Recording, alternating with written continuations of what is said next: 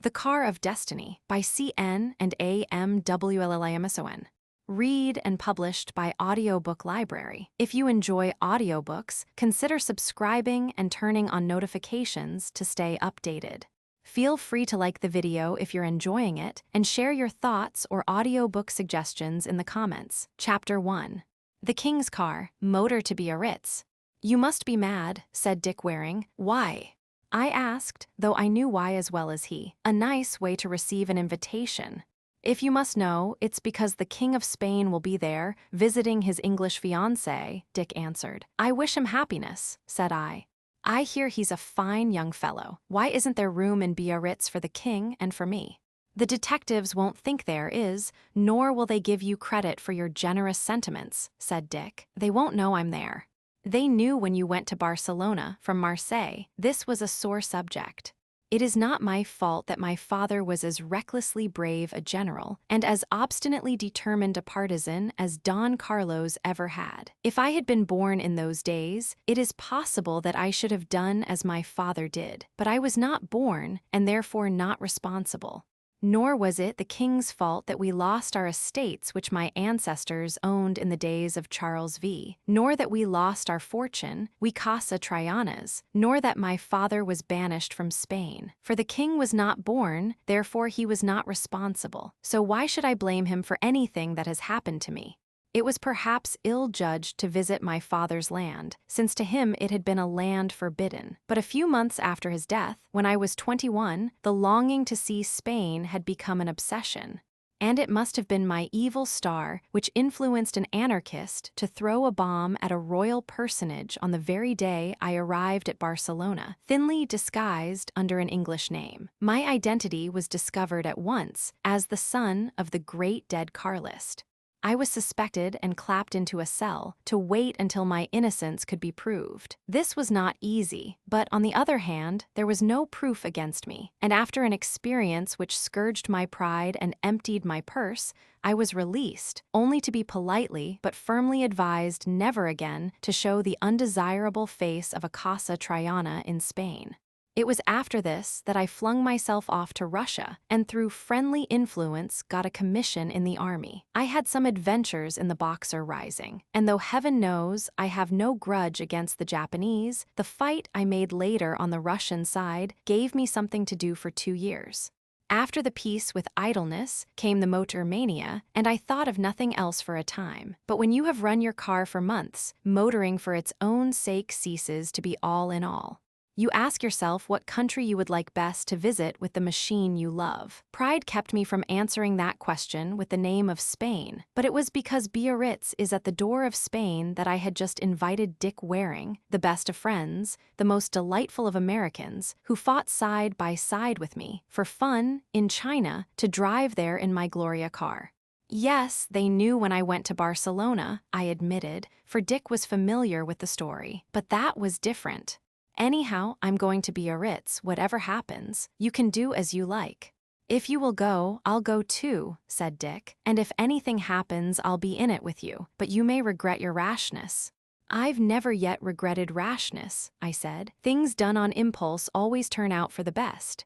So we started from Paris the next day and had a splendid run through scenery to set the spirit singing in tune with the thrumming of the motor. Whatever was to happen in Biarritz, and I was far enough from guessing then, nothing happened by the way, and we arrived on a morning of blue and gold. We put up at a private hotel out of the way from fashionable thoroughfares, and, as my childhood and early youth were passed in England, I could use an English name without making myself ridiculous by a foreign accent. As for my brown face and black eyes, many a Cornishman has a face as brown and eyes as black. Therefore, I edited the name of Triana into Cornish Trevenna and changed Christabel, my middle name, into Christopher. We took our first meal in the restaurant, and everyone at the little tables nearby was talking of the king and Princess Ina, how pretty she was, how much in love he, how charming their romance. My heart quite warmed to my youthful sovereign, who has had 7 fewer years on earth than I. I felt that, if I had had a fair chance, I should have been his loyal subject. "I'd like to have a look at him," said I to Waring after lunch. The lady with the nose who sat on our left said to her husband with the chin that the king and the two princesses motor every afternoon. We'll motor too, and where they go, there we'll go also. Take care, said Dick. A cat may look at a king. So may Chris Trevenna. No good advising you to be cautious. Of course not. You wouldn't care a rap for me if there was. Shouldn't I? Anyhow, Chris Trevenna might as well wear goggles. There's no dust today, said I. It rained in the night. I give you up, said Dick.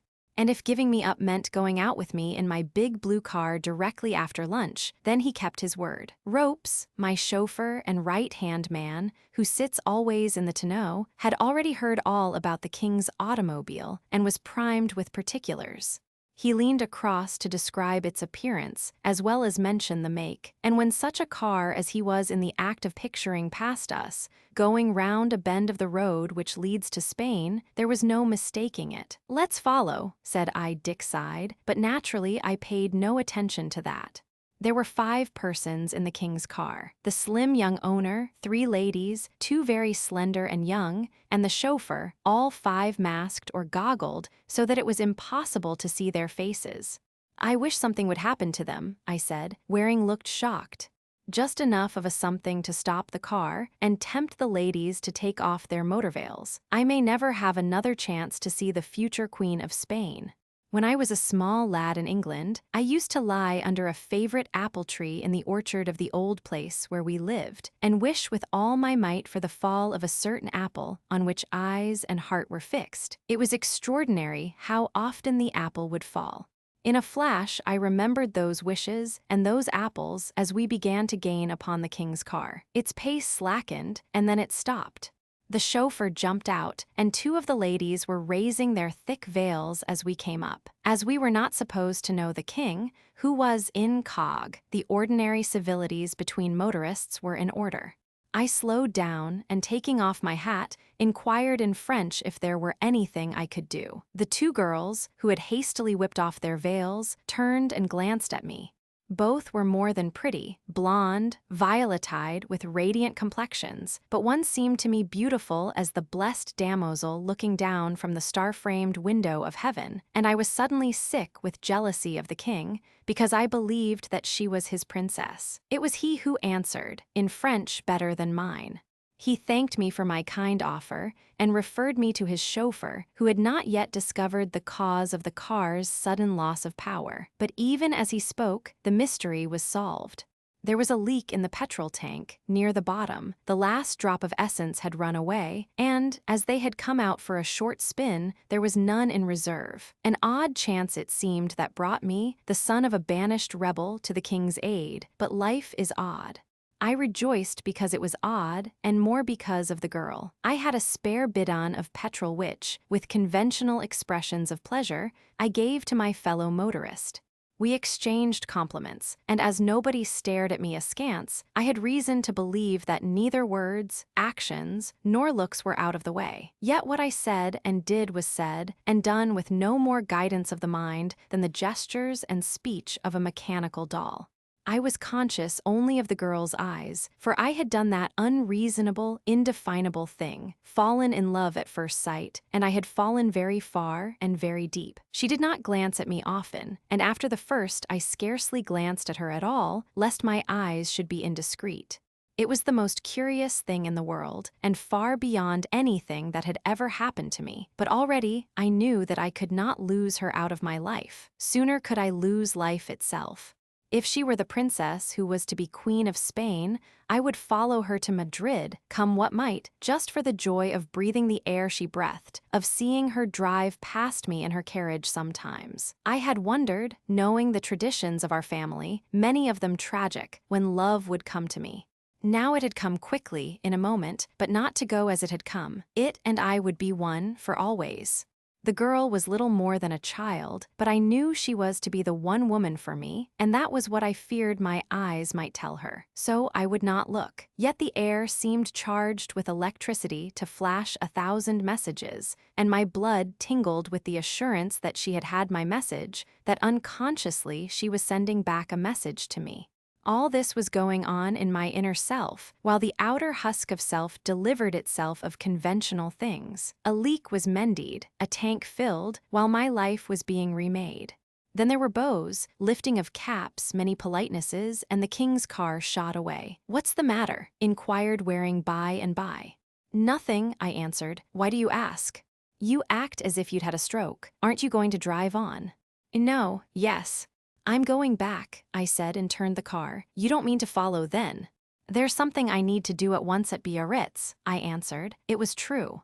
I needed to find out whether she was the princess, or just a girl. Chapter 2, The Girl. It was easy to learn that she was not the princess. I did that by going into a stationer's shop and asking for a photograph of the royal lovers. It was not quite so easy to find out who she was without pinning my new secret on my sleeve, but luckily, everyone in Biarritz boasted knowledge of the king's affairs and the affairs of the pretty princess. Christopher Trevenna made himself agreeable after dinner to the lady with the nose, who would probably have shrunk away in fear if she had known that she was talking with the Marquise de Casa Triana. I, in my character of Trevenna, found out that the princess had a friend, Lady Monica Vale, daughter of the widowed Countess of Vale-Avon, who, when at home, lived in the Isle of Wight. At present, the two were staying at Biarritz in a villa, and Lady Monica, a girl of 18 or 19, sometimes had the honor of going out with the princesses in the king's motor. There were other privileged friends as well, but the description of Lady Monica Vale, though painted with a colorless brush, was unmistakable. Casually, I inquired the name of the house where Lady Vale-Avon and her daughter were staying, and having learned it, I made an excuse to escape from the lady with the nose. It was 10:30 o'clock, and a night flooded with moonlight. I strolled out, smoking a cigarette, and in 10 minutes stood before the garden gate of the Villa Esmeralda. There were lights in 3 or 4 of the windows, sparkling among close-growing trees, and I had not finished my second cigarette when a carriage drove round the corner and stopped. I moved into the background. A groom jumped down, unfastened the gate, and having opened the brougham door, respectfully aided a middle-aged lady to descend. The moonlight showed me a clear, proud profile and fired the diamonds in a tiara which crowned a head of waved gray hair. There were billows of violet satin and lace to keep off the ground, and as the groom helped the wearer to adjust them under her chinchilla coat, a girl sprang out of the carriage, her white figure and rippling hair of daffodil gold in full moonlight. I stood as a man might stand who sees a vision, hardly breathing. I made no sound, yet she turned and saw me, sheltered as I was by the dappled trunk of a tall plane tree. It was as if I had called and she had answered. I knew she remembered me and that she did not misunderstand my presence. There was no anger in her face, only surprise, and a light which was hidden as she dropped her head and passed on through the gate. I could have sung the song of the stars. She had not forgotten me since the afternoon. The look in my eyes, then, had arrested some thought of hers and set me apart in her mind from other men. It was no stupid conceit which made me feel this, but a kind of exalted conviction. When the gate was shut, I took off my hat and looked at the lighted windows. I could make her care. I said to myself, we're meant for each other, and if that's true, though all the mountains in the world were piled up as barriers between us, I'd cross them. That was a vow, and through the remaining hours of the night, I tried to plan how it would be best to begin its fulfillment. Men who have gone through a campaign as close friends have few secrets from one another, and I had none from Dick Waring. Nevertheless, I would now have kept one if it were possible, but it was not. If I had not told him, he would have guessed, and then he might have thought that he had the right to chaff me on losing my head. It is only a happy lover who can bear to be chaffed, however, and a few words were enough to show my tactful American where to set his feet on the slippery path. He too had seen the girl, therefore he could not be surprised at my state of mind. But he regretted it and urged that the best I could do was to go away before the thought of her had taken too deep a hold upon me. You see, he said, you're in a hopeless position, and it's better to look facts in the face. If you'd fallen in love with almost any other girl, except Princess Ina herself, you might have hoped. But as it is, what have you to look forward to? You oughtn't to have come to Biarritz. In the circumstances, and with the king here, it was bravado. Friends of his, enemies of yours, might even say it was bad taste, which is worse. And then, having come, you proceed to follow the king's motorcar. You fall head over ears in love with a girl in it, a friend of the bride-elect, to whom your real name, if she's not heard it already, could easily be made to seem anathema maranatha. But that's not all.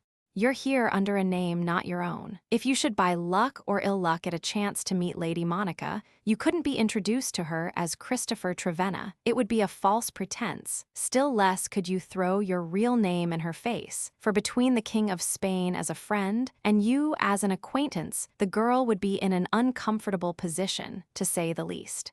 No, my dear fellow, you can't meet this young lady, and the only thing for your peace of mind, if you've really fallen in love, is to go away. I had no arguments with which to meet Dix. I listened in silence, but I made no preparation for departure. If there was nothing to be gained by staying, at least there was as little to be gained by going, for I knew that I should not forget the girl.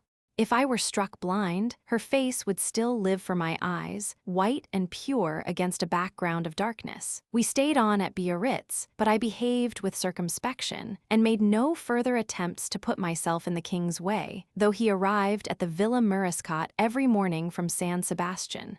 Dick approved my conduct and, pitying my depression, perhaps repented his hardness. He found several Parisian friends at Biarritz, and when we had been there for 3 days, he came back to the hotel from the casino one night with an important air.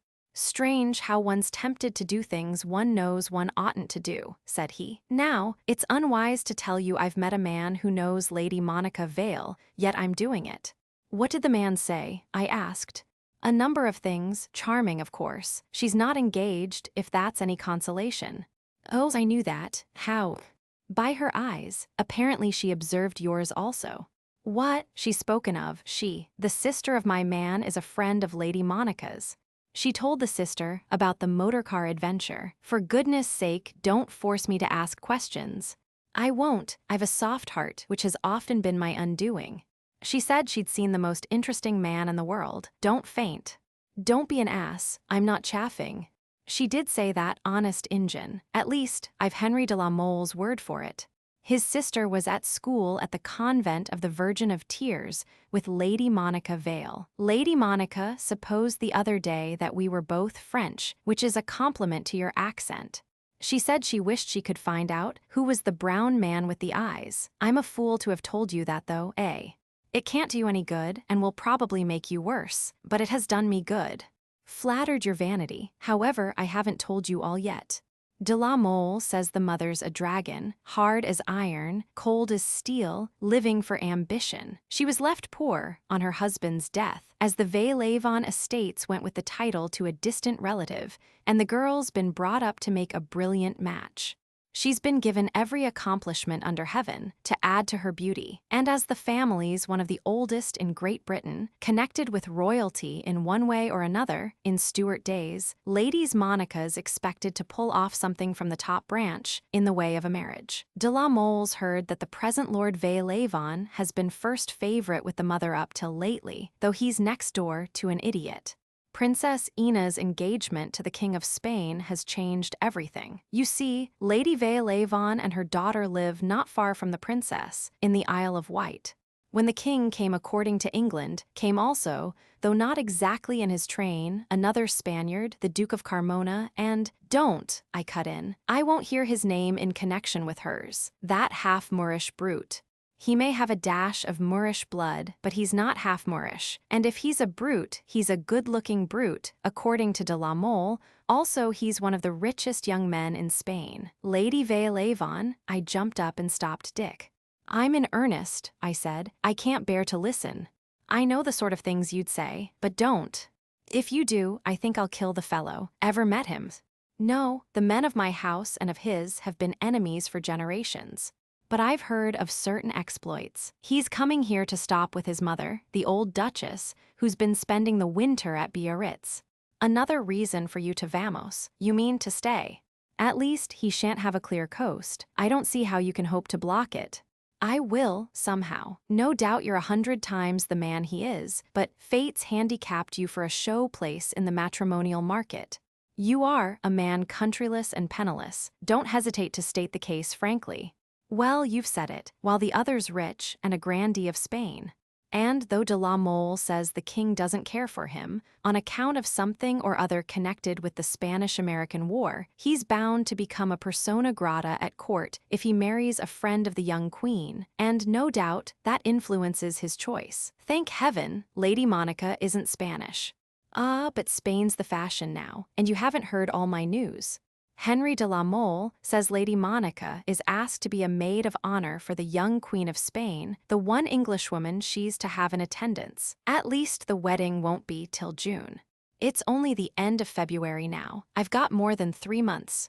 You haven't got one. Soon after the princesses leave Biarritz, Lady Veilevon and Lady Monica are going to visit the old Duchess of Carmona in Spain. What they're going to Seville, if her house is there. I'm telling you what I've been told. The principal house of the Duke is in Seville, though he has a place near Granada and a flat in Madrid as a substitute for a fine house that was burned down. Then Seville's where they'll be. Anyhow, they're to see the great show in Holy Week there. It was as if Dick had suddenly drenched me with iced water. For a few seconds, I did not speak.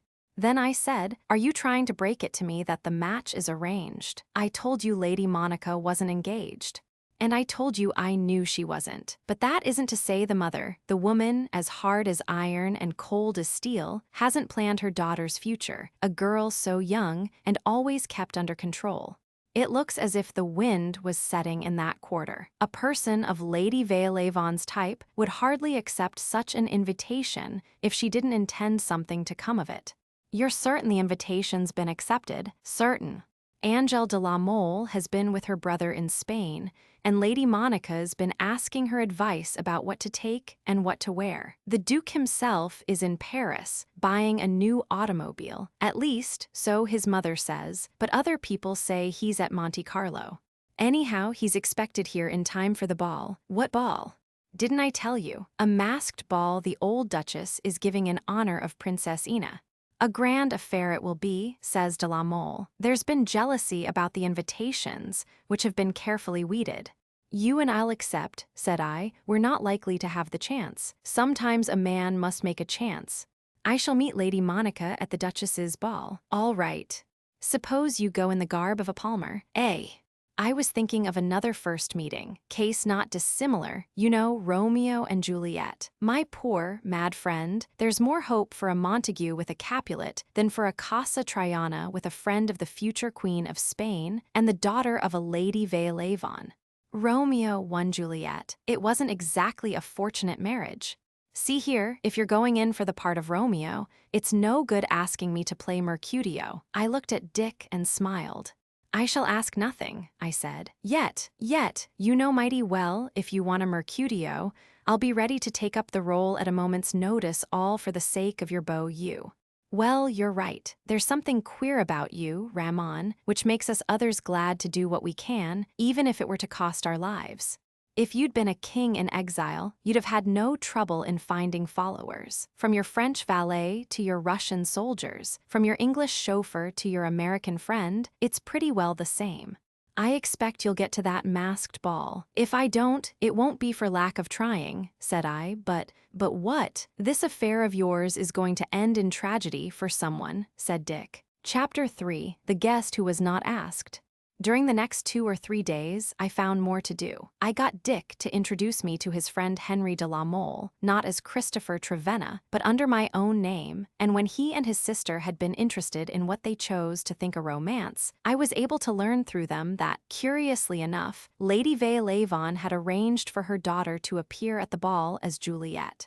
The costume, it seemed, decided itself, because there happened to be among Lady Veilevon's inherited and most treasured possessions an interesting pearl headdress of the conventional Juliet fashion. This had been sent for from England, and if I could succeed in getting to the ball, as I fully intended to do, I should have little difficulty in identifying the head that I adored. Had I not taken de la Mole more or less into my confidence, he would have done nothing to further my interests. But if I really have any such power as Dick Waring hinted, I used it to enlist de la Mole upon my side. Finally, he not only agreed, but offered to help me enter the Duchess of Carmona's house as one of her masked guests. He had been asked to stand at the door that night and request each person, or in any case the man of each party, to raise his mask for an instant. This, in order to keep out reporters and intruders of all sorts, and his promise was to let me pass in unchallenged. I might count on his good offices, not only in that way, but in any other way possible, for all the world loves a lover, said he, and he wished me the best of luck, though he looked as if he hardly expected me to have it. Probably it was foolish and conceited, but I could not resist playing up to the role Dick suggested. She was to be Juliet. I would be Romeo. By this time, no doubt, the Duchess's invited guests had their costumes well underway. I had to get mine, and the only way to have something worthy of the occasion was to go to Paris for it. I did go, and was back in Biarritz in 2 days. The rest moved easily, without a hitch. The night of the ball came. I dressed and went alone, rather than drag Dick into an affair which might end disagreeably. I did not put myself forward, but stood for a while and watched the dancers, waiting for my chance. Carmona had arrived the day before. I had never met him, but what I had heard I did not like, and having seen him once or twice in London, at a distance, he was recognizable in a costume copied from a famous portrait of that Duke of Alba who loomed great in Philip II's day. Because of a slight difference one from the other, in the height of his shoulders, he was difficult to disguise, and though the arrangement of the costume was intended to hide the peculiarity, it was perceptible. When the Duke of Alba had danced twice in succession with Juliet Capulet, I could bear my role of watcher no longer. Besides, I knew that I had not much time to waste. For the sake of de la Mole, who had run the risk of admitting a stranger, I must vanish before the hour for the masks to fall. When I took off my cap and bowed before this white Juliet with the pearl-laced plates of gold, she gazed at me through her velvet mask in the silence of surprise. I could not guess whether she puzzled herself as to what was under my yellow-brown wig and my mask, but at least she must know it was Romeo who begged a dance. I did not urge my claim on such a plea, however, lest it should rouse Carmona's opposition and cause him to keep the girl from me if he could. I merely said, "The next is our dance," risking a rebuff, but it did not come. "Yes," she said, almost timidly. It was the first time I had heard her speak, and her voice went to my heart. The Duke stared, as though he would have stripped off my mask by sheer force of curiosity. But he had to let the girl go, and as the music began she was in my arms. I hardly dared believe my own luck. Neither of us spoke. I was lost in the sense of her nearness, the knowledge that it was the music which gave me the right to hold her thus, and that when the music died I must let her go. But a quick thought came. If we danced the waltz through, Carmona or someone else would claim her for the next. If I could hide the girl before it was over, perhaps I might keep her for a little time. Indeed, I must keep her, if this meeting were not to end in failure, for there were things I had to say. The conservatory was too obvious, and the shallow staircase with its rose-garlanded balusters and its fat silk cushion for each step would soon be invaded by a dozen couples. What to do, then? I would have given much to know the house. "I must speak with you," I said at last. "Where can we go?" She did not say in return, "Do you know me, then?" or any other conventional thing. The hope in me that she had remembered well enough to guess who I was brightened. She would not have answered a person she regarded as a stranger. As she answered me, "There's a card room at the end of the corridor to the left, off the big hall, where we might rest for a moment or two," she said. "But I mustn't stop long." "No," I promised. "I won't try to keep you. I ask only a few moments. I can't tell how I thank you for giving me those." I threw a glance round for Carmona and saw him dancing with a stately Mary Stuart. I guessed his partner to be Lady Vale-Avon, and if I were right, it was a bad omen. She was not a woman to care for extraneous dancing, therefore she favored Carmona in particular. Still, for the moment he was occupied, and when his back was turned, I whisked Lady Monica out of the ballroom, past the decorated staircase in the square hall, and to the room at the end of the corridor. There I pushed aside a portiere and followed her in. She had been right, the room was unoccupied, though 2 or 3 bridge tables were ready for players. In one corner was a small sofa. The girl sat down, carefully leaving no place for me, even had I presumed, and, leaning forward, clasped her little hands nervously round her knees. Then she looked up at me through her mask, and I did not keep her waiting. "I've no invitation tonight," I said, "but I had to come. I came to see you. Do you forgive me for saying this?" "I think so," she answered. "You would be sure if you knew all." "I do know, at least I mean, but of course, I oughtn't to be here with you." "According to convention you oughtn't, yet I'm not thinking of conventions." "But oh, I should hate you to misunderstand." "I could never misunderstand."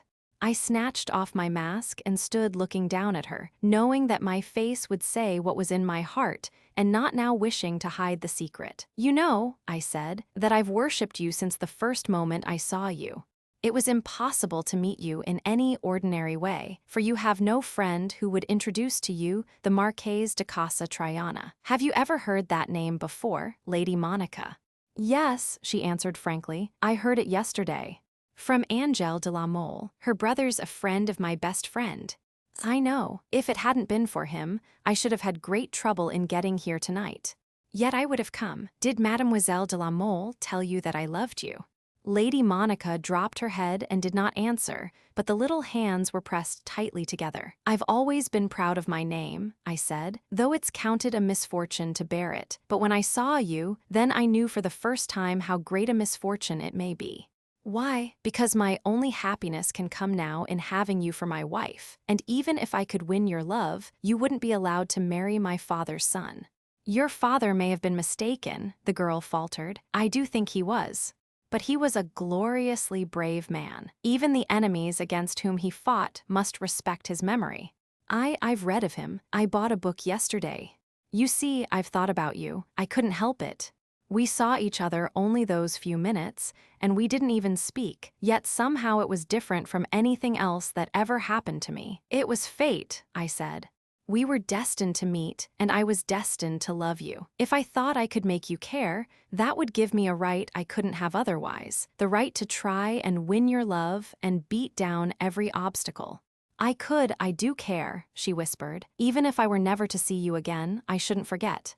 This would be the romance of my life, Angel," I said, and then she took off her mask, with such a divine smile that I could have knelt at her feet as at the shrine of a saint. "Isn't it wonderful?" she asked. "I didn't find out your name till yesterday, though I tried before, and we don't know each other at all. Why, we've known each other since the world began. My soul had been waiting to find yours again, and found it the other afternoon, on the road to my own land. That's what people who don't understand call love at first sight. I think it must be so, because there was never anything like that first minute when you looked at me. If I could have known, it would have saved me sleepless nights. For now you're mine, my dearest, just as I am yours. Nothing can take you from me now. I'm afraid. Even if everything were different in your life, it would be difficult, for there's someone else in mine already. There can be no one else, since you care for me. Not truly in my life, but there's someone my mother wants me to marry. The Duke of Carmona, you knew. You see, I've thought of nothing but you, and I've learned all I could about what concerns you. I don't like him, not even as a friend. He's handsome enough, but I'm sure he has a most horrible temper. I could be afraid of him.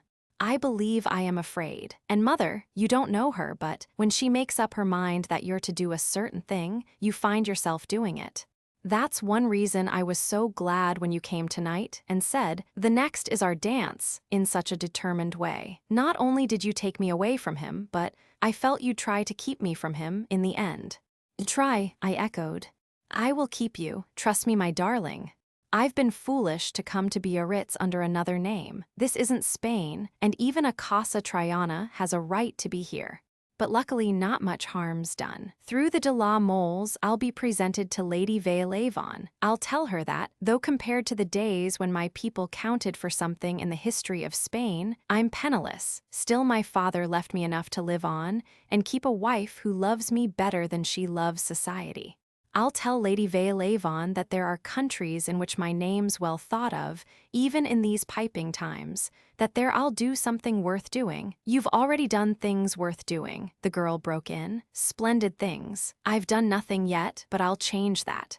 I'll ask your mother to give me a chance to wait. No, she insisted. Mother would refuse, and everything would be worse than ever. Darling one, they couldn't be worse, because now I'm doing what I oughtn't to do, although it's been forced upon me by my love. To deserve you in the faintest degree, I must be open in my dealings. I must speak to Lady Velavon. She'll never consent. At least I shall have done the right thing. Now we've had this talk, now you know that you're all the world, and heaven besides, to me. Even for your mother's sake you won't throw me over, will you? No, 1,000 times no. I didn't dream loving would be like this. It would kill me to give you up. Then nothing can part us. It makes me feel brave to hear you say so.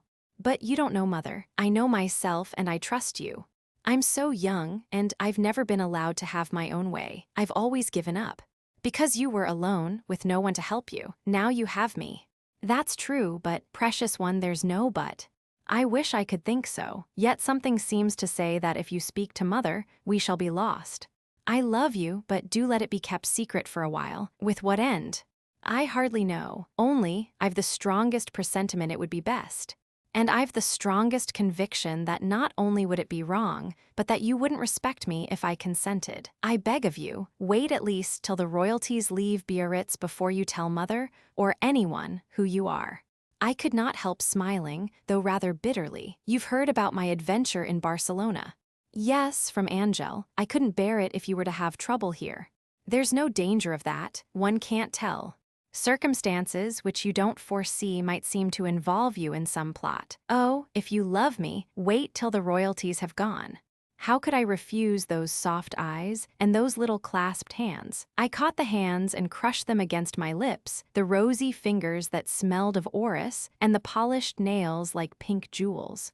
As I bent over my love, the curtain which covered the doorway waved as in a gust of wind. Quick as light, Monica snatched away her hands, but it was too late.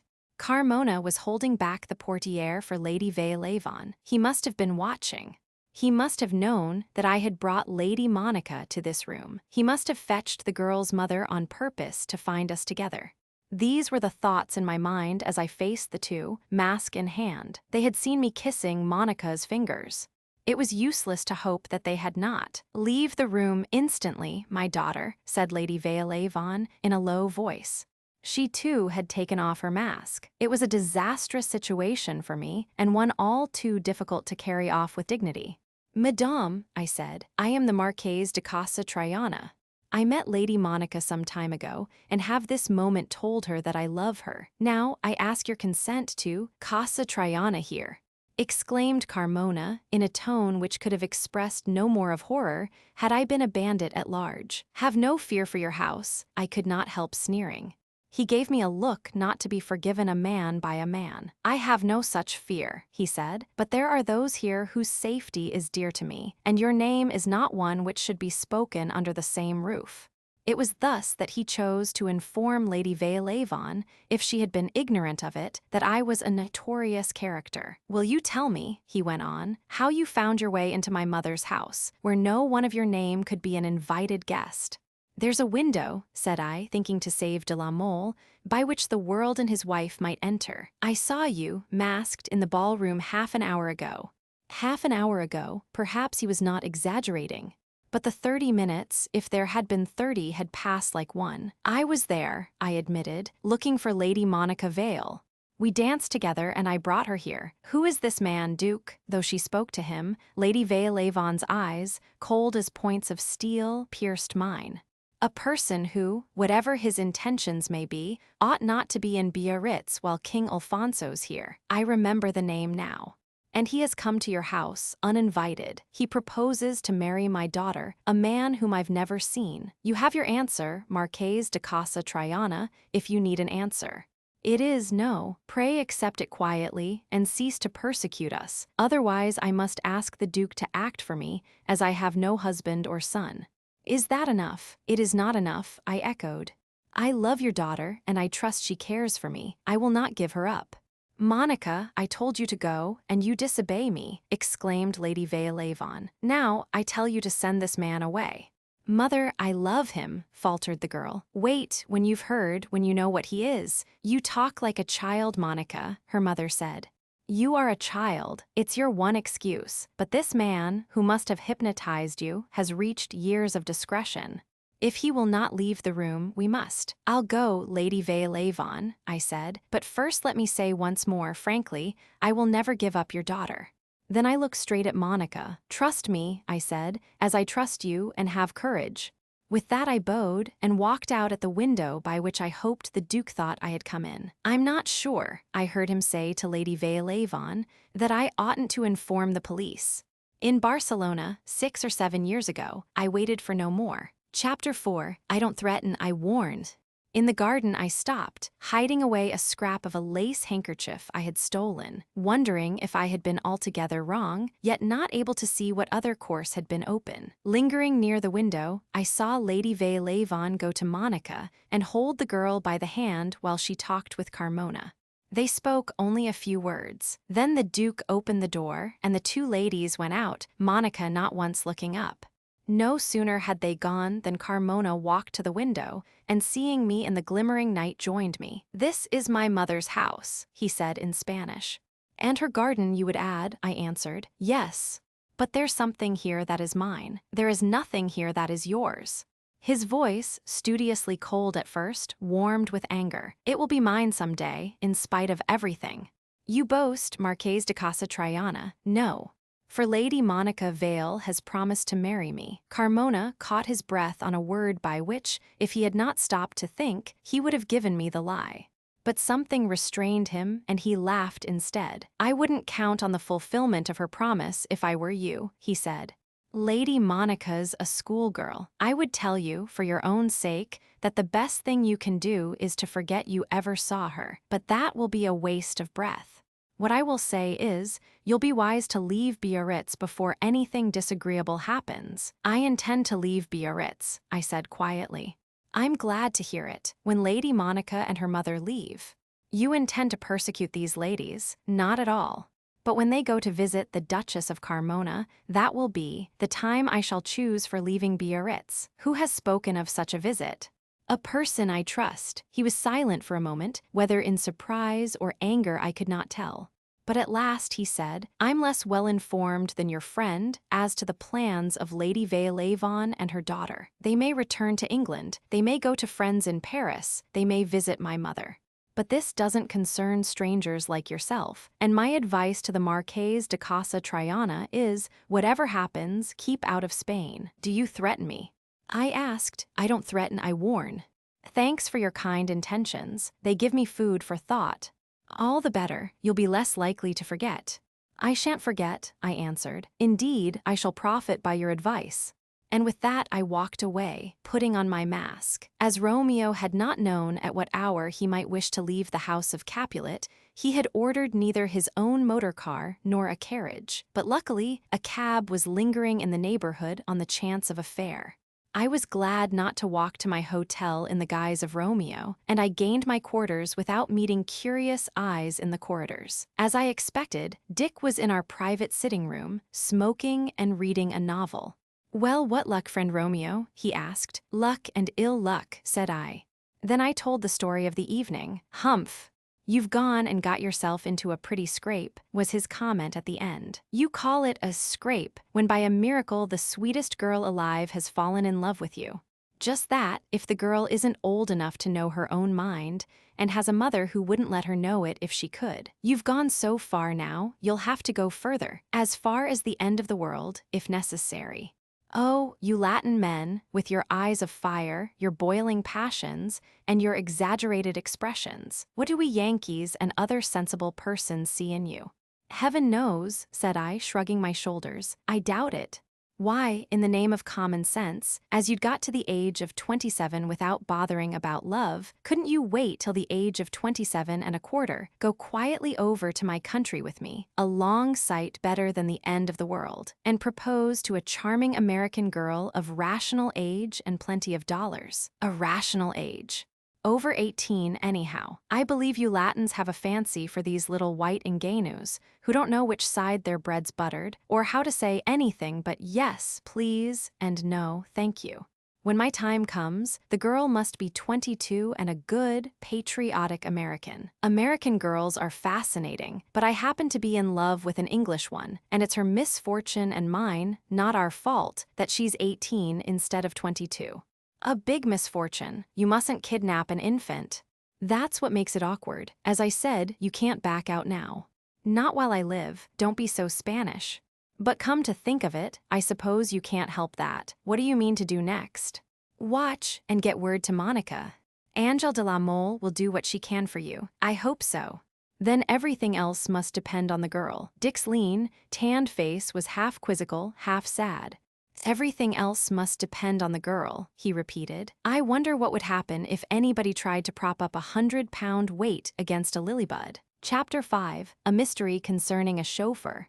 For many days after this, the young King of Spain motored back and forth between San Sebastian and Biarritz to visit the lady of his love. But at last, the two princesses bade goodbye to the Villa Murriscott and went to Paris. Lady Veilevon and Monica remained, but for the moment the girl was safe from Carmona, for the Duke followed the king to Madrid. Lovely as Monica was, is, and always will be, and genuinely in love with her as I had no doubt Carmona was, still, I began to believe that Dick Waring was right, and that the Duke's desire to win Princess Ina's friend was as much for court favor as for the girl herself. Several weeks passed, and Monica and her mother continued to be tenants of the Villa Esmeralda.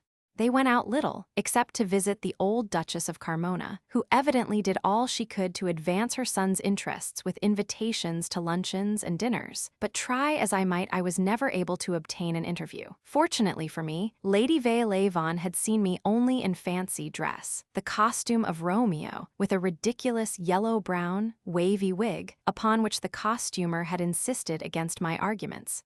Now, I blessed him for his obstinacy, for I was able to pass Lady Veilevon in the street without being recognized, and once got near enough to slip into Monica's hand a note I had hastily scribbled on the leaf of a notebook. Are you willing that I should try my luck again with your mother? I had writs. If not, will you consent to a runaway marriage with a man who loves you better than his life? Next day came an answer through Mademoiselle de la Mole. Monica begged that I would not speak to her mother. She fancies that you have gone away, the girl wrote. If you came forward, I think she would wire the Duke of Carmona, for she writes to him nearly every day as it is, and she would do everything she could to make me marry him at once. Don't hate me for being a coward. I'm not, except with mother. I can't help it with her. She's different from everyone else. I heard the Duchess saying to her yesterday that if I were to marry a grandee of Spain, I would be made a lady-in-waiting to the Queen instead of maid of honor. So I know what they're thinking of always. But while mother hopes you have given me up, and that I'm quite good, they will perhaps let me alone. I wish I dared write to the princess about you. Only, you see, on account of your father and that horrid accident which happened in Barcelona, she might misunderstand you, and things would be worse than before. But if I find that mother means actually to try and force me, then I will go away with you. Otherwise, I would rather wait for both our sakes. When I go back to England, there are some dear cousins of mine who might help us, but it's no use writing. I would have to see and talk to them myself. Anyway, if I were there, they'd manage not to let me be married to a foreigner I hate, and you and I could go on being true to each other for a little while, until everything could be arranged. The worst is, mother doesn't mean to go back to England yet. That's what I'm afraid of, and that she has some plan about which she doesn't mean to talk till the last minute. But she hasn't said anything lately about visiting the Duchess of Carmona in Spain, and I hope she's giving it up. As soon as I hear anything definite, I'll somehow let you know. I think I can promise that, though it may be difficult, as mother will never let Angel and me be alone together for a minute if she can help it. The day after the ball, we are having a talk in my room when my mother came, and perhaps guessed I had been telling Angel things. Since then, I haven't been allowed to go to Angel's, and though Angel comes to see me, mother always makes some excuse for being with us. After this letter of Monica's, I had at least some idea of how matters stood, and in the circumstances, there seemed nothing to do but to be near her and to wait. It was not until the latter part of March that the Duke of Carmona came back to his mother's villa at Biarritz. His arrival was not announced in the local paper. Nevertheless, I heard of it, and the day after, Mademoiselle de la Mole sent me another letter from Monica, only a few lines, evidently written in great haste. They were to pay the visit to the Duchess of Carmona in Seville, and were to arrive there in time for the famous ceremonies of Holy Week. That was all she knew. The time of starting was either not decided, or else it was not considered best that she should know too long beforehand. "I'm miserable about going," wrote the girl, "but what can I do? I used to think it would be glorious to see Spain, but now I'm frightened. I have a horrible feeling that I shall never come back. I know it's too much to ask, and I don't see how you can do it if I do ask, since I can tell you nothing of our plans. But if only you could keep near me, within call, I should be safe. I suppose it's useless to hope for that. Anyway, whatever happens, I shall always love you." To this, I wrote an answer, but Angel feared she might fail in getting it to her friend. The lease of Lady Veuillevon's Biarritz villa had just expired, and the mother and daughter were moving to the Duchess of Carmona's for a few days. For some reason, the Duchess had not once invited Angel to come to her house since the ball. She might not be able to see Monica, and it would be very unsafe to trust to the post. It was on the evening of the day on which I had this news that my chauffeur knocked at the door of our sitting room at the hotel. "I thought," said he, "I'd better tell your lordship something which has just happened. It may be of importance, it may be of none." Now I may as well explain that Peter Ropes is no common chauffeur.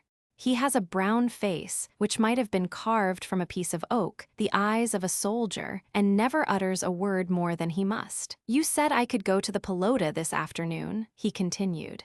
"When I came back, I went to the garage and found a strange chauffeur examining your Gloria. I stood at a distance, behind the King of England's car, and watched what he would do.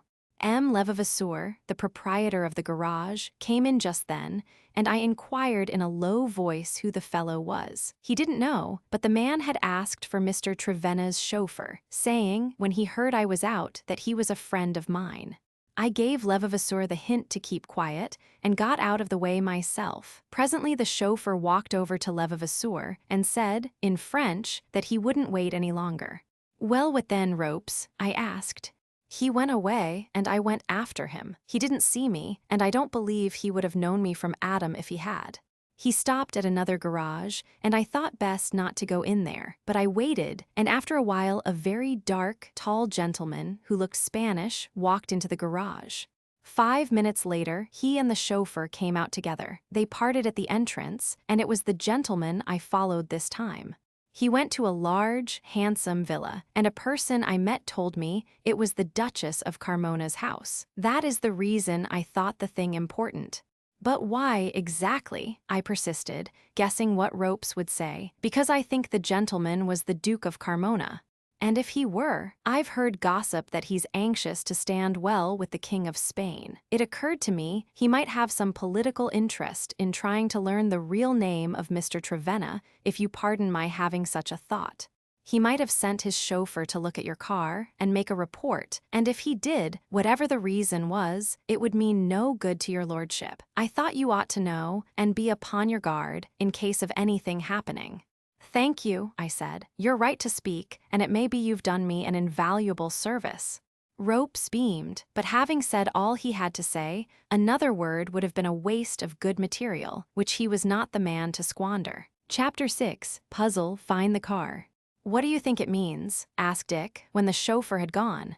It's just struck me, it may mean that Carmona intends to slip away with his guests in his new automobile, and that he wanted to find out something about my car, what it was like, and so on, in case I got wind of the idea and followed. The identical thing struck me. He wouldn't go spying himself, but sent his chauffeur, a new importation, probably, to have a look at the Gloria and describe it. I wonder how he heard you had one. Easy enough to do that. Of course he's found out somehow, perhaps through employing a detective, that Chris Trivena and Casa Triana are one man. He can't make much use of the knowledge to bother me on this side the frontier. But yes, a big but. It seems pretty certain that his own car must have come, or be coming here, and that he means to use it going into Spain, or he wouldn't have developed this sudden interest in mine. It looks like it. Now he knows, if a dark blue Gloria crosses his path, it's the car of the pursuing lover, and I was just thinking that a dark blue Gloria will not cross his path. You don't mean? I mean that it won't be prudent for either Casa Triana's or Chris Trevena's car to follow his, wherever he means to go. What? You'll give up. Is it likely? You're getting beyond me. What I want is to stay with you in your car. Wish I had one, said Dick. You're going to have the loan of one. Would a gray or a red car suit you best? I see. Red, please. They say red paint dries quickest. We both laughed. Your red car must have new lamps, I went on, and a new number, and any other little things that can be put on in a hurry. And you'd better get a passport if you haven't one. Gentlemen touring in foreign lands are sometimes subjected to cross-questionings, which might be inconvenient unless they've plenty of red tape up their sleeves. I'll lay in a stock. How would you like me to be the accredited correspondent for the Spanish wedding festivities of a newspaper or two? Rattling good idea. Could you work it? Easy as falling off a log or puncturing a tire. I'll arrange by telegraph, London and New York. Grand old chap, thanks. Better wait till I've done something. What about your part in the show? A humble friend, accompanying the important newspaper correspondent in his travels. That's all right. But the Trevena business is played out. A new traveling name's as easy to fit as a traveling coat. Not quite, unless you can match it with a new traveling face. Luckily, Carmona knows Romeo's face better than mine. And anyhow, a motoring get-up can be next door to a disguise. That's true. Behind goggles Apollo hasn't much advantage over Apollyon, and you can develop a mustache. Yes, I think we can work it as far as that goes. But one's always heard that Spanish roads are impossible. They'll be no worse for us than for Carmona, I argued. Besides, most of the best-known books about Spain are out of date. The king has made motoring fashionable lately, and there must have been some attempts to get the roads into passable condition. I happened to hear an American who's here with a 60-horsepower Panhard, wanting to go to Seville, say to another fellow that he'd been warned he couldn't get beyond Madrid. I've never bothered much about warnings in my life. I've generally gone ahead and found out things for myself. We'll continue on the same lines. And anyhow, wherever we go, we're sure of a leader, our friend the enemy. It was next in order to find out whether the Duke really had brought an automobile to Biarritz, but try as we might, we could learn nothing. Inquiries were made at the railway stations, both at Bayonne and Biarritz, as to whether an automobile had lately been shipped through. But as it happened, no car of any description had arrived by rail in either direction during the last fortnight. All the principal garages of Bayonne and Biarritz were visited also, in the hope of finding a mysterious car which might be the Duke of Carmona's, but there was not one of which we could not trace the ownership. We then sent to Bordeaux, and even to Saint Jean de Luz, but in both cases our errand was vain. If Carmona had an automobile in the south of France, it was well hidden. As for the chauffeur who had inspected my car and afterwards met Carmona at another garage, he had disappeared, apparently, into thin air.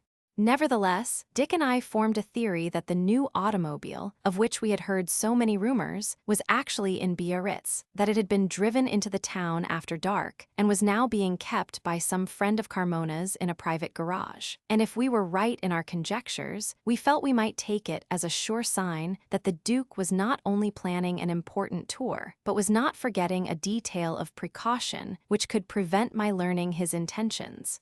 As we could not set a watch upon the chauffeur, we set a watch upon the Duke, and it was Ropes who, with considerable relish, undertook the task. I did not wish to bring a stranger into the affair, and Ropes I could trust as I trusted myself.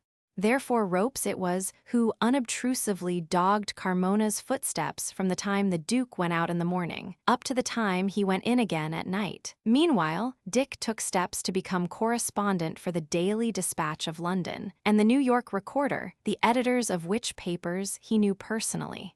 He spent a great deal of money in wiring long messages, but his reward was success, and, as he said, he was proud of his job, which he intended to carry out as faithfully as if writing impressions for newspapers were the business of his life.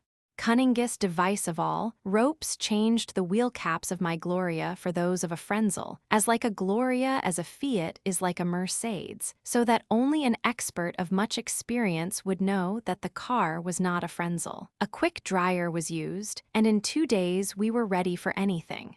I still hoped for a letter from Monica, with some hints as to her mother's plans, but nothing came. And when we had had a blank day, with no news of activity in the enemy's camp, it was a relief to have Ropes arrive at the hotel in the morning, just as I was dressed. I knew the moment I saw his face that something exciting had happened. "The Duke's gone, my lord," he reported. "Gone in a dark gray, covered car. I couldn't get near enough to make sure what it was, but it looks like a Lecomte. He's this moment got off." "He's not alone." "No, my lord. I'll tell you exactly what took place. I was at the window in the little room I hired over a shop 3 days ago, in sight of the entrance gates of the Villa Isabella. It was just 7 o'clock this morning when a smart, big gray car drove in, might be a 40-horse, and of the Lecomte type. The chauffeur wore goggles, but his figure was like the fellows who came the other day to our garage. About half an hour later, out slipped the car again, the Duke driving, a lady sitting beside him, 2 other ladies in the tonneau, the chauffeur at the Duke's feet, and a good deal of luggage on the roof. At the gate they turned as if to go to San Sebastian, and I came to let you know." "That's right. Get ready at once for a start, and have the car here as soon as you can." "Car's ready now, my lord, and so am I." "Good, but don't my lord me. Now that I'm Mr. George Smith, that's even more important to remember than in Trevenna days. And don't forget that the car's Mr. Waring's car." "I won't forget, sir." He was off to the garage, and I was knocking at Dick's door. Dick was tying his necktie. "Ready to start in 5 minutes," said he. "How did you guess what was up?" "Your face, D'Artagnan." "Why D'Artagnan? Haven't I a large enough variety of names already?" "I've selected one suitable for the situation. D'Artagnan took upon himself a mission." "So have you, and you'll have as many difficulties to overcome before you fulfill it, if you do, as he had." "Nonsense. We're starting out to keep in touch with another party of motorists, in a country forbidden to one of us.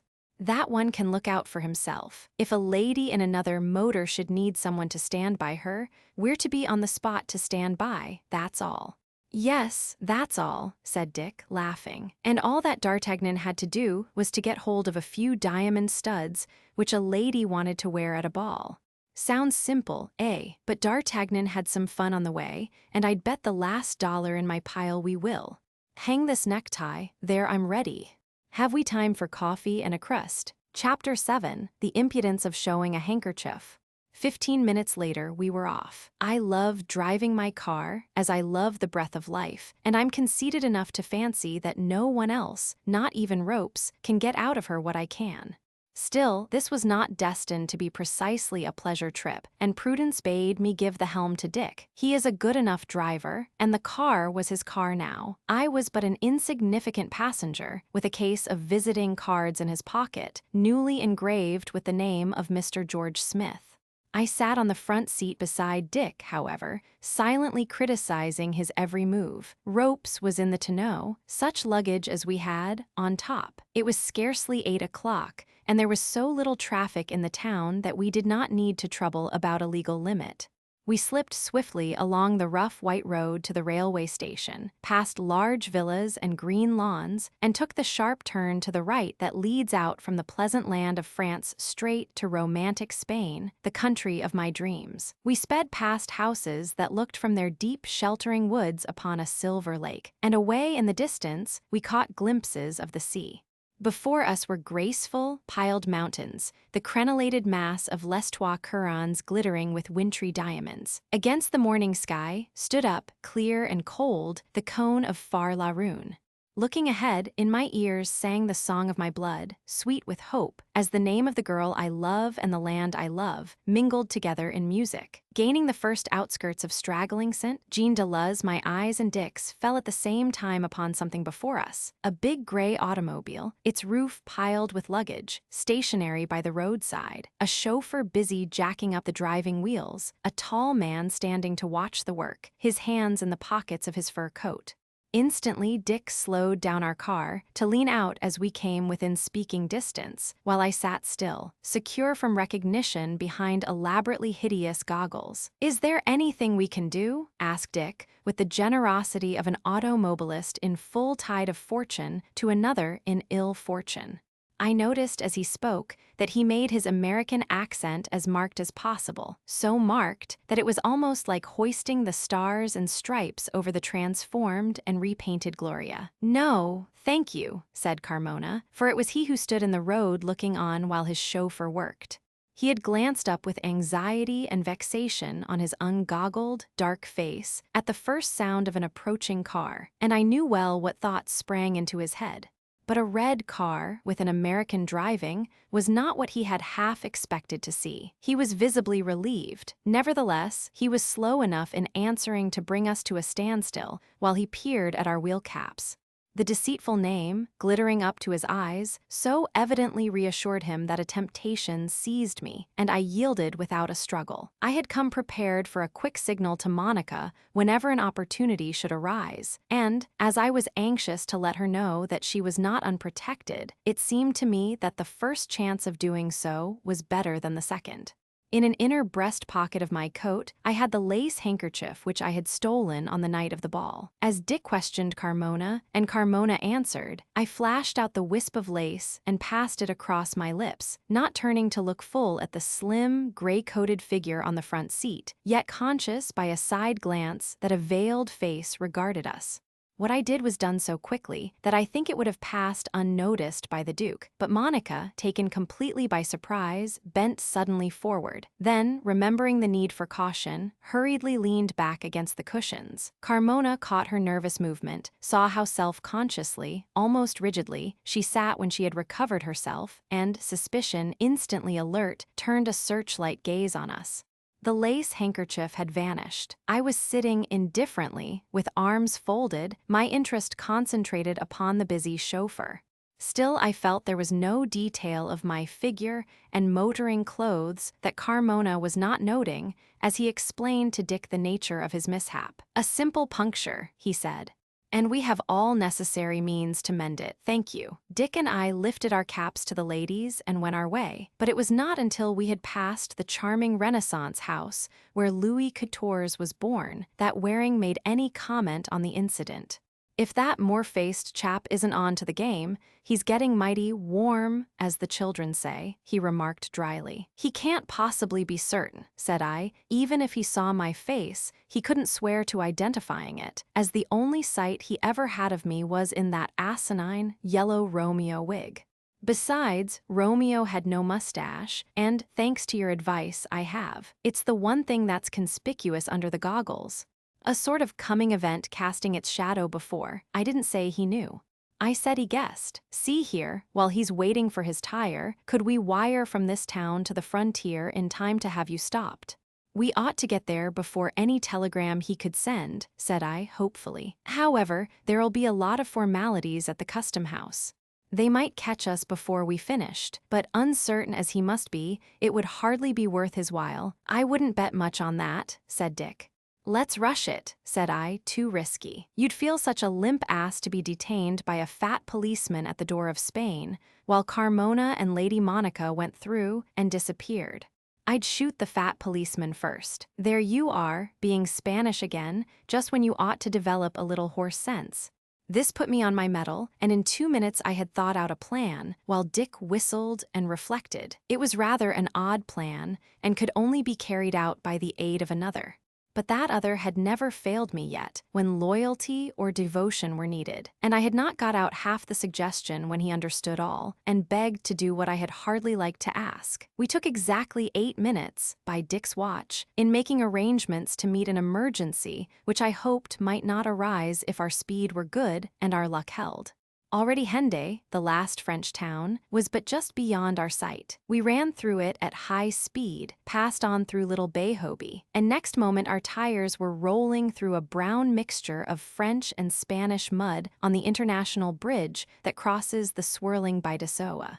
We had passed from Gaul to Iberia. At the central iron lamp post, carrying on one side the RF of France, on the other the royal arms of Spain, I lifted my cap in salutation to my native land, just where, had I been an Englishman, I should have lifted it to memories of grand old Wellington.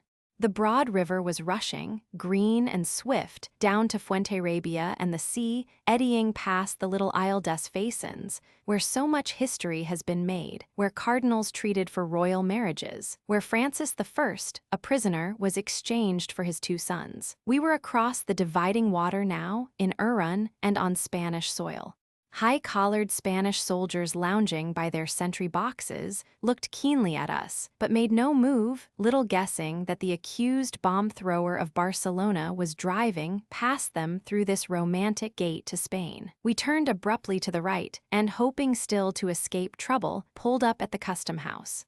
To hurry a Spanish official, I had often heard my father say, in old days, is a thing impossible, and we avoided an air of anxiety. The 3 men in the big red car appeared to desire nothing better than to linger in the society of the douaniers. Nevertheless, the chauffeur was as brisk in his movements as he dared to be. He it was who jumped from the tonneau, and in passable Spanish asked our inquisitor which, if any, of our suitcases he wished to open. At the same instant, a propitiatory cigarette was offered and accepted. Carefully, the overcoated man selected with his eye a piece of luggage on the car roof. Luck was with us. It was the one easiest to unlock. In the twinkling of an eye, the thing was down and in the office. The douanier was about to inspect, in his leisured way, when a peasant entered with some bags to be weighed. Naturally, the official fell into chat with the newcomer, and it was necessary to remind him that we had the right of precedence. Every moment was of importance, for already there was time for a telegram to have arrived. Presently, there would be time for its instructions to be acted on as well. And at this moment, I realized, as I had not fully realized before, all that it would mean to me of humiliation and defeat to fail ignominiously on the threshold of my adventure. It was hard to show no impatience as the douanier's lazy, cigarette-stained hand wandered among the contents of the suitcase. When any article puzzled him, he paused, another precious minute gone. But eventually, having had a safety razor explained, he was satisfied with the inspection of the luggage and indicated that it might be replaced. Then came the question of the deposit of money for the car on entering Spain. Very carefully did the imperturbable official examine each Spanish banknote we tendered. Laboriously did he make out the receipt. Had he meant to detain us, his movements, his words, could not have been more deliberate. How I had longed to hear again the Spanish language spoken by Spaniards in Spain, yet how little was I able to appreciate the fulfillment of my long-cherished wish. At last, however, every formality was complied with, and we were free to go. With all speed we took our man at his word. The leather-coated, leather-legginged chauffeur set the engine's heart going in time with his own, flung himself into the tonneau, and had not shut the door when Waring slipped in the clutch, muttering, "Hooray." Another second, and we should have been beyond recall, but hardly was the brake off than it had to go crashing on again to avoid running over a sergeant and 2 soldiers who rushed up and sprang in front of us, puffing with unwonted haste. In his hand the sergeant held an open telegram. "You speak Spanish." He panted. "A little," said Dick. French better. I have no French, senor, replied the sergeant, but my business is not so much with you as with this gentleman. He glanced at the telegram. In the gray coat with the fur collar, the gray cap, the goggles in a gray felt mask, the small dark mustache, the gray buckskin gloves. Our instructions are to prevent the Marqués de Casa Triana from going into Spain. Casa Triana. What do you mean? Cried Dick. Then he laughed. Is the person you're talking about a Spaniard? He is, senor. Dick laughed a great deal more. Well, I guess you'll have to look somewhere else. There's a mistake. The gentleman in the gray coat and all the other gray things has hardly enough Spanish to know what you're driving at. The sergeant shrugged his shoulders and looked determined. There is no mistake in my instructions, senor. I am sorry, but it is my duty to detain that gentleman. If there is an error, there will be apologies. I should say there jolly well was an error, sputtered Dick, in his wild combination of Spanish and English and American. George, show your card. He thinks you're a Spaniard, who's wanted. The gentleman in the gray coat showed the visiting cards of Mr. George Smith, and the Spanish soldier examined them gloomily.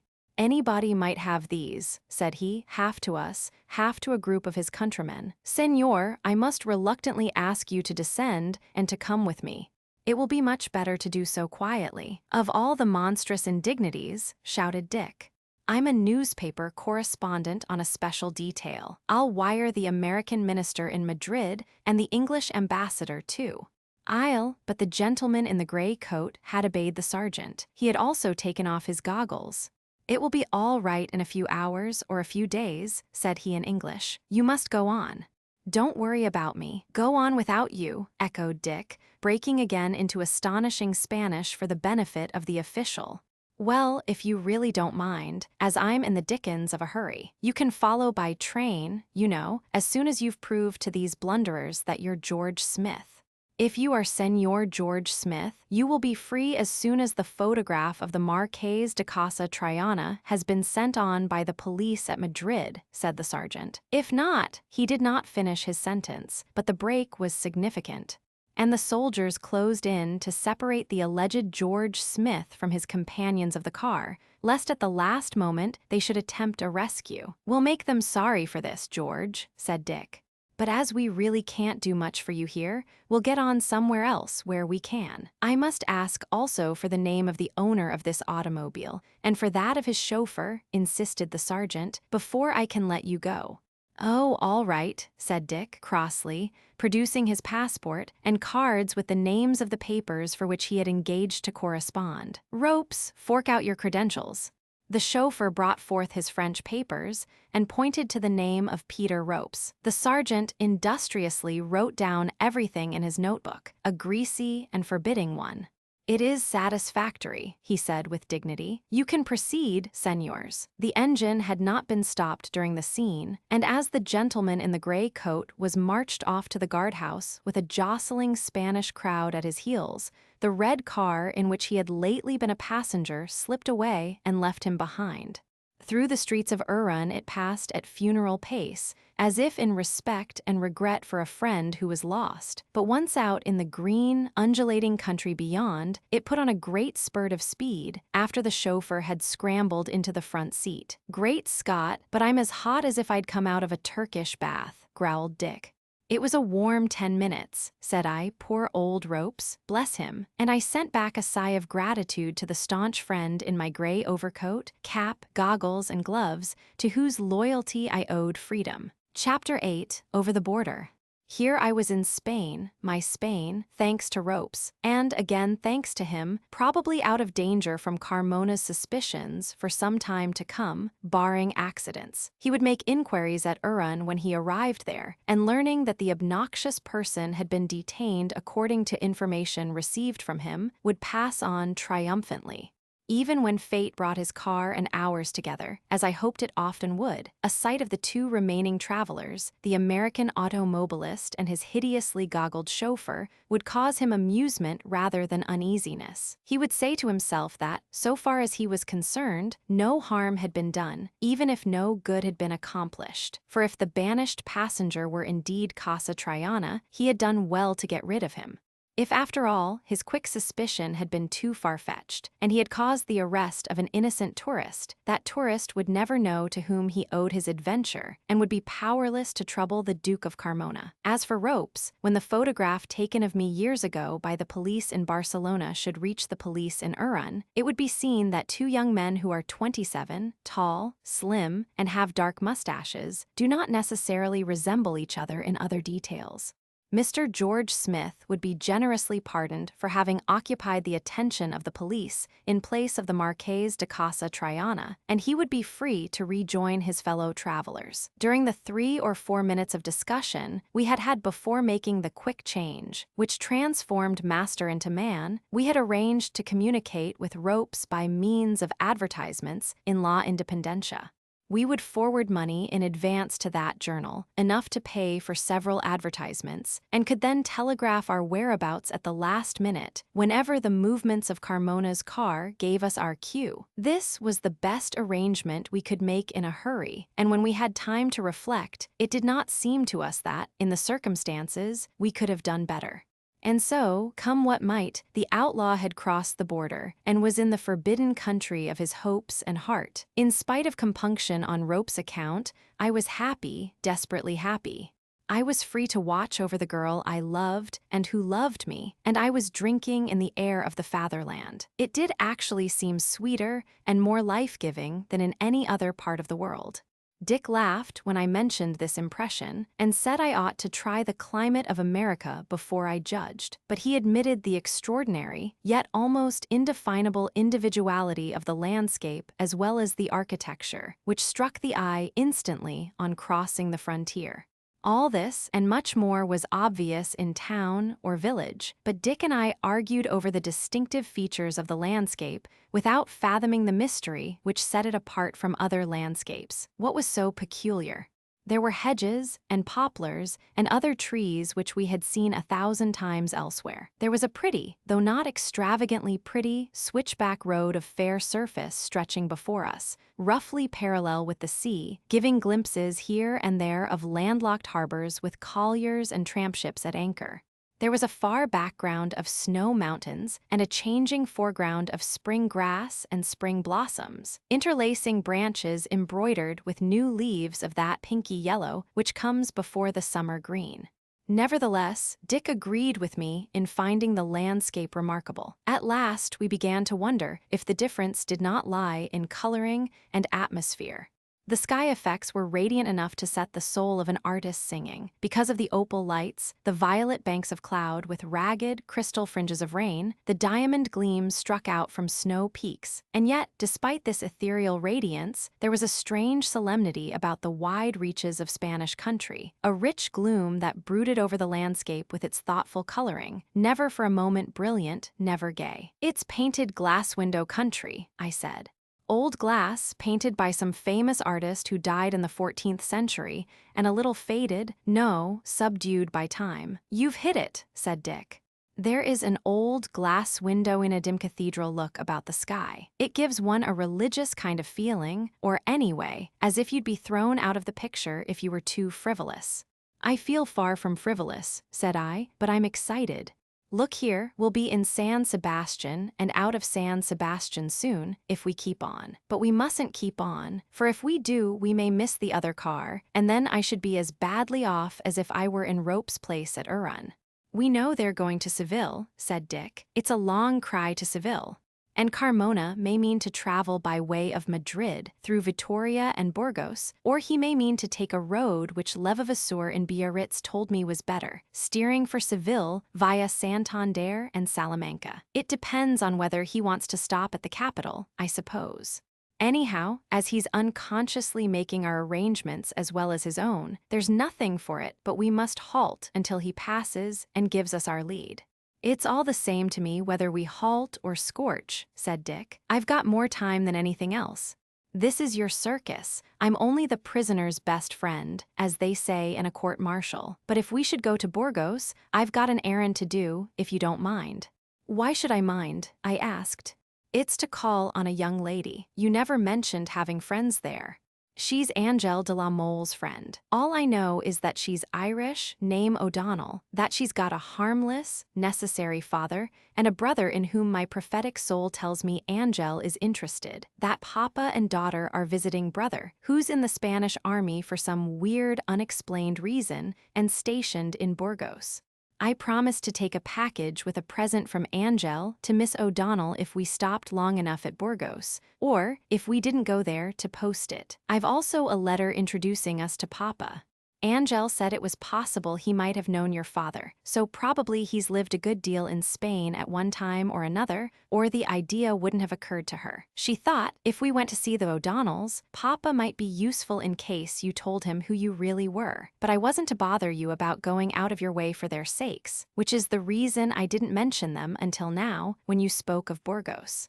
If Carmona goes in that direction, he's almost certain to spend the night there, said I, on the strength of such knowledge as much study of Spanish road maps had given me. In that case, we shall spend the night too, and there'll be time for you to call on your O'Donnells. But as for me, I don't know that it would be wise to take extraneous people into my confidence.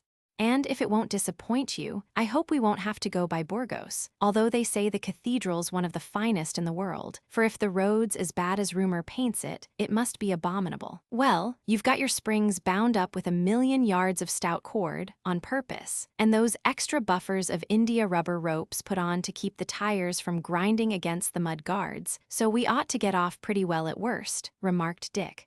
As for me, I shall feel defrauded if the car doesn't soon begin to bound like a chamois from one frightful obstacle to another, along the surface of the road. Such ghastly things have been dinned into my ears about Castile and La Mancha. So far, we've nothing to complain of, and have been on velvet, compared to some of the pavé atrocities one remembers in Belgium and northern France.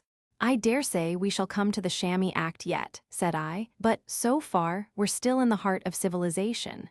Here's San Sebastian, and here's a cafe close to where Carmona must pass, so let's stop and lie in wait. Chapter 9, A Stern Chase.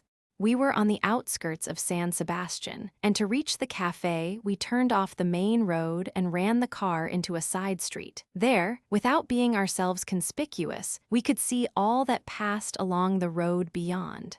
We had some vermouth, sitting at a little iron table outside the cafe door to excuse our presence. Every moment we expected to see the Duke's car shoot by, but time went on and it did not come. We finished our first edition of vermouth and had a second, with which we toyed and did not drink, by way of keeping our place. Had they punctured another tire?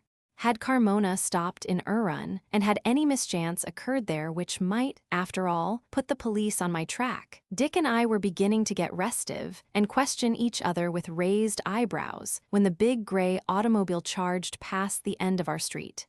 Not a head in the car turned in our direction, and laying a couple of pesetas on the table, we sprang to the manning of our own road ship. So quick was our start that, when we spun out into the road, there was our leader still within sight. I had heard my father speak often of San Sebastian, which, situated in the heart of the Basque country, had been the great Carlist center, and even when Carlist hopes died, retained most stoutly the Carlist traditions. But, Carlist as he was at heart till the day of his death, he could not fail to appreciate the tact of Queen Christina, by whose wish a royal summer villa had risen over the waters of the bay. Owing to this stroke of clever policy, a poor and discontented town was transformed into the most fashionable watering place of Spain, and surely if slowly disaffection merged into prosperous self-satisfaction. Because of stories I had heard my father tell, I should have liked to explore the place, but the one thing of importance now was to keep the gray car in sight until we could be certain which road it would take, so there was time only for brief glances to right and left as we flashed on. Through streets with high modern houses, more Parisian than Spanish, we came at last upon a broad boulevard that led us by the sea. There had been a picture at home of the deep, shell-like bay, guarded by the imposing headlands of Monte Urgel and Monte Igeldo, the scene of much fighting in the Carlist War.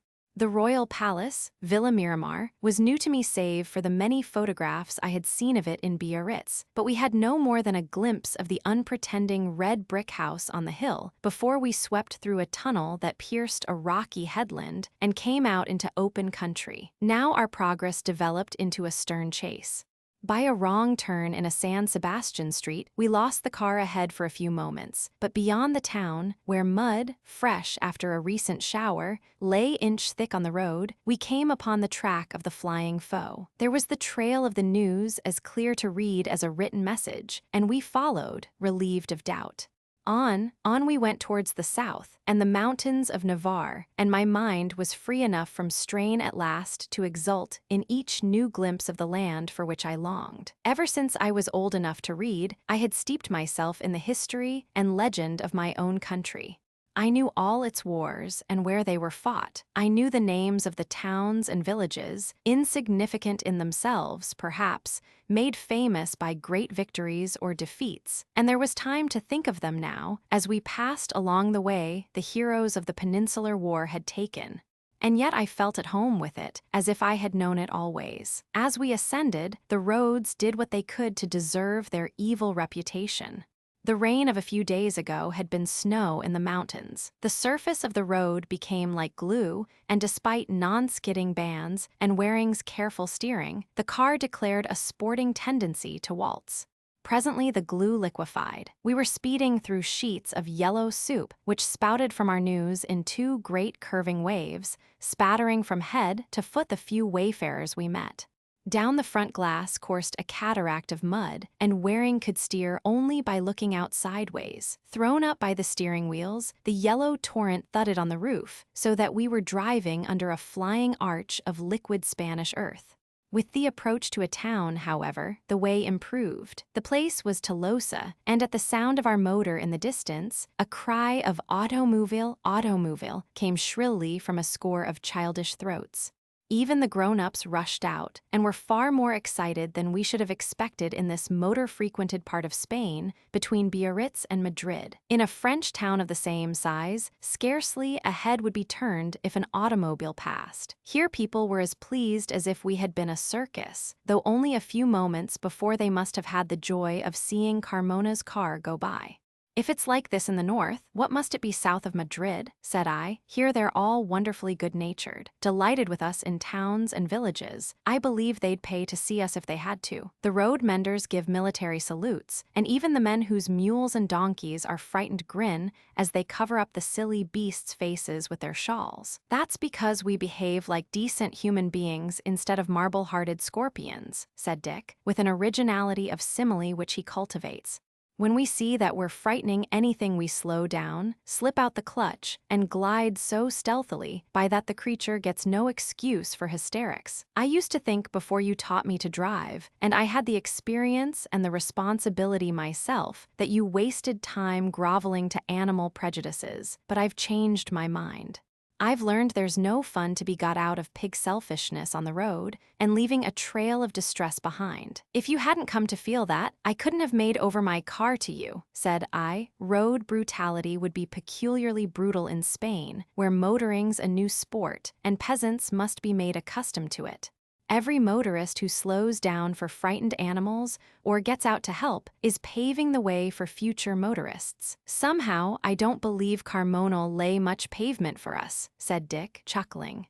"Monica won't stand it if he doesn't," said I. "He's got her sitting beside him, the beggar, and it's his maidire to please her." We had lost the trail of the news, but as the country changed, we picked it up again. We were among trees now, and the mountain sides were green with oak and poplar, though as we dropped the landscape darkened into desolation. The bleak corner of the world towards which we were speeding had that formless, featureless look which one sees on common faces, as if it had been shaken together carelessly by the great Creator in an absent-minded moment. No scenery can be unattractive to a motorist while his car goes well, and the sweet wind flutters against his face. But even I had to admit that this country, illumined only by snow mountains walling the horizon, would be irredeemable in dead summer heats.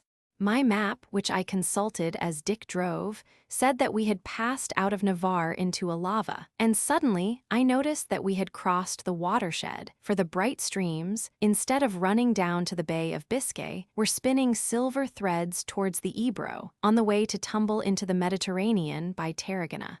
Sometimes creamy billows of Pyrenean sheep surged round our car, graceful and beautiful creatures with streaming banners of wool, and faces only less intelligent than those of the gray dog that rallied them to order, and the brown shepherd in fluttering garments of red and blue. The farther south we came, the darker grew the mild-eyed oxen our automobile frightened. At Biarritz and beyond they were pale biscuit-colored. Here, the sun seemed to have baked them to a richer brown. Nevertheless, that sun had no warm welcome for us today. We were nipped by the bitter wind, which struck us the more coldly as we were hungry, and about 2 o'clock we were not sorry to see in the middle of a wide-stretching plain the Conca d'Ualava, a large town which we knew to be Vittoria. Luncheon there might be counted upon. It was too chilly for a picnic meal to be feasible with ladies, therefore Carmona's car must stop for an hour or two, and it was clear now that he would go by way of Burgos. Consequently, it was on the cards that Angel de la Mole's letter would be delivered by hand. We sneaked stealthily into Vittoria, glancing furtively about for a large grey Lecomte, but it was not long before we caught sight of it in the distance, in the main street, and drawn up before the principal hotel. I would have given a good deal if I could have got word to Monica, for, even if she had happened to see the red car following since Urun, she was probably miserable in the thought that I had been turned back at the door of Spain. Of course, in the fear of disgusting her, Carmona might have kept the curtain down on the little drama which he had stage-managed. Concealment would have been difficult, however, as he must have signed his telegram to the police, and on arriving at the custom house, some of the facts would have been liable to leak out in Monica's hearing. It was hard that she should be distressed for my sake as well as her own, but my first fencing bout with the Duke had warned me against rashness, and I decided that nothing could be done till we reached Burgos. There, somehow, I would find a way to let her know that it was I, and not the Duke, who had come out best. Before joining Dick at lunch, I engaged a small boy who sold newspapers in the street to let us know when the other car started. This was to prevent our being given the slip by any chance, but it proved a needless precaution as we scrambled through a Spanish menu, and still the gray car slept in its coat of grayer mud before its chosen hotel. Therefore Dick and I bolted a hasty impression of Vittoria as we had bolted our lunch. Another wild, April storm was boiling up, and where we stood in the square, below the long flight of stone steps, the high cathedral above seemed built against a cloud wall of ebony. A long saber of sunlight struck upon the tower and threw a ray of reflected gold on the white Virgin in her niche. Over all the town there was no other gleam of light, and so had the afternoon darkened that it was as if a morning veil hung between our eyes and the solemn sky. Suddenly the deep-toned bells of the cathedral boomed, and the doors opening, hundreds of women clad in black, with close-folded black mantillas poured out, down the double stairway to the square. As they came nearer, and each figure took individual significance with the breaking of the cloud, the rich browns and blue-shadowed grays of the buildings, deep and soft as velvet, attained fine value as a background for lace-framed faces and the vivid colors of little children's cloaks. For a single instant, I forgot even Monica, in the tingling sensation that the life of Spain was throbbing round me, but a touch on my arm brought me back to her with a bound. "The gray car is getting ready to start, senor," murmured a Spanish voice, as two Spanish eyes looked up, hopeful of pesetas, into mine. Chapter 10. The Unexpectedness of Miss O'Donnell. I think that not once did Carmona, or anyone else in the Lecomte, spy the car, which, with the unflagging obstinacy of a bloodhound, kept on the fresh trail of the news that began again outside Vittoria. For while we had the trail, we were satisfied to hover, always beyond eyeshot of those in front. We had a crowd to see us leave the town, a laughing crowd who seemed to wonder why people in their senses should rush about the world when they could stop at home and take siestas. And the peasants by the roadside were amazingly good-natured too, though we disturbed their avocations and upset the calculations of their animals. Stately Spanish seigneurs, whose long brown or indigo capas trailed over their mules' backs, smiled thoughtfully and envied us not, rather pitied us perhaps. Barefooted women in yellow shawls gave kind smiles and flashed looks from eyes like stars, as often blue as black, but always singularly Celtic. Scarcely a face but was furnished with grave Celtic features. For Celts, these people were long before they were Spaniards, and there is no type so persistent, except the Jewish. One handsome old man on a donkey so lost control of his beast when we swept into view that he was dislodged, and would have fallen on his face had he not enmeshed his knees in some intricate tracery of rope. Round and round spun the frightened animal in the midst of the road, like a cat chasing its own tail, the rider toppling over, his well-cut nose all but scraping the ground. Our car was stopped, and I was out in a moment, though it must have been a long and giddy moment to that human spinning jenny. A few tangled seconds, and I had him unwound and receded, expecting no gratitude. But to my surprise, when I got the old fellow right side up, I found him wreathed in smiles, pouring out thanks and wishes for my good speed. Remembering experiences in other lands which call themselves enlightened, I glowed with pride of my country folk, especially when the victim of progress politely refused 5 pesetas.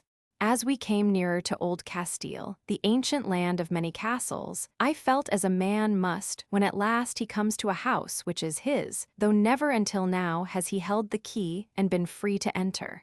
The northern provinces, peopled by mysterious Basques alien to us in blood and language, I could scarcely look upon as Spain. But in Castile, I saw the heart and citadel of my native country.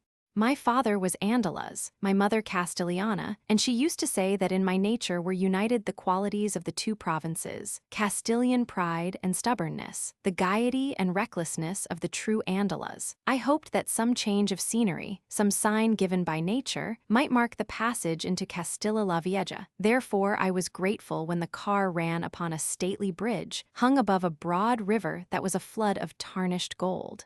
Thence we looked across to the old buttressed and balconied town of Miranda del Ebro, strange and even startling in its wild setting of white mountains. And as we slowed down in admiration, from a dark secretive tunnel which was the principal street of the place, there seemed to blow out, like wind-driven petals of flowers, a flock of girls in golden yellow, tulip red, and iris blue. It was like coming into a picture which our arrival had, in some magic way, endowed with life, and the effect did not wear off as we ran into the shadow tunnel, where the brown dust lit up with flames of color. Under the balconies bristling over narrow calls, little shops and booths blazed with red and green peppers, glowed with oranges, and the paler gold of lemons glimmered with giant pearls which were Spanish onions. Miranda, I thought, was worthy of Old Castile, and when but a short distance further on, the way seemed blocked by a high ridge of mountains flung across our path, I began to hope that my mother's country, that home of highest Spanish pride and honor, had some real magnificence of scenery to give us. We wound into the splendid gloom of the gorge of Pancorbo, cut like a sword cleft in the rock, and I said that this scene alone was worth a journey into Spain. There was room only for the road, and the foaming Orencillo tearing its way through the mountain. High over our heads, where fingers of sunlight groped, the railway from Paris to Madrid looped its spider's web along the precipice, winding through tunnel above tunnel in miniature rivalry with the sublimities of the St. Gothard. Below, deep in the shadow of the gorge, crouched the sad village of Pancorbo itself, stricken, desolate, articulate only in its 2 ruined castles on the height, Santa Ingracia and Santa Marta, imploring heaven with silent appeal. Still higher, towered a guardian mountain of astonishing majesty, seeming to bear aloft on a petrified cushion a royal crown of iron. It was a place to call up in memory with eyes shut. This was the majestic entrance into Castile, but it raised my hopes only to dash them down.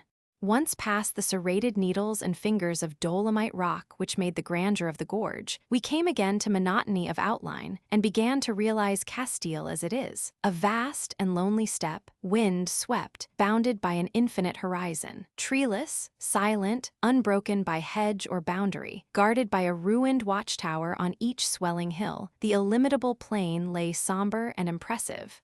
No laborers were to be seen, no villages were in sight, whence men could come to till the land. Nevertheless, everywhere were signs of cultivation by invisible hands, harvests to be reaped by men who would spring from one knew not where. Yet the monotony of these tremendous spaces was redeemed by such changeful splendor of color as I had never seen. Swelling undulations, worthy to be named mountains, were warm with the purple of heather, though no heather grew upon them. Sometimes you could have fancied, from a sudden outburst of radiance on a distant hilltop, that a rainbow had lain down to rest. And through all there was never absent that impression that this was painted glass window country with its rich tones of crimson and violet, its palely luminous skies, and the solemnity of its blended hues. Always there was a haunting effect of sadness, even in the spring purity of those white blossom arches, which decorated the brown monotony of our roads. The sky still burned dusky red, when in the midst of a wide plain, the soaring twin spires of Burgos stood up for our eyes against a rose veil of sunset pinned with the diamond heads of stars. Away to our left, as we ran towards the town, was a dark building like Eton College Chapel standing on a windswept hill, and this I knew to be the convent of Miraflores, where Isabel la Católica employed Gil de Silo to make for her father and mother the most beautiful tomb in the world. I felt a sense of possession in the grand old town, coming upon it thus at its best, and I was glad that fate had driven me into my own land en automobile. Even though, in following Carmona to watch over the girl we both loved, I might have to keep often to the beaten track made commonplace by tourists, the way would never be really commonplace, as to sightseers who take the ordinary round by train. Each new hour of life on the road would build up knowledge for me of my people and my country. I should not be studying it in any obvious, guidebook way, and I should learn more of real Spain in a few weeks than in months of conscientious railway plodding from one point to another. There was no question which hotel Carmona might choose. He would go to the best, consequently unobtrusive persons whose hopes lay in keeping to the background must select one less good. We halted outside the town, while I consulted a guidebook for the most Spanish fonda in Burgos. When, straining my eyes in the twilight, I read out a name, Dick exclaimed, "That's where Angel's friends the O'Donnells are staying." "All the better," said I, "you can carry out your commission without trouble. Perhaps you'll see them at dinner. They're sure to be the only foreigners there, so it will be easy to pick out their Irish faces in a dining room full of Spaniards." There was little room in my mind for the O'Donnell family, however. We were near Monica now, and my one desire was to let her know that I had not failed. We drove through a fine old gateway, up a broad street, and past big barracks, opposite to which was the hotel where Carmona would stop. But his Lecomte had already disappeared, and though Dick clamored for dinner, I waited only long enough to secure rooms at our own fonda and put up the car, before going out in search of information. By this time, the Duke and his friends would be dining, and I could venture as far as the lower offices of their hotel without much fear of being seen by Carmona's sharp eyes. In any case, I decided to risk it, and on the way mapped out a plan of action. A couple of porters were in the bare hall of the ground floor as I entered. Walking in with a business-like air, I said in Spanish, "Have you some people here who came in a red automobile?" "They ought to have arrived this evening." "No, señor," replied one of the men. "We have a party staying for the night who came in a gray automobile." Good fellow, how well he played into my hands. Hiding delight under a look of disappointment, I said that my friends were in a red automobile. "They may have been belated," I went on.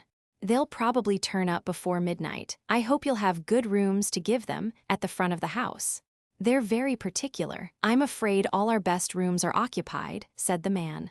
"The señor who came in the gray automobile has taken 5 rooms along the front, on the first floor, with a private sitting room. Unfortunately, your friends will have to put up with something at the back."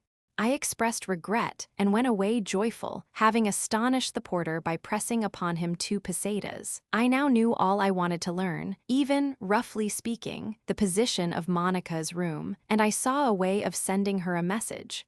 Dick was ready for dinner when I got back, but I did not try his patience long. He had inquired if the O'Donnells were still in the hotel, and had been told that they were, though they were leaving in a day or 2. This was all we knew when we entered the dining room, but as a good many people were still seated at the long table and the numerous small ones, we glanced about in search of Mademoiselle de la Mole's friends. There was not a face to be seen which you would not confidently have pronounced to be Spanish if you had met it at the North Pole.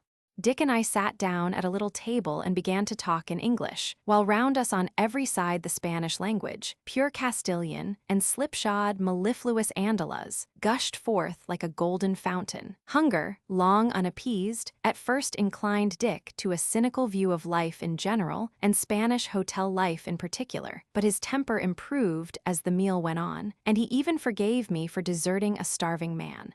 "No sign of the O'Donnells," said he. "Perhaps they've a private dining room." "I doubt there's one in the house," said I. "Well, I'll inquire later," Dick went on. "I've looked at every face here and, at one in particular," I cut in.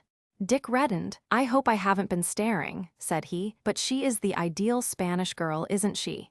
If I were an artist, I'd want to paint her." As he spoke, his eyes wandered towards the table next ours, which, since a dish of Spanish peppers, rice, and chicken made a man of him, had monopolized all the attention he could spare from dinner. I had noticed this, hence my jibe, but Dick was not far wrong about the girl. Her place at the table put her opposite him, and her companion was a rotund, brown man with the beaming face of a middle-aged cherub and the habit of murmuring his contributions to the conversation in an Andalusian voice, with an Andalusian accent mellifluous as Andalusian honey. The girl herself was true Andaluza, too, though of a very different type from the cherubic person who was her father. No such brown stars of eyes ever opened to the world outside Andalusia, nor did any save an Andaluza know, without being taught, how to give such liquid, yet innocent, glances as those, which occasionally sparkled from under her long lashes for Dick when the cherub was not looking. "She's perfect of her kind," said I, "but I thought you preferred American types." "Rot," said Dick. "Comparisons are odious. I say, thank heaven for a pretty girl, whatever she may be. But there's something particularly fascinating about this one. I see a serious objection to her from your point of view," I went on. "She's too young. You draw the line at them under 22.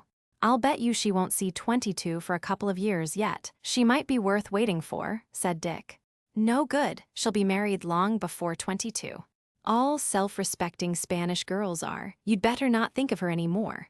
Forget her and look up Miss O'Donnell. Angel de la Mole says Miss O'Donnell's pretty," said Dick.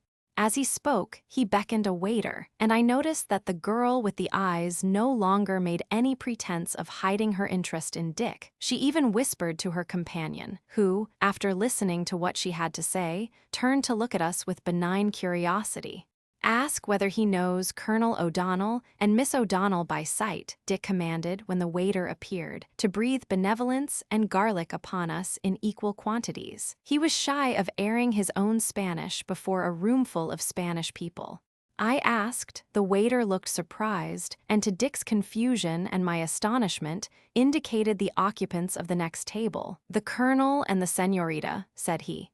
It was so startlingly like an introduction that the cherubic brown man sprang up and bowed, and the girl, bending over the mazapan in her plate, let us see the very top coil on her crown of black hair. Dick, overwhelmed, and recalling every word we had said, as a drowning man recalls each wicked deed of his life from childhood up, got to his feet and began stammering explanations.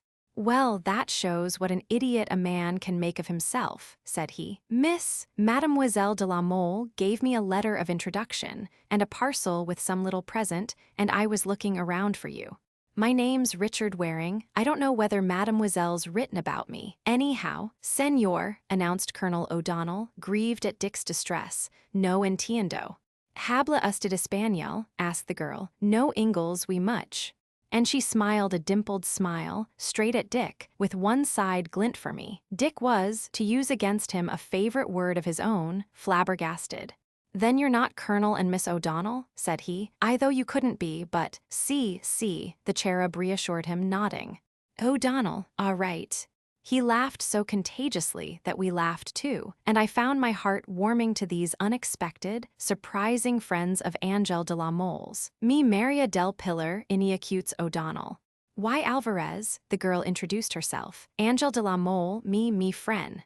Having wavered so far between Spanish and English, she flung herself headlong into her native tongue. This was the signal for the cherub also to begin fluent explanations, both fluting Andalas together, and so fast that Dick found himself at sea and drowning. I had to translate for him such facts in the O'Donnell family history as I could unravel from the tangled web. The mystery of Angel de la Mole's Spanish-speaking Irish friends was solved in a sentence. An O'Donnell grandfather had fought in Spain under Wellington in the Peninsular War and stayed in Spain because he loved a Spanish girl who had many acres. The cherub's father was born in Spain and spoke little English. The cherub himself spoke none, or but a word or two. He was a colonel in the Spanish army, now retired. That was all, except that his son and daughter had once studied an English grammar until they came to the verbs. Then they had stopped, because life was short and full of other things. But, said Miss O'Donnell proudly, me know 2, 3 word. Lovelly, very nice. Ah, right, yes. When she thus displayed the store of her accomplishments, punctuated with dimples, any man not head over ears in love with another girl would have given his eyes to kiss her. I was sorry for Dick. As for me, I found myself longing to tell Doña Maria del Pilar, Ineacutes, O'Donnell y Alvarez, all about Lady Monica Vale, with the conviction that her help would be of inestimable value. Such is the power of a girl's eyes upon weak man, even when he adores a very different pair of eyes, and already it was strange to remember my stiff disclaimer of a wish to know the O'Donnells. I had called them extraneous. What a dull ass. Chapter 11, Maria del Pilar to the rescue. At last, when the general confusion had subsided, I was able to impress upon the delightful pair that, if they would but speak very slowly, and kindly trouble themselves to give a word of 3 syllables, say, 2 of them Senor Waring would be able to join the conversation. With true Spanish good-heartedness, they did their best, though heaven knows what it must have cost them. Dick also did his best, with a conscientious American pronunciation, but where tongues halted, eyes spoke a universal language, and we all got on so well that in 10 minutes we might have known each other for 10 years. By the end of those minutes, we were asked to the O'Donnell sitting room, which had been furbished up out of a bedroom, and there Dick brought the famous letter of introduction and the white paper parcel tied with pink ribbon. My name had not been mentioned by Angel. I was merely a friend of Mr. Waring's, and, it seemed, I had been designated vaguely thus in a previous letter in which our arrival had been prophesied. This had been Angel's way of leaving it open for me to introduce myself as I pleased, but now there was no secret with which I would not have felt safe in trusting our old friends the O'Donnells, so I gave them my real name. The cherub's face lit up. I knew your father well, said he. We learned soldiering together as boys, though he was 4 or 5 years my senior and the hero of my youth. Our ideas, he coughed in an instant's embarrassment, were different. This separated us.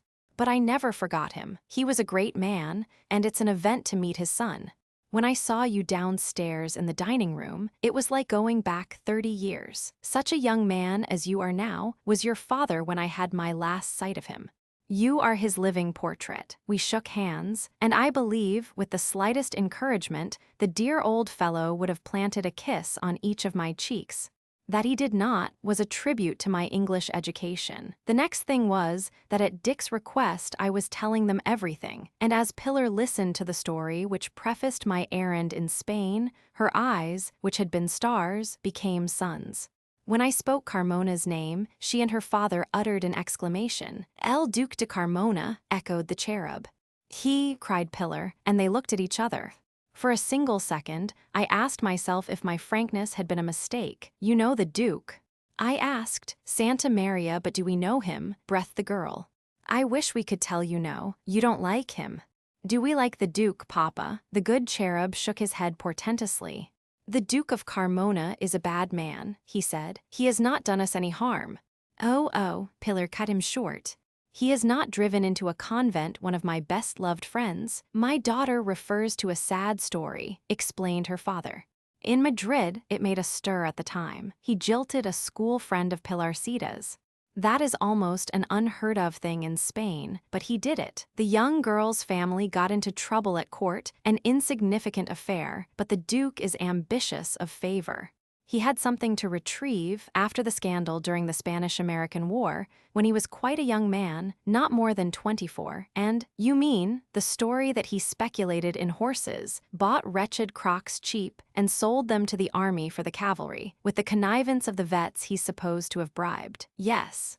He managed to clear himself, but the royalties looked at him coldly, and he is not a man to bear that. The father of the girl, Pilarcita's friend, was at one time much liked by the young king, and people thought it was Carmona's motive for engaging himself. With the first breath of the storm, the Duke was off, and the discarded fiancé entered as a novice the convent where she and my daughter went to school. That is why Pilarcita so much dislikes him, but it's not all, cried the girl. What about the gray bull, poor Corsito? Colonel O'Donnell laughed his gentle, chuckling laugh.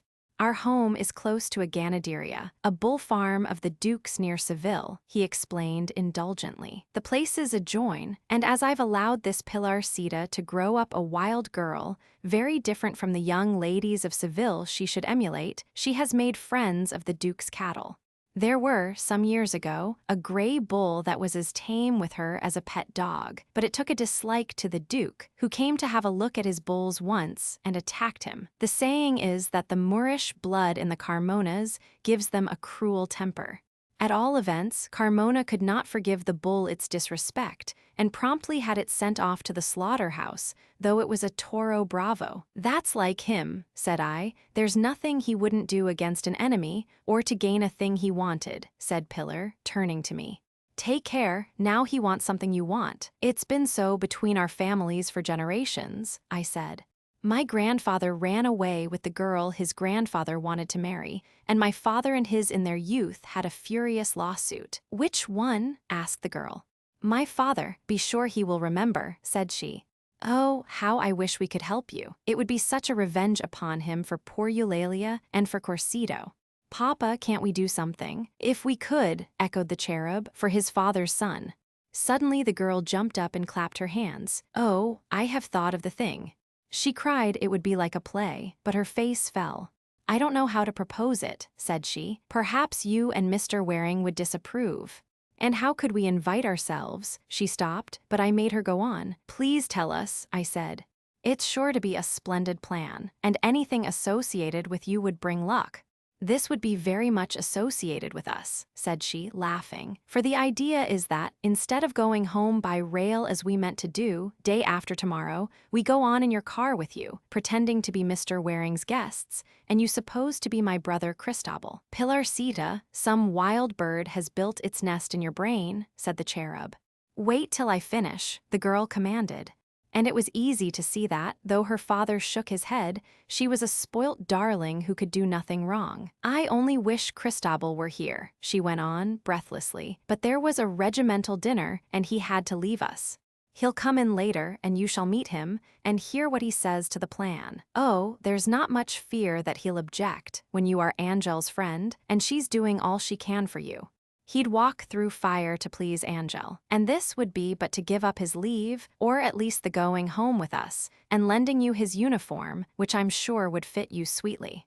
I could not help laughing at the way she disposed of her brother and his plans, to say nothing of those she was making for me, but she rushed on, anxious to justify her counsel. You don't understand yet, she insisted. It's a wonderful idea. You see, Papa and I have met the Duke in Madrid, at friends' houses. I've scarcely spoken to him, for Spanish girls don't have much chance to talk with men, but he'll remember me, and Papa too. The lucky thing is, he's never seen my brother since Cristobal was a little boy, and then no more than once or twice, when he came out to his ganaderia.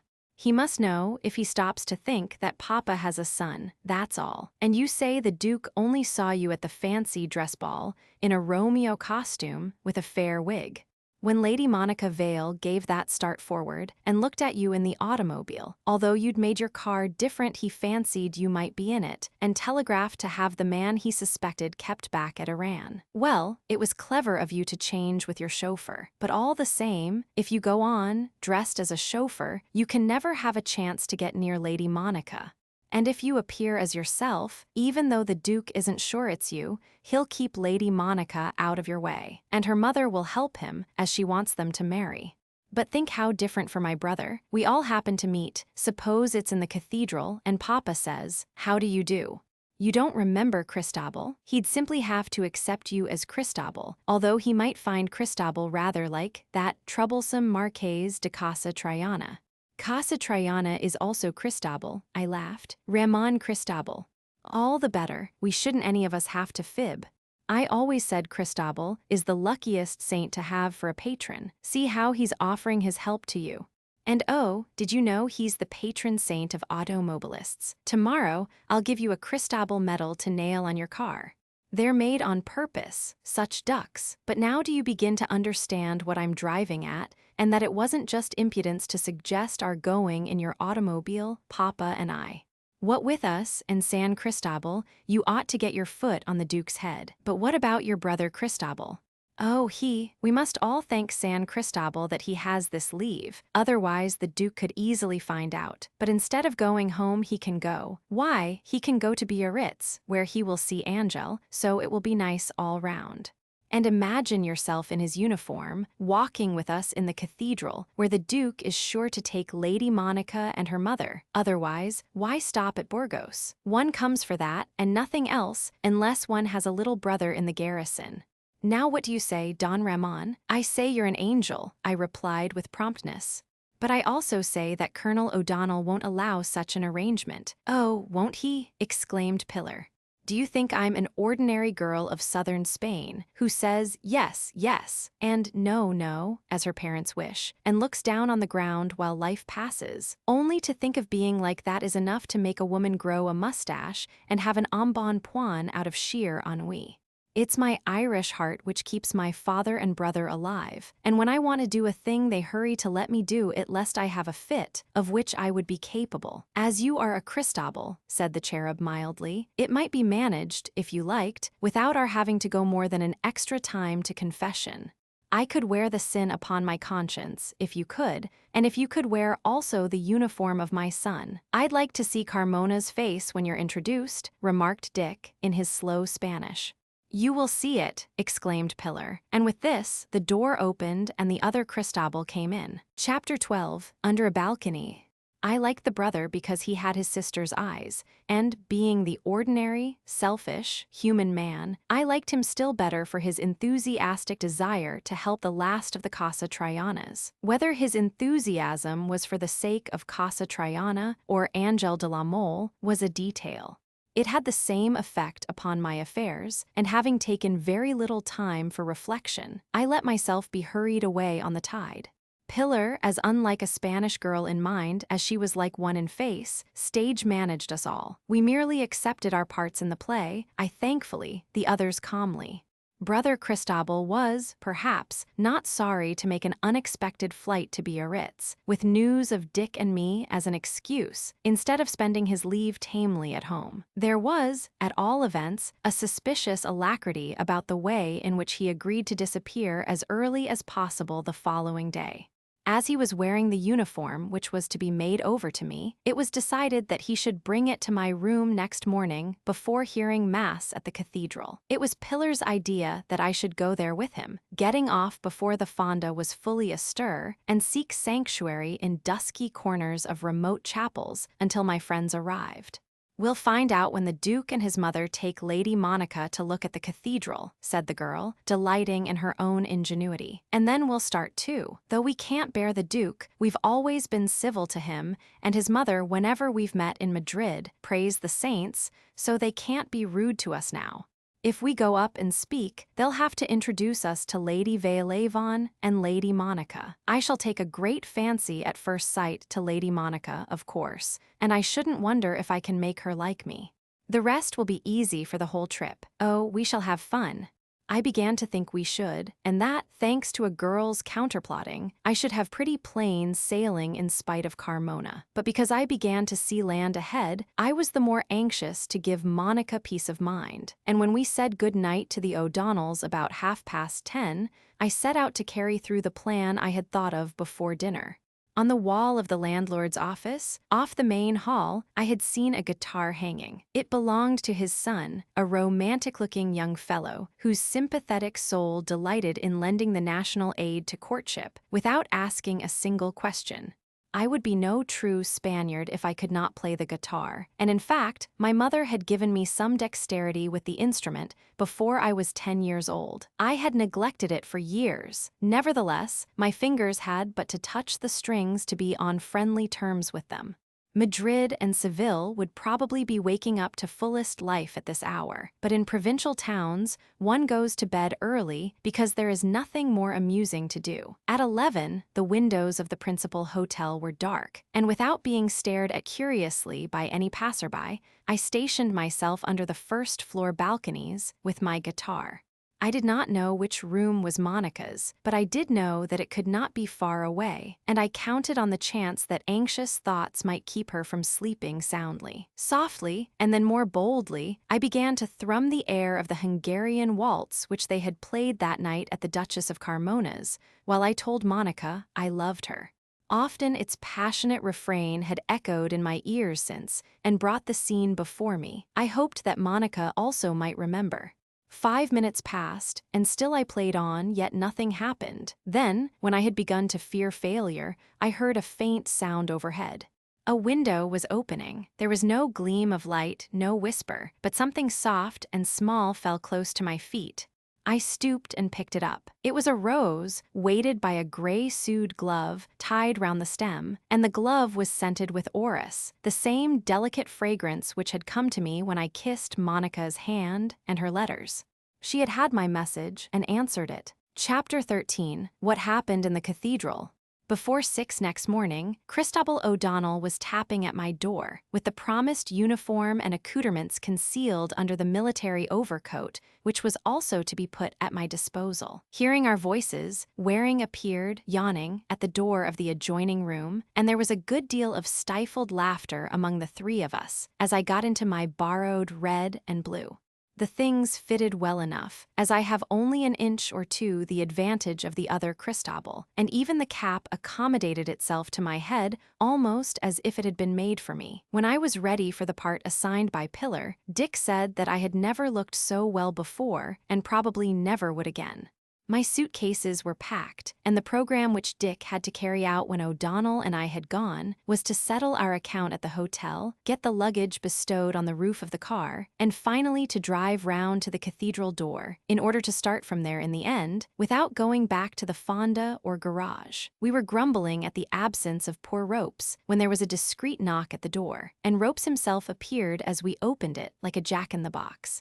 His happy smile was changed to a stare of surprise at sight of me in the uniform of a Spanish officer, but true to his training, he ironed all expression out of his features in an instant, and allowed himself to look only decorously pleased when Dick and I welcomed him with enthusiasm. "Well done," said I. "Did you break out of jail?"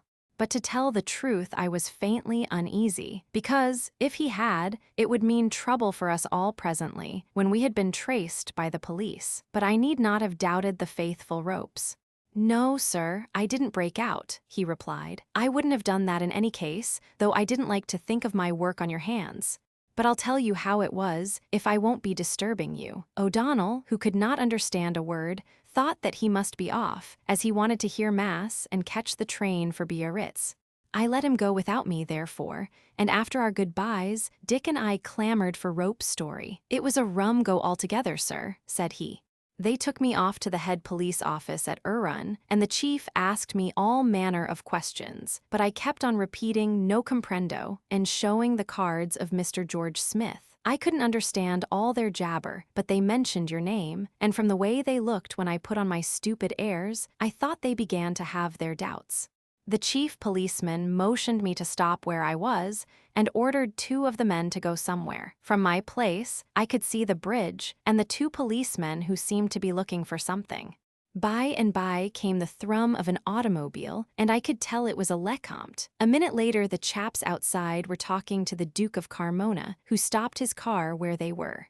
They talked a bit. Then he gave the wheel to his chauffeur and came into the police office. The chief treated him very deferential. They laid their heads together in a corner, but I could see them reading a telegram, and once and again they had a squint at me.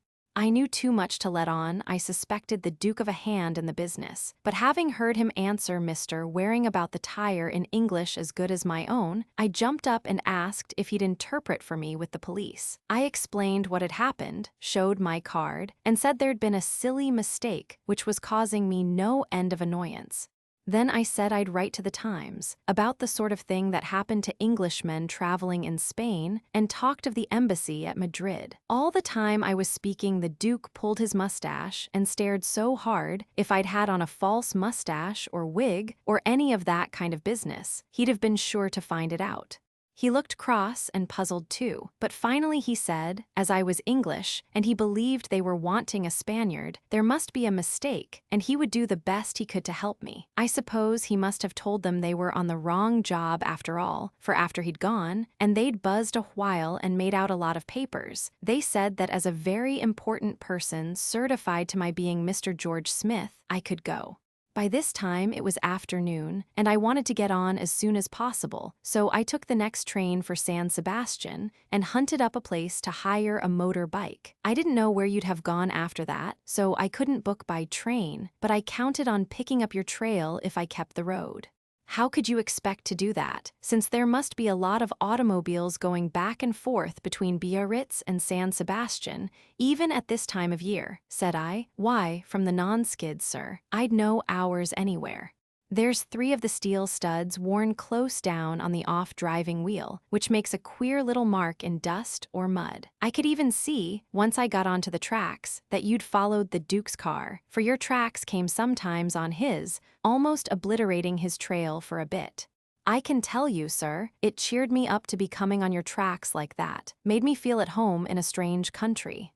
The bike took me along pretty well too, but do the best I could, night came on without my overtaking you. For fear of losing the tracks, I put up at a posada, got under way the minute there was a streak of dawn, and found you here by inquiring.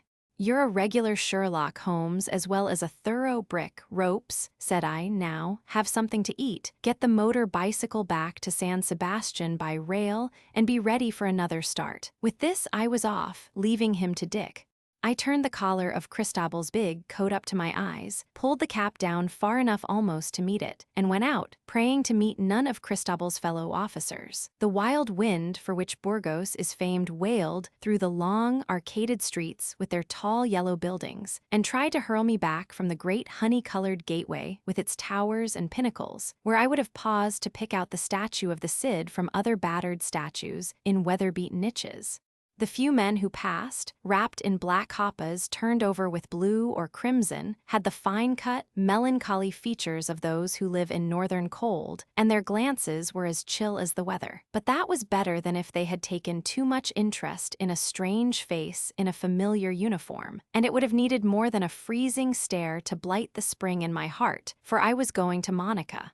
I was ready to love Burgos for the sake of my childhood's hero, the brave old Cid, with whom every stone seemed to be associated. This was the city of the Cid as well as the country of the Cid, and if I had come into my fatherland as a sightseer, and not as a lover, I should have gone on a pilgrimage to his tomb at the convent of San Pedro de Cardena, only a few kilometers out of Burgos, that city of battles. As it was, I should have to be content with reading about it in some book, for Carmona would not desert his car to go, and where Carmona went, there must I go also. At least I had a cup of coffee at the Café of the Cid on my way to the cathedral, and the first landmark I sought in that triumph of Gothic grandeur was the coffer of the Cid. I might have hours to wait, I knew, before the others would come, though in order to reach Valladolid at a decent hour, they must not delay too long. But sooner or later they would certainly arrive, for Carmona could not, for shame's sake, rush Monica out of Burgos without showing her the glory of Burgos.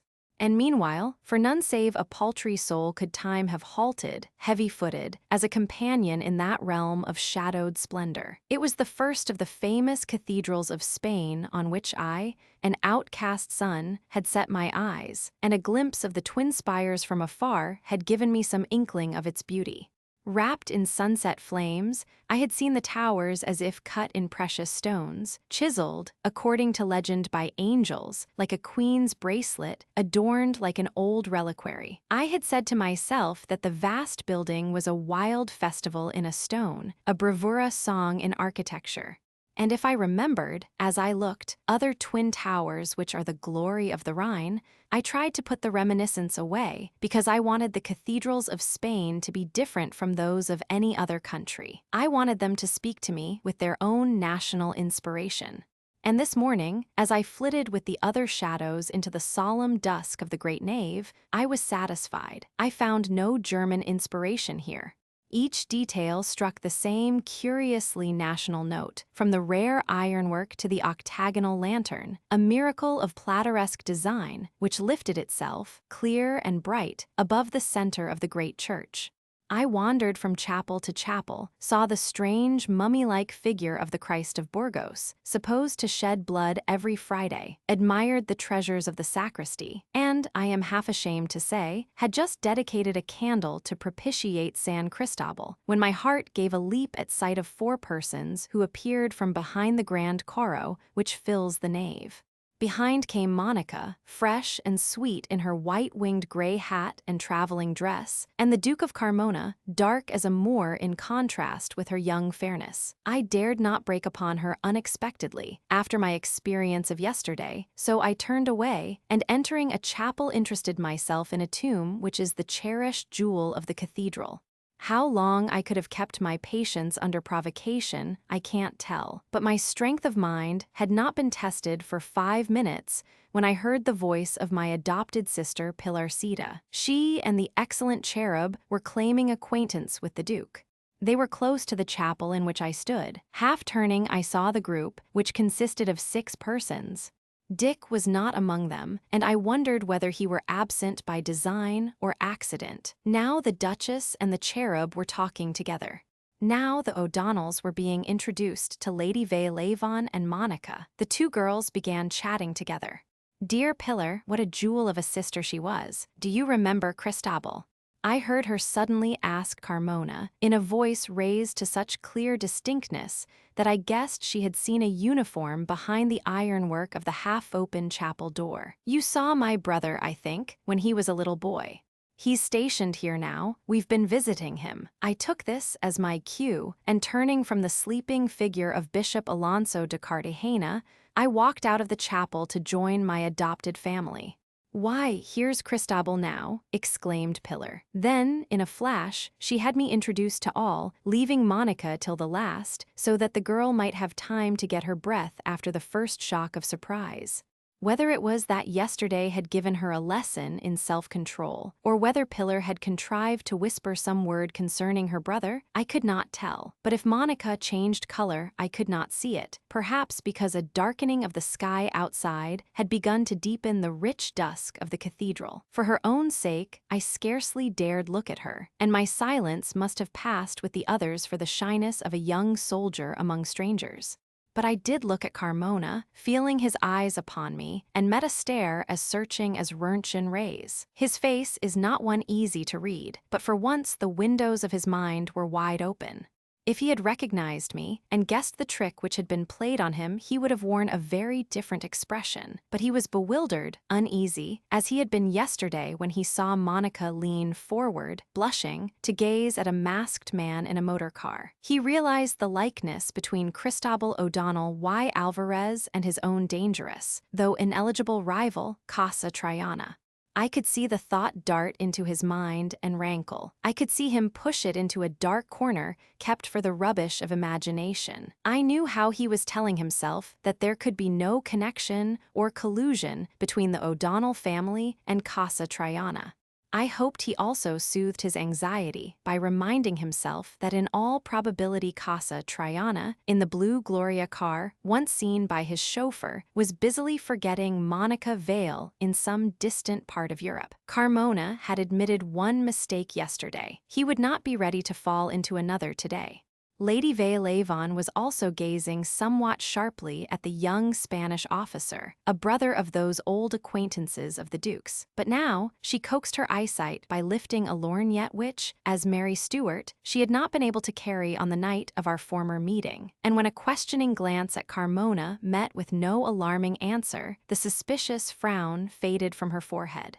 After a few words, we all, as if with one accord, began to move on upon the tour of inspection, and still there was no sign of Dick. I would defy anyone to hold out for more than 5 minutes against the charm of the cherub. Without raising his voice above a honeyed murmur, and with nothing particular to say, by sheer force of cherubic, Angela's charm of manner, he fascinated the Duchess of Carmona, and even Lady Veuillevon, to whom he was a new type. Meanwhile, Monica, Pillar, and I were left to follow behind, greatly against the will of the Duke, as I guessed by the sulky set of his shoulders. "Quick, quick, into this chapel," whispered Pillar, "before they look round. Then they won't know where we've disappeared, and you'll have 5 minutes' grace." As she spoke, she caught Monica by the arm and whisked her into the Capilla del Condestable. Once behind the iron lattice, she darted away as if moved by a sudden passion to gaze at the carved altar-piece. "How wonderful!" said Monica. I caught her hands, which she held out to me, and then we laughed into each other's eyes, in sheer happiness and triumph over fate. "To think that you're here, after all." "Wherever you are, I'm going to be, while you want me," said I, "and until we know whether I shall have to take you away." "I might have known you wouldn't fail me," she said. "But I was so unhappy yesterday, when I saw that handkerchief. I knew at once who you were, though I should never have guessed, with those awful goggles, and I couldn't help giving a jump and getting red. But I shall never be so stupid again. I'll be prepared for anything. Just a whisper from Señorita O'Donnell was enough this time." While we shook hands, she said, "Something's going to happen," so I was ready. "Only it does seem too good to be true." "Here's the glove and the rose you threw me," I said, showing them inside my coat. "Here's the music you played to me," she answered, touching her heart, and I would have given a year of my life to kiss her. "Oh, tell me, is Miss O'Donnell any relation to you, really?" "Only a very good and clever friend," said I, for there was not much time to waste in explaining things more or less irrelevant. All this was her idea, to give me a chance of getting near you. And, as Christabel's my name too, as well as her brother's, the thing has been managed without a fib. Brother Christabel has leave. Friend Christabel will spend it with the family. That is, they're all going in that red car you saw yesterday, wherever you go. It would save a lot of anxiety if you could tell where that will be. "I can't," said Monica. "I fancy Mother's afraid I might find some way of letting you know. Anyway, the Duke is always talking about how pleasant it is not to make plans beforehand, but to let each day arrange itself. I don't know how or where we're to spend the time before we get to Seville, but for Holy Week we're to be at the Duke's house. I'm not afraid of anything, though, now you're near, and I think I shall let myself be happy in spite of the Duke, for your Spain is glorious and I love it. I wish it weren't the Duke's Spain, too." "He thinks it's all his," said I. "Is he bothering you much?" "No.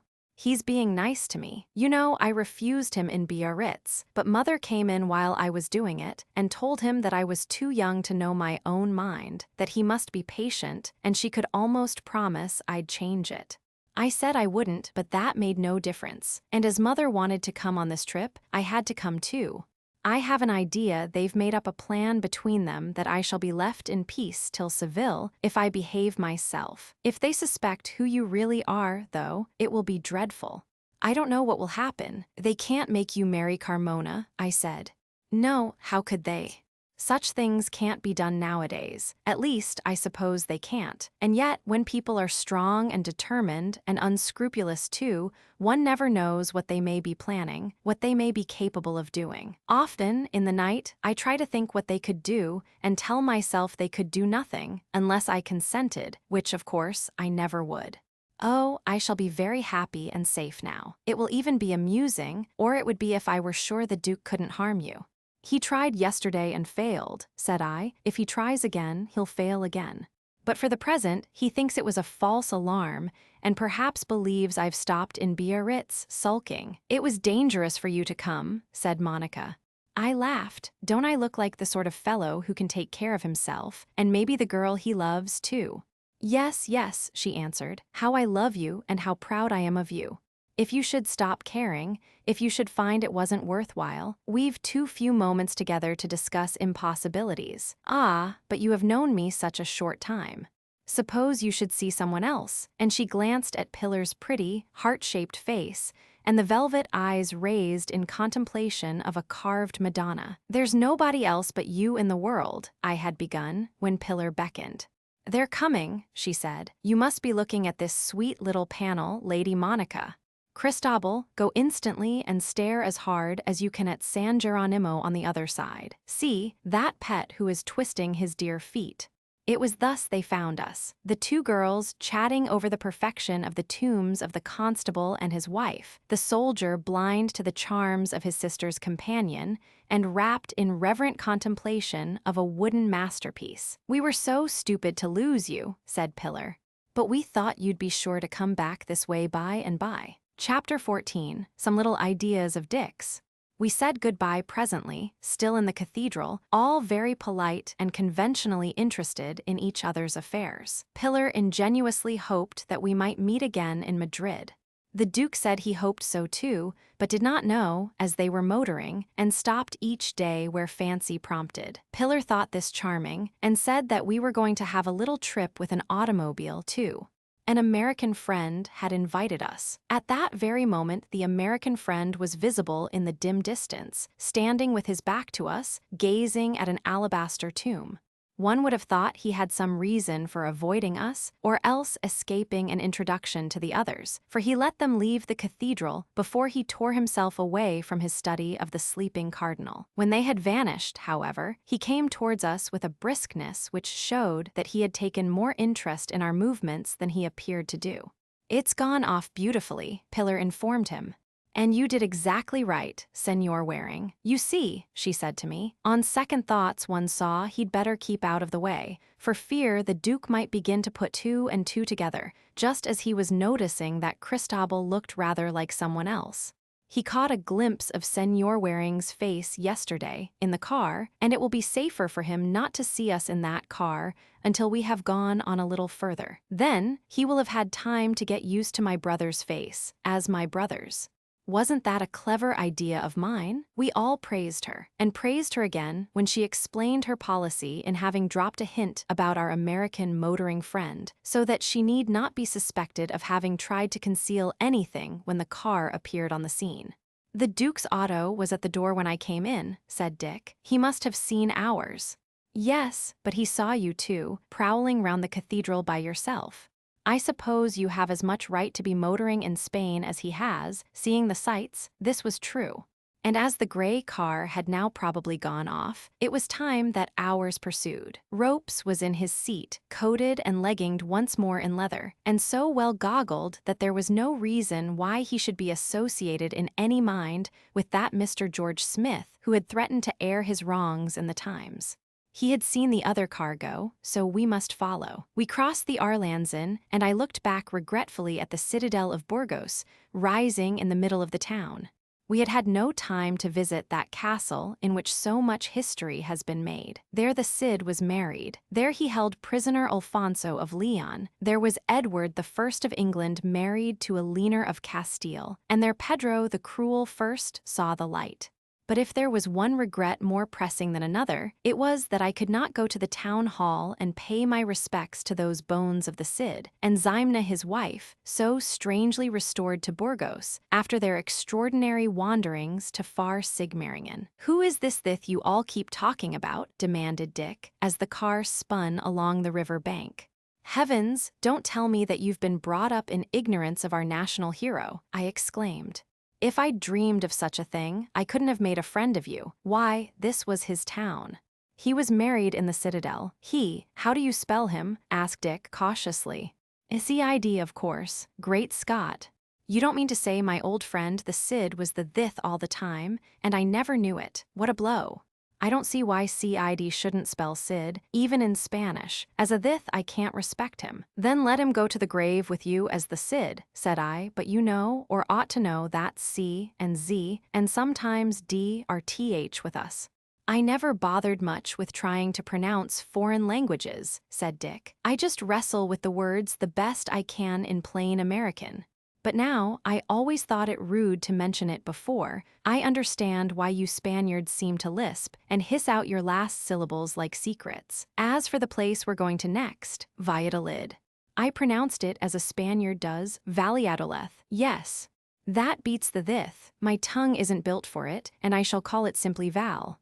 With murmured regrets from the cherub that we strangers were turning our backs on Burgos without seeing all its treasures, and sighs from Pillar for the Cartuja de Miraflores and the most beautiful carved tomb on earth, we turned our faces towards Valladolid. Our road cut through the arid plain that had stretched before us yesterday. Few trees punctuated the sad song of its monotony, but always in the distance rose yellow hills like lions crouched asleep, lights and shadows sailing above their heads with the bold swoop of the titanic birds. More than once we crossed the poor, single line of railway, the main thoroughfare between Paris and Madrid, and Dick said that Spain needed a few Americans to wake her up. 3 trains a day indeed, and a speed of 15 miles an hour. People shook their heads and told you that Spain was no country to motor in. Well, it was certainly no country to travel in by rail, unless you wanted to forget where you were going before you got there. He wished he were a managing director. Or no, on second thoughts, the thing he'd prefer would be to improve the future of the motor industry. Why, there was a fortune to be picked up by some chap with a little go and a little capital. Look at these roads, now not so bad, any of them as far as we had seen. Some as good as in France, others only rough because science hadn't been employed in making them. After rain, they got soft and muddy and then hardened into ridges. But a few thousands of dollars, well laid out, would change that. Then, with a good service of automobiles, see what could be done in the way of conveying market produce and 100 other things. What was the matter with Spaniards that they didn't fix up some scheme of this sort? The cherub, listening politely to Dick's remarkable Spanish, and understanding perhaps half, answered mildly that it would be a great deal of trouble, and Spaniards didn't like trouble. But I suppose Spaniards like getting rich, don't they? Said Dick, who was resting and letting ropes drive while he made a fourth in the tonneau. They are not anxious. It is better to be comfortable, murmured the Irish Spaniard. Besides, it is vulgar to be too rich and makes one's neighbors unhappy. It is a thing I would not do myself. That is true, said Pillar. It isn't what you call sour grapes. Papa could be rich if he liked. We have copper on our land, much copper. Men came and told Papa that if he chose to work it, he might have one of the best copper mines in Spain. And he wouldn't, asked Dick. Not for the world, said Colonel O'Donnell, with a flash of pride in his mild, brown eyes. I do not come of that sort of people. I am an officer. I am not a miner. But, pleaded Dick, bewildered by this new type of man, who refused to open his door and let money, tons of money, roll in. But you could sell the land and make an enormous profit. You could keep shares and, I have no wish to sell, replied the cherub. Well, you might let others work the mine for you. But I prefer living over it. It's beautiful land. I would not have it made ugly. My ancestors would rise from their graves and cry out against me. Still, we are poor, said Pillar. New brother, pray be careful of Cristobal's clothes, and she laughed merrily. It will be a long time before we can afford to buy others. And all that copper eating its head off underground, gasped Dick. We have cousins who are prouder than we about such things, said Pillar. 2 girls and their mother, who live in Seville. They've a beautiful old house with lovely grounds, but nothing else. How they manage not to starve, the saints know. They've sold their china and jewels, everything but their mantillas to keep their carriage, and they have to share that with 2 other families of cousins, each taking it in turn. But they have 3 doors to the carriage, a door with the family crest of one, a door with the crest of the second, and another with the third, so nobody outside knows. A Scotch company want to buy their house and land for an hotel, and have offered enough money to make them rich for life, but they'd rather die than give up the place. And although one of my cousins can paint beautifully and could make a great deal by selling pretty sketches of Seville, her mother won't allow it. I do think it's carrying pride too far, but there are lots of people I know who are like that. It makes me feel as if I'd came through a week's illness just to hear it all, said Dick. I can't get over that copper.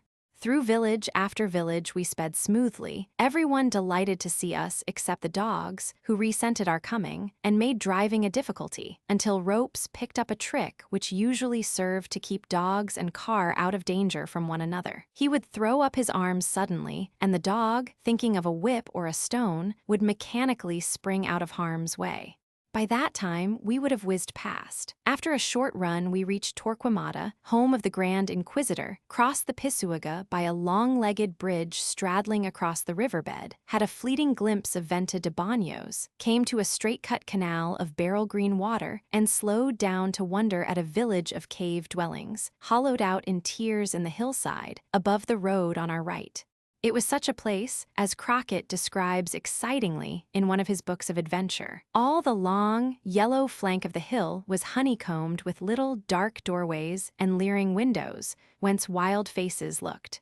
From hummocky chimneys rose the smoke of hidden fires burning in the heart of the earth, while down in the road a donkey or two, with their heads in yellow bags and their forefeet tied together with rope, tried to hop away up the steep hill as if they were gigantic rabbits. By the waterside stood pollarded trees, scraggy and black, ranged along the shore like naked Negro boys, big-headed, with shaggy lumps of wool, hesitating before a plunge. The sandy roads were welcome after stones, and suddenly the landscape began to copy Africa, with shifting yellow sand deserts, brushed by purple shadows of the Sahara. Far away, the mountains, rolling along the wide horizon, glimmered blue, rose, ochre, and white, like colored marble or a Moorish mosaic. Again we flashed past a troglodyte village in a hillside, crossed a magnificent bridge, which even Dick approved, wound through a labyrinth of strange streets like the streets in a nightmare, and roads to match, smelt mingled perfumes of incense, burning braziers, cigarettes, and garlic, saw Dunyas, where fair Isabel la Cattolica met Ferdinand in the making of the most romantic of royal courtships, spun through Cabazon. "What can the city fathers be thinking about?" gasped Dick, between the jolts which even the best springs could not disguise. On we went, through that famous old town which Philip II chose for the capital of Spain, and each street was a more awful revelation than the last.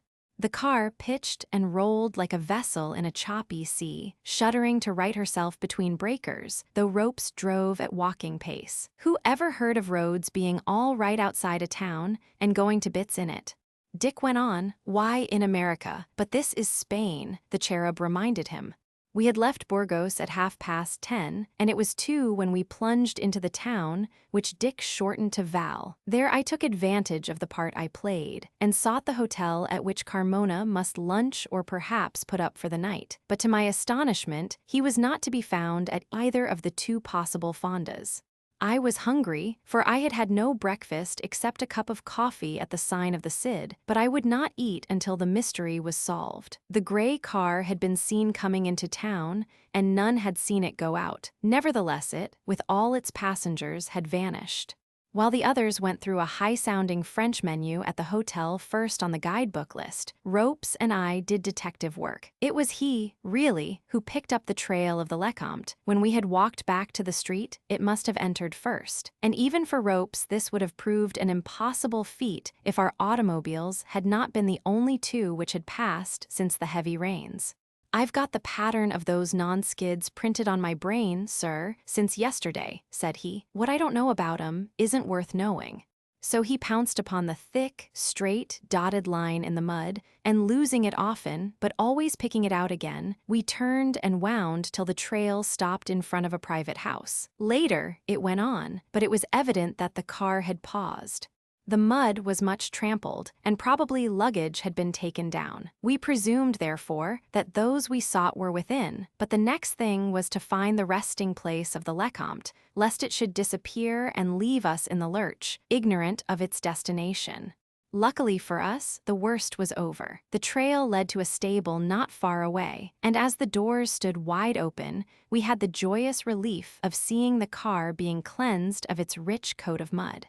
The chauffeur was superintending, his back turned to the doors, and we walked quickly on lest he should spy a leather coat and guess that his own game was being played upon him. "Now you can rest easy, sir," said Ropes.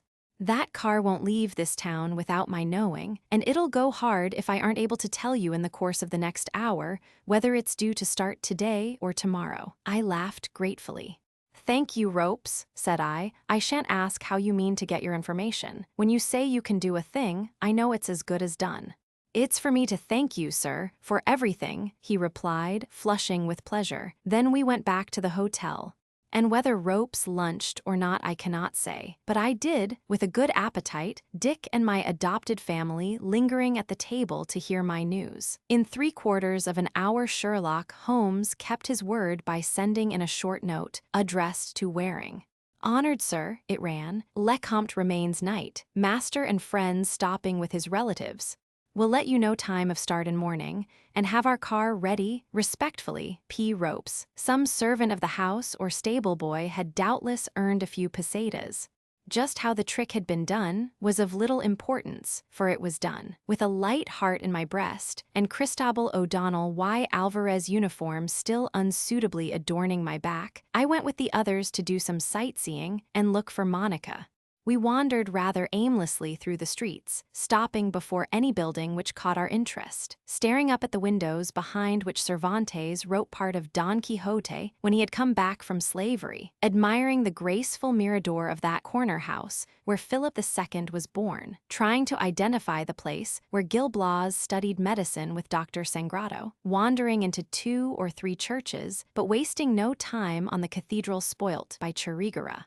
Dick suddenly asked the cherub, as if he were inquiring the time of day. We had stopped for a moment in the Plaza Mayor, where Philip had watched the heretics burning in their yellow, flame-painted shirts in the first great auto da fe which he organized.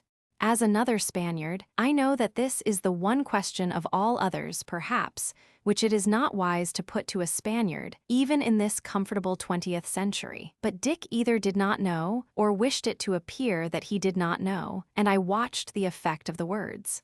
But the cherub was equal to the occasion and his cherubicness. He glanced round instinctively, as a man might a few centuries ago, to make sure that nobody overheard. Then, smiling slowly, he replied, "I am no judge, senor. I am half Irishman." Pillar had looked disturbed, but she gave a little sigh at this, saying, "Come on and see the museum. Nowhere in Spain can there be a more beautiful thing than that facade, well named Plateresque because of its resemblance to the workmanship of silversmiths." And inside the museum, we found a collection of carved wooden figures marvelous enough, as Dick said, to beat the world. There were crucifixions, painted saints, and weeping virgins by Hernandez and Barrogate, faultlessly modeled, so vivid and beautiful as to be well-nigh startling, and I hoped that Monica might come while we lingered. But she did not, nor did we see her in the Collegio de San Gregorio. There, in the lovely inner court, however, I found a little gray glove on the marble pavement, and so like a certain other glove did it look that I annexed it, to compare with that other which lived in my breast pocket with its friend the rose. The pair matched in size, color, and dainty shape. Even the fragrance of orris hung about it, and I knew this second glove had not been dropped by accident. Monica had been here, and she had left a message for me to read if I followed. Chapter 15. How the Duke Changed. "Lecomte getting ready, sir," were Rope's first words to me next morning, "and I've brought our car to the door." He had other news, too. An automobile had come in last night from Madrid, a 60-horsepower Merlin, and the chauffeur had reported snow half a meter deep on the mountains. The Merlin had stuck, he said, and had to be pulled out with oxen. Supposing the Duke intended going to Madrid instead of turning off by way of Salamanca, and incidentally, we seemed likely to come in for an adventure. We had all taken coffee and rolls in our rooms, as nobody dreams of going downstairs for breakfast in a Spanish hotel, and soon after 8, we were jolting out of Val through streets as execrably paved as those by which we entered. We had kept ropes waiting after his announcement only long enough to strap our luggage on the roof. And as the other car had luggage and passengers also to pick up, we were just in time to see it leaving the house of the Duke's relations with everyone on board. As the Lecomte took the road to the south on leaving town, it gave us an assurance that it would not make for Salamanca, but there was still doubt as to its movements. It could go to Madrid direct over the snow heights of the Sierra Guadarrama, or it could pay a visit to the Escurial. It might even halt there for the night, and as there were so many alternatives, we were anxious to keep our leader continually in view. The wind was bitter cold, and Pilar shivered in her cloak, which was not made for motoring. When Dick saw this, before I could speak, he had his own fur-lined coat off, insisting that she should put it on. "I can take Casa Triana's," said he, since he's still posing as a soldier of Spain, and a glance warned me not to blunder by asking why, in the name of common sense, she shouldn't have mine which I wasn't using instead of his, which was on his back. He wanted her to wear his coat and hang common sense. After an instant's stupid bewilderment I saw this, and could hardly help chuckling. How many days had he known her? 2 and a bit. At Biarritz he had given me sound advice on my affairs, couldn't understand this fall-in-love-at-sight business, thought a girl wasn't worth a red cent till she was 22, couldn't see himself being sentimental in any circumstances, was going to wait to make his choice till he went back to America, believed a man owed it to his own country to put his countrywomen first, and anyhow couldn't stand a girl who wasn't able to converse rationally. Pilar, if she were to talk with him in his own tongue, must perforce limit her scintillations to very nice, low-valley, all rate, while, if he wrestled with hers, he could scarcely go beyond phrase-book limits. The language of the eyes remained, but that has no place in the realm of common sense. My overcoat was singularly unbecoming to Dick, but he beamed with happiness in it as he regarded Pilar cozily folded in his, and looking on the picture, certain things occurred to me which I might say to Dick when I got him alone, but after all, I thought I would keep them to laugh over myself. On this morning of biting wind and brilliant sun, there was still more dazzle of snow to illumine the mountain tops, and though the road was dull, the beauty of the atmospheric effects was worth coming to Spain to see. The road we traveled and the near meadows seemed, as we went speeding on, the only solid ground in sight, as if we had landed on an island floating at the rate of 30 miles an hour, through a vast sea of translucent tints that changed with the light, as an opal changes.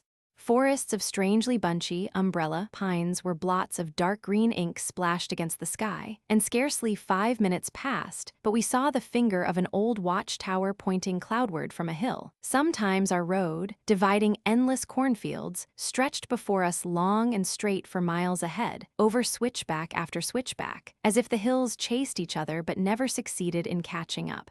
Then, when we had grown used to such an outlook, the road would twist so suddenly that it seemed to spring up in our faces. It would turn upon itself and writhe like a wounded cobra before it was able to crawl on again.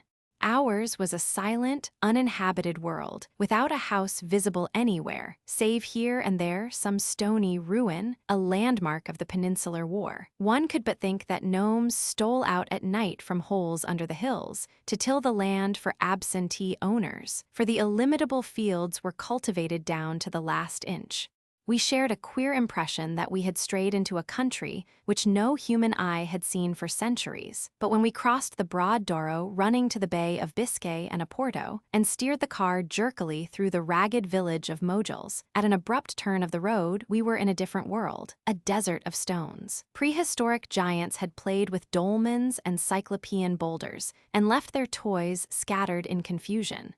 Stonehenge might have been copied from one of their strange structures, and they had given later races a rough idea of forts and cities. Giant children had fashioned stone elephants, heads of warriors, dogs sitting on their haunches, granite drinking cups, and misshapen baskets, all of astonishing size.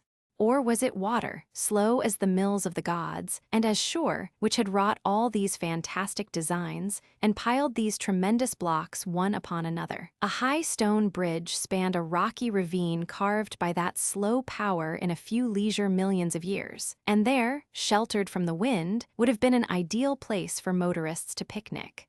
But the Duke did not picnic, therefore we must not. Following hard upon his heels, we went on, up and up into the mountain world, still in the playground of vanished giants, winding along a road as wild as the way to Montenegro. Rising at regular intervals before us, on either side stood tall stone columns, sentinel-like, placed in pairs to guide wayfarers through white drifts in time of winter storms. The country was wooded and began to have the air of a private park, though the heights were close above us now, and our road ascended steadily. From the scenery of Montenegro, we came plump into the Black Forest, and Baden-Baden might have lain in the valley below these pointed mountains clothed in mourning pines. Squish! The brown slush of melted snow gushed out in fountains as our fat tires plowed through, and on either hand it lay unbroken in virgin purity beneath the pines. Half a mile higher, and even the traffic of heavy ox carts and the sun's fierce fire had had no power to break the marble pavement. It was shattered and chipped and carved into deep ruts by wooden wheels, but there were no muddy veins of brown. 10 minutes more, and our engine began to labor. Then, before there was time to count the moments, we were in snow to our axles. The motor's heart beat hard, but with a sturdy, dependable noise which comforted Pillar, who was half laughing, half frightened at this, her first adventure. At any instant now, we might come upon the Lecomte held in the snow trap which threatened to catch us. Ropes kept the car in the wide ruts made by ox carts, but even with his good driving, we swayed to right and left, leaving the rough track and plowing into drifts dangerously near the precipice edge, or skidding as if we skated on polished ice, failing to grip the frozen surface. Now was the time to relieve the willing engine. Dick and I sprang out, and Colonel O'Donnell followed, though we would have persuaded him to keep his place. Only Pillar was left in the car, with Ropes driving, while we 3 men, knee-deep in snow, set our shoulders to help the Gloria as she made the supreme effort. Pushing and slipping at every step, our blood racing through our veins, we were putting on a great spurt of united force, when gallantly rounding a bend we all but rammed the back of Carmona's car. There it was, stuck in a drift like a frozen wave, and there was Carmona himself up to his knees in diamond dust, gloomily superintending his chauffeur who packed snow into the radiator to cool the overheated motor. All the extra power of the Lecomte gave no advantage over the Gloria here. Fate had set the stage for us, and we must obey the cue. No ingenuity of Pillar's could hide us in the wings any longer, and we must play our parts as destiny prompted. Only one thing was clear. Carmona could have had no idea until now that the O'Donnells were traveling in the red car, whence he had already plucked a suspected passenger. The coincidence would seem strange to him, and if he were sure enough of his ground to risk another error, he would probably denounce me to the police in the next big town. Disguising my outcast self as an officer in a Spanish regiment would not be a point in my favor, but he could do nothing now. Monica was here, and the moment was mine. There was a savage joy in the situation, born of exaltation, of the high altitude, and of uncertainty as to what might come next. "Shall you keep out of the way?" asked Dick, for we were still screened from Carmona's sight by our own car, which Ropes had stopped with a grinding of the brake, and Pillar's face was veiled. "Not I, I'm going to have some fun," I answered. "It must come sooner or later, better sooner, or what's the good of playing Christabel O'Donnell?" With that, I appeared from behind the car, and the others were following, while Pillar leaned out in anxious expectancy. "How do you do?" said I, in Andalas as lazy as the other Christabel could have used. I took off my cap to the ladies, and so did Dick and the cherub, exposing heated foreheads, damp from honest toil. "Sorry to find you in such a difficulty, but we'll soon get you out of that, won't we, Senor Waring? Here are 3 of us with stout shoulders and willing hearts." "4, counting my chauffeur," said Dick in English, playing up to my lead, since there was no stopping me now. "We're delighted to do anything we can." Carmona glared as an animal glares when it is at bay. Only, an animal can attack his enemies, and he could not attack us, for he was not sure whether we were enemies or no, and whether he would not be making a fool of himself if he let us know what passed in his brain. It was evident that he thought very hard for a moment and was of two minds as to what he had better do. But suddenly, the baited look vanished from his face, as a shadow is chased away by the sun, and I guessed that a course of action had occurred to him with which he was well satisfied. This seemed ominous for me, and I would have given something to read his thoughts. He answered our "How do you do?" with great cordiality for him, said that he had been taken by surprise at first, as he had no idea the motoring tour of which Señorita Pillar spoke would begin so soon, or bring us upon his track. It was a good thing for him, however, that we were here, and not only was he pleased to see us for our own sakes, but would be glad to accept our kind offer. Meanwhile, Pillar had pushed up her veil, and she and Monica were exchanging greetings. As for Lady Veuillevon, her veil was up, too, and her lorgnettes at her eyes. I did not doubt that she and the Duke had compared impressions concerning our family party after the episode at Burgos, impressions startlingly confirmed now, and Carmona's cordiality in such circumstances must have puzzled her. As to the Duchess, her large face was hidden behind a thick screen of lead-colored tissue, and I could judge nothing of her feelings. When Monica heard the proposal for propelling the gray car through the drifts, she had the door open in an instant and would have been out in the deep snow if we had not stopped her. "You must all stay where you are," said Carmona hurriedly, fearing, perhaps, that some opportunity for a word would be snatched in spite of him, if I were really Casa Triana. "The weight of 3 women makes no difference whatever. Isn't that true, Señor?" And he turned to Dick, who, according to our story, was the owner of the red automobile as well as the host of the party. Of course Dick agreed, and so did we all, that the ladies were not on any account to get out. The Duke's chauffeur jumped into his place again, and, with a twist of the starting handle, the tired motor quivered to its iron entrails. There was a sudden awaking of carburetor, pistons, sparking plugs, valves, trembler, each part which had been resting after the long pull, striving to obey its master. With a sighing scream of the gearing, the car stumbled forward and up, our united force pressed into service. Staggering, plunging, pushing, we gave all the help we could, and for a few minutes it seemed that with our aid the motor would claw its way to the highest point. Our hearts drummed in our breasts, and sent the hot blood jumping to our heads as if in sympathy with the mighty struggle of the engine. But the Lecompte's 40 horses, and the strength and goodwill of 5 men, counting Carmona, who did as little work as he could, were not enough. The wheels sank to the axles, whizzing round in the snow without propelling the car. With the motor unable to do its part, we men alone could not do all. The automobile would not budge for all our pushing, and, seeing that labor was lost, we stopped to breathe and raise our eyebrows questioningly at one another. Carmona, alarmed at finding that his chestnuts could not be pulled out of the fire by any catspaws at his service, wondered audibly what he ought to do. "Someone who came to Valladolid last night was hauled through the drifts by oxen," said I, and even as I spoke, like a ram caught in the bushes ready for the sacrifice, I spied in the white distance the black silhouette of an enormous ox. He was not alone, for a more penetrating glance showed that he had a yoke fellow as big and black as himself, and guided by a red-sashed boy in scarf and shawl they advanced towards us slowly, but so surely that I suspected something more than a coincidence.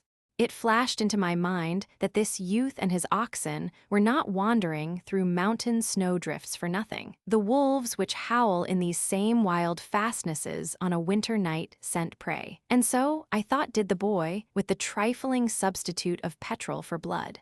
This youth had made a good haul by accident yesterday, was out searching for other hauls today, and would be while the snow lasted. We hailed him.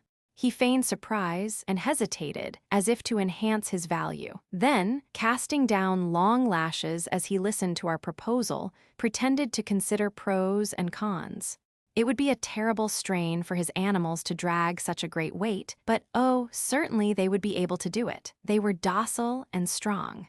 Every day nearly, they drew heavy loads of cut logs over the mountains. For 20 pesetas, he would risk injuring his oxen, but not a real less, and they would drag the gray car to the top of the pass that he could promise. "What extortion!" protested Carmona, who is not famed for generosity, except when something can be made out of it. "Oh, he's too handsome to beat down," pleaded Monica. That settled it. To please her, he would have given twice 20 pesetas for half the distance. The boy was engaged without further haggling. The animals were harnessed to the big Lecomte with rope which the youth happened to have, and with a thrilling cry of "Arrrri!" "Hola!" he struck the two blackbacks with his goad. "I can't bear to see it," Monica cried, covering her eyes as the great heads were lowered to adjust the strain, and every muscle in the powerful, docile bodies writhed and bunched with the tremendous effort. Big as they were, it seemed impossible that 2 oxen could do for the car, with passengers and luggage, what its own engine refused to do. Nevertheless, the huge thing moved, at first with a shuddering jerk, then with a steady, if lumbering crawl. Hola! She had now but 2 passengers, and not half as much luggage as the Lecomte, which perhaps explained her prowess. Nevertheless, I was proud. Brava, Gloria! I should have liked to shout. I could now have pushed ahead, and keeping pace with Carmona's car, as the oxen struggled nobly up the pass, have tried for a word or two with Monica. But perhaps Lady Veuillevon expected such a move on the part of the troublesome young officer, and by way of precaution, she had crowded near to the girl in the tonneau. A conversation worth having would have been hopeless, thus spied upon, and I disappointed the chaperone by making no such attempt. To my surprise, Carmona walked with us, instead of forging on beside his own car. His friendliness puzzled me. Each look directed at my face was sharp as a gimlet, though his words were genial. But the final shock came when he announced that he was bound for the Escurial and asked if we would like to join his party. "I know the palace like a book, better than I know most books," said he, "and if you've never been, I can get you into places not usually shown." The cherub thanked heaven that he had never been, and far would it be from him to go today or any other day. He had beheld the Escurial from outside and had been depressed to the verge of tears. Often since he had consoled himself for various misfortunes by reflecting that, at worst, he was not enduring them at the Escurial, but he would sit in the automobile and compose himself to doze while his dear children and friends were martyred in the monastery. "You're very good to personally conduct us," Dick answered the Duke, "but we've no time for the Escurial." "It will be worthwhile to make time," I hurried to break in, though Dick glared a warning which said, "You silly ass, don't you see the man's laying a trap, and you're falling into it?" I was ready to risk that trap, and realizing that I meant to see the thing through, Dick urged no further objections. Chapter 16, A Secret of the King's. Pillar said that the oxen were idiotic dears to break their hearts for nothing, not even a percentage on the 20 pesetas. But 4-footed beasts are tragically conscientious, and these farmyard martyrs accomplished their task without a groan, while the Gloria crept up close behind on her own power. I thanked the patron saint of cow creation when the straining brutes got to the top. The summit of the pass was crowned by a lion on a granite pedestal, a lion with a cold air of pride in his mission of marking the limit between Old Castile and New. For me also, he marked something for which I owed him gratitude, my deeper advance into the heart of my own land. Close to our resting place at the top of the pass, there was a rude hut, and 1 or 2 wagons which had strained up from the other side were halting their smoking teams. Here, seated in the car again, as we waited to see the oxen unyoked and the boy paid, a girl came out from the little house with a large volume in which she asked us to sign our names. The cherub scrawled something, and as Dick was scribbling, Carmona strolled across to see whether or no I entrusted my name to the book. I had meant not to do so, but now I would have changed my mind had not Colonel O'Donnell stopped me. "I wrote your name, Christabel," said he, in his ambrosial voice, and the situation was saved. Carmona made some commonplace remark to account for his approach and walked away with a self-conscious back, as Pillar's glance and Monica's crossed the distance between the 2 automobiles and met mischievously. The gray car took the lead again, and at a turn of the road it seemed that the whole world lay at our feet, yet it was not even all of Old Castile, so vast a country is my Spain. Far as the eye could travel spread the fair land, green with the tender green of spring, yellow with patches of golden sand, darkly tufted with woods, struck with flying shafts of light, ringed in with ethereal blue. Nothing could steal from me this illuminated missile of memories, and were I to be banished tomorrow, I should have Spain to keep in my heart, I said, as we rushed down the steep, winding way that serpentined along the southern slope of the Guadarrama. A breakneck road it was, but nobly engineered, twisting back upon itself in many coils, letting us fly with the speed of a bird to lower levels. And it seemed that scarcely had we sunk over the brink of the mountain than we were at the turn on the right, which would lead to the Escurial. Straight before us, rising out of the bare mountainside and seeming a part of it, towered and stretched a building vaster than any I had seen even in the limitless spaces of dreamland. Were it not for its cold regularity, I should have thought myself approaching another desert of giants who made toys of monoliths and obelisks, but these appalling domes and towers could be the work of man alone. There was no toying here. All was forbidding and gloomy, for this was the Escurial, immense, sinister, as if fashioned from the grim product of those iron mines which gave its name. I could imagine the fanatical satisfaction Philip's dry mind had found in planning this monument to represent the gridiron on which St. Lawrence was martyred. He who was to stand in history as the great inquisitor must build his monastery and palace in honor of a martyr.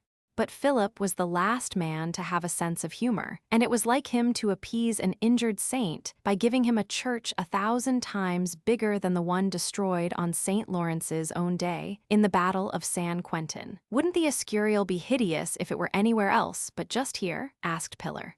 She was right, for on the Sierra it seemed an expression of the Sierra, and in spite of Philip rather than because of him, it was splendid in the melancholy strength which made it a brother of mountains. We lunched on extremely Spanish food at a fonda opposite the Escurial, and when the time came for sightseeing, a time for us, but not for the public, the Duke began by marshalling us all, except the weary Duchess and the lazy cherub, through the great door guarded by St. Lawrence. Once within, we saw the treasures, as a bird in flight sees the beauties of a town over which he swoops, but we did see them, and once I had 3 words and 1 look from Monica before it occurred to Lady Veolavon to link an arm in her daughter's, in a sudden overflow of maternal affection. But after we had stopped longer than he wished in the church, and the choir, where Philip learned that Lepanto had saved Europe from the Turks, and listened to the sad music of Mary Stuart's Requiem, the Duke promised something still better in the palace. "What you shall see there," he said, "is a secret." It was a secret of King Philip's, so great a secret that even the writers of guidebooks know nothing of it, while, if a tourist should have heard a rumor and asked a question, the attendants would say, "There's no such thing in existence. Only the royal family know, a few privileged people about the court, and the guardians of the Escurial." As for me, I was told by someone here, someone whom I myself placed in the palace. My curiosity was excited, and even Dick, who resented this expedition, looked interested as we arrived at the palace, the great gridiron's handle. At the entrance, Carmona separated himself from the rest of the party, saying that he must have a few words in private with the attendant who would show the rooms of Philip II. He walked ahead, engaged the brown-liveried guide in low-voiced conversation, and seemed to ask a question with some eagerness. Observing the pantomime from a distance, I fancied that, for some reason, Carmona was to be denied the privilege of which he had boasted, but apparently he did not intend to accept defeat without a struggle. He and the guide moved on, then stopped again to argue, this time with their backs to us, but from the action of Carmona's elbows, I judged that he put his hand into his pocket. 5 or 6 minutes later he returned, to announce that after some difficulty he had succeeded in getting his own way. We might go, unattended, into the private apartments of Philip II, and while we were there, other visitors would be kept out. "If there are any, they'll be taken another round," said Carmona, "and won't be ready to come into the king's rooms until we're ready to come out." The guide led us down the narrow staircase to the outer door of Philip's suite, then slipped away, shutting the door behind him.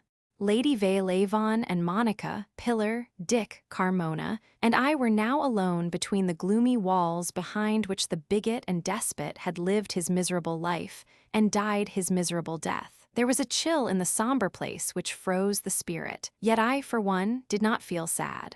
I was conscious only of an excited expectancy, as if I were waiting for something to happen. We let our imaginations set the meager form of Philip in his chair, or by the desk at which he used to write, examined the grim relics of his monk-like existence, and finally moved to the death chamber, set like a stage box at the theater, beside the high altar of the chapel.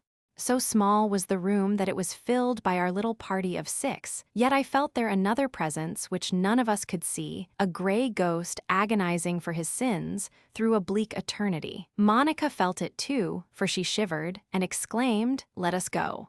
This room seems haunted with evil. I can't breathe in it." "But now for the secret," said Carmona. "Would you guess at any hidden opening in these walls?" We stared critically about, and I began to test the wainscot, but the Duke stopped me. "You'd never find the place," he said, "and I promised the person who told me not to give away the secret, but that doesn't prevent me from showing you what's behind the door." He moved close to the wall, stood for an instant, then stepped back, as we heard a slight clicking sound, like the snap of a spring on an old box lid. At the same time, a part of the wainscoting rolled away, leaving a narrow aperture. It was dark on the other side, but Carmona took a gold matchbox from his pocket and struck a bunch of little wax phosphoros. "Philip had this cell made for a place of penance and self-torture," he said, "and it's just as it used to be during his lifetime, before he was too ill to go in anymore. His twisted wire scourge is there, with his blood on it, his horsehair shirt, and a girdle bristling with small, sharp spikes. Will you have a look, Lady Veilevon? I can't go with you, for the cell isn't big enough for 2, but I'll hold the matches at the door." Lady Veilevon is of the type of woman who enjoys seeing such things as these, and though she would not have tortured herself had she lived in feudal days, I am sure she would have dined calmly over an underground dungeon where an enemy, an inconvenient wretch like me, for instance, suffered the pangs of starvation. She squeezed into the cell, descending a couple of steps, remained for 2 or 3 minutes and came out, pronouncing it extremely interesting. "Now, Lady Monica, it's your turn," said Carmona, but Monica drew back. "I hate seeing torture things," said she, "and blood, even wicked old blood like Philip's, which I used to think, when I read about him in history, I'd love to shed." "No, I won't go in, thank you." Pillar also refused, for if she went she would certainly have a nightmare and dream she was walled up. Thus there remained only the 3 men to inspect the hidden horrors. Carmona held his matchbox to me, saying that when we had seen the place he would look in to refresh his recollections. But Dick calmly helped himself to several phosphoros and took first turn, probably suspecting something in the way of an oubliette, especially prepared for me. He reappeared presently, however, his suspicions allayed. "Beastly hole," he remarked, "almost bad enough for Philip, though he did grill some of my best ancestors." I took a couple of matches, lighting them on the Duke's box. Then, bending my head low and pushing in one shoulder at a time, I squirmed through the aperture. In so doing, however, I contrived to trip over Carmona's foot, which must have been thrust forward, staggered against the opposite wall of the narrow cell, and lost both my lighted vestas. Carmona exclaimed, I stumbled, and almost simultaneously the door slid into place with a sharp click. There was not space to fall at length. I merely lost my balance and saved my head from a bump by shielding it with a raised arm. I steadied myself in a second or two, but I was in black darkness. Outside, I could hear a confused murmur of voices and would have given something to know what Dick was saying at the moment. I was thinking that I should not like to be a prisoner in this hole for many hours on end, when there came an imperative tapping. "Helloa." I answered, expecting to hear Dick speak in return, but it was Carmona's voice which replied. Evidently, he was speaking with his mouth close to the secret door. "I'm very sorry for this accident," said he distinctly. "When you stumbled, you knocked my arm and made me touch the spring. Unfortunately, the door closed with such a crash that the spring seems out of order, and I can't move it. But if you'll be patient a few minutes, I'll look for an attendant who understands the thing, to bail you out of jail." If I had been Lieutenant Christabel O'Donnell, I would have heard no more in the rhyming junction of those words, jail and bail, than met the ear. But being the man I was, the man he suspected me to be, I did hear more, and I believed that he wished me to catch a double meaning. Does he mean to hand me over to the police now, on suspicion? I wondered in my black cell, before Monica's eyes, but aloud I said, "Thanks, don't be too long, or I shall be tempted to smash the door." "You'll find that impossible," answered Carmona. "Don't worry if I seem to be gone in age. There's only one man on duty today who knows the secret of this room. I asked for him when we came, but his comrade said he was away on leave till 4 o'clock. It must be that now, and I'll have him here as soon as possible. He will be the more pleased to set you free, as he's an old friend of yours. You remember little Raphael Commonaire." I was silent, seeing, as if by the glare of lightning, the whole design of the trap, and seeming to see also the triumph which must be in Carmona's eyes. But the pause had not lengthened to a second, when I heard Pillar's voice, speaking also close to the door. "Of course you remember, Christabel, Raphael Commonaire of the Duke's Ganaderia. But it's a long time since he went away. After he was gored by Nero and lost his health, through the influence of a friend at court, I got him a place here," I heard Carmona say. Then raising his voice for my ears, he went on, "Poor Raphael will be pleased to see you again. You must have played with him when a boy. I'm off to find him now." Silence followed these last words. I could picture the consternation of Dick and Pillar. Neither could do anything to help me, nor could I help myself. I could but wait in this suffocating black hole for the moment when a stranger should give me light, and exclaim, "This is not Don Christabel." Almost I admired Carmona for his quick wit. After a few moments of rage, at sight of the suspected man of Burgos Cathedral on his track in the red motorcar, the thought of the Escurial and his old servant must have sprung into his mind. Had Commonaire been available at first, Carmona would have been spared the trouble of shutting me up in Philip the Bigot's torture chamber. But hard-pressed for an excuse to keep us at the Escurial till his man came back, he had put me where I could be kept while needed. And now that he was gone in search of Raphael, we 3 loyal comrades could not discuss the situation because of Lady Veilevon's presence. A brilliant stroke of Carmona's to have me betrayed by another than himself, so that Monica might not bear him a grudge. Who was this person masquerading as an officer of the Spanish army, would be the first question of the police. And the answer need not be long in coming. The Duke had reason to congratulate himself. I had been a fool to drop like a fly into his net, and now that I was in, I saw no way out. "Oh, how I wish we could open the secret door," I heard Monica exclaim. "I can't even see exactly where it is now," Pillar said. "Christabel."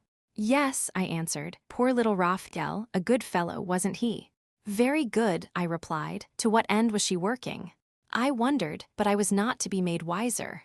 Before she had time to finish the hint, I heard Carmona speaking. "I've sent for Commonaire, who has returned, and will be here in a few minutes," he called to me.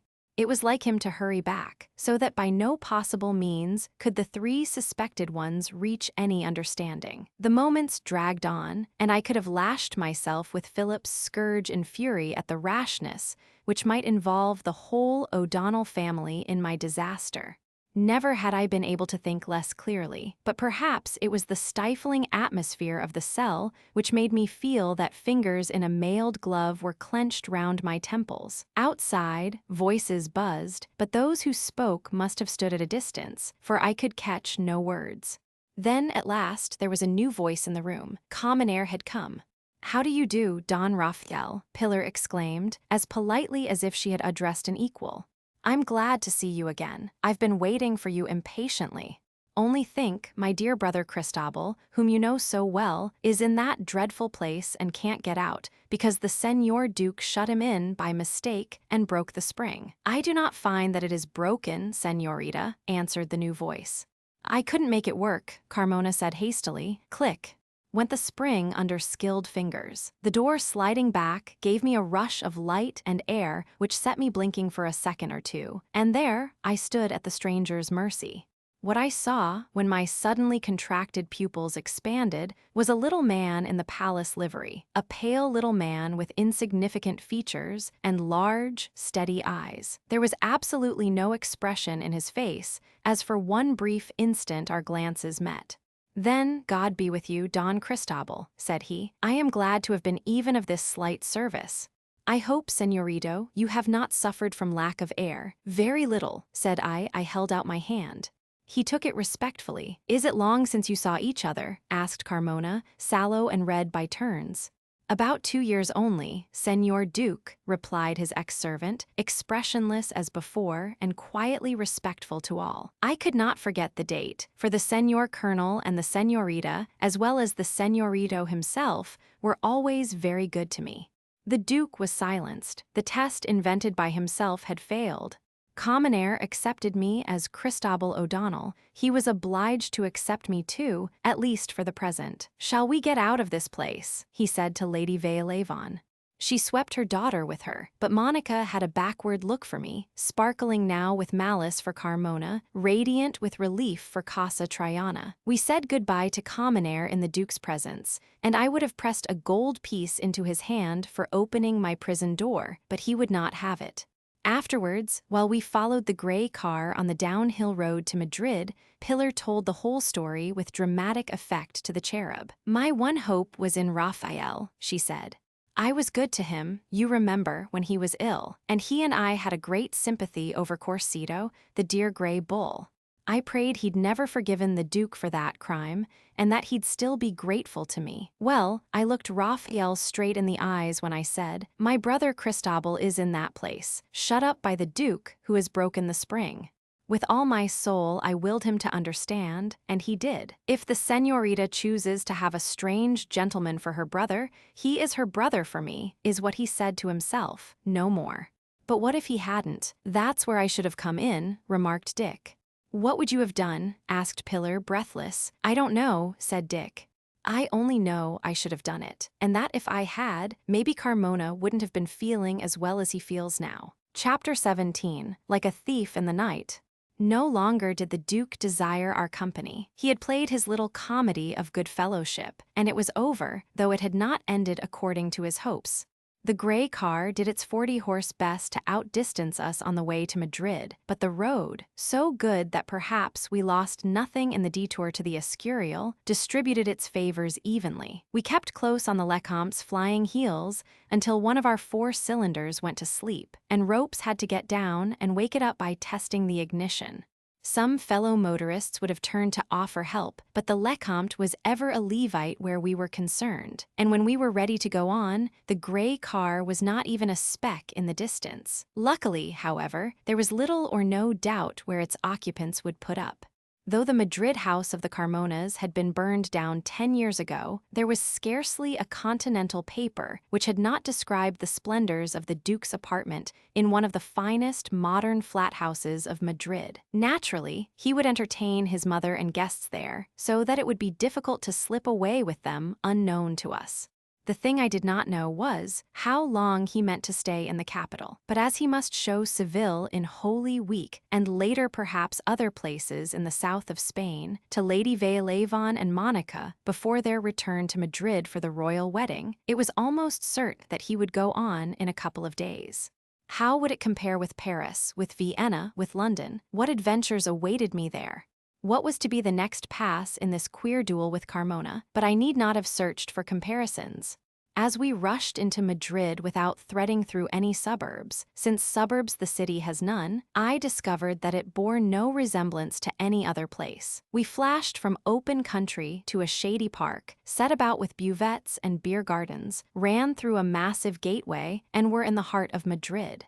Electric trams whizzed confusingly round us, and far above the hubbub of such traffic loomed proudly a hill crowned with an enormous palace. There was no need to ask if it were the royal palace, for it was essentially royal, a house worthy of a king.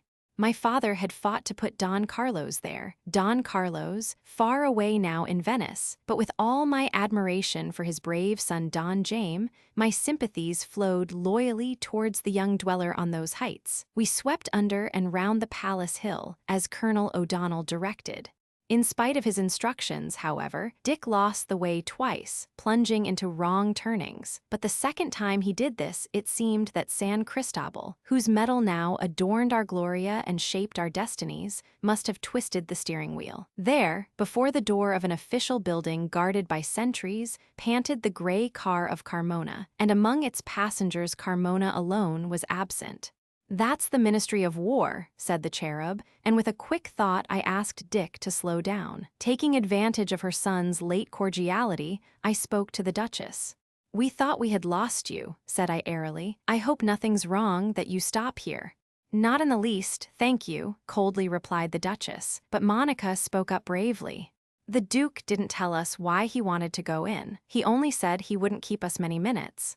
"Señorita O'Donnell, shall you be in Madrid long?" "Only a few days," said Pillar.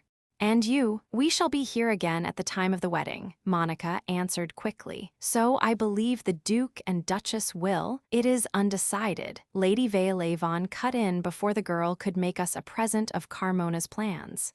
"We may take some excursions. As there's a fine road to Barcelona, we may go there and to Montserrat, and the Duke has said something about Bilbao." "But, Mother, surely we're going to Seville for Holy Week," cried Monica. "There's no reason why we should arrive before Maundy Thursday," replied Lady Vale-Avon, hiding annoyance. "But isn't that the Duke coming out?" "I hope he won't be long. It's windy here, and you have a cold coming on, my dear Duchess." We were dismissed, and raising our hats again, we drove on, Pillar waving a small, encouraging hand to Monica. "They won't do any of those things," said the Spanish girl.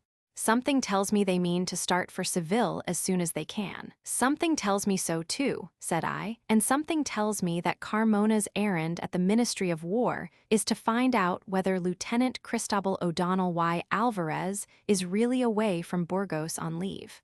"That's what I was thinking," murmured the cherub, "but the thought will not bring a gray hair. Cristobal is on leave, and he told his brother officers that he expected to go with his family to Seville. It was at the last minute that his plans were changed. No one was taken into his confidence, and it will be very negligent of San Cristobal to let him meet in Biarritz any common acquaintance of his and Carmona's." "I'm putting my faith in San Cristobal," said I, "but as he has a good deal to attend to, the less I show myself in Madrid, where my adopted brother must be known, the better." "He hasn't been as often here as Pillar and I," said the cherub, "so he knows few people. Still, Cristobal's uniform should now be put away, and Cristobal should wear civilian clothes." "He certainly will," I answered, laughing, and Colonel O'Donnell gave himself up to directing Dick which way to go, as we were in the most crowded center now, close to the Puerta del Sol. This big, open space, shaped like a parallelogram, walled by hotels, government buildings, and shops, struck me as a Spanish combination of Piccadilly Circus and the Mansion House thrown into one. 10 busy streets poured their traffic into the place. Intricate lines of tramways converged there. The pavements were crowded with loungers who had the air of never doing anything but lounge and wait for excitements. It was as gay a scene as could be found in any capital, and it seemed to me that this absolute democracy was after all the true note of modern Spain. Whatever else we may be, we never have been, never will be a nation of snobs, we Spaniards whose favorite saint is the peasant Isidro. Steering cautiously through the throng which scarcely troubled itself to move before us, we took one of the main arteries leading out from the Puerta del Sol and turned into the deep blue shadows of the Cal Echegaray to our hotel. Already, I had discovered that it is not the habit of Spanish landlords to descend from the important first floor to the unimportant ground floor and welcome their guests. They are glad to have you come if you choose, but they do not care if you stop away, for there are plenty of others. And whether you are cousin to the King of England or an American millionaire or a Spanish commercial traveler, very timid and just starting in business, you will be given the same reception, unless you put on proud airs, when you will be shown that you had better go elsewhere. I was vaguely introduced as a relative, no name given, no name, in the flurry of greeting, asked, for Spain is not like France or Germany, where the first thing to do is to write down all particulars about yourself on a piece of paper. Ropes drove the car off to a garage, and we were shown to rooms which made us realize that we had left the provinces behind and come into the capital. Thank goodness I shall have a pillow to sleep on tonight, said Dick, instead of doing the carved knight on a marble tomb act. I looked particularly at the two neat, rounded blocks those chaps in Burgos Cathedral had to rest their heads on, and the alleged pillows on my bed were an exact copy, hardness and all. I like them hard, said I, that's right. Stand up for Spanish institutions. There's one anyhow I don't think you'd run down, I remarked. Which one? Spanish girls.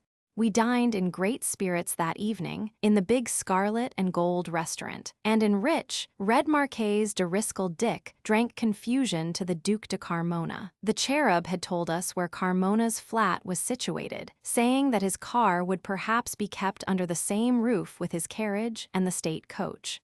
The company was interesting to watch. Leoncavallo had as a guest the famous ex-bullfighter Mazzantini. A Russian prince entertained several beauties of the opera, and there were 2 or 3 politicians greatly in the public eye. We were hungry, the dinner was good, there was much to talk over, and all seemed to be going well. But about 10:30, when Pillar had gone, and the cherub was having a yarn and a cigar in the sitting room of our suite, Ropes appeared, looking serious. Something bad has happened, sir, and I blame myself, said he. Something wrong with the car? I asked quickly. Something out of the car, sir, he amended. The main shaft of the change-speed gear. Impossible, said I. A car can't go along dropping her gearing as a woman drops her purse. No, sir. But she can, so to speak, have her pocket picked. After all that's come and gone, I ought to have kept my eyes open. Out with it, my good chap, said I. Don't try to break it to us. It's the car that's broken into, sir. I found the garage all right, left her safe and sound, came back here, but after dinner thought I'd go round again to tinker a bit at the car in case of an early start tomorrow. When I got to the place, there were 3 new fellows on duty, and they seemed astonished when they saw I intended to work on the Gloria. The chauffeur who looked after that car had been in, they said, and you can believe, sir, I pricked up my ears. He'd been working like a demon, said they, opening the gearbox and dismounting the main shaft. Then he went off with it over his shoulder, after telling the foreman his master wouldn't believe the pinions were so worn there ought to be a new set, and he was going to show it to him. They were surprised, I can tell you, sir, when I said we'd been robbed, and that the thief wasn't your chauffeur.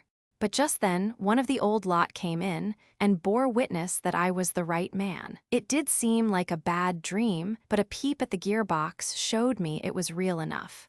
I was a fool not to give somebody warning or pay a man to stay by the car. I can't see that you had reason to be suspicious, said I, although it's a rascally outrage and makes me feel murderous.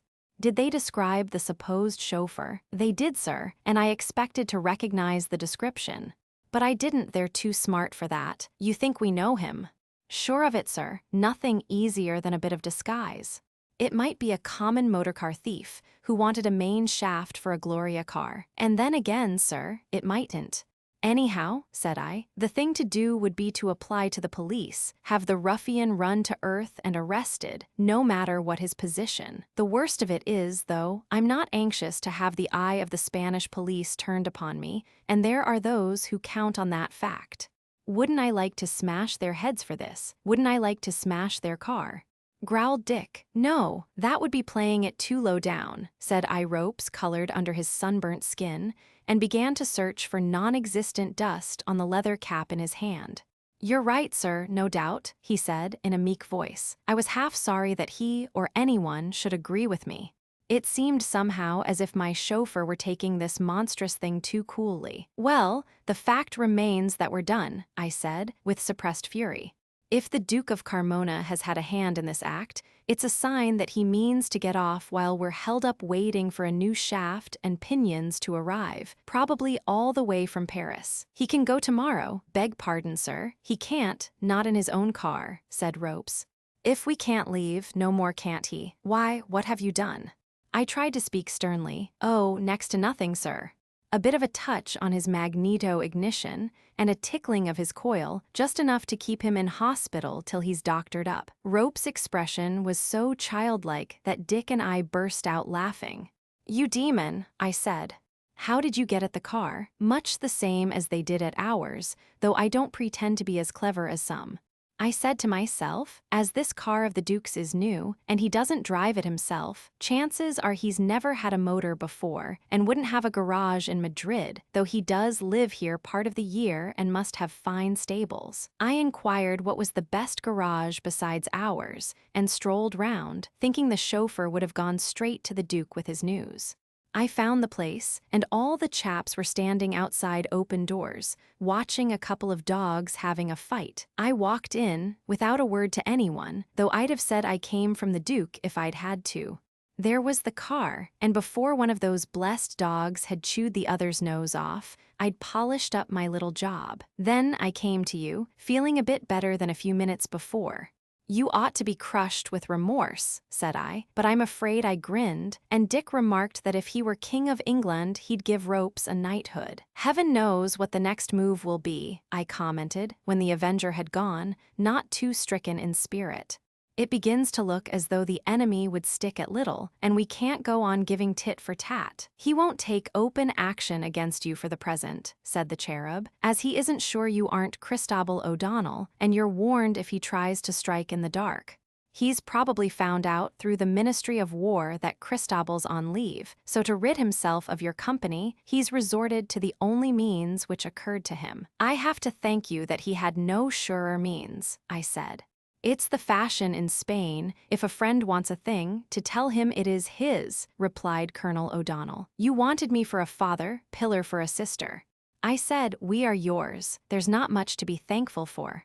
I would do 10 times more for your father's son, and my confessor's a sympathetic man. Besides, to tell you a secret of mine which even Pillar doesn't know, though she has most others at her finger end, your mother was my first love.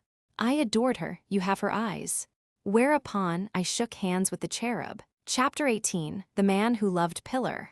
When Ropes had gone to send a telegram to Paris, Dick and I talked the matter over from so many points of view that Colonel O'Donnell apparently went to sleep. It was only when I burst into vituperation against Carmona that the excellent man suddenly showed signs of life.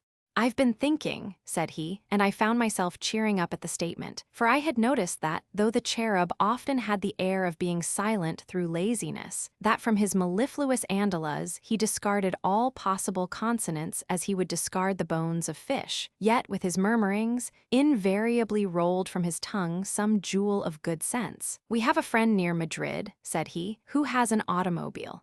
I know little about such things, but when I heard that you had a 24-horsepower Gloria, I thought, it is the same as the Conde de Roldens. It will be days before your new parts can come from Paris, even if you send Ropes, and there are few automobiles on sale here, if any. It's 100 chances to 1 you could get parts to fit your car in that way. But if Don Cipriano's car is what I think, he will give you what you want. When the new parts arrive, they will be for him. Colonel O'Donnell, said Dick, you and your family are bricks.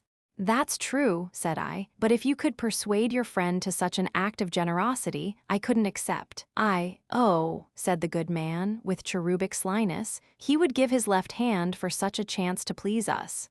Perhaps you haven't noticed that my Nina is rather attractive, but it has not escaped the observation of Don Cipriano. So the wind blew from that quarter. I threw a glance at Dick, and saw on his face the same expression of disconcerted amour propre I had once seen when a bullet went whistling by his nose. But he said nothing about either missile, and now it was left for me to justify our appreciation of the señorita. Ordinarily, if there is one thing which the cherub loves, it is to dawdle, but now he rose without a sigh and remarked that there was no time to waste. He must fetch Pillar. She will have gone to bed, I objected. The cherub smiled. Pillar go to bed at 10:30 on her first night in Madrid after months of absence. Not she. Her father was willing to bet that she was at her window looking down upon the street, and wishing she had been born a man that she might be in it. Night is the time for amusement in Madrid, said he. One can lie in bed till afternoon without missing anything, but at night, that is the time to be alive here. And though our home is in the southern country, when we are in Madrid, my Pillar and I, we are true Madrilenios. Had she and I been alone, she would have made me take her to the theater or circus. We should not have got home till 1, and then I should have had to give her supper. Oh, she will be enchanted when I call her back to life." With that he trotted off, and before it seemed that he could have explained anything, he had brought Pillar to us in triumph, her hat on her head, dimples in her cheeks, and stars in her eyes. "I'm ready," she exclaimed. "Ready?" I echoed. "For what? Why, to drive with you all to Don Cipriano's." "What else? We mustn't lose a minute, or our bad fairy will have time to work some other evil charm before we've remedied the first. Oh, I may be only a girl and not of importance, but Don Cipriano thinks me important, and I shall have to be there to make smiles at him. He has a Gloria, and it is 24 horsepower. Father sent to order a carriage while I put on my hat and coat. Don Cipriano's place is only half an hour out of Madrid, even with a Simon. He breeds horses and oh such dogs. Come along, come along." "At this time of night," said Dick, "he'll think we're mad." "It's always early till tomorrow morning in Madrid," laughed Pillar. "Ah, how nice to have an excitement." "He won't be at home," said Dick. "Yes, he will. San Cristobal will keep him there." Before we knew what we were doing, this small Spanish whirlwind had swept us downstairs in her train, into the vehicle which had actually arrived, and out into the midst of a night scene as lively as a fair. Many shops were open and brilliantly illuminated. Cafe windows blazed like diamonds. Half the population of Madrid was in the streets, and a stranger might have thought that something unusual had happened, but Pillar assured us it was always like that.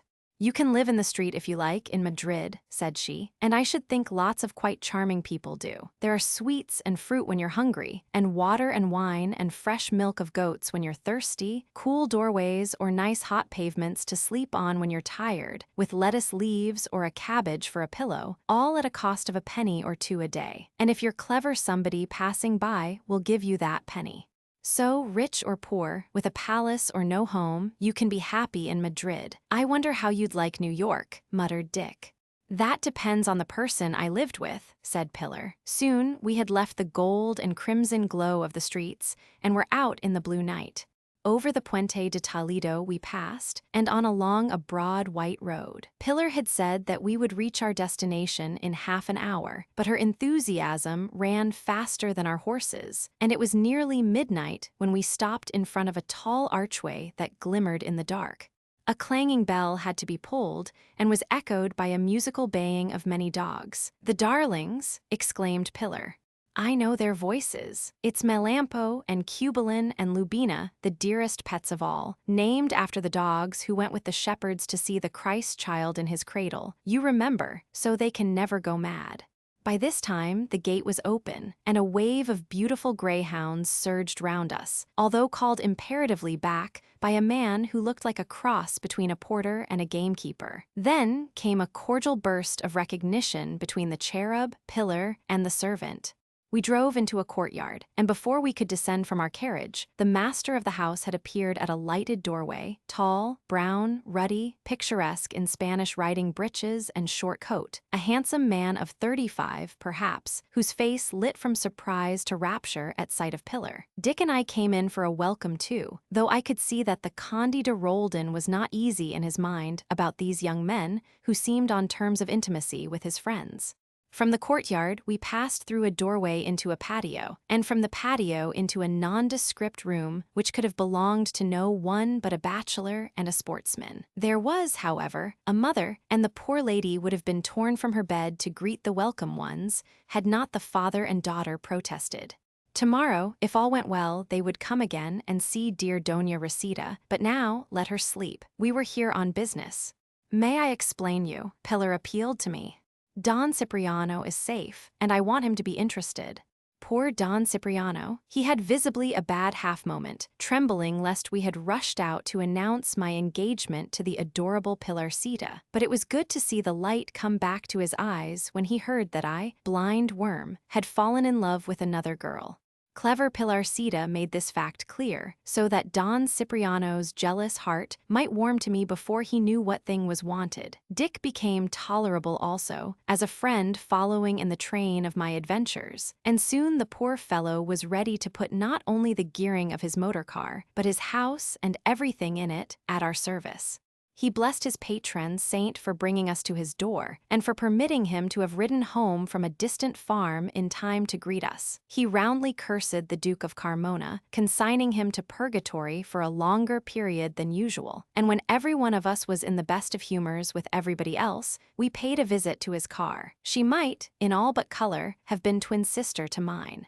There seemed reason to hope that the pinions of this Gloria would fit the other Gloria, and that no time might be lost in making the experiment. The Conde de Roldan volunteered to spin us into Madrid, letting our Simon go back empty. If we deceived ourselves, rather than I should be delayed, his car was mine to take where I would, and the cherub stepped on my foot to check a refusal. There was a chauffeur in this interesting household, but he was several other things as well, and was a better dog doctor than the vet. At that moment, he was assisting at an addition to the family of Lubina's daughter. But in any case, Don Cipriano protested he would have allowed no one to drive us save himself. We raced to Madrid in a fourth of the time we had taken in coming, and 2 hours after the moment when we had news of the disaster, we arrived at the garage of my injured Gloria. A somnolent night porter let us in, and at the sound of our entrance, the figure of a man sprang from the cushions of my car. Pilar gave a cry, which changed to a laugh as she saw that it was Ropes. San Cristobal failed you for a few minutes this evening, didn't he? But he's going to make up for it now, she said, and I'm going to see him do it if it takes all night. In vain did the cherub try to persuade her that it would be well to let him escort her home, as the experiment would be a long affair. Nobody seconded his efforts, and, if they had, 10 chances against 1 that Pilar Cida would have listened. Never, in all her life, said she, had she known anything like the excitements of the last few days, and it was too probable that she never would again. With this, she climbed into her old place in my Gloria's tonneau, her bright eyes bewitching in the uncertain yellow light, and enchanted with the prospect of retaining her society, Don Cipriano proposed a feast. He would not listen to discussions, but rushed the bewildered watchman off to a neighboring restaurant, whence a waiter appeared with the speed of magic. Supper was ordered: chicken, salad, champagne, all that could be found of the best, and dulces for the señorita. While Ropes and I worked as if for a wager, a swarm of amused waiters came buzzing about the garage, bringing chairs, a table, clattering dishes, clinking knives and forks, and silver pails wherein tinkled ice embedding gold-labeled bottles. Ropes is unrivaled as a mechanic, and I am not unhandy with tools, so that between us, under the inspiration of Pilar's bright eyes and sayings, we had the pinions out of Don Cipriano's car by the time the champagne was cold. Then, while corks were popping, the great experiment was tried. A fit! A fit! I exclaimed, and joyously we drank to the health of the 2 Glorias. Such tips as they got that night, those waiters and that watchman could never have seen. No doubt they thought us mad, and perhaps we were, but it was partly the fault of San Cristobal. Chapter 19. A parcel for Lieutenant O'Donnell. Never was such a man as Don Cipriano, Conde de Roldan. Not content with lending me his wings that I might fly while he was left to crawl, he proposed to heap other favors upon the friend of his friends. He offered me an asylum at his place for my rejuvenated car, lest the enemy in reconnoitering should learn our secret before the time, and, better still, he volunteered to visit the camp of that enemy and discover his plans. Being an acquaintance of the lady whom Carmona had jilted, he was no admirer of the Duke's. Nevertheless, he was a member of a club which Carmona frequented when in Madrid, and he thought that the Duke would look in next day. Even if he should decide to proceed by rail, after discovering how 2 can play at the same game, such a change of plan would mean delay. Therefore Carmona and his party would spend at least 1 day in Madrid. Don Cipriano offered to go early to the club and not to leave until he had seen the Duke. The moment he had any news, he would bring it to us. I accepted my new friend's invitation to house the Gloria, as his place was so close to town that Ropes or I could spin her back at short notice. And at dawn, when Mary Madrid was thinking of bed, my car towed out his dismantled one. Pillar and her father had gone home to dream their good deeds over. Dick, when he heard that we were to drive behind the Conde's horses, developed a headache and ropes, and I had to carry the business through ourselves. We bathed and breakfasted in the country and drove back to Madrid while the gay world slept. He would now, Don Cipriano announced, spend the day in the city on watchdog duty, but as he would have no news until afternoon, I might visit the picture galleries if I liked. They will make you feel proud of your country, he said, and so they would, no doubt. But I resolved to sacrifice them in the fear that, after all, Carmona might evade me if I gave him so good a chance. Never had I seen Dick so gloomy as when I returned to him, and the black dog was not chased away by my praises of Don Cipriano.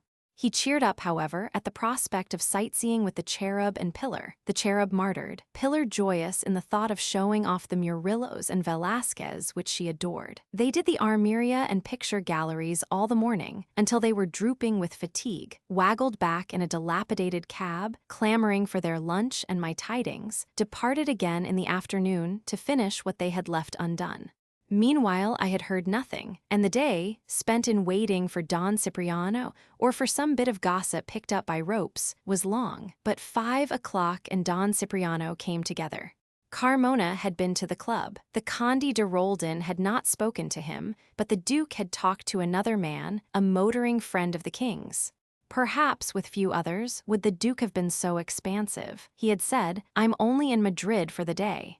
Should have been off this morning, with my mother and 2 ladies who are going to visit her in Seville, but had an accident to my automobile, which has made me a lot of bother. I hope to get away, though, sometime tomorrow."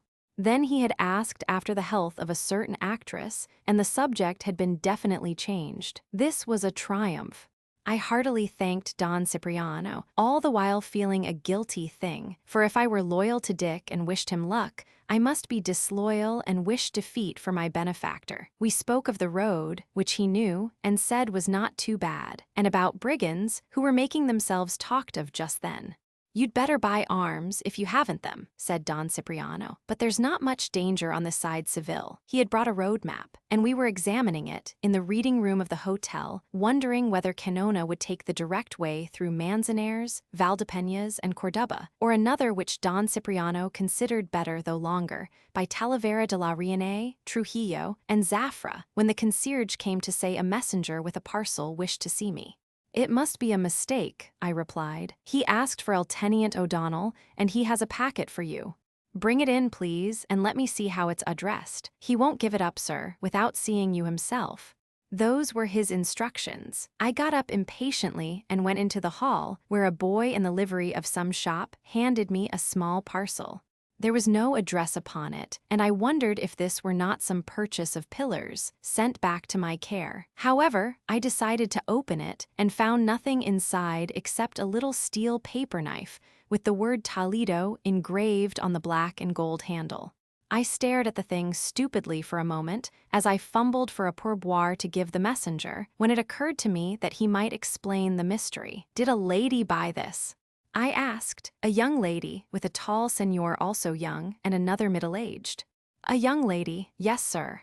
But she was with only one senor, and 2 senoras, both of an age. You saw them?"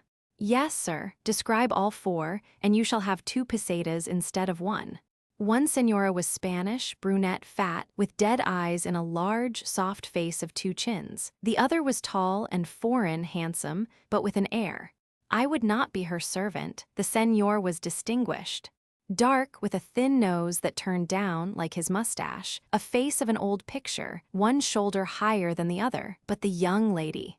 Oh, sir, the senorita was a white and gold angel, made of a sunbeam. It was she who bought the knife, while the others chose a thing for the tall senora. She quickly gave it and the money to an attendant, with the address, saying it must be put into the gentleman's own hand. I gave the boy 5 pesetas instead of 2. A paper knife with the word Toledo engraved upon it from Monica for me. No message, only that. But was it not in itself a message, the only one she could find a way to send? I went back to Don Cipriano. "I've just heard," said I, "that when Carmona starts, he intends to go to Toledo." Chapter 20, The Magic Word. When the others came back and the paper knife was shown, all agreed with me that it could mean but one thing. The best of it was that to go to Toledo the gray car must pass the Conde de Roldan's place, where my Gloria lay, and all we need do would be to await the moment when the Lecomte flashed by. Then we might give Carmona a surprise. None of us doubted that he must guess the cause of his accident, as we guessed at ours. Nevertheless, the blow he had inflicted was far more severe than our retaliation, and he doubtless hoped that, despite our revengeful scratch, he could slip out of Madrid, leaving us whores to combat. Don Cipriano dined with us that night and went with the others to the Teatro Español, where the great Guerrero and her husband were acting. It was not thought well for me to appear, lest the Duke should be there, and say to some acquaintance, "You see the O'Donnells. Is that the son who is in the army?" When they returned, Pilar had news. Carmona, with the Duchess, Lady Veuillevon, and Monica had all been at the theater in a box. "I knew that girl was beautiful," said Pilar, "but I didn't know how beautiful until tonight. With her pearly skin and golden hair among all the dark heads, she gleamed like a pearl amid carbuncles, and everyone was looking at her. You know how we admire fair beauties, and how we expect to adore the young queen when she comes. Well, if it had been Princess Ina herself, people could hardly have stared more, and the Duke was delighted. He wants everything that's best for himself, and to have others appreciate it. He was so proud of Lady Monica between acts, and kept bending over her as if she belonged to him. I don't think he saw us, but I was glad you weren't there, or you would have been wild to fly at him." "You make me wild to do that now," I said. "Have a little patience and you will steal her," said Pilar. "If she would only let me, but she won't. Who knows what she will be ready to do if they press her, and after tonight, too." She seemed half afraid of him, as if she began to realize more and more what he is. "Oh, if you weren't here I should want to do some desperate deed and snatch her away myself. He likes having her admired, while she's not yet his, but he has enough of the Moor in him to shut up a wife, so that no other man should see her beauty. And then presently he would tire and be cruel." "Don't let's talk of it," said I. "It's not going to happen." Though it was so late before we slept, we were dressed at an unearthly hour, according to the Cherub, and driving out with the small luggage which accompanied us on the car to Don Cipriano's place on the Toledo road. Ropes had spent the night there, and the Gloria was ready. The luggage was got into place, and Don Cipriano and his mother, a fairy godmother of an old lady, with a white dome of hair under a priceless black lace mantilla, were determined to provide us with food and drink as if to withstand a siege. There was a snow-cured ham from Trevellas, the most famed in Andalusia. There was delicious homemade bread, quinoes, malleets, and painsillos, and olives large as grapes. "You will need these things," insisted the old lady, giving the Cherub a friendly pat on the arm as she encircled Pilar's waist. "It is different on the road between Madrid and Seville from those you have traveled. You will want to lunch out of doors, in the sunshine, for you won't find good things like these at any little venta. I know, for I have been with my son. I am a heroine, my friends say. We will pack everything well for you. And the wineskin you must hang on the side of the car," said Don Cipriano, all solicitude for our welfare, poor fellow, believing happily, as he did now, that neither Dick nor I was dangerous. "There's no cure for Spanish dust, except Spanish wine. Besides, you're going through wild country where automobiles are seldom seen. If peasants are inclined to throw stones, the sight of a good skin of wine should soften them. And what true man would risk damaging a wineskin? That fairy godmother, Doña Rosita, conceived a fancy for Dick, who flirted with her in his bad Spanish so outrageously that she was delighted. He made her feel young again, she said, and it was a shock to find that he was an American. She had not forgiven America for the Cuban War, which she had not understood in the least. "But you are not wicked," she exclaimed. "I thought all American men were wicked and would do anything for money. I demit.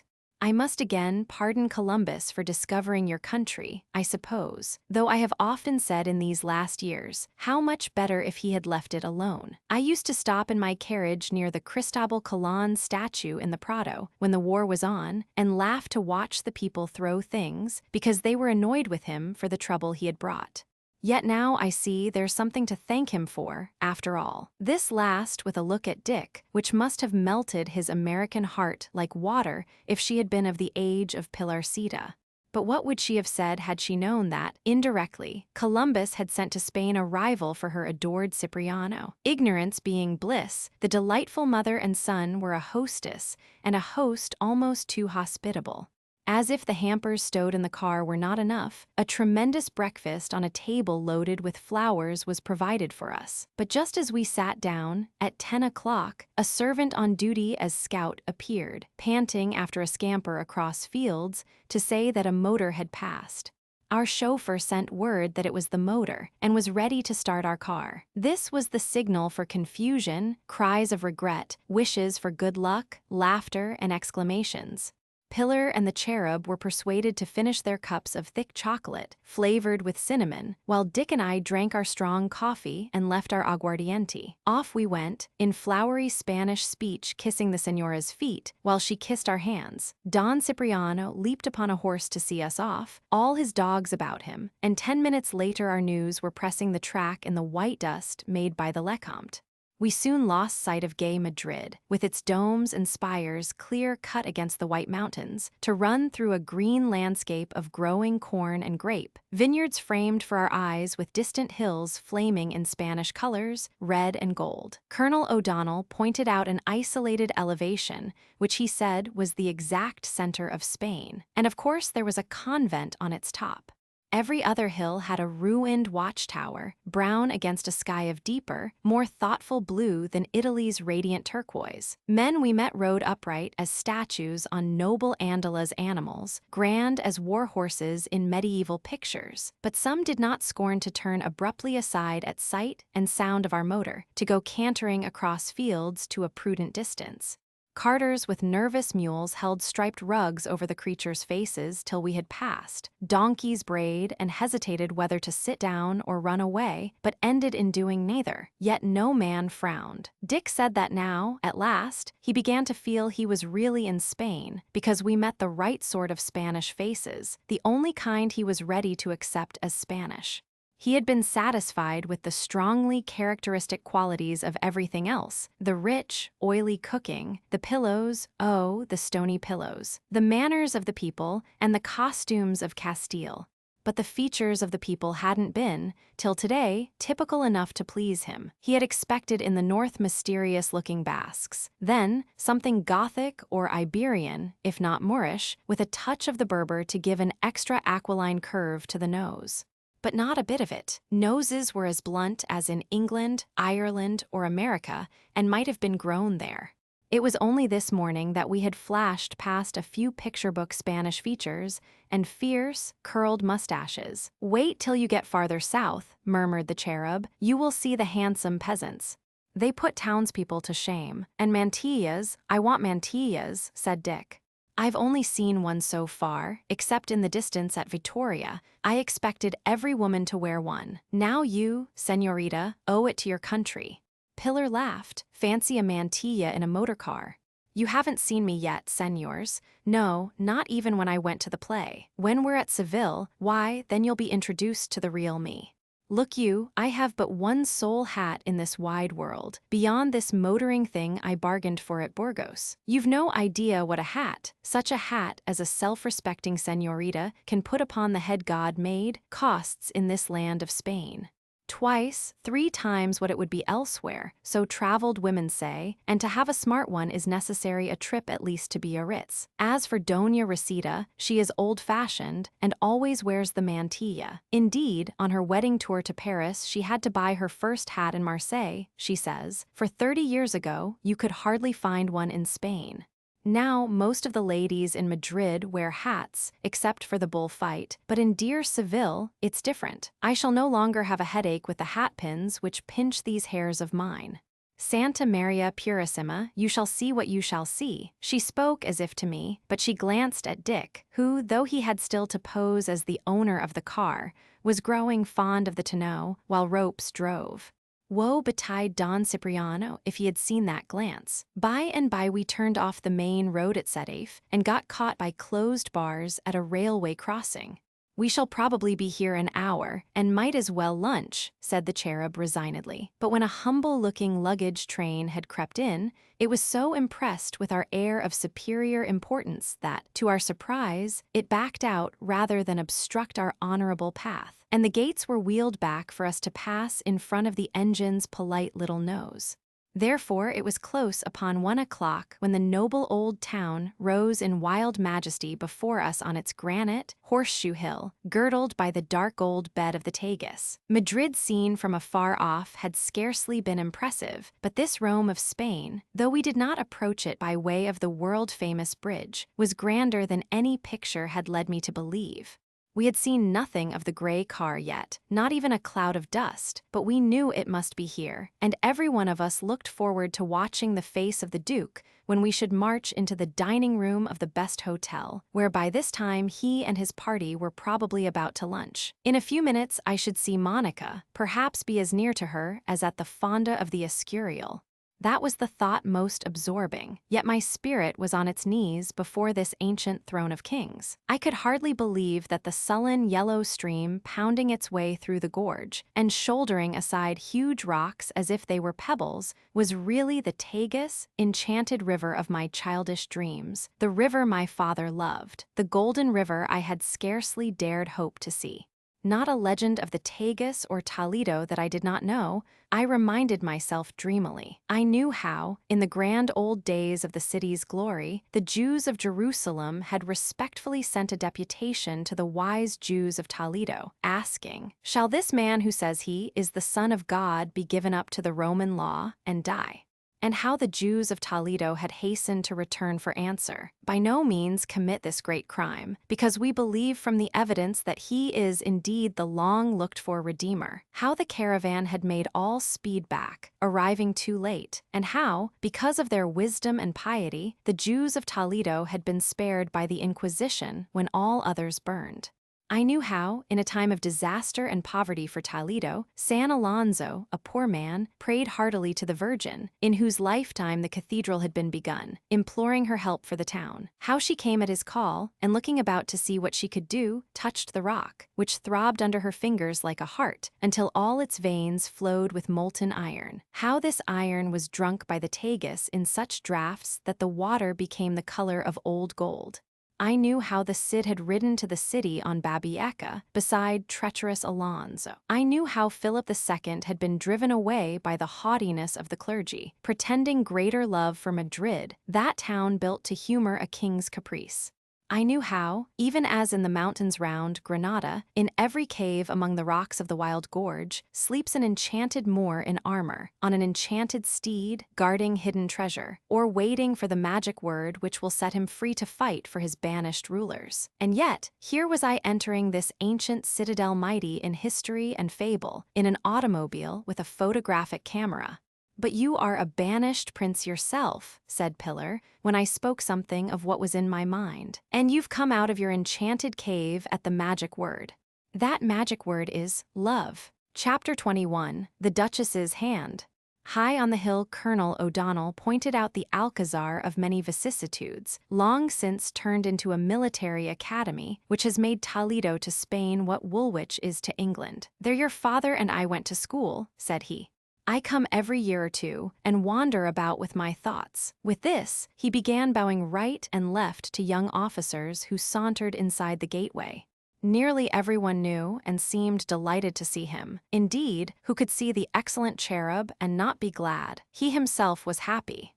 "There go your father and I," he exclaimed, picking out the two best-looking infants in a procession of incredibly small boys proudly wearing a smart uniform.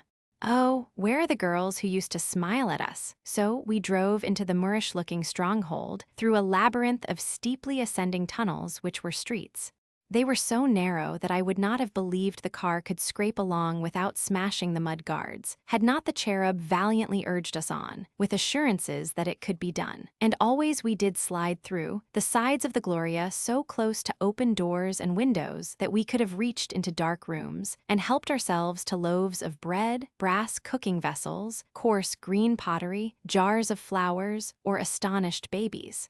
There was no space for dwellers in these shadowed lanes to rush from their houses before our car, when warned by the choof of the motor as we rattled over the agony stones that something extraordinary was coming. But mothers shrieked for their offspring, while young girls hailed their friends to the free show.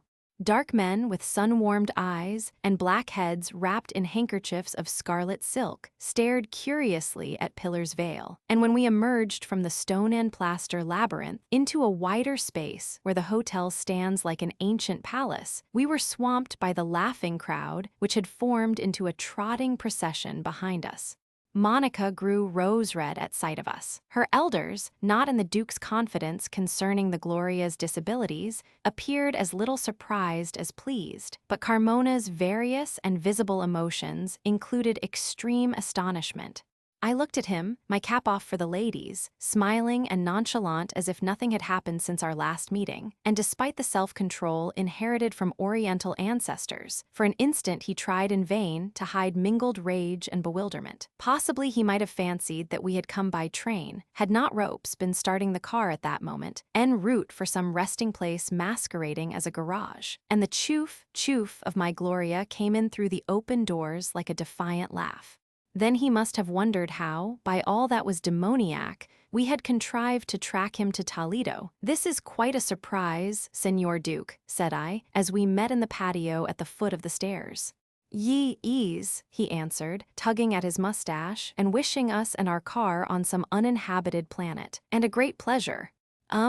Of course," he mumbled, and I dared not meet Monica's laughing eyes, lest our lips should laugh as well. They went to lunch, but we were not many moments behind, and Pillar, murmuring in my ear, "Cats may look at a king, whether the king likes or not," gaily selected a table next to the others.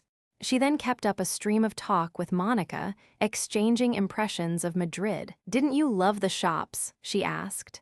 "And shall you buy Toledo things today? Scarf pins and hat pins and paper knives, or did you buy too many yesterday?" "I think I bought just enough," said Monica, with a quick smile.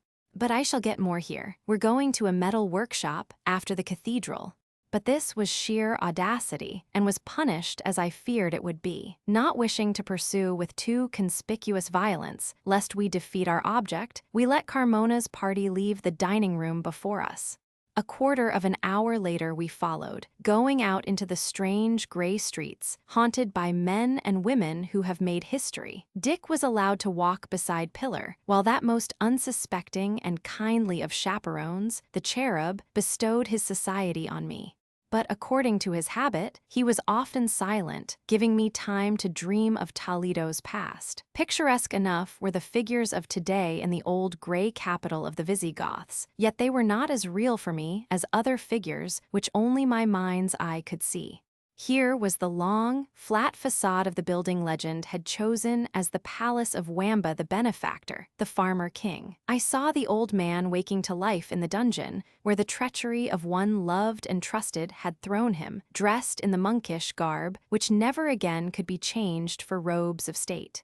I saw a haggard company of Jews marching into Tarshish, scarred and bleeding from the persecutions of Nebuchadnezzar who had flung them from Jerusalem. I saw Moorish men fighting to take Toledo, the lookout, the light of the world, and fighting again to save it for themselves. There, in the towering Alcazar, had Rodrigo betrayed his beautiful queen, Egelona, for the still more beautiful Florinda, daughter of Julian, Espatorios of Spain. At least, so legend said, mingling the romantic music of its ballads inextricably with the deep organ notes of history. Up this narrow street in the town, behind that barred window with its curious cannonball decorations, perhaps the incomparable Doña Flor of Dumas, bandit, had smiled and pierced the heart of the courier of love with her beauty. It was like awaking from a brilliant dream when the cherub stopped abruptly to point up at the vast, incongruous bulk of the cathedral towering over us. But there was nothing incongruous in the rich, Gothic splendor within, and my sole shock of disappointment came when I gave up hope of finding Monica. They had punished her by changing their plan of campaign, and I must seek her elsewhere. But I could not wrench my friends from this great monument of Spanish glory, merely because I cared more to look on Monica Vale's face than the face of any saint, carved or painted by a master's hand. I stayed, therefore, finding such consolation as I could in the jeweled gleam of rare old glass, the magnificence of bronze doors, tombs of kings and heroes, and all the wonders of gold, silver, pearls, and diamonds which, stored in the sacristy, do honor to the famous Black Virgin, the cathedral's queen. Coming out again into the town was like stepping with a single stride back from Europe into Africa, for nowhere can Moslem and Christian civilizations be more closely tangled than in Toledo.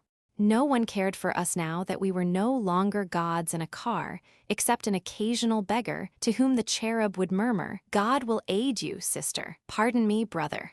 And then, changing his mind, drop a penny into a withered old hand or a pink, childish palm. "They'll leave the shopping to the last, because Lady Monica told us it was to be done first," said Pillar sagely. So we wandered through the shabby aisles of rag fair, Pillar hoping against hope to unearth a treasure. Because did not a man once pick up, for a song, a Greco worth a fortune, and did not one always find something at least amusing in the rag fair of Madrid? Thence we went on to the Moorish mosque, which the Visigoths began, and so to San Juan de los Reyes, which, Pillar said, I must like better than anything else in Toledo, because she did. With an air of possession, she explained the votive chains of captive Christians darkly festooning the outer walls, and I did not tell her I had heard the story long ago. She shuddered as she pointed to the crucifix which used to go with the procession of the auto da fe. "Only think how different times are now," said she. When Philip II was going to be married to his bride, not 14, a great show in honor of the marriage was a burning of heretics. Here in the Zoco, the marketplace of Toledo, I shouldn't have cared much to see a royal wedding then. I don't even like to look at that crucifix. It gives me such thoughts. But see, aren't those carved stone galleries where Ferdinand and Isabel used to hear Mass, like two great chased silver goblets? I hope the king and queen never sat there watching the poor wretches bound before marching off to the Zoco to die. But I'm sure Isabel wouldn't. She was so sweet, she must often have wished she hadn't made that awful promise to Torquemada. "You're Catholic, yet you say that," I exclaimed, as we stood looking at the gorgeous shields of Los Reyes Catolicos. Dick was near, listening with concealed eagerness for the girls. Answer, and no wonder, since he was Protestant, and not the man to be a turncoat, even for his love. "Oh yes, I'm Catholic," said she, but, half whispering, Spaniards, even the most ardent Catholics, didn't really love the Inquisition. It was thrust on them, and, I suppose in those brutal old days, it was a horrible excitement to see the burnings. It's natural to us Latins to have excitement, and after years of such dreadful ones as we had in those times, do you wonder the people clamor for bullfights? "Then you don't think we Protestants deserve burning?" asked Dick, staring at the crucifix. "How can you ask such a question? But you couldn't make a real friend of one, I suppose, or, let yourself care about one much. I should try and convert him or her. Supposing you couldn't. Then I'd have to like him or her in spite of all, and he or she would have to leave my religion alone. But I'm tired of solemn things, and Brother Cristobal's dying to buy metalwork. I don't think that Dick knew whether he had been encouraged or not. And he must have remembered that the Conde de Roldan is the best and most eligible of Catholics. Poor Dick. Perhaps he was beginning to realize how much easier it is to advise another man to be sensible than to be sensible yourself. Pillar had been right in her surmises as to the workings of Carmona's mind. When we came to the showroom of the Fabrica de Espadas, where the dusk was shot with 1,000 gleams and glitters of strange weapons, there were those we had sought in vain till now. The Duchess, yellow with fatigue, was resting her stout person on a bench in the long, low room, Lady Vale Avon beside her, looking tired and bored. But Carmona was at the glass-covered counter, begging Monica's advice in the selection of his purchases. His back was towards us as we entered, and, unnoticed by him, we saw him hold up to the light a small, sharp dagger, with a handle beautifully ornamented.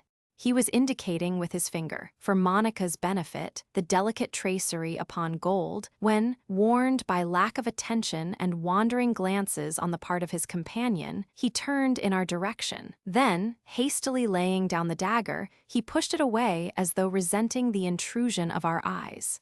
"After all, we went to the cave of Hercules," said Monica, "and to the house where the Moorish nobles were supposed to be murdered, so we missed you when we got to the cathedral. Señorita O'Donnell, do come and help me choose presents for some girls at home, in England."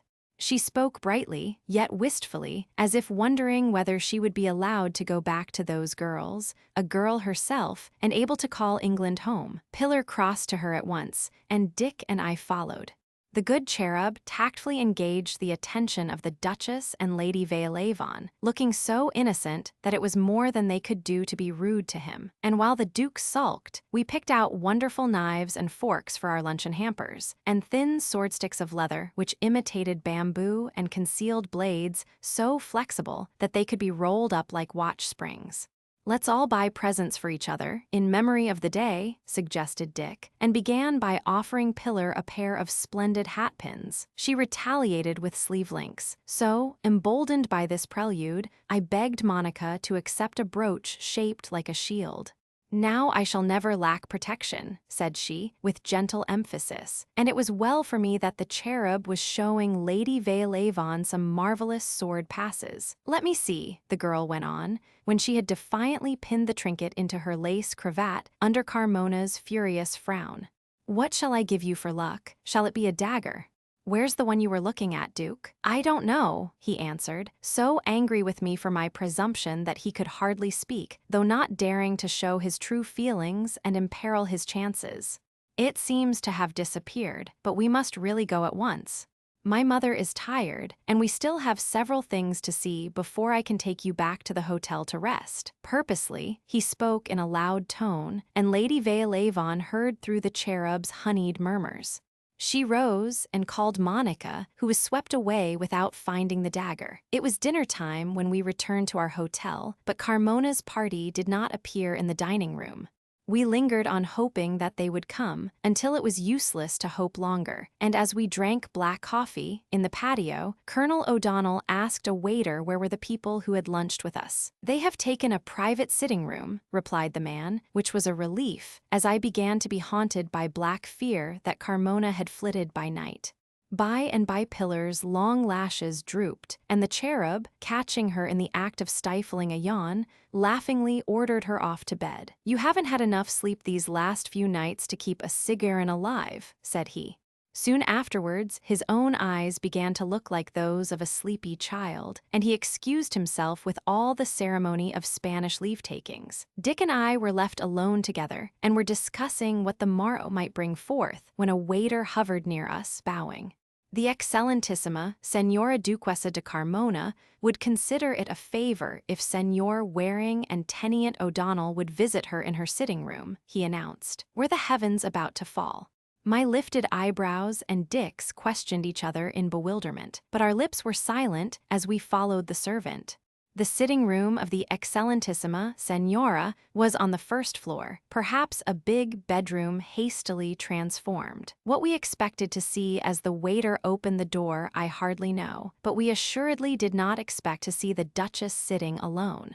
The table where the party had dined was covered now by a piece of gaudy, pseudo-Moorish embroidery and adorned with flowers. A few guidebooks and novels were scattered about, and in her hand the Duchess held a paper-covered volume, as if she had been reading. But the expression of the dark, heavy face contradicted her pose. We could see that she was excited.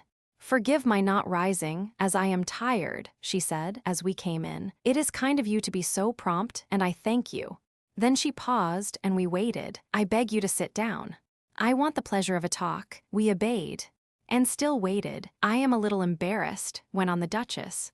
"You must be patient. What I wish to say is difficult. And yet the Señor Tenant, being himself Spanish, will understand. We are in Spain, the land of formality and rigid etiquette, among people of our class. That an automobile with two young unmarried men in it, that such an automobile should be closely following ours, which contains a beautiful girl, is calculated to cause gossip. Everywhere we go along this route, my son, and I have acquaintances, friends, and already there has been talk, which flies from place to place in gossiping letters between women. I am sure you would not like to think that you had caused me this distress on account of my sweet young guest and her mother. Never had I been more completely taken aback. She had us at her mercy, for how is a man to fight against a woman? We are motoring in your direction, I said lamely. The chances of the road bring us together. Ah. But I ask you, as a woman of my age may ask a favor of young men like you, seniors, not to take those chances. If it is as you say, and of course I believe, that you happen to be motoring on our road, it would be no great hardship to delay and give us a longer start. Remember, it is for the sake of a young girl and for an old woman's peace of mind. Will you do this kindness, then, for me? She had struck me dumb. I did not know how to answer her, and she knew it. Even Dick, with his quick Yankee wit, for once was unready, and indeed, the Duchess had us at a hateful disadvantage. We are in something of a hurry, Senora Duquesa, I stammered awkwardly. Then, rather than cause you loss of time, we will be off very early and go as far as may be in the day. If we leave at, let us say, 7 o'clock tomorrow, it would not be too inconvenient for you to wait till 9. That is all I ask, and to stay the night at Manzanares instead of trying to get on to some other stopping place. If you promise this, you are honorable men, and I know you will keep your word. She had her lesson well, and had evidently rehearsed it with her son, for this lymphatic, weary-eyed woman was not one to know in advance the names of halting places on an automobile tour. It was clever of Carmona to use his mother's plump hand as a catspaw to pull his chestnuts from the fire, but it was not brave, because he must know that we could not let it touch the flames. I thought for a moment in silence. Only boors could in so many words refuse such a request, put with apparent frankness by a woman old enough to be their mother. Yet I must not be trapped into promising anything that could separate me from Monica. To be near her, at her service always, was the one thing of supreme importance, but to throw aside my sheep's clothing and declare myself a wolf would be to lose her. For the instant that Carmona was sure of my identity, he would denounce me. I would be sent across the frontier while Monica remained with him, unprotected save by her mother, who was his loyal friend. This was sure to happen, even if I did not count the trouble I might cause Colonel O'Donnell if I were arrested while posing as his son. It seemed to me that we must agree to do what the Duchess asked, and, while keeping the letter of our promise, take means to see Monica in Seville. There, I must let her know all that had taken place, even if I could not communicate with her before, and I must implore her to come away with me lest some plot had been hatched meanwhile behind my back. "What do you think, Waring?" I said. Then, giving him a cue, I feel that we must consent, even though we may not see things according to the Duchess's point of view. Why, of course, a man can't refuse a lady. A lady generally knows that, Dick answered, avenging our wrongs with one sharp dig. She thanked us effusively. "Then I may depend on you?" She asked, looking at me. "You may depend upon us," I said. "And pray don't trouble to leave at an inconvenient time. My friend and I promise you 2 hours' start." Chapter 22, The Luck of the Dream Book. It was late, and Monica must have gone to bed, therefore it was impossible to send her a message. Next morning I was up early, and had my coffee and roll on a little table in the patio, in the hope of snatching a word with her. But she came down as closely attended by her mother and the Duchess as if she had been a queen, and they her ladies-in-waiting. I had only a chance to say goodbye as they were ready to drive off, and when I would have added a hasty explanation of our delay, the Duchess began to speak, so that Monica was whisked away without hearing. "Wicked old cat," was Pillar's exclamation when Dick told her the story of last night's dilemma. But when asked what she would have done in our place, her invention failed, and the cherub approved our course. The others had taken full advantage of our generosity and had not left Toledo till 9. Therefore, according to our contract, we were obliged to wait until 11, surprising Ropes by our procrastination. But as we were on the point of spinning away from the hotel, a goatherd turned the corner at the head of his shaggy flock. The man, tanned a dark bronze with constant exposure, wore his rags with the air of a king marching to conquest, and rather than show vulgar curiosity, strode past scarcely deigning a look at the automobile, though it was as likely as not the first he had ever seen. His goats, equally unconcerned, strayed among our wheels without hurry, and when they chose, clattered off with much play of little cloven hoofs on cobblestones. A sharper note of contrast could hardly have been struck, Dick and I said to each other. A meeting between the automobile, latest product of man's restless invention, made to fly across states and continents, and the goatherd whose knowledge of the world might extend 10 miles beyond the place where, since his birth, he had carried on one of the most ancient occupations on the globe. So the ages seemed united, and Virgil and Theocritus brought suddenly face to face with Maeterlinck and Henley, and an instant later we had taken a small excursion into the Middle Ages of superstition. Pillar told us gravely that in a volume of dreams and love lore, valued beyond all other books by the young girls of Andalusia, one read that it brought good luck to lovers to meet a flock of goats when starting on a journey in the morning. Thus encouraged to hope for what I dared not expect, we set off, again and again, finding ourselves hard put to it to get the long chassis of the Gloria round sharp corners of narrow streets. More than once it could be done only by backing the car, a feat which was witnessed with cries of astonishment by a crowd of water sellers with painted tin vessels, milkmen on donkey back, knife grinders, and Murillo cherubs who were following to see us off. Thus attended, we slid down the steep hill which twisted past the old fortifications of Toledo and brought us out at last upon the Puente de Alcantara, that most wonderful bridge of all the world. The Tagus, grandest river in Spain, and golden as old Father Tiber himself, plunged through his narrow gorge 100 feet below the arch of stone, and on either hand stood up the sun-baked cliffs, Toledo seated on their summit, crowned with towers, like an empress upon her throne. Far beneath, in the swirl of yellow water, were Moorish mills, white with age, grinding corn for their new masters. As we passed across the bridge at a foot-pace between strings of tasseled and jingling mules, little gray donkeys loaded with pigskins of wine, brown jugs of olive oil, or bags of meal, and charming children who offered us roses for a perilla, we had our last sight of the cathedral spires. The voice of a young girl, washing white and blue clothing in a trough of running water, sped us upon our journey.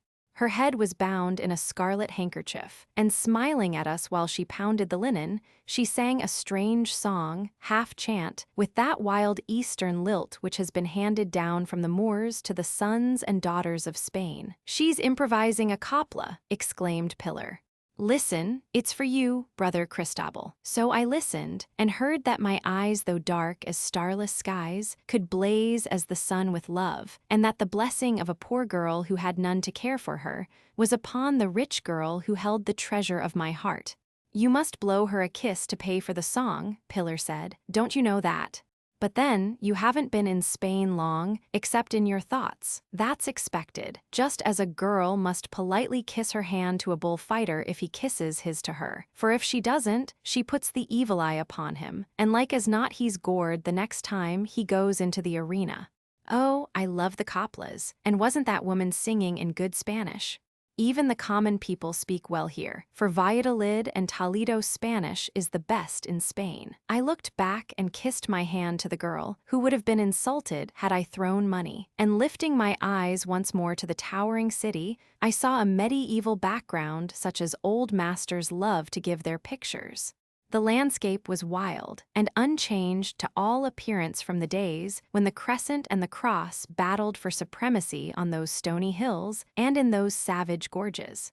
Now, our business was to hark back to the King's Highway between Madrid and Seville, that road on which Dick thriftily planned his quick service of automobiles for passengers and market gardeners. But today, there was none of that excitement of the chase to which we were accustomed. I was depressed despite the good omen of the goats, and an encounter with a mule who had 4 white feet, a sign of some extraordinary piece of luck, according to Pillar's dream book.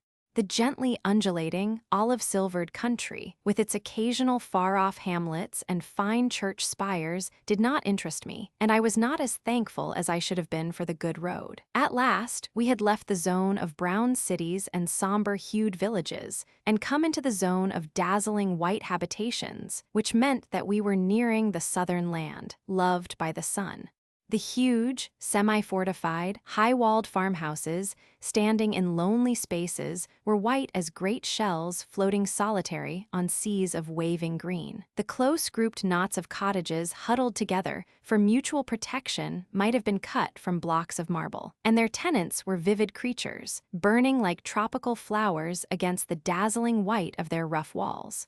Never for 10 minutes was the landscape the same. From olive plantations, we rushed into a bleak country of savage hills, where windmills planted upon rocks beckoned with slowly moving arms, so down into flowery valleys with a thread of silver river tangled in the grasses near a long white road.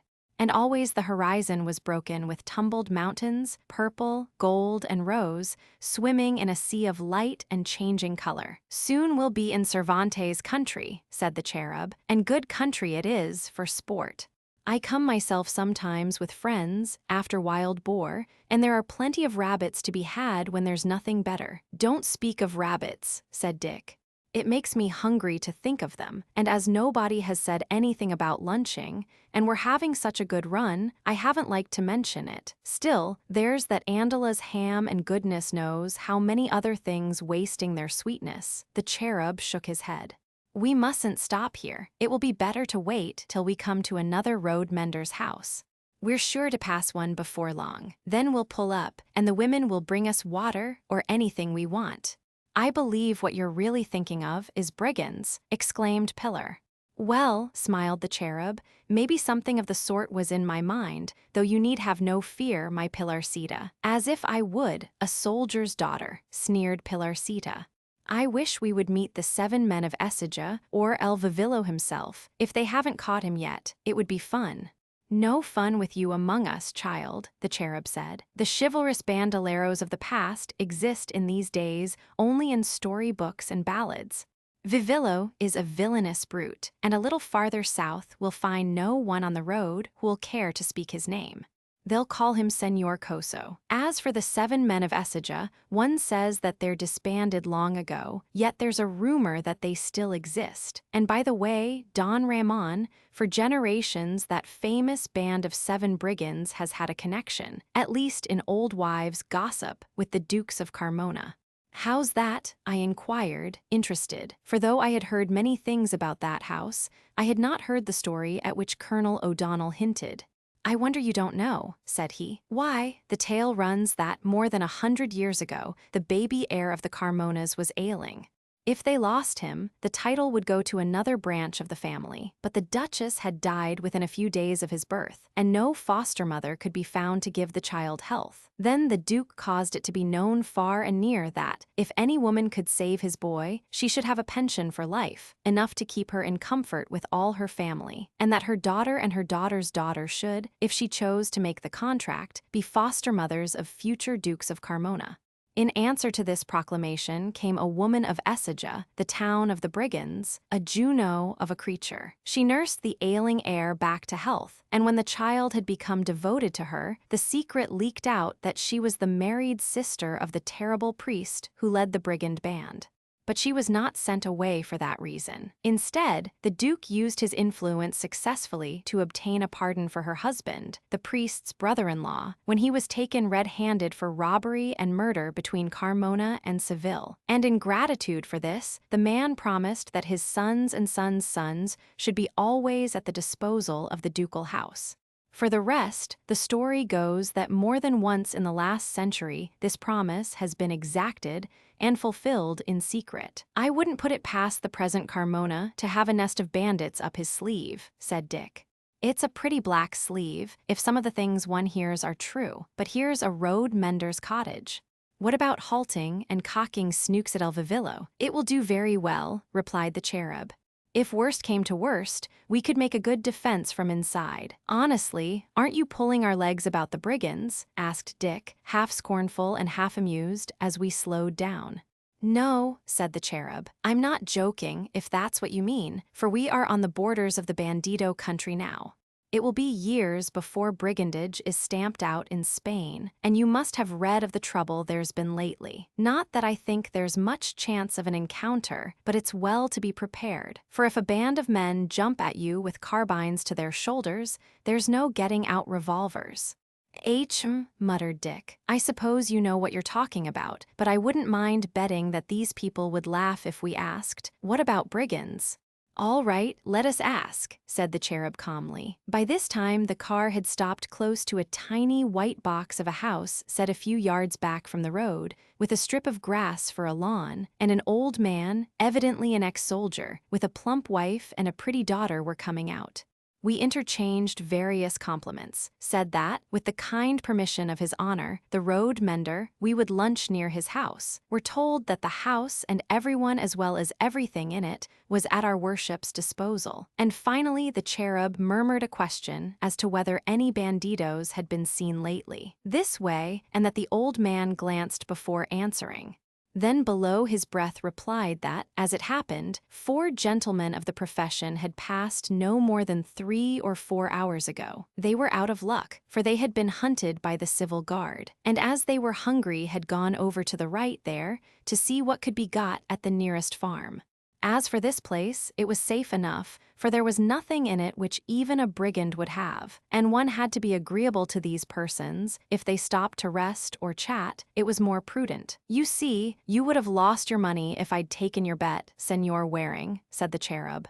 Never was such a lunch as that we had by the roadside. We all worked at spreading out the contents of the hampers, while the road mender and his family bustled about, not as inferiors with the hope of a tip, but helping us as friends and hosts. When we arrived, not a soul was to be seen, save the dwellers in the white box. The only living things beside the trio and ourselves were the larks that sprang heavenward pouring jewels from throbbing throats, and a few unknown birds of brilliant red and yellow, like drifting flower petals. But whether these birds carried the news, or whether it blew over the country with the scented wind, certain it is that an audience collected to gaze upon us, as clouds boil up over a clear horizon. It was not an intrusive crowd that came, neither did they approach offensively near, or stare with vulgar curiosity. Its component members, 3 or 4 handsome young mule drivers, princely in shabbiness, an elderly tiller of the soil, with the eyes and profile of a half-tamed hawk, an old woman and a young girl Madonna-like in their hooded cloaks, as they sat their patient donkeys, and a couple of shy children with the eyes of startled deer, hovered, paused, and ruminated, ready to take flight, like wild creatures of the forest, at a rude look or chaffing word. We bowed gravely, they gravely bowed in return. Then, following a hurried whisper of advice from the tactful cherub, we continued our meal. But presently, sandwich in hand, he strolled towards the scattered group, mingled with it, and murmured. What he murmured, we in the car and round it could not hear, but the chill uncertainty on those dark faces brightened into sympathetic amusement. "He's telling them about ourselves and the automobile," chuckled Pilarcita. "Oh, I know him. He's probably making up nonsense about the car and its workings. In another minute, they'll be his slaves and friends of us all." As she whispered, the plump figure sauntered back. "I think that now it's safe to offer them a share of our food," said he, in the manner of one who imparts a delicious secret. "They are dying for some, but they'll refuse unless we go about it in the right way, for they're as proud as we are." Pilar was not allowed to move, because, in Spain, women are to be worshipped from afar and must not mingle with strangers. But she handed plates of the dainties supplied by Doña Rosita to Dick and me, and thus laden we wandered towards our audience. "Offer something first to the road mender's family," suggested the cherub, and we obeyed. "Probably you are not hungry," was his preface. "Why should you be, when you have plenty of food as good as ours, maybe better? But here are things from Madrid. It may happen they are new to you. We shall be pleased if you taste them." Then proud, hesitating fingers hesitated no longer, but descended upon thin slices of ham, shredded and sweetened eggs, cheese, and mazapan.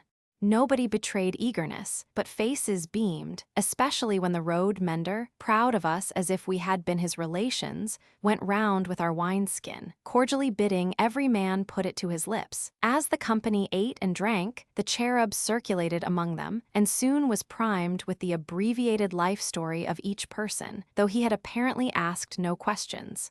Somehow, it was the first impulse of the most reserved soul to confide in the cherub, and when the meal was finished and no excuse remained for lingering, the wild birds, tamed by kindness, flew away regretfully. "They'll all have good words to speak for automobilists after this," said Pillar. "Until some ruffian comes tearing along, upsetting their carts and breaking their illusions," added Dick. When we were ready to go on, the road mender's wife would not be content unless Pillar would have a look at the house, which she took and came back delighted. "Tiny rooms, but clean as wax," she reported. "Pictures and crucifixes and Toledo knives on the snow-white walls, and beautiful bright copper in the kitchen. I believe I could be happy to live there, with someone I loved," was the image of Don Cipriano in her mind as she said this. Or Dick's tanned face and whimsical gray eyes, or did she think only of an existence in the society of her father? "Beware gutters," was the road mender's last word as we spun away, and we were glad of the warning, for despite careful driving, a few seconds of inattention might have sent us crashing into and over a deep trough across the road, half hidden by thick dust. There were many of these gutters, which might have been put underneath in the form of culverts, but as the cherub remarked, since nobody takes the trouble to complain, in Spain, why should anyone bother? There were broken patches, too, where somebody had begun to build a bridge and then apparently forgotten all about going on with it. But luckily, there were side tracks made by other pioneers, by which, with care, one could skirt the great square hole and land safely on the other side. Our maps said that it was Ciudad Real. Colonel O'Donnell added that of all garrison towns, it was the one which young officers hated worst. And while the car paused with panting motor for a discussion as to the way on, two dark youths by the roadside interested themselves in our situation. They had red handkerchiefs twisted round their heads, and the smarter of the pair wore two sombreros, one over the other, a simple way of carrying his Sunday hat on weekdays, and they looked up from a meal of maize bread and onions to enter into conversation. Had our honors any doubt as to the road? If so, and our worships would deign to mention the destination desired, they might have the happiness of helping us. "We wanted to go to Manzanares," I replied. "In that case," replied the owner of the two sombreros, "there was a short cut which would be of assistance. Not only would it save us a bad section of road, but an hour's time as well. We must not go through the town, but turn to the left round the wall, nor must we enter the village which we would soon see, but skirt that also. Presently we would come to fields planted with olives, and our way would lead through these. We must not be disheartened if it appeared wild and rough. We should be able to pass, and in the end would be glad that we had availed ourselves of such advice." Taking this for granted, I gave each of the lads a peseta, which they accepted more as their just due than as a favor. To avoid the town, it seemed that we must steer into chaos, void and formless, but there were only a few hundred yards of desert. Beyond, we found ourselves in a good road, which led to the white village we had been told to expect. And there, as we were already primed with information, we wasted no time in asking questions. Instead, we plunged into open country, with a vista of olive trees in the gray-green distance. From fair, the road dwindled to doubtful, then to a certainty of badness. It narrowed, softened to a sandbank, hardened into a wilderness of rocks and stones scattered between deep ruts dug by the wheels of ox carts. Apparently no other vehicles than these had ever weathered the terrors of this passage, yet we persevered, for here were the promised olive trees, so near, indeed, that we lurched against them as we rocked from side to side. We had been warned whatever happened not to be discouraged, and we cheered each other bravely while our heads bumped the roof. "We shall be out of this presently," we gasped. "It will surely be all right soon." Meanwhile, however, it was a nightmare, the sort of thing which a delirious chauffeur might dream and rave of in a fever, and instead of improving, the way grew worse. Can it be possible those chaps deceived us on purpose? I jerked out between chattering teeth as the car sprang from one 3-foot rut into another in spite of Rope's coaxing. "I'll bet it's a trick of Carmona's," gasped Dick, at the risk of biting his tongue. "I thought that fellow in the 2 hats looked a fox. I did see them laughing when I glanced round after we passed," said Pillar, as jumpily as if she rode a trotting horse. "But I thought they were pleased with the pesetas. I expect they'd got more than we gave to send us the wrong way," growled Dick. "We must have been dreaming not to think of it. We can't go about suspecting everyone we meet to be in Carmona's pay," said I. "We'd be mistaken as often as right, and then we should feel small. After all, there isn't much harm done." "It's a wonder we haven't smashed something, sir," sighed the much enduring Ropes. "That's what Carmona prayed to his demons we would do," said Dick. "I'll back San Cristobal against them all," said I. "Besides, there was the mule with the 4 white feet and the goat herd," Pillar reminded me. "I can't say they've brought us luck." "Wait," said Pillar. "Meanwhile, let's turn back," said Dick. "Another 100 yards like this, and even if we don't smash the differential or the chassis, Ropes will get sideslip of the brain. Half an hour of such driving must be equal to a week in purgatory for a chauffeur." We did turn back, and feeling years older, arrived once more at the point from which he had started. We would have given something to see the man with the 2 hats and his companion, but they had prudently taken themselves off, like full-fed vultures. This time we made no inquiries, but trusted to our intuition and our maps, which, without once contradicting each other, led us into a decent road that seemed like a path to paradise after all we had endured. Making up for lost time, and reveling in joy of motion, we put on our best speed, which for a few moments brought the roadside telegraph posts as close together as fir trees in a Norwegian forest. But suddenly the motor slowed, and stopped with a tired sigh within sight of a village white as newly polished silver. "Petrol gone," said Ropes. "It oughtn't to be, but it is. Extra strain in that short cut of the Duke's used it up." He got out and untied a bidon from the reserve store fastened upon the footboard. But the tin was light in his hand as a feather. He gave a low whistle, and a shadow darkened his face, a shadow which was not made by the brim of his motor cap as he bent his head to examine the bidon. "There's a leak here, sir," he said to me, for though Dick was now supposed to be his master, in moments of stress he clung to old habits. "Looks as if the tin had been pricked with some sharp instrument." Shouldn't wonder if it had been. It would be of a piece with all the rest." "You mean at Toledo?" "Yes, sir." Everything was right, then. I bought enough petrol in Madrid to last to Cordoba, pretty well all we could carry, and ordered more to meet us there, grand vitus, in case I couldn't get it, as you said we were sure now to go that way. "Well, let's look at your other bidons. We shall be in a fix if we're held up here." "2 more empty," announced Ropes, "and 3 bidons don't suddenly take to leaking of themselves." I suppose if I'd had my wits about me, I'd have looked at Toledo before starting, but who's to think of everything? I did have a thorough go at the car, for fear of mischief, but forgot the bidons. However, there's one to go on with, I'm pretty sure, for it's stowed away in a place nobody would think of if they had to do the villain act in a hurry. Whereupon he handed out a new bidon from the tool box, and we both gave a sigh of relief to see that it was intact. At least, we had now enough to get us to Manzanares, and at worst we could but be hung up there while Ropes went back by train as far as Madrid to buy petrol.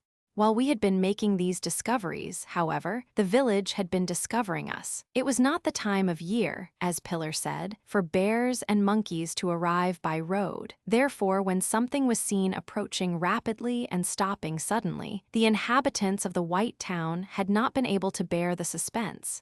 Somebody had given the word that there was a thing to see, and out Torralba came pouring in its hundreds, a brilliant procession a full quarter of a mile long. Youth and beauty took the lead. Girls with arms thrown round the shoulders of one another's blue, pink, or yellow jackets skipped along the dazzling road like peasant graces. Little, star-eyed brown boys had apparently taken the trouble to step off Murillo's canvases to find out what we were, while their toddling sisters cried at being outdistanced. Behind these came men, middle-aged and old, in strange-shaped caps like fur and leather coal scuttles, women with bare black heads or faded blue handkerchiefs shadowing withered faces, and beggars hobbling on their sticks, a shouting, laughing army pouring its bright-colored stream down the white line of the straight road. And before the Gloria had been refreshed with her long drink of petrol, the wave of life had broken round her bonnet. Bright eyes stared, brown hands all but touched us, and children knew not whether to shriek with fright or laugh with joy as they saw themselves reflected in the glass turned up against our roof. But at the first cough of the motor as it throbbed into waking, the throng rolled back, dividing to let us pass, as if the car had cloven it in two and joining again to tear home in our wake. Now we were in Don Quixote land, and had we gone back to his day as we entered his country of La Mancha, our red car could have roused little more excitement. Village after village turned out for us, always the same gorgeous colors against the background of white houses and blue arch of sky, always the same brilliant eyes and rich brown faces with scarlet lips that laughed. It was even a relief to the monotony to meet a band of fierce-eyed young carters ranged in a line with big stones in their hands, wanting to bash in the aristocrats' features if the aristocrats frightened their mules. But neither the aristocrats nor mules showed fear.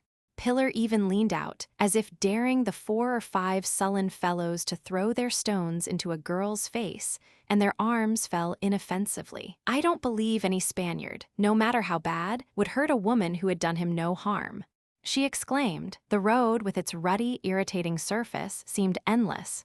We had started late, according to our promise, and having lost more than an hour on the short cut, gray wings of twilight began at last to fold in the landscape. It was long since we had passed a village, Manzanares was not yet near, and I began to wonder whether the Gloria would not again grow thirsty before we could give her drink. Turn after turn, always the same jolting, always the same scene, till our minds wearied. Then, suddenly rounding a bend, we came upon something which made every one of us forget boredom. There was the Duke's car, the gray car which we had sworn to avoid, stuck in a caniveau that cut the road in two. "What did I tell you?" exclaimed Pillar. "The goat herd. The mule with the white feet. It's the luck of the dream book." Chapter 23. The Glorification of Monica. Slowing up, we were almost upon the group, and for once we were welcome to our enemies. Even Carmona's face brightened, a flicker of hope lit Lady Veuillevon's gray eyes, and the Duchess deliberately courted us with a smile. As for Monica, she was radiant as a child who has been surprised by the homecoming of loved ones, yet there was a new wistfulness in her eyes, despite the joy she showed. "Oh, how glorious that you've come to the rescue!" she cried, all dimples and roses. Still, she looked from me to Pillar, and from Pillar to me, as if she longed to ask one or the other some question which it was impossible to speak. And I said to myself that it would go hard with me if I did not find out before I was many hours older what that question was. Any port is welcome in a storm or among fellow motorists, if you are helpless by the roadside with several ladies when night is coming on. And Carmona's first words showed that he had no scruple in making use of us, but with the trials he had gone through, and his natural preference for the help of any other car rather than the hated Gloria, he was in a black mood. He wished to be civil, lest we should be goaded into leaving him in the lurch, yet it was plainly such an effort that I could have laughed aloud. Pillar would have been able to quote paragraph and page of her dream book.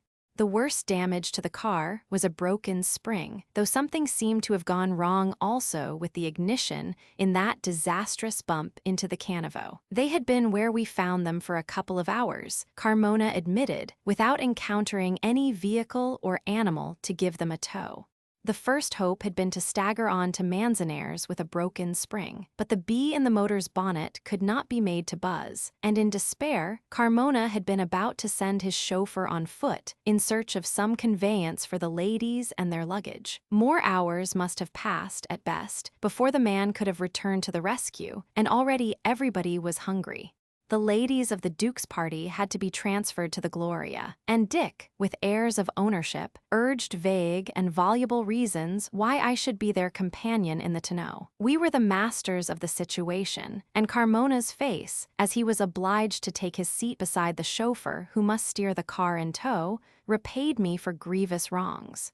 Pillar, not to be outdone in ingenuity by Dick, did for me what I could not do for myself, in contriving that I should sit next to Monica. Though I could say nothing for her ears which other ears might not hear, it was a joy to feel her slight shoulder nestling warm against my arm, to know that she could not be snatched from me by her mother or Carmona, but that as it was now, so it must be for many moments, perhaps an hour, to come.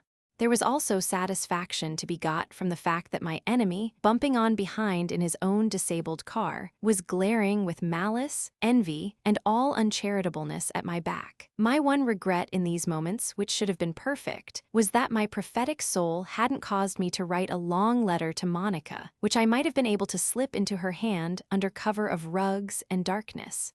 Ropes had to light the lamps before we saw more of Manzanares than an elusive church spire, which kept appearing and disappearing like a will-o'-the-wisp. But the petrol held out, and the Gloria's breathing was regular, despite the weight she had to tow over ruts and across gutters. Once, however, Ropes looked back at me with an expressive movement of the shoulders which I interpreted as, "We're lucky if we get there," so I could have shouted, "Hurrah!" At sight of the first houses, though they brought my last moment of happiness. Another instant, and the population of Manzanares was answering to the thrum of our motor, as soldiers to the call of the drum. From somewhere, their saints alone knew where, an army of children poured into the long straight street, and as we slowed to avoid wholesale murder, they took advantage of our consideration to swarm up the car like ants. They ran shouting beside us, climbed on to the steps, hung on behind, fighting so ruthlessly for choice positions that they all but fell under the wheels. One would not have supposed there could be other children left in Spain. How there could be room for these in the town of Manzanares was a wonder. How they could all have turned out on the second in their thousands was a miracle, and their promptness would have done credit to any commander. The shrill cries of this legion, drowning the sound of the motor, and increasing as the contingent was swelled from each side street, roused the town. Families left their tables and rushed to the door, their supper in their hands. Bakers with white arms left tomorrow's bread in the troughs. A group of farriers shoeing a horse stopped work until the glowing iron paled. Shopkeepers who had lighted their windows with a blaze of electricity ran into the street. Mules and donkeys tied to doorposts shared the general excitement, plunged and reared before the advance of the human breaker with the car on its crest, snapped their cords, and dashed into their masters' houses. Never, among all our successes, had we made such a succaise fou as this. But then, never before had we had a car in tow. Half our triumph belonged to the Lecomte, yet either of us would gladly have dispensed with all, and had it not been for a small but determined policeman who struggled to preserve the credit of the town, we might have been half the night fighting our way to an hotel. It was an iron door of elaborate openwork, leading, Moorish fashion, through a shallow vestibule into a patio, the first we had seen on our way south, and if it had not been slammed shut with a loud click by some person inside, half Manzanares would have poured after the fugitives. Assured of the ladies' safety, the men of the two united parties remained to help the chauffeurs and a bewildered landlord to take down luggage. Overwhelmed by a wave of half-grown children and a thick spray of babies, Carmona's man lost his presence of mind. The two cars had hardly stopped before the little creatures were in them, and on them, and under them, trying to pinch the tires, blowing the horn, squalling, laughing, crying. Mon Dieu, c'est un obsession, wailed the unfortunate Frenchman, and even the imperturbable Ropes showed signs of nerves. As fast as the thronging goblins were beaten off, they were up again in redoubled force, but so merry they were, and so handsome was each bold brown face with its dazzling eyes, that it was impossible to be angry. Somehow we rescued the luggage, and with the aid of the landlord pitched, or slid, or rolled it through the door, momentarily opened. "For heaven's sake, sir, see me through this," implored Ropes, noticing that the men of the party were on the point of following the luggage. "Hate to trouble you, but I don't think my Spanish will run to it." In pity, I climbed into the car to go with him to the stable which the landlord indicated as our garage. It was an experience to be remembered in nightmares, yet there was in it a sort of schoolboy pleasure. We seemed to have done battle against the whole force of the army out against us. Nevertheless, when we returned to the fonda, swept along by a large bodyguard, we found a regiment assembled round the door. How we got through was food for another wild dream, but we did get through, to stand panting on the other side of the grating, in the patio. Dozens of dark faces were pressed against the bars, like tier above tier of glowing pansies in a flower bed, and we knew at last the sensation of those who are the observed, not the observers, in a menagerie. Everyone was in the patio, where electric lights hanging from the balconies mingled with rich yellow lamplight and ruddy firelight streaming from the kitchen. All the luggage was piled anyhow, in a chaotic heap surging with suitcases, boiling with dressing bags, while nearby, like Marius and a friend or two at the ruins of Carthage, stood the Duchess, Lady Velavon, Carmona, Dick, and the Cherub. Monica and Pillar had been talking at a distance with a young girl of the house, but seeing me gravitate in their direction, Lady Velavon called her daughter. "The ladies are saying they can't stay here," announced Dick, his voice in sympathy with a twinkle in his eyes. "I'm not saying so," cut in Monica. "I think it will be fun, a real adventure. The landlady's wonderful, and all her daughters and nieces beauties. If we're nice to them, they'll be adorable to us." "The place is a den," exclaimed Lady Velavon. "There must be something better in the town." "I'm afraid there isn't," said the Duke. "This accident has made me helpless. I'm horribly sorry, but we can't get on anywhere else tonight." "We can sit up," said the Duchess, "in the automobile." "Do let's look at the rooms," begged Monica. "And don't let them see we're finding fault. Their feelings will be hurt." "What nonsense," replied Lady Velavon, "as if they had feelings." "If you don't consider them, they won't take pains to make you comfortable," I said, knowing by instinct the people with whom we had to deal. "They're beginning to suspect already that something's wrong, and judging from the expression of their faces, it will take only a little more for the landlord to say he has no rooms. Then we really may have to sit in the automobiles." The keeper of the fonda and his family, who had come so warmly to welcome the strangers, were now hovering aloof, silent, and suspicious, their spirits dashed by the contemptuous looks of Lady Velavon and the Duchess. Standing in semi-darkness, the landlord's face was a blur of brown shadow, featureless, save for a pair of enormous eyes burning with an emotion which was no longer hospitality. His wife, whose broad shoulder was pressed against her husband's as if to form a line of defense, was a dark-browed, gypsy-like woman who must once have been beautiful and might now be formidable. Behind them were grouped a handsome boy, and 3 or 4 extraordinarily pretty girls with red and white roses in their hair. "They wouldn't dare turn us out," exclaimed Lady Velavon. "They can never have had persons of our sort before." "If you asked, they'd probably retort that dukes and marquises were thick as blackberries," said I. She glanced at Carmona, hoping for support, but he shrugged his shoulders in despair, and a look from me was a signal for the Cherub to step forward. The atmosphere had begun to tingle, and in a few moments more it might have been too late to make peace with these proud and self-respecting people who had never submitted to indignity. But in the space of 6 seconds, the magnetism of the Cherub had begun to do its work. He murmured, nodded, and smiled, took the family into his confidence with a few graphic gestures, explained that the ladies were upset by an accident, appealed to the landlord's chivalry and the landlady's heart. Gathering frowns were chased away by smiles, and when Monica showed her dimples to the boy and girls with a look which pleaded for kindness, the battle was fought and won. They had not many bedrooms. Several were engaged by commercial travelers, but these gentlemen should be stowed into one room, their clothing and luggage moved at once. Oh, they would not object when they learned that it was a question of accommodating ladies, or if they did, they must eat their objections for supper. It was no matter. And the landlord and landlady would give up their room, a good one, their worships need have no fear. All should be ready in the opening and closing of an eye. But would we meanwhile have supper? There was always enough for a few unexpected ones. Having listened so far, the Cherub turned blandly to Carmona. These arrangements need not include the Señor Duke's party, unless he liked, of course, but his palms were extended as if to receive the decision. Plump it fell into them. Everyone must stay and make the best of it. So the ladies were bundled into a room where they might get rid of the dust, and the men into another. Clean rooms with whitewashed walls, bare save for a pictured saint or two in lurid colors, floors covered with coarse, bright matting, and iron beds with lace-frilled and embroidered pillows.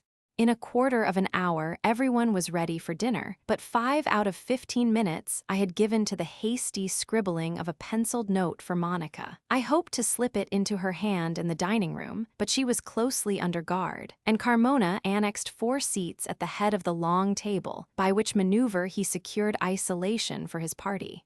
It was safe from any sortie of hours, as there was a scattered contingent of commercial travelers already earnestly engaged in dining on either side of the table. 2 polite men on the left and 3 on the right, all with napkins tucked under their chins, rose, offering to move rather than divide friends. But Carmona assured them that the sacrifice was unnecessary.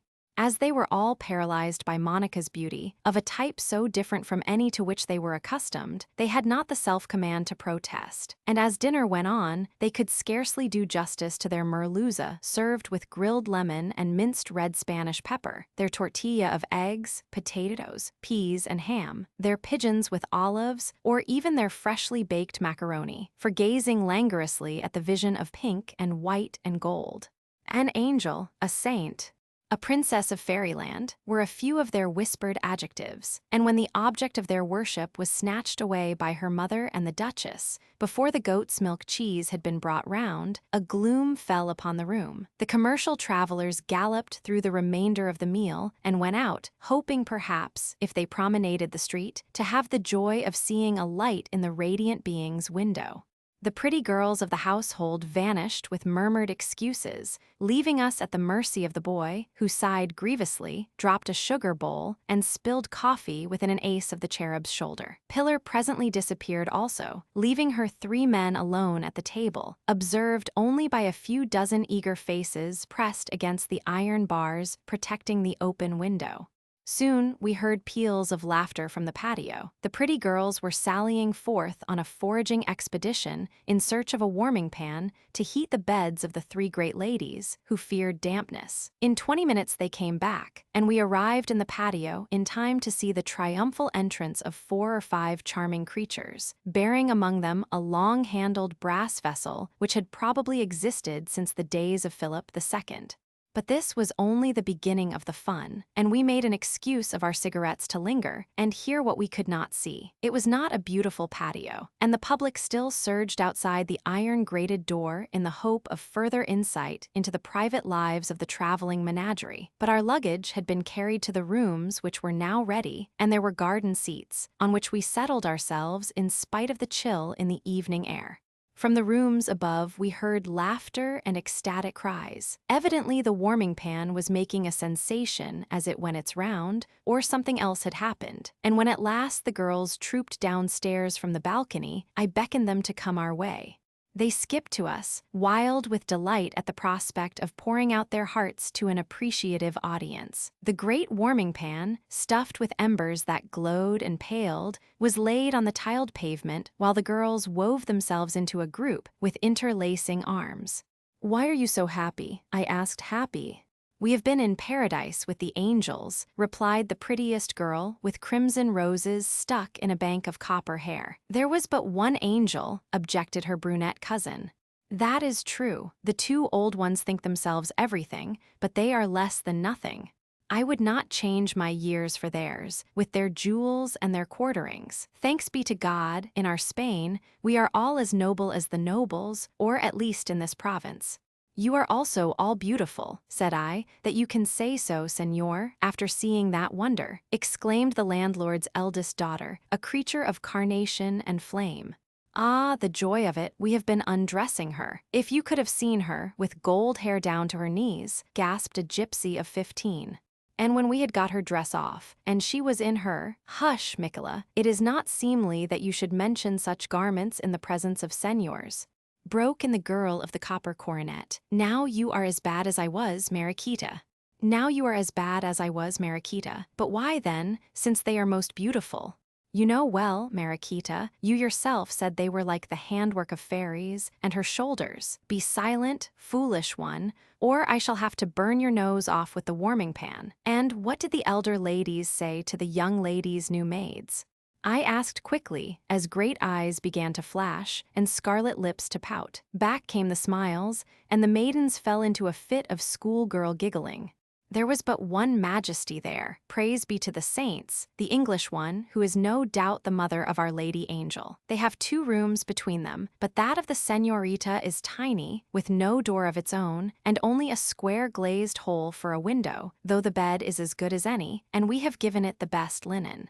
When we took in the warming pan, our angel tried to say in Spanish that she was sure our beds were dry and well aired, as indeed they were. She had taken off her bodice, and was undoing her hair, which was so beautiful we could have fallen down and prayed to her as a saint.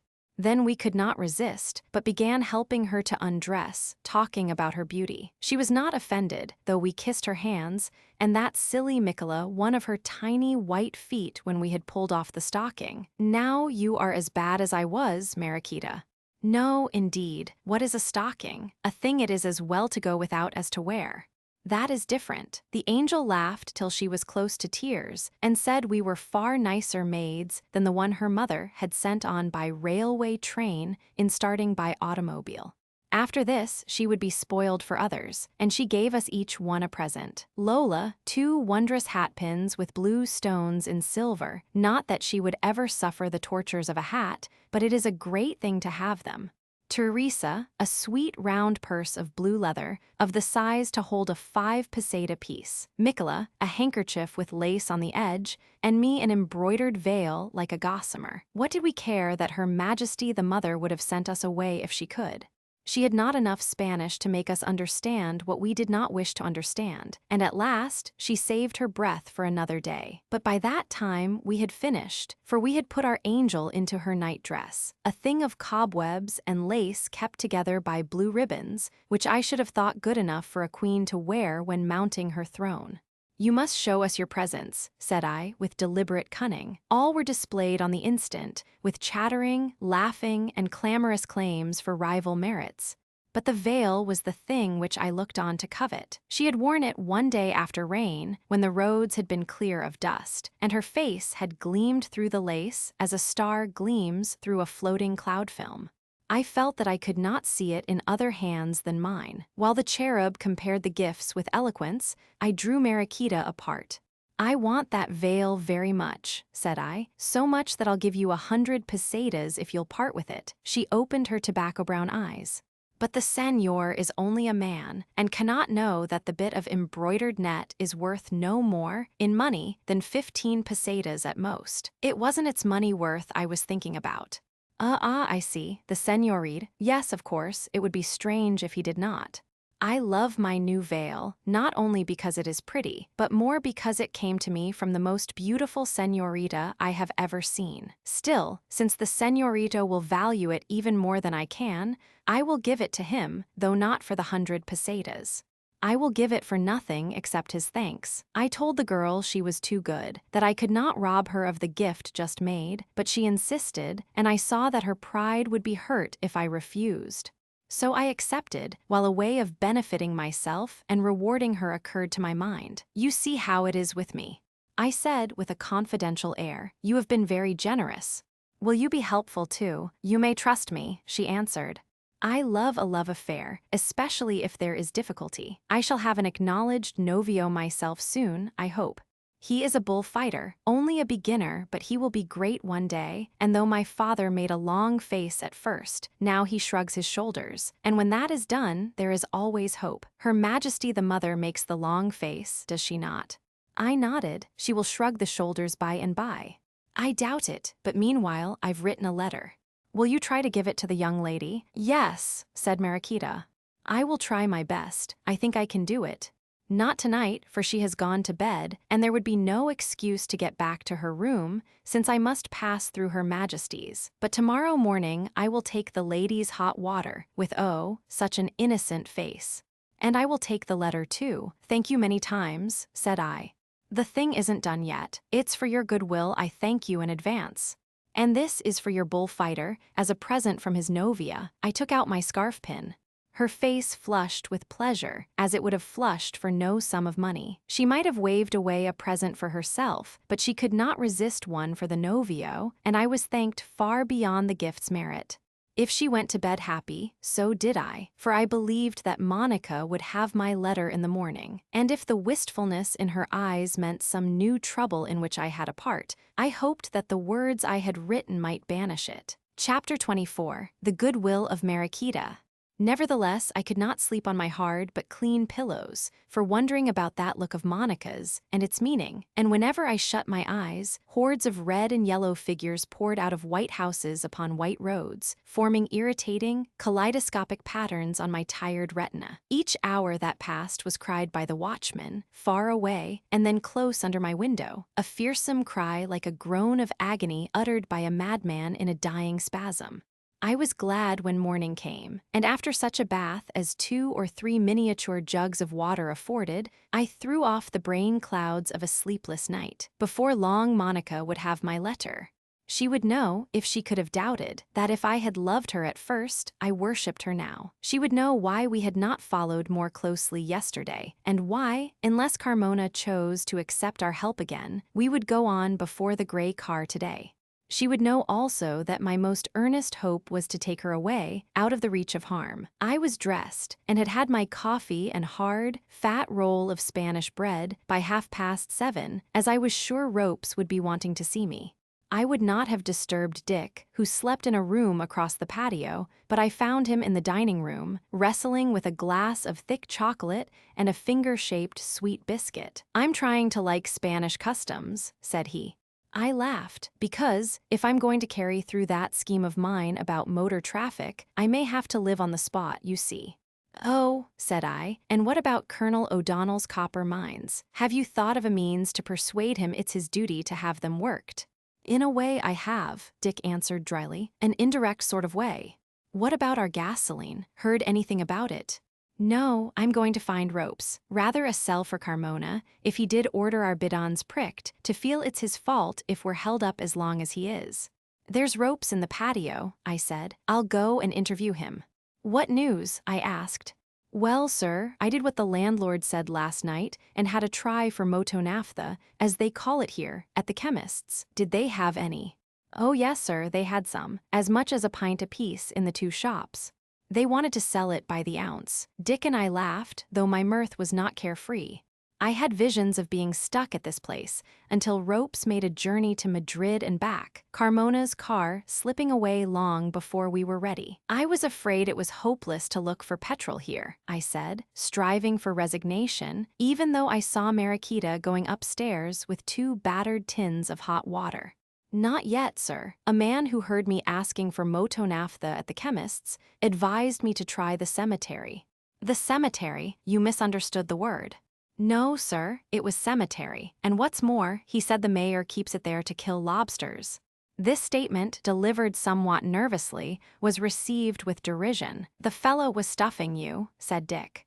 "I don't think so, sir." "Then he's mad," I insisted. Fishing for lobsters with motonaphtha in a cemetery at Manzanares is a story Baron Munchausen would have thought twice about before telling. "Langostas does mean langoust, or lobsters, I suppose, sir?" asked Ropes. "Ye ease," I answered thoughtfully. Then lightning flashed across the darkness of my mind. "It means locusts as well," said I. "They use petrol to kill locusts, and for some reason best known to themselves, keep it at the cemetery." "We'll go, Ropes, and persuade them to sell us more than an ounce." "Right, sir." "At once." "In a moment," said I. Mariquita, empty-handed, was coming downstairs. I waylaid her, under that portion of the balcony hidden from the window of Lady Veuillevon's room. "Did you deliver the letter?" I asked. "Yes, senor, to the young lady herself, to herself. But I must tell you what worries me, senor. As I was leaving the outer room, I heard a sound like a cry of distress from the inner room. I looked back, and Her Majesty the Mother had gone in. That is all I know. I could do nothing, whatever had happened, and I felt it would be well to escape before I could be questioned." "What do you think happened?" How can I tell, senor, unless the terrible lady snatched your letter from the angel? At least, I hope the angel had had time to read it. I do not know, senorito.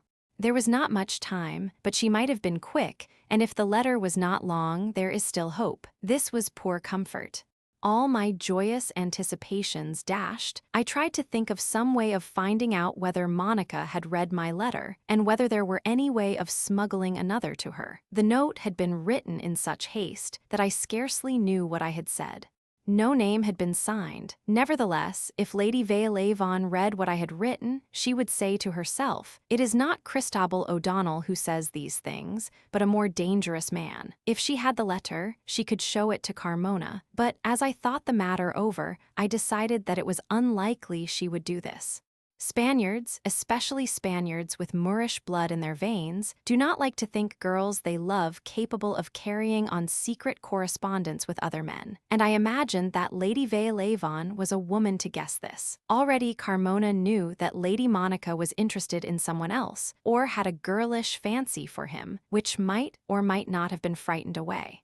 But his desire for her would not be whetted by the fact that she was receiving letters from that someone else, perhaps sending them to him, and it struck me that Lady Veolavon would conceal the correspondence, rather than flaunt it in Carmona's face. If I were right, then I was as safe as before from the Duke's jealousy. But had Monica read my letter?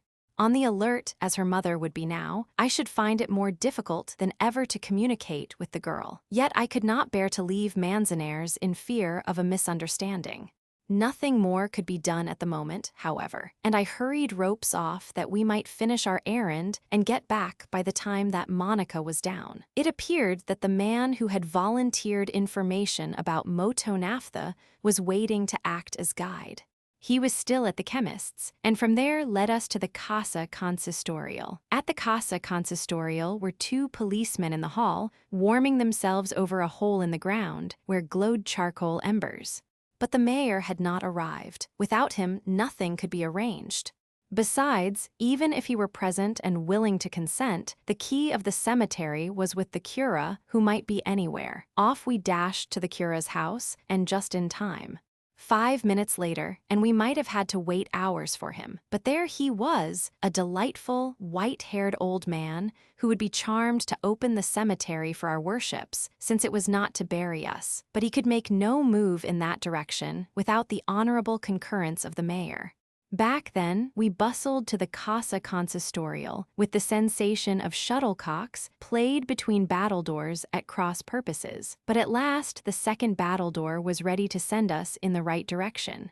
The mayor, a young man who looked like a lawyer in tall hat and frock coat, was as polite as only a Spaniard can be. He put himself and his house and Manzanares at our service. It was something like being given the freedom of London, and what was more to the point than anything else, he offered us as much moto naphtha as the town possessed, at any price we pleased to pay. The question was, how much did the town possess? A single quart or 100 gallons?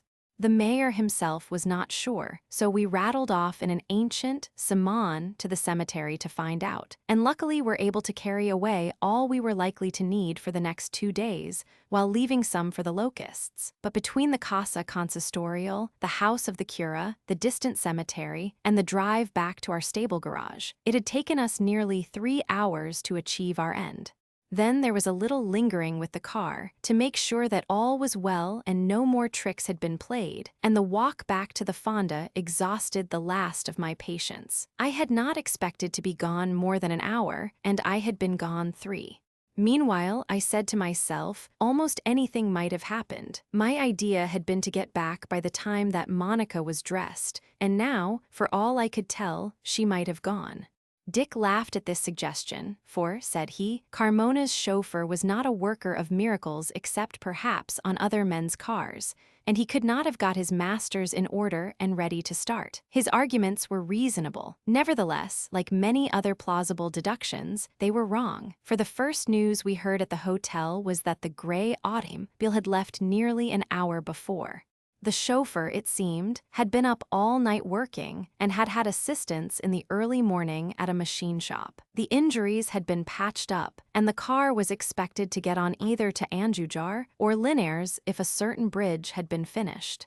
After all, this was not as bad as if we had made no promise to the Duchess. We were bound not to lie in wait for, or closely follow, her son's car, and had it not been for the luck of the dream book, Carmona and his party would have been far away last night when we arrived at Manzanares.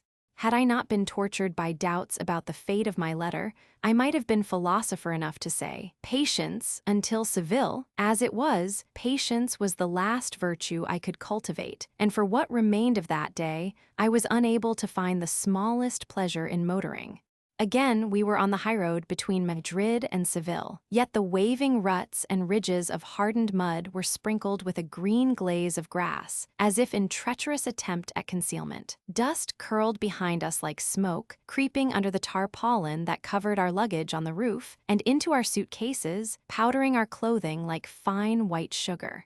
Despite the good springs and deep cushions of the car, Pillar's light body danced up and down, as Dick said, like a bit of American popcorn over a hot fire, and our two guests, who had thought themselves motor enthusiasts, did not respond ardently to Dick's forced praises of the sport. "How glorious," said he, "how glorious not to be bound down to the fixed and inconvenient hours of trains. To stop where and when you like, to start on again when you choose, never to have your view of the choicest bit of scenery blotted out in a tunnel, to be grimed by no railway smoke, always to feel your face fanned by a fresh breeze, tingling with ozone, to read, if you had the seeing eye, the whole life of the country in writing on the road, the tracks of heavy carts, the delicate prints of donkeys' feet, trotting to market laden with wine or fruit. Never before can I remember hailing with delight the pistol-like report which can mean but one thing, the bursting of a tire. But I was enchanted that Dick's eloquence should be interrupted. We had jolted through wine-making Valdepeñas, where the red juice of the grape seems to spout from a gray valley of stones. We had passed, in the quaint marketplace, the posada which Don Quixote knew. We had bounced through Santa Cruz de Mudela, with its fine old 15th-century church, and had seen its famous and gaily colored garters exposed for sale in the shops. And now we were far from towns or villages, out in the country. Not far away, on the crest of a hill billow, stood a road mender's house, with an outside, adobe oven like a huge beehive. We crawled to it, traveling on the collapsed tire, and were served by a delightful brown family, served as if we had been the king and his suite who had lunched on that spot a few weeks ago. Out came the chairs which the king and his friends had sat in, plates and glasses from which the king and his friends had drunk, and the simple people derived a childlike pleasure from dwelling on the episode. As before, the news of our presence seemed to flash through the air and bring, in the same mysterious way, an audience out of empty space. Pillar said that the people who came were in reality wild birds, seen by our sophisticated eyes in the form of human beings, and as if they had been wild birds, we coaxed them, till they trusted us and fed with us, drinking from our wineskin the blood of the Spanish grape, almost innocent of alcohol. The soft Spanish language, as it fell from their lips, was rich as the taste of that Spanish wine on the tongue, and stirred in my heart a pride of kinsmanship. While we others lunched, Ropes jacked up the Gloria and changed the inner tube, pausing now and then to munch a sandwich or swallow a draught of wine with an unruffled air characteristic of him. When the road mender mentioned that 4 bandidos had been captured in the morning by the civil guard, on the road along which we had passed, his expression did not change by the twitching of a muscle. Indeed, he looked equal to disposing of 6 brigands without the aid of a single guardia civil. After 40 minutes by the wayside, we set off to penetrate farther into that melancholy country which Cervantes loved, and almost at once were in the Venta de Cordeñas, that wide and stony waste where Don Quixote rode to do his penance. The gayest spirits must have been dashed by the gloom of the night's self-imposed prison, and mine were not improved. I had a disquieting impression that Monica's voice, calling an appeal, came echoing from the mountain walls. Of course, there was nothing in it, except superstitious nonsense of which I ought to be ashamed. Yet I could not shut my ears to her voice, which seemed to cry the words her fingers once had written. "Don't desert me, don't leave me alone." Always the echo followed, as the car mounted higher on the slopes of the Sierra Morena, and such glories of Spain opened out before our eyes as we had not seen yet, even in the splendid gorge of Pancorbo. Crest above crest, great chains of mountains cut the smooth sapphire of the sky, and as we serpentined into their closer grasp, each loop of the Alpine road gave a new and more fantastic combination of rock and stream. The car was boring into a gorge of astounding sublimity, a hammer-stroke of Vulcan which had cleft the mountain and left behind chips of copper, of gold, of silver, and a rich sprinkling of precious gems. As the god's hammer fell, out of the ruin it made were shaped marvels of form, Olympian castles and giant statues, images of such savage creatures as roamed devastating the earth in days when man was in his childhood. Even the calm countenance of ropes was transfigured by this burst of splendor. "Makes you forget that roads can be bad and tires go wrong, doesn't it, sir?" He said to me. I could drive through places like these, day and night on end, without food or drink, never knowing if I was done up. And praise from a chauffeur is praise indeed. We were in the defile of Despeñaperros, the most terrific and, at the same time, the noblest gorge of Spain, and I should have known it from stories told by my father, who had once fought with bandoleros upon this very road.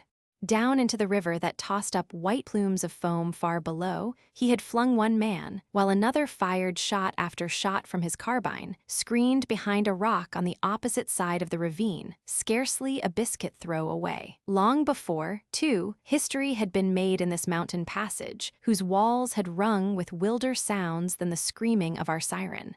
The rival battle cries of Moor and Spaniard had echoed among the rocks, and Christian blood and pagan had mingled in the white spume of the river. I thought of these things as I looked down into the silent depths of the gulf and saw the sparkling veins of granite and purple masses of slate gleam with volcanic life and color.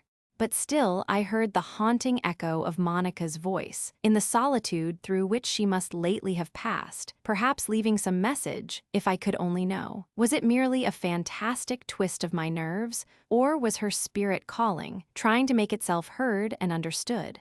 It was Pillar who broke the spell by a sudden clapping of her hands. "Andalusia, dear Andalusia," she cried, and each one of us, subdued and silenced by the majesty of the scene, started as if waking from sleep. She was pointing at a stone obelisk, looking at which her father smiled and raised his hat. "No more cold," said he, "no more winds to nip our noses. Here's the dividing line between the North Countries and the country of the sun."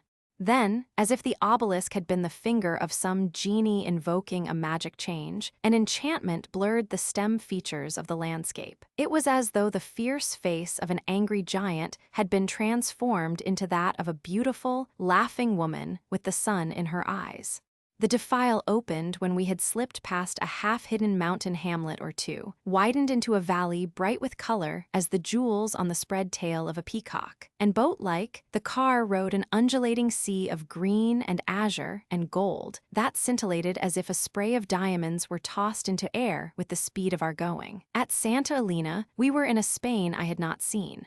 At La Carolina we burst into a world fair and fertile as the Garden of Eden, and I remembered the Moorish legend that heaven is built on the blue that hangs over Andalusia. Hedges of aloe brandished Zinsan swords and darts, cacti sprawled and leered along the roadside. Set in the vivid green of ripening grain, olive groves seemed carved from jade, or the bare rosy shoulders of sloping hillsides turned by contrast their pale tints to tarnished silver. Vines with young gold leaves trailed the purple earth, avenues of acacias dripped perfumes, and as the sun leaned towards the west, the quivering pink light on violet mountains gave to Andalusia the vivid, almost violent coloring one sees in sensational posters. Each girl we passed wore a bright flower shining, star-like through the black cloud of her hair. The men had discarded the fur-trimmed Louis' caps for the broad-brimmed, gray sombreros de Cordoba, and the horses or mules were harnessed with gay splashes of red and blue color and bobbing tassels. We had talked of Linares, the lead mining town, as a halting place for the night, as we were pledged not to track down the Lecomte. And on the outskirts of Balin, as twilight fell, the Gloria was brought to a sudden stop in the midst of a pulsating crowd, that we might ask the way. If we aroused their curiosity, they piqued us to the same emotion, for most of the men, and there were hundreds, not only wore upon their legs a kind of divided pinafore, but carried on their backs an apparatus which would have excited wonder in any other than this fairy country. The machine reminded me at first glance of a fire extinguisher, then of some appliance used by miners to hold a supply of oxygen.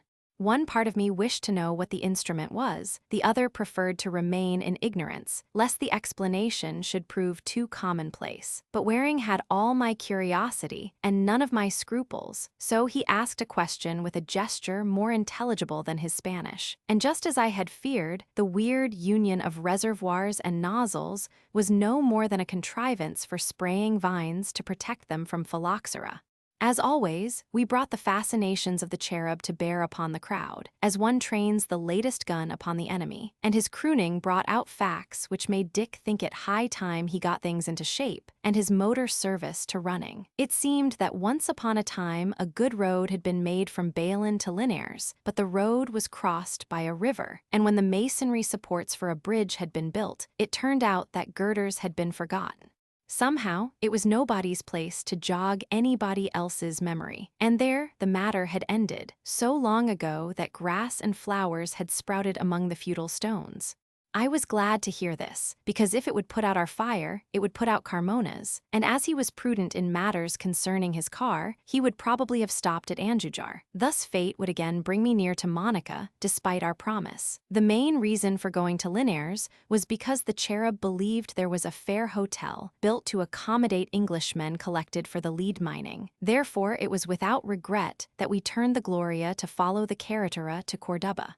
Our advisors ran after us with a warning to avoid the rough cobbles of Balin by taking the ronda which skirts the town on its left. So slowly, in dusk that blossomed blue as the myrtle flower, we passed round outside the town, regained the high road, leaping at speed into a world of wide, silvery spaces and mystery of violet hollows, diving into the deep valley of the swollen river, and rejoicing in a hard surface of good macadam for 15 miles or more. Thus we arrived at Anjujar, the lights of our great acetylene lamps prying into dark doorways and windows, as Roentgen rays pry through flesh to bone. In the white glare, pretty girls in doorways looked like actresses in a costume play, waiting in the wings to go on. But no yells of a stage mob ever were so realistic as those of the unrehearsed band who howled over my poor Gloria as she deposited her passengers at the fonda. And Ropes and I pushed her through a wall of human beings to a stable garage, where her flywheel gushed a protest of fiery sparks on the high stone step of entrance. As it had vanished, we were free to start when we chose next morning. So we chose an early hour, flying over good roads through a land embroidered with the scarlet of poppies, the blue of gentian, the pink of clover, and gold of buttercups, stitched in with the silver of little running streams. "Give us bread and give us bulls," is the cry of this country, said the cherub, greeting with joyous glances each feature of his loved Andalusia. It sounds like a beef sandwich, Dick reflected aloud, but Pillar reproached him for flippancy. "You mustn't make jokes about bread in Andalusia," she exclaimed. "And it's called a sin ever to throw away a crumb. Because it's the gift of heaven, if you drop a bit, you must pick it up and apologize by kissing it." "Why not eat it instead?" asked Dick. "You can do that afterwards. And if bread's made with holes in it, you must stand the holy side up, because the Spirit of God enters through the holes to bless you." "I thought only olives were sacred in Andalusia," said Dick, staring away over enormous tracts of the silver-gray trees growing out of copper soil, waving as far as the eye could follow to the floating line of ethereal blue mountains. "They're sacred, too," assented Pillar. "Did you know, in the old days they used to be sold only for gold, gold carried on mule-back in great bags, and exchanged on the spot for the trees, so many for so much. We have olives at our place, and they're gathered in such a nice old-fashioned way. Papa doesn't care for new ways, even if they make a little more money. It's pretty to watch. I should like you to see it, only Senor Waring doesn't like old-fashioned things. I like making the little more money, I'm afraid, Dick confessed. Sometimes I like money too, when I want to buy anything. At other times I don't care. Lately, I've been saving up. I've got 1,900 pesetas. Good gracious, laughed Dick. Are you going to buy a bull farm with such a gigantic sum? Funny you should have said that. I'm going to buy one bull. He's the only possession of the Duke of Carmona's that I want, and I want him so much that I've sacrificed I can't remember how many Paris hats, and shoes, and silk petticoats, and pretty dresses to get him, with all my own money. The worst of it is, he'll never know about the hats and things. Dick was looking interested now. What in the name of goodness will you do with him when you get him? He inquired. Save him, said the girl. From what? From the bull ring. Oh, he's a toro bravo, is Vivillo, a heart of gold. Not the most famous torero in Spain shall pierce it. I've loved him for 4 years, since he was a baby at his mother's side, and Rafael Commoner used to take me to visit him, loved him better even than Corsido, and all this time I've been saving up to buy him before he's of the age for a corrida. Now I've enough, or nearly, and there aren't many weeks to waste, for soon he'll be 5, and already he has the strength and courage of 3 bulls, my Vivillo. I long to see him again, long for the day when I can put my arms round his great neck and say, Hermanito, you're mine. Your arms round his neck. Gasped Dick, a fighting bull. You're joking. Say you mean an Irish bull and put me out of misery. He's a true Spanish grandee of a bull, and my arms have been round his neck often, said Pilarcita. Then he can't be very fierce. He can be terrible. He has nearly killed 2 men, strangers who teased him, so he meant no harm, poor darling. And they daren't let any except black horses come near him. No Muira bull is more savage than he if he's roused. You know, the Duke of Carmona's bulls are as celebrated as the Muiras themselves. But Vivillo has always loved me, and 1 or 2 others. Me best, though, and he'll eat out of my hand, the great brown velvet beast, like a kitten. How long since he's seen you? Asked Dick. 6 weeks. I wouldn't trust his memory. I trust it as I would my brother's. You shall see me petting him. Great Scott! You won't let her risk her life with this wild beast, will you, Colonel O'Donnell? Dick cried out. But the cherub smiled his placid smile. Don Cipriano calls her Una because she can tame wild beasts, said he. Dick's face became almost too expressive. If he did not want Pillar's eyes to read his every emotion, I thought he would be wiser to put on his motor mask. Chapter 25. What Cordoba lacked. Through a flowery field of cloth of gold we came, while the afternoon was young, into Cordoba, Cartuba the important, lying like a grave entombing its dead glory, prone at the foot of Tombstone Mountains. After the dazzle of wild flowers shining in the sun, and the ozone of country breezes, a sudden entrance into the network of narrow streets was like being thrown, without a clue, into the Minotaur's dark labyrinth. I had thought that no town could have narrower streets than Toledo, but the streets of Cordoba were mere slits between house walls. As we scraped through on the car, Dick likened the town to a huge white cake divided into slices by a sharp knife, but left in shape with only 1 or 2 pieces pulled out to loosen the mass. Still, the stone-paved slits contrived to make pictures, with here and there a pair of splendid Moorish doors, a row of ancient Eastern-patterned windows, or a fairy glimpse of a sunlit patio beyond a tunnel of shadow, a fountain spraying jewels, a waving of palms and glow of hanging roses. She's sure to be here, I said to myself, as we stopped at last before the principal hotel. Since the journey's supposed to be a pleasure trip, Carmona's bound to give his guests time to see the sights of Cordoba. But nothing was known of the Duke and his party at the hotel, although there was a rumor that an automobile had passed through the town in the morning. The cherub, consulted, was of opinion that if Carmona's car had come, it must have remained. There'd be nowhere for them to stop afterwards short of Seville, he said, unless Carmona, and that's near Seville. They must be lurking in Cordoba, perhaps at the Marqués de Villablancas, who's a friend of the Duke's. We shall come across our lovely little lady presently, if we get about in the town, in the Paseo del Gran Capitan, or the Patio de los Naranjos, or the cathedral, or by the ruins of the Alcazar. Besides, I thought you'd made up your mind not to worry till we got to Seville, said Dick. So I had, I answered. But I have a feeling as if something had gone wrong. Any reason for the feeling, except the feeling itself? Asked Dick. I shook my head, not caring to mention the letter that might have gone astray. Nothing I can define. Then I guess it's all right, and you're developing nerves. I know just how he feels, said Pillar, with a reproachful look at Dick, with whom she was at odds since the episode of the bull. There was an expression in Lady Monica's eyes, wasn't there, at Manzanares, as if she were sad? Oh, I saw it, and they wouldn't let me get within whispering distance of her afterwards, or I should have found out what it meant. I had the idea that they were particularly anxious to keep me away, and I wondered if there were any new reason. I'm not surprised that Don Ramon is worried. One can see that Senor Waring's never been in love. Oh, haven't I? Exclaimed Dick, which of course made matters worse, and to mend them, he went on blundering. What do you know about the symptoms? Girls are born knowing things it takes men years to learn, said Pillar. It did not allay my anxiety that she should have noticed what I had noticed, but I clung to the cherub's assurance, hoping, when we had set out on our explorations, to meet her, to see her face light up with the radiance I knew. But there were no strangers save ourselves, and a few wandering Americans under the palms and orange trees of the Paseo dedicated to the memory of El Gran Capitan. But nothing did happen, and we went to face the blighting of renewed hopes in the Court of Oranges, whose melancholy charm and sensuous perfume was sad as the song of a nightingale when summer is dying. She was not there, nor could we find her in the marble forest of the pillared cathedral, though, while Dick and Pillar made up their differences over the jeweled mosaics, I searched for her.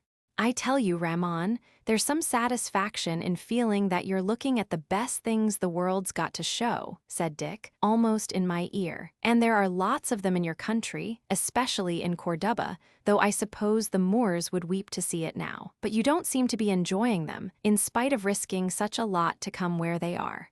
I didn't remind him that the risk I ran was for the one best thing in all the world, which was only temporarily in my country, and that my depression came because it was not at the moment visible. But Pillar did not need reminding, and in the way of sweet women, tried to keep my mind occupied by talking history and legend, confusing them deliciously, and defending her stories of beautiful Edgelona and fair Florinda by saying that anyhow, nobody cared whether they were true or not.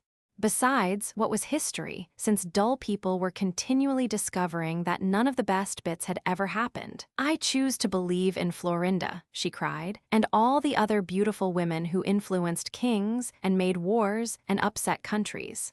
Without them and their love stories, history would be like faded tapestry without gold threads. So Dick ceased to argue, and in silence we left the gem-like perfection of the third mihrab, to wander once more through the wilderness of gleaming columns that were now like overarching trees, now like falling fountains.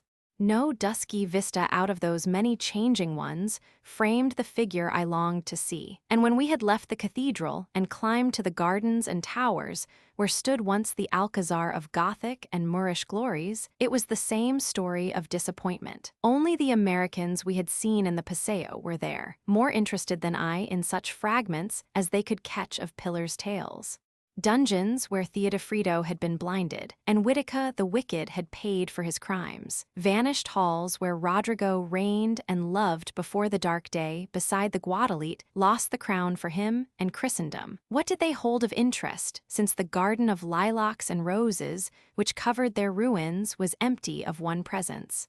Presumably it had attracted a crowd, yet no one seemed to know anything of it until at last, just as I was giving up hope, I met an old man who had seen a large gray motorcar at the railway station. A few minutes later, I had solved the mystery of the Lecompte's disappearance.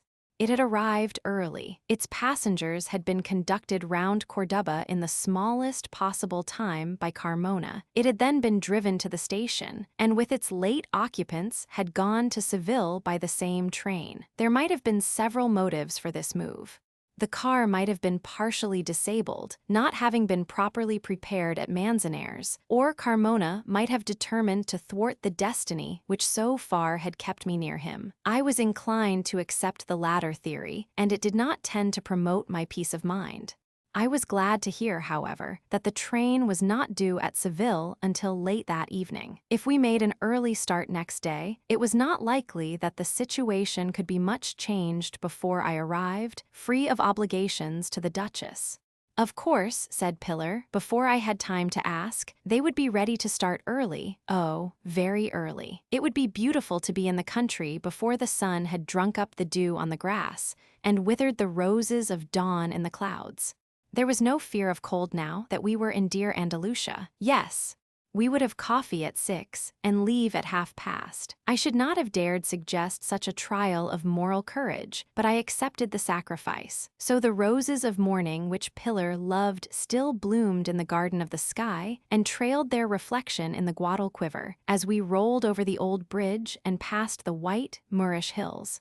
A morning in paradise could scarcely be more beautiful, and the pinky-purple blossoms of the Alamo shimmering in a rosy mist against dark cypress trees, or mingling with the white lace of hawthorn, was a color symphony of spring. Dignified country houses no longer raised brown-tiled roofs from among groves of olives, but an illimitable sea of waving downs lay bathed in the amber light of Spain. Then olive woods again, with a foam of field flowers spraying their gnarled feet, hedges of sweetbriar, tangled with tall, wild lilacs and blossoming thorn. Never were such eyes as those which looked from the faces in the quick-gathering crowd, eyes like black wells with fallen stars in their depths. Peasant houses by the wayside had thatched roofs, gray and glistening as silver plush, and outside ovens like huge cups turned upside down.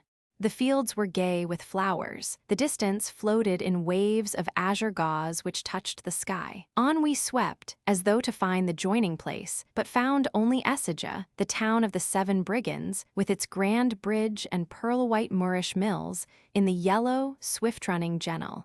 Kings had been lodged behind those brass-nailed doors and wrought-iron balconies, the cherub said, and malefactors famed in history and ballad had swung from that tall gallows which caught the eye before Écija's 8 church towers. There had been famous fighting, too, by the river bank, but now the place slept, dreaming of peace, and the whir of the mill wheels sounded as comforting as the chum-chum of a motor that runs by night. So we flashed out of the province of Cordoba into the province of Seville, and tall, slender palms, rearing feathered heads among walnut trees and oaks, were signposts pointing south. It was early in April, but the air was the air of an English June, and I wondered to see men muffled in long kappas. They do it to keep out the sun, as in the north to keep out the wind, explained Pillar. But she only laughed when Dick asked why they shaved their donkeys' backs, why they put red and yellow muzzles on their donkeys' mouths, why they always carried plaid, railway rugs on their beasts' backs or their own, and why their trousers and leggings were made in one piece. It was ideal motor country, and Dick recalled with sneers the 60-horsepower man in Biarritz who had feared the experiment. The way is to do what you want to do and find out as you go along whether it can be done or not, he soliloquized. I wondered if he were thinking of another difficult road, not to be traveled by motors, a road where perhaps Don Cipriano already knew the way. Larks sprang skyward from beds of wild flowers as we fled by, little fountains of music. Tall cranes flew out of screening bushes beside bright streams, and blurring the distance before us, a mist of rain floated like a veil blown across the face of spring. In sight of Carmona's splendid walls and ruined castle, the rain caught us, and for Pillar's sake, we made the car cozy by fastening down the front glass and filling in the space with drawn canvas curtains. After this, our fleeting glimpses of pine and palm and olive were dimmed as we bowled along a sandy road, yellow as beaten gold.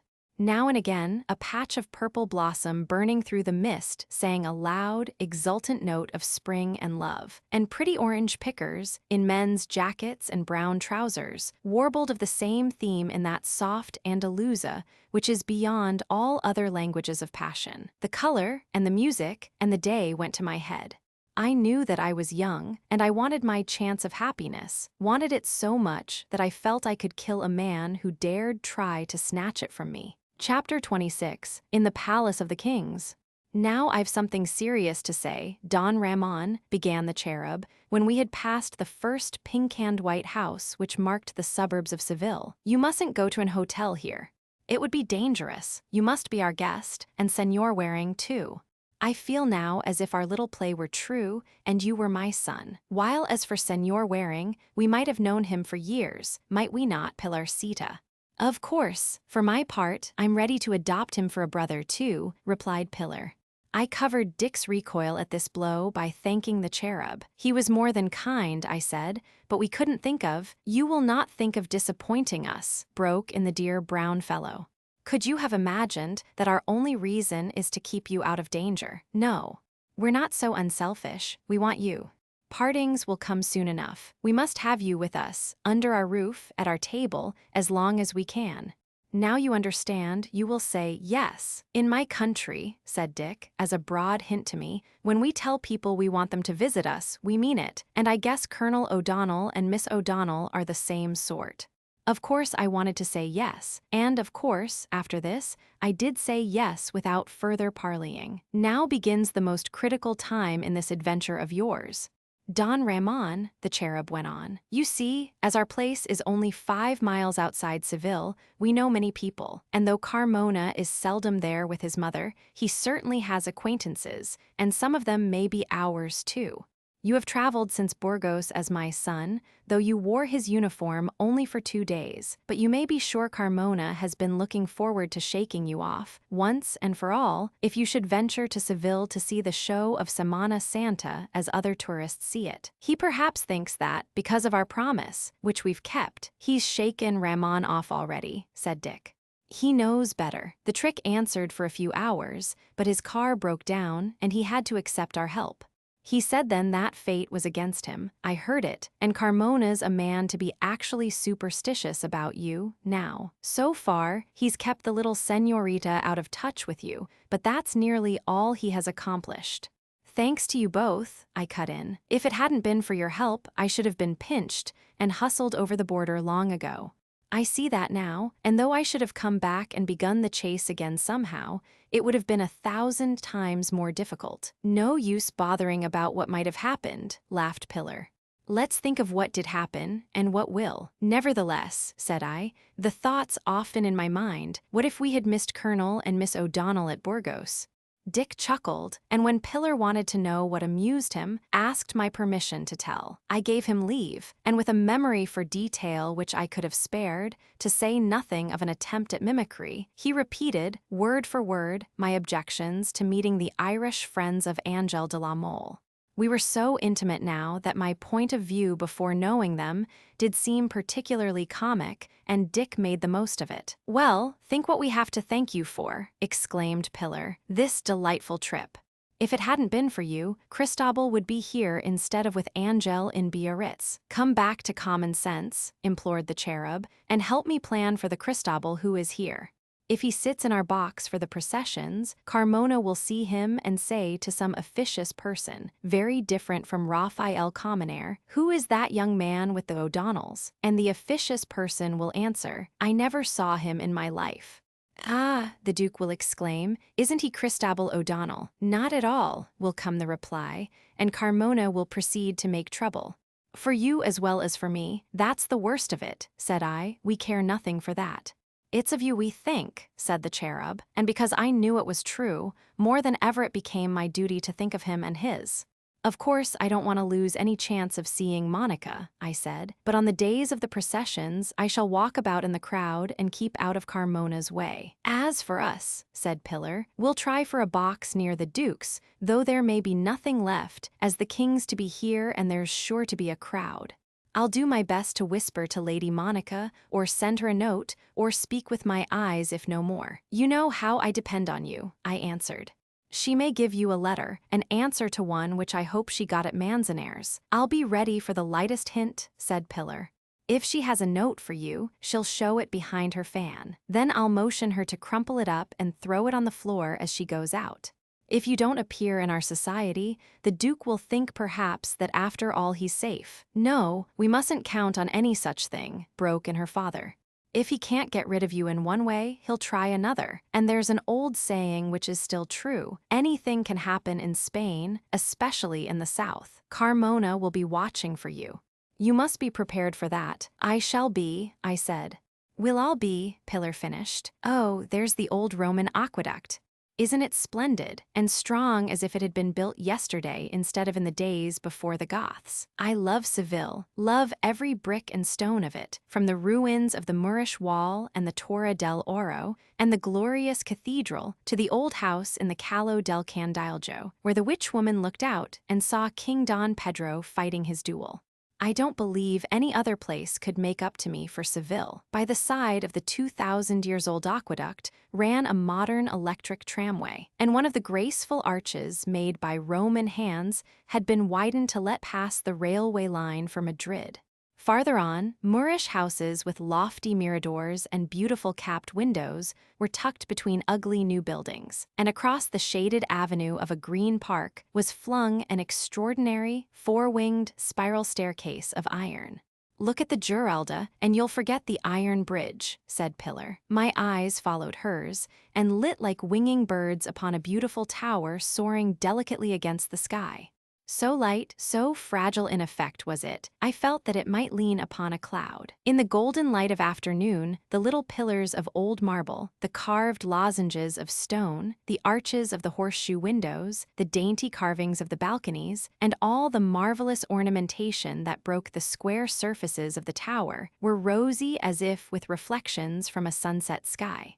Its beauty was a Moorish poem in brickwork, such as no other hands save Moorish hands have ever made. I looked back until I lost sight of the Giralda, except the glittering figure of Faith on the top, while threading through tortuous streets, mere strips of pavement veiled with blue shadow, and walled with secretive, flat-fronted houses, old and new, pearly with fresh whitewash, or painted pale lemon, faded orange, or a green ethereal as the tints of seaweed.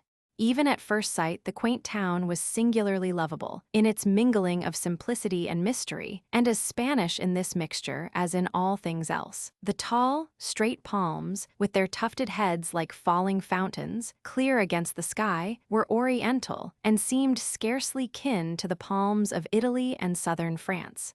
Nor were the narrow streets, through which we pounded over cobbles, like the narrow streets of Italian towns. They were Spanish, inexplicably but wholly Spanish, although Dick was not sure they did not recall bits of Venice, just as you turn away from St. Mark's. It was odd that shops so small could be so gay and attractive as these with their rows of painted fans, their draped mantillas, their bright sashes, foolish little tambourines, castanets tied with rosettes of ribbon in Spanish colors, their curious and vivid antique jewelry, their sombreros cordobeses displayed in the same windows with silk hats from Bond Street, their flaming flowers, Moorish pottery, old lace, and cabinets of inlaid ebony and silver. Haunting sounds they were, these noises of a closely peopled old town, characteristic as those of Naples, not so strident as in Madrid. Above all, the sound of bells, ringing, booming, chiming, so continuously that soon they would affect the senses like a heavy perfume always present. One would cease to hear them, and be startled only if their clamoring tongues were silenced. In the streets, where the processions of Semana Santa would pass, already hundreds of rush-bottomed chairs were ranged in front of houses and shops, piled in confusion, which would be reduced to order for tomorrow, Palm Sunday. Now there is something to do before we drive home to the Cortijo de Santa Rufina, said the cherub. I must see about getting a box in the Tribune for the week. I must find out whether Carmona did come in by train last night. Don Ramon hasn't suggested this plan, but I think he would not dislike it. I meant to drop out of the car, to see what I could learn myself, and join you afterwards at home, I said. But you can get hold of things better than I. A stranger can. You must remain a stranger, he supplemented my words. If your chauffeur will stop at the top of this narrow street, I'll walk down it a few doors to my club and ask for the latest news. Carmona doesn't honor his house in Seville too often with his presence, though his mother is here every season, and his arrival will be the talk of the club. I can take steps too, about a box for the show. I won't keep you long, but you'd better wait at the Café Perla. Pillar can't go there without me. Oh, you may smile, but remember we're in Spain. She must wait at the house of a friend. The cherub's idea of a little while and a long while were always rather vague and apt to dovetail confusingly one into another. But knowing what it was his aim to accomplish, I did not grudge the 50 minutes before his ample form and smiling face appeared in the doorway of the cafe. "It's all right," were his first words. I felt my luck wouldn't desert me. "Who do you suppose?" And he turned to Pillar, who had come on with him, was the first man I ran across. No other than Don Esteban Villaroya. Pillar looked a little frightened. "But he's a friend of the Duke's. Won't that make it awkward?" "No, all the better. I told him Cristobal and my daughter and I had motored from Burgos with an American friend, an important writer for the papers, who was going to pay us a visit. Not an untrue word to trouble my confessor with. Don Esteban may or may not mention our meeting to Carmona when he dines with him this evening." "Dines with him? Oh, I hope that won't make mischief." "It won't. Carmona arrived late last night with his mother and guests. It seems preparations have been going on in the house for the past fortnight, and the first thing Carmona and his mother did was to send out half a dozen invitations for dinner this evening. Afterwards, he managed, probably through royal influence, to get permission from the governor to take the party into the Alcazar by moonlight, and he's going to have colored illuminations, music, and Spanish dances given by professionals in the costumes of different provinces. A grand idea, Don Esteban thinks, but why is he doing it? Asked Pillar thoughtfully. Maria Purissima. It isn't as if he were an impulsive or hospitable man, fond of getting up impromptu entertainments. This is done in a hurry. What can be his object? For he always has an object. To amuse Lady Monica, who's not pleased with him so far, explained the cherub. And as he's a good Catholic, at least in appearance, tonight or the night after will be his last chance to entertain till Semana Santa is over. Somehow, I don't feel that's reason enough, said Pillar, looking so troubled that I felt new stirrings of anxiety and must have shown it, for Pillar exclaimed that she was a little beast to worry me. You haven't worried me, I protested. Still, I think I'll go to that entertainment at the Alcazar. Pillar and her father stared. I see what you mean, said the girl. You hope to walk in and meet Lady Monica, but you can't because the Alcazar's closed to the public after sunset. It will only be open for the Duke as a favor, because he's rich and important, and care will be taken that no outsider slips in. If there should be one more guitarist than he hired, do you think it would be noticed? I asked, smiling. Pillar clapped her hands. You're a true lover, Don Ramon, she exclaimed. Ay de me. Nobody will ever love a little dark thing like myself, as Lady Monica is loved. I must be satisfied with the affections of my relations, and a few others, I suppose. Great eyes lifted sadly ceilingward as she spoke, then cast down with distracting play of long curled lashes. Spanish after all to her fingertips, this Maria del Pillar inacutes, despite her Irish quickness. Poor Dick, you believe I could manage it then? I believe you will. Senor Waring has told me about the masked ball and how you played Romeo to somebody's Juliet. The difficulty will be to get hold of the impresario. Pillar looked at her watch. They'll know at the Alcazar who's been engaged. There's an hour and a half yet before closing time. What if you and I take a stroll through? Suggested Dick. We'll all take a stroll through, said Pillar, and Papa shall find out. You know, he can always make everybody tell him anything in 5 minutes, even Cristobal, and I have never been able to keep a secret from him. If I'd planned to elope, he would only have to whisper and smile for me to tell all, even if it meant my going into a convent directly after. Yes, we must go to the Alcazar now, or it will be too late, said the cherub, with an indulgent twinkle at his spoiled daughter. The car took us to the gate of the Alcazar, a gate of that unsuggestive Moorish simplicity which purposely hid all splendors of decoration from any save favored eyes. The guardian knew and evidently respected Colonel O'Donnell, but with apologies which comprehended the whole party, he regretted that he could not let us in. The king was to arrive in a few days, returning from his yachting trip to the Canaries, and would live in the Alcazar, which was being got ready for him. From now until the day after his departure, the Alcazar was to be closed to the public. This was just, and as it should be, admitted the cherub, but we were not the public. We were special ones, even as special as the Duke of Carmona, who would entertain his friends there that evening. Surely the guardian must know that the O'Donnell family was on terms of friendship with the governor of the Alcazar, who would suffer severe pains of the heart if he heard that such visitors had been turned away. Thus the good cherub continued to whisper. And whether or no coin changed hands I cannot tell, but certain it is that in less than the 5 minutes allowed by Pillar for the working of her father's fascinations, we were inside the forbidden precincts, accompanied by a lamb-like attendant. It was from him that we must learn what we wished to know, but it would be unwise to betray a premature thirst for information on any subject save the history or beauties of the Alcazar.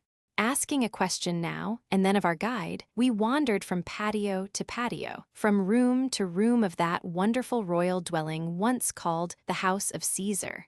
If I had not been preoccupied by my own private and extremely modern anxieties, I should have let imagination work the spell it longed to work, and make of me some humble character gliding shadow-like, but ever observant through tale after tale of the Arabian Nights. In just such a palace as this had the 7 calendars lost each an eye. Behind any one of these fretted arches might one come upon a king, half man, half jet-black marble.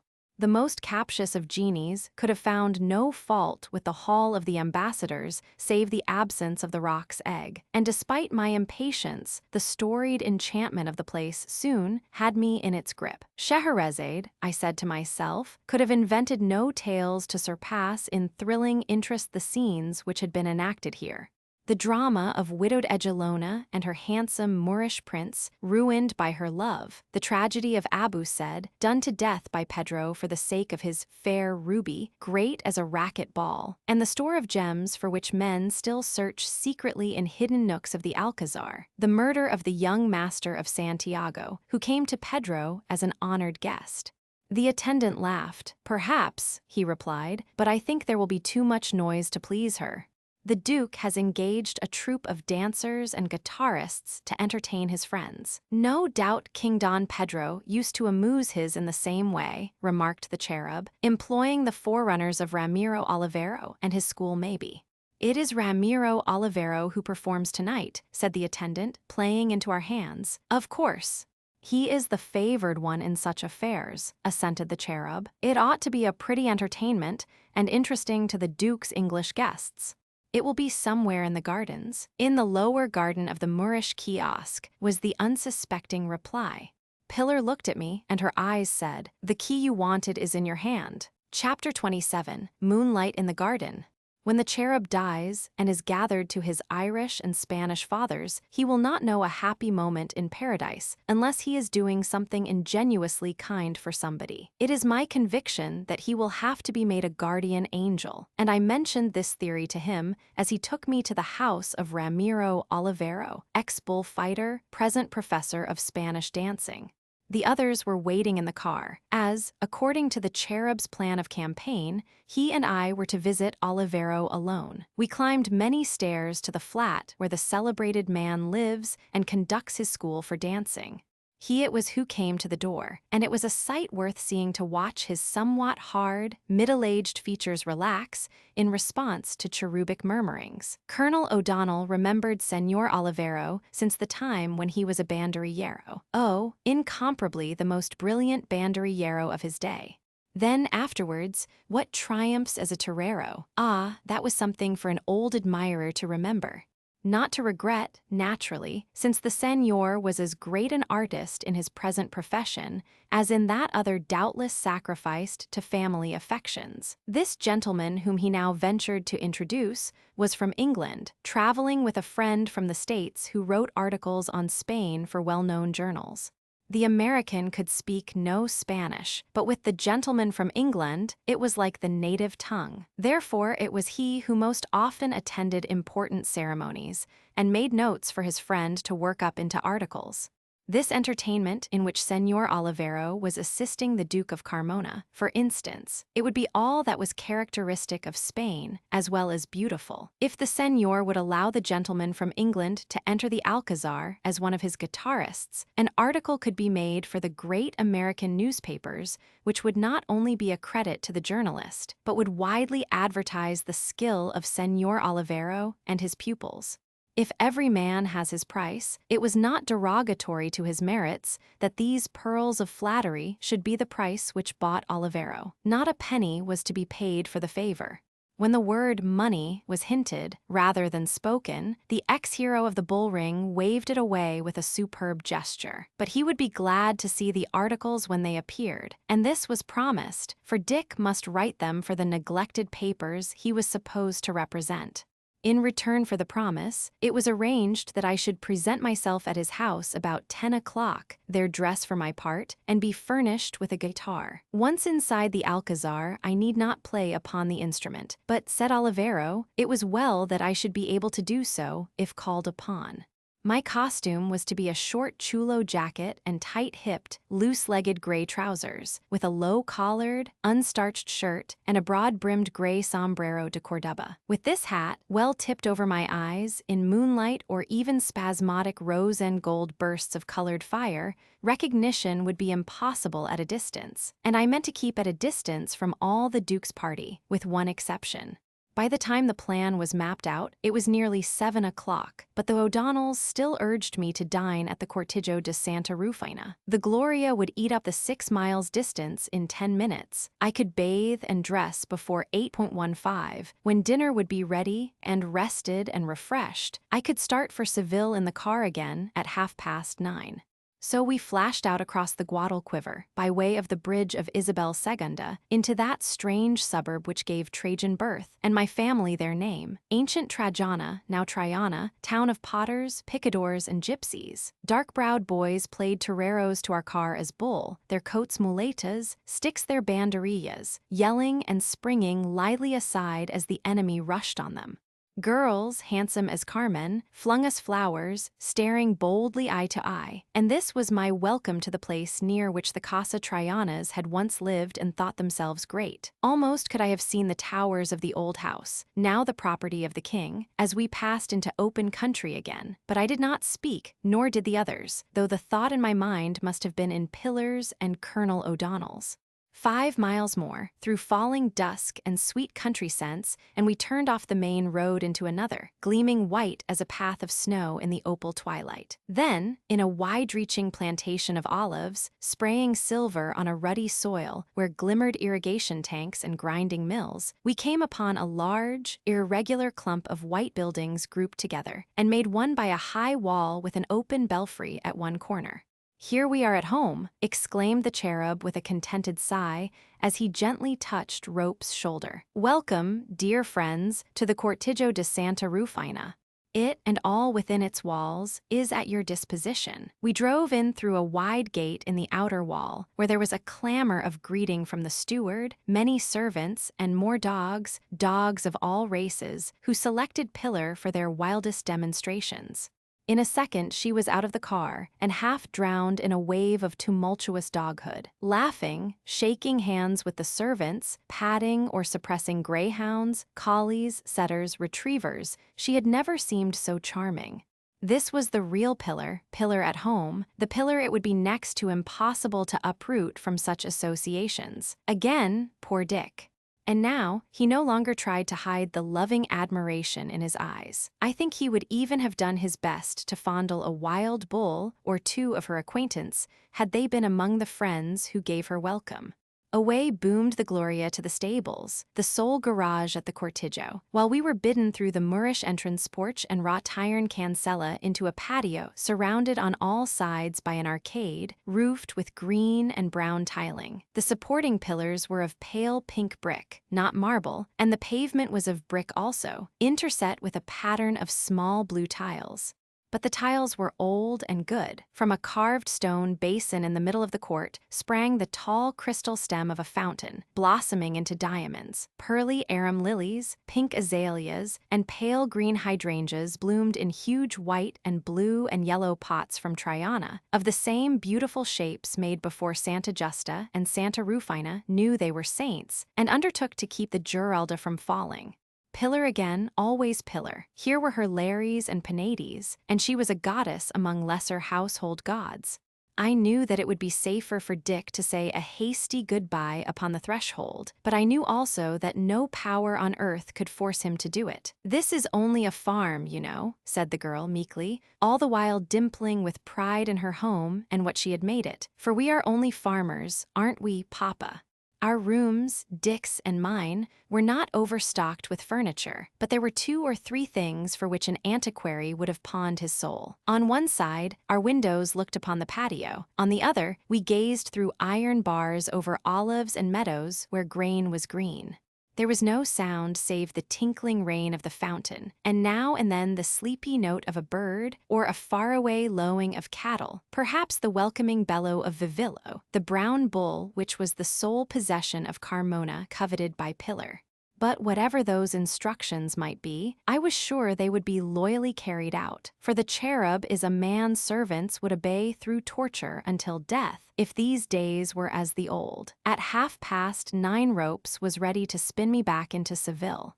We arrived earlier than need be, and having made an appointment to meet at a quiet hotel where Ropes would await me from 11:30 till 12:30, I decided to walk past Carmona's house and reconnoiter. I knew where to find it, in the Cal de las Dunas, but if I had hoped for a telltale glimpse within, as in a London or Parisian mansion, I was disappointed.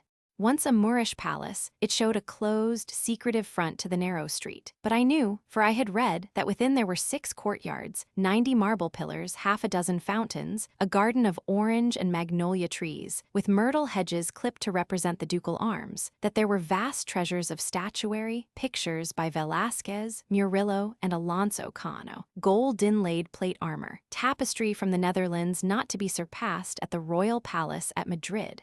I knew that these splendors would loom large in the eyes of Lady Veolavon, and might count for something even with Monica, who confessed to a love of all things beautiful. I thought of the famous Carmona jewels, which would belong to the wife of the Duke while she lived, as they had belonged to generations of duchesses.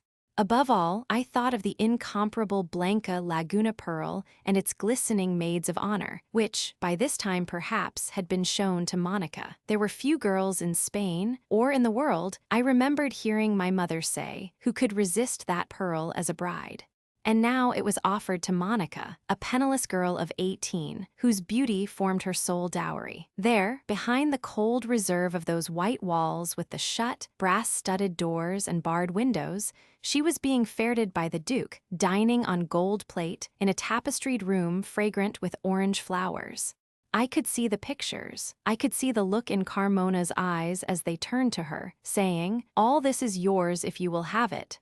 And Carmona's eyes were handsome eyes. I had to admit that in justice. Would she hold true to me, true to a man with no palaces, no lands, no priceless pearls, and only half as many hundreds a year as her other lover had thousands? Would she be able to resist her mother, now that mother had seen with her own eyes how much there was to fight for and to win? The question would come. But with it came a vision of Monica herself, pure and sweet as beautiful, loyal and loving as she was lovely. And I said to myself, yes, she will be true. It was with the clear ringing of these words in my mind that I turned my back upon the house of Carmona. Once I had passed into the Alcazar, with Olivero's band of dancers and guitarists, I was free to do as I pleased. And I pleased to escape from my laughing, chattering companions before the arrival of the Duke and his guests, and the illuminations in their honor. There was no better place to wait and watch for the opportunity I wanted than in the mock Moorish kiosk at the end of the lower garden. From there, I could see without being seen, and the moment a chance came, I should be ready to take it. It was early still, but Olivero lost no time in marshalling his little army into place, that they might make a good effect as a tableau vivant when the great people came.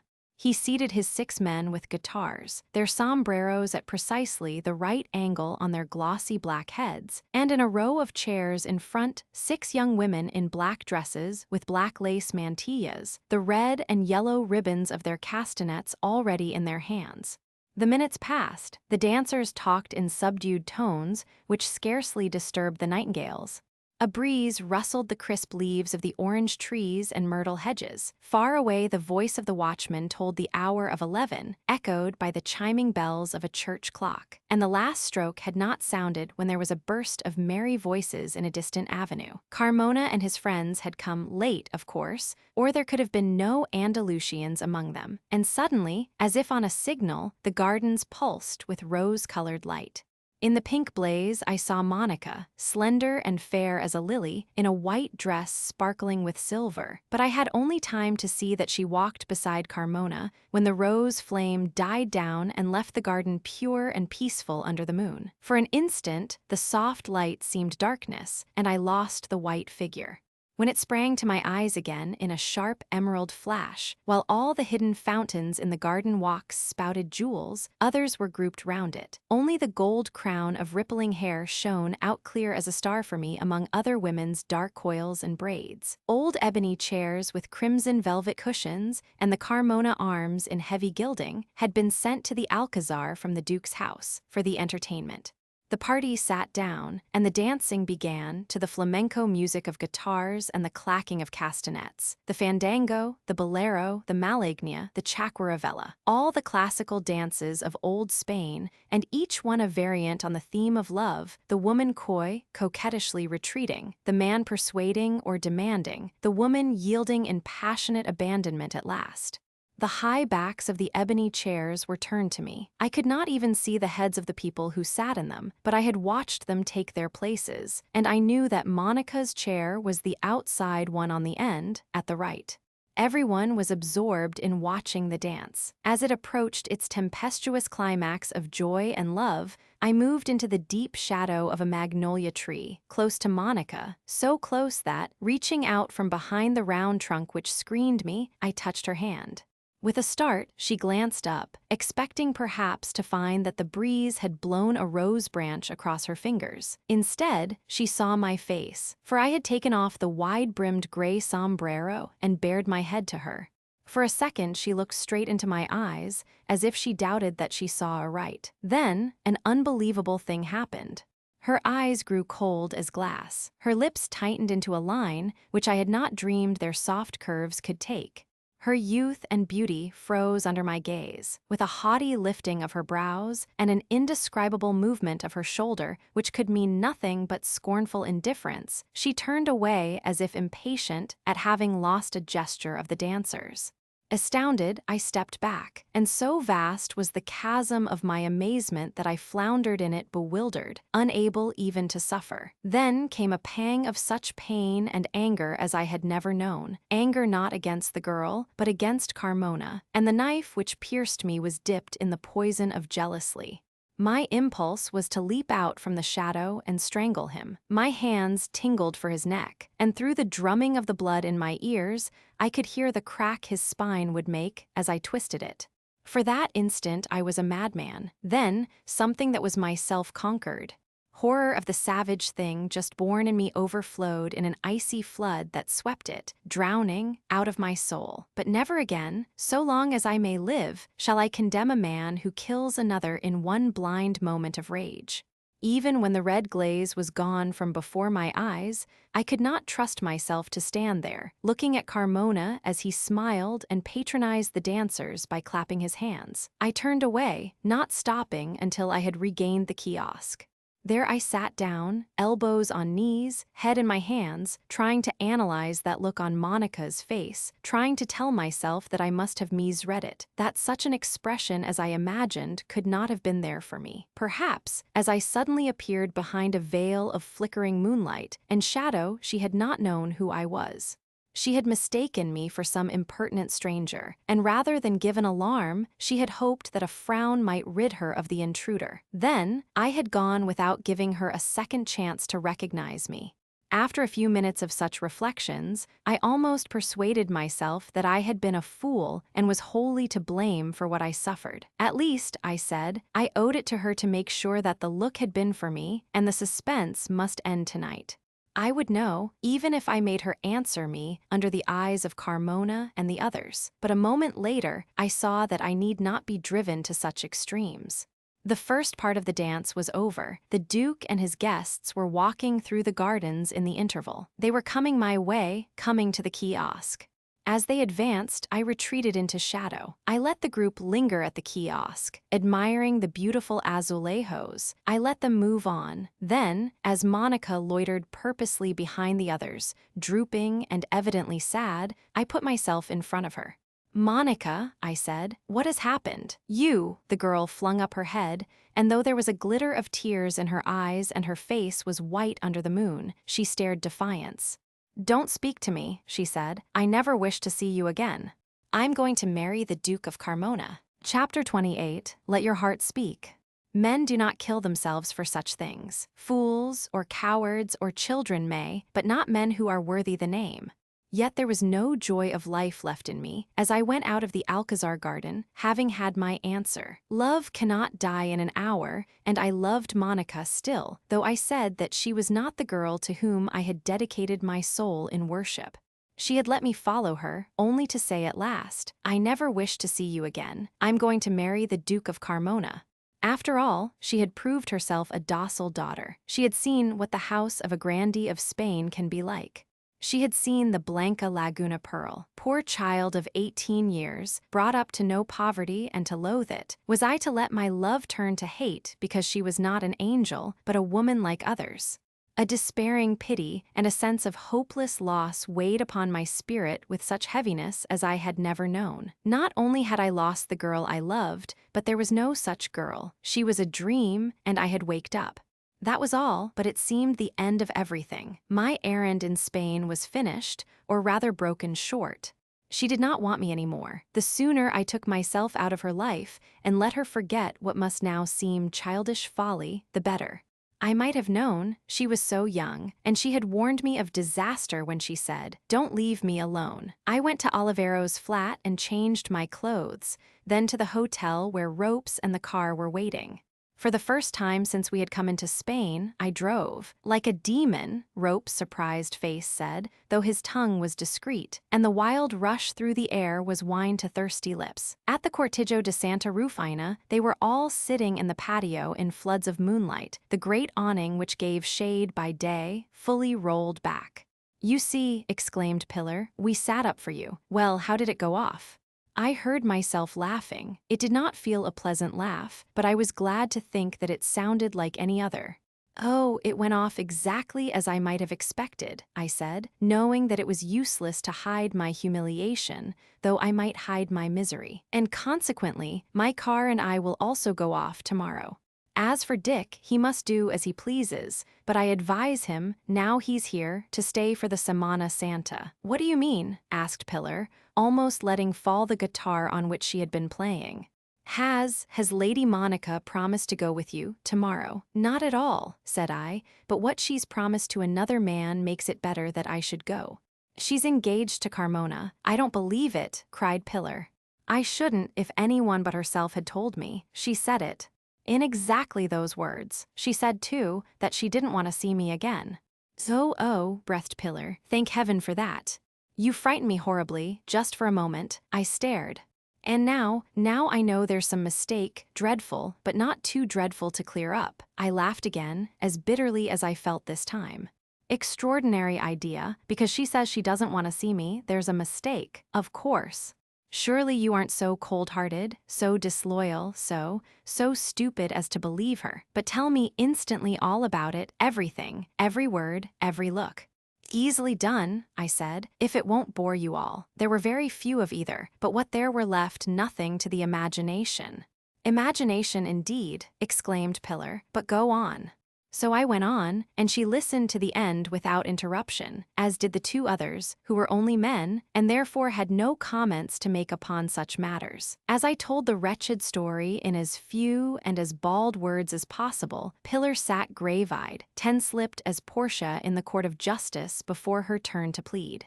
When I finished, she was silent for a moment, I thought because, after all, she found herself with nothing to say. But, when her father in his compassion would have begun some murmur of consolation, she broke out quickly, "I suppose she is engaged to the Duke, or she wouldn't have said so."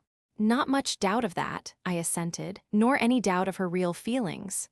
Poor little girl, I know she's wishing she could die tonight. Those devils." "Yes, I will say it, Papa. I shall be forgiven, for they are.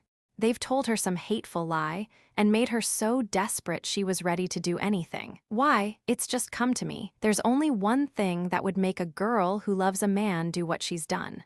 "What?" I broke in, breathless, for Pillar's fire had flamed into my blood now, and I waited for her answer as a man waits for an antidote to poison. "Believing he's in love with someone else. How could she believe that?" "Who is there?" I stopped. My eyes met Pillar's, and she blushed, stammering as she hurried bravely on. "The greatest nonsense, of course. But oh, don't you remember how she looked that evening at Manzanares when we saw her last? So wistful, as if there were something on her mind she mustn't tell. I caught her looking at me once or twice as if she were wondering. They must have begun, even then, to upset her mind, poor, lonely child. But the worst hadn't happened. She was only a little doubtful.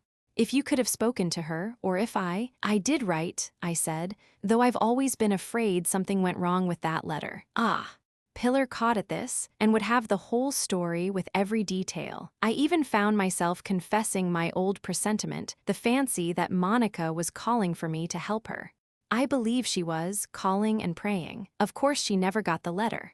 "What was in it, if you don't mind my asking?" I said a crisis seemed to be coming, and she must make up her mind to let me take her away. A splendid letter to fall into her mother's hands. "Did you sign your real name?" "No name at all. I wrote in a hurry, and that's lucky. But even if you had, Lady Veil-Avon couldn't have shown such a letter to the Duke. He's too Spanish, too Moorish, I ought to say. She wouldn't have dared, as she wants him for a son-in-law. That occurred to me. But there aren't many other things she wouldn't dare, to get rid of such a danger as you. If she got the letter, and I'm sure she did, there was your handwriting at her mercy. Supposing I know what's in your mind, but I don't think such things are done out of novels." "Oh, aren't they, when people are clever enough? I know of one case myself. And the girl's life was spoiled. Lady Monica's shan't be though, if I can help it." "You're taking a great deal for granted," I said, but I felt as if the radiance of heaven were pouring down upon me, instead of the pensive moonlight. "Doesn't your heart tell you I'm right?" cried Pillar. "Yes." I answered, "Yes, you good angel, it does." Chapter 29. The Garden of Flaming Lilies. The voice of some maid-servant singing a copla waked me early in the morning, after an hour or two of sleep. "El amor y la naranja si person infinito. Que por my dulces, question de agrio tienen su piquito." Yes, always a little bitter, I said to myself, but if for me there were after all to be some sweetness left. Last night before parting, the cherub, Dick and I had talked matters over from every point of view. I was only too thankful to take the advice of one girl on behalf of another, and give to Monica the benefit of that doubt, which at first had not seemed admissible. But even Pillar confessed that Monica's engagement to Carmona made our part 100 times more difficult. Whatever her motive had been, revenge upon me for supposed disloyalty, dread of her mother, or awakened ambition, she had in any case consented to marry him, and Pillar suggested that the dinner invitations had been sent out as an excuse for a public announcement, which would more firmly bind her to her promise.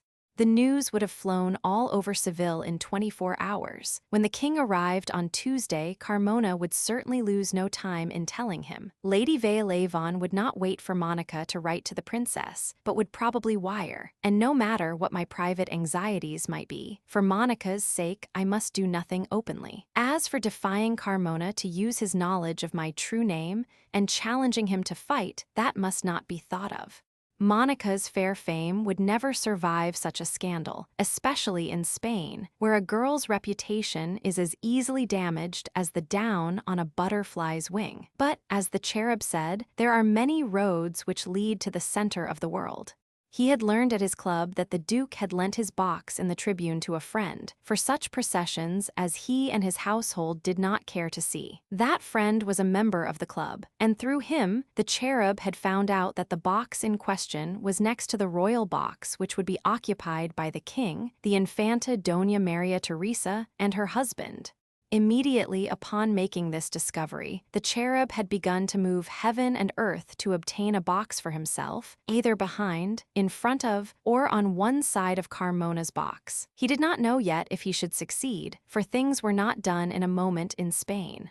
Of course, all the boxes were already subscribed for the whole week by members of the aristocracy and other persons of importance in Seville. But then, the cherub had friends and acquaintances in every class. If it were a question of money, money would not be spared. If it were a question of a favor for a favor in return, that favor would be given. There was hope that the thing might be arranged, and once Pillar came within speaking distance of Monica, nothing short of sudden death could prevent her from telling the girl the truth, vowing by all the saints that she had been deceived for the one purpose of separating her from me. If Monica could be made to believe that, she would have courage to be true in spite of all, and then it would be for me to save her from keeping the engagement into which she had been tricked.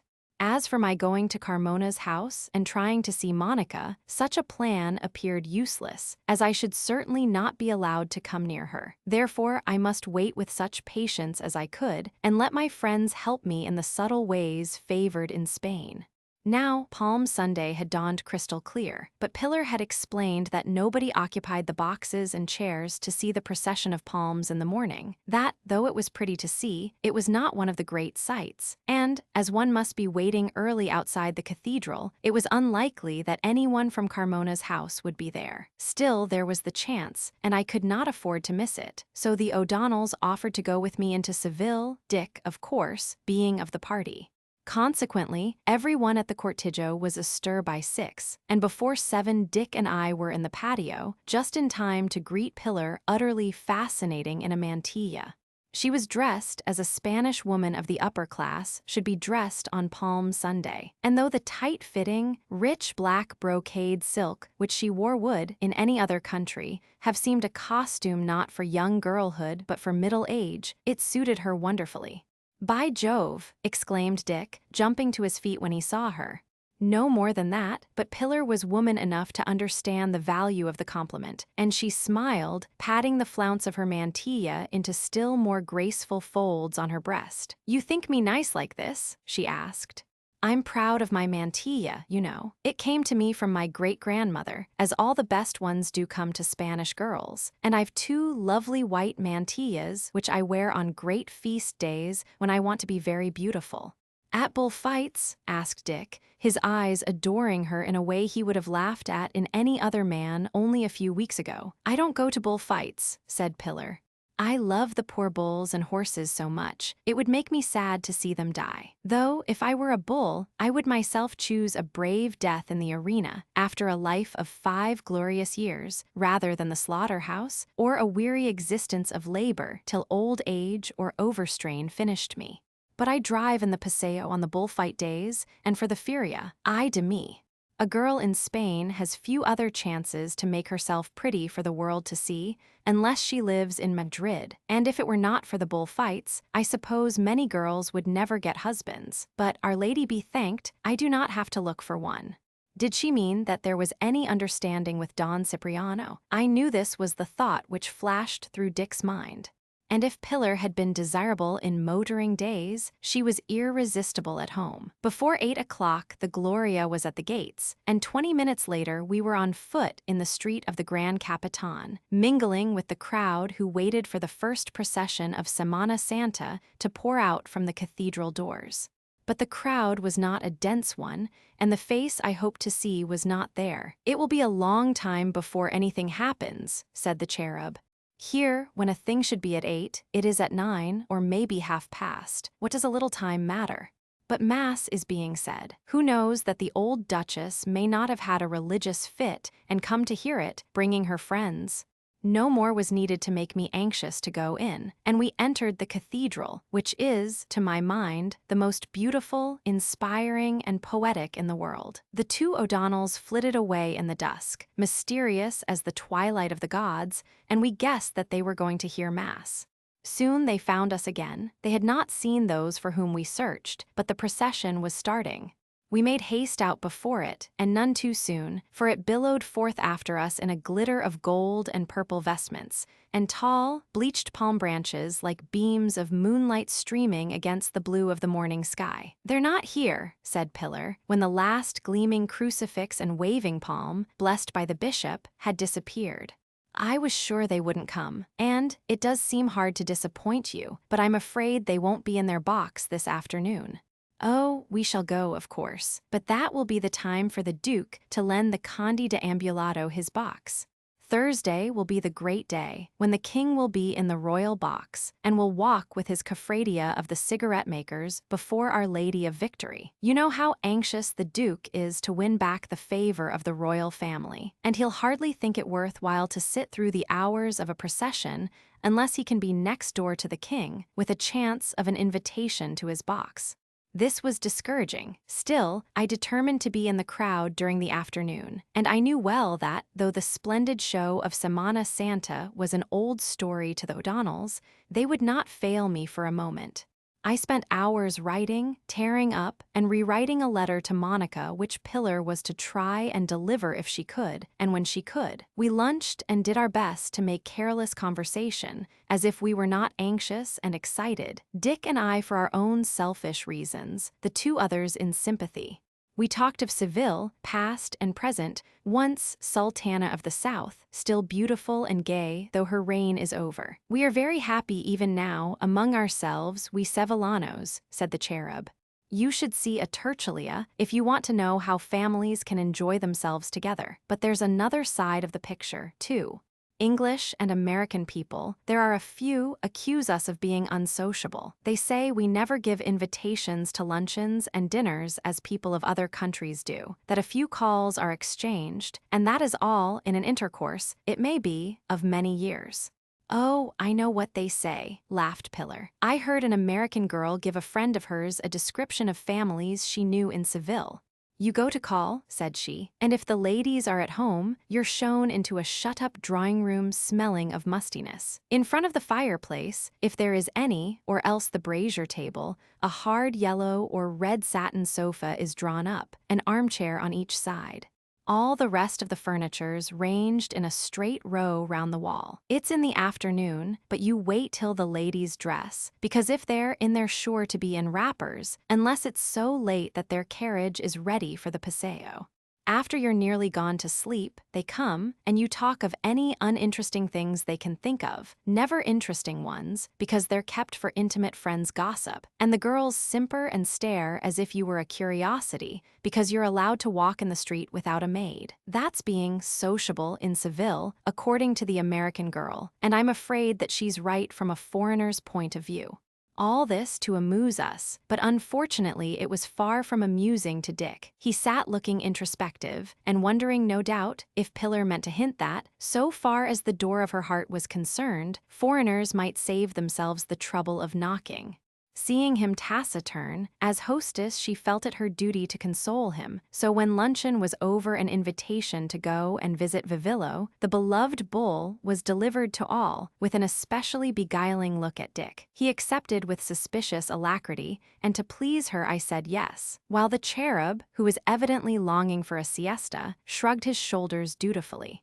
It seemed that we could see the pasture which was Vivillo's drawing-room without trespassing upon Carmona's land, on which I should have been loth to set my foot, even for Pillar. But when, after 20 minutes' walk across meadows, we arrived at the hedge which divided the Duke's Ganaderia from Colonel O'Donnell's farm, Dick would not be satisfied with a distant inspection of the grazing bulls. Pillar was going to pay a friendly call upon her darling, and Dick was resolved upon an introduction.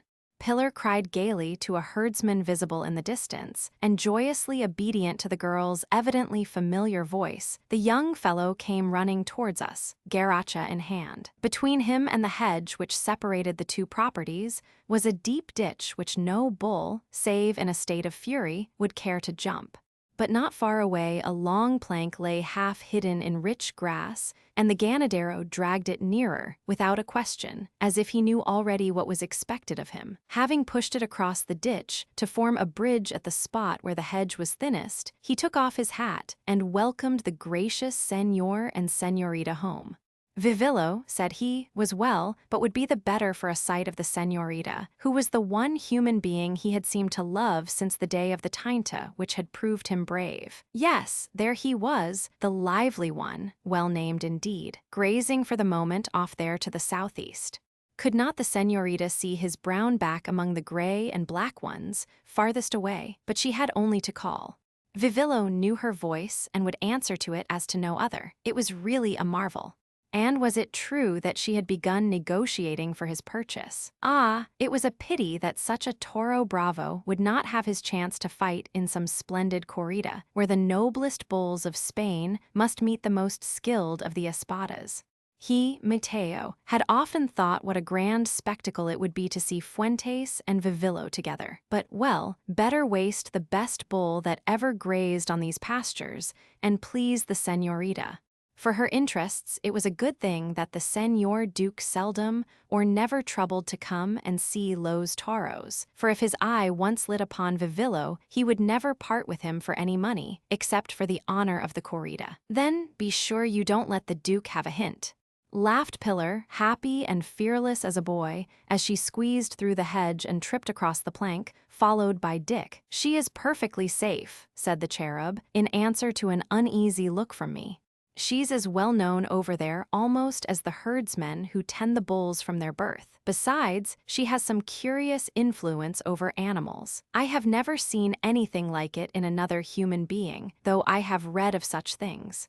Since she was a child, I have no longer had any fear for her over there, and Senor Waring is safe also, while he keeps with her and Mateo, unless he were foolish enough to make some demonstration. But for me, I am no friend of Los Toros when they are at home.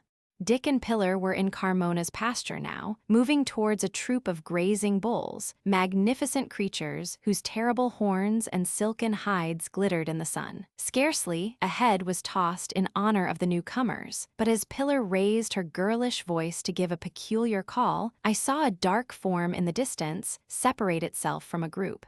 Then a brown, lean-flanked bull, nobly armed with horns grand as the antlers of a stag, bounded away from his companions and rushed in so straight a line towards Pillar that in spite of the cherub's words, my heart was wrenched, but I need not have feared. While the young herdsman and Dick stood by passive and admiring, this toro bravo of famous fighting breed reduced his run to a canter and trotted up to Pillar as tamely as if he had been a belled cabestro. The girl, opening a large knotted handkerchief which she had brought filled with sweet biscuit, took a step or two forward to meet the bull. Nestling against his huge head, powerful enough to bear up a horse and rider impaled upon his horns, she calmly fed the great beast from her store. Never could there have been a more beautiful picture since the day when another bull submitted to the caresses of Europa.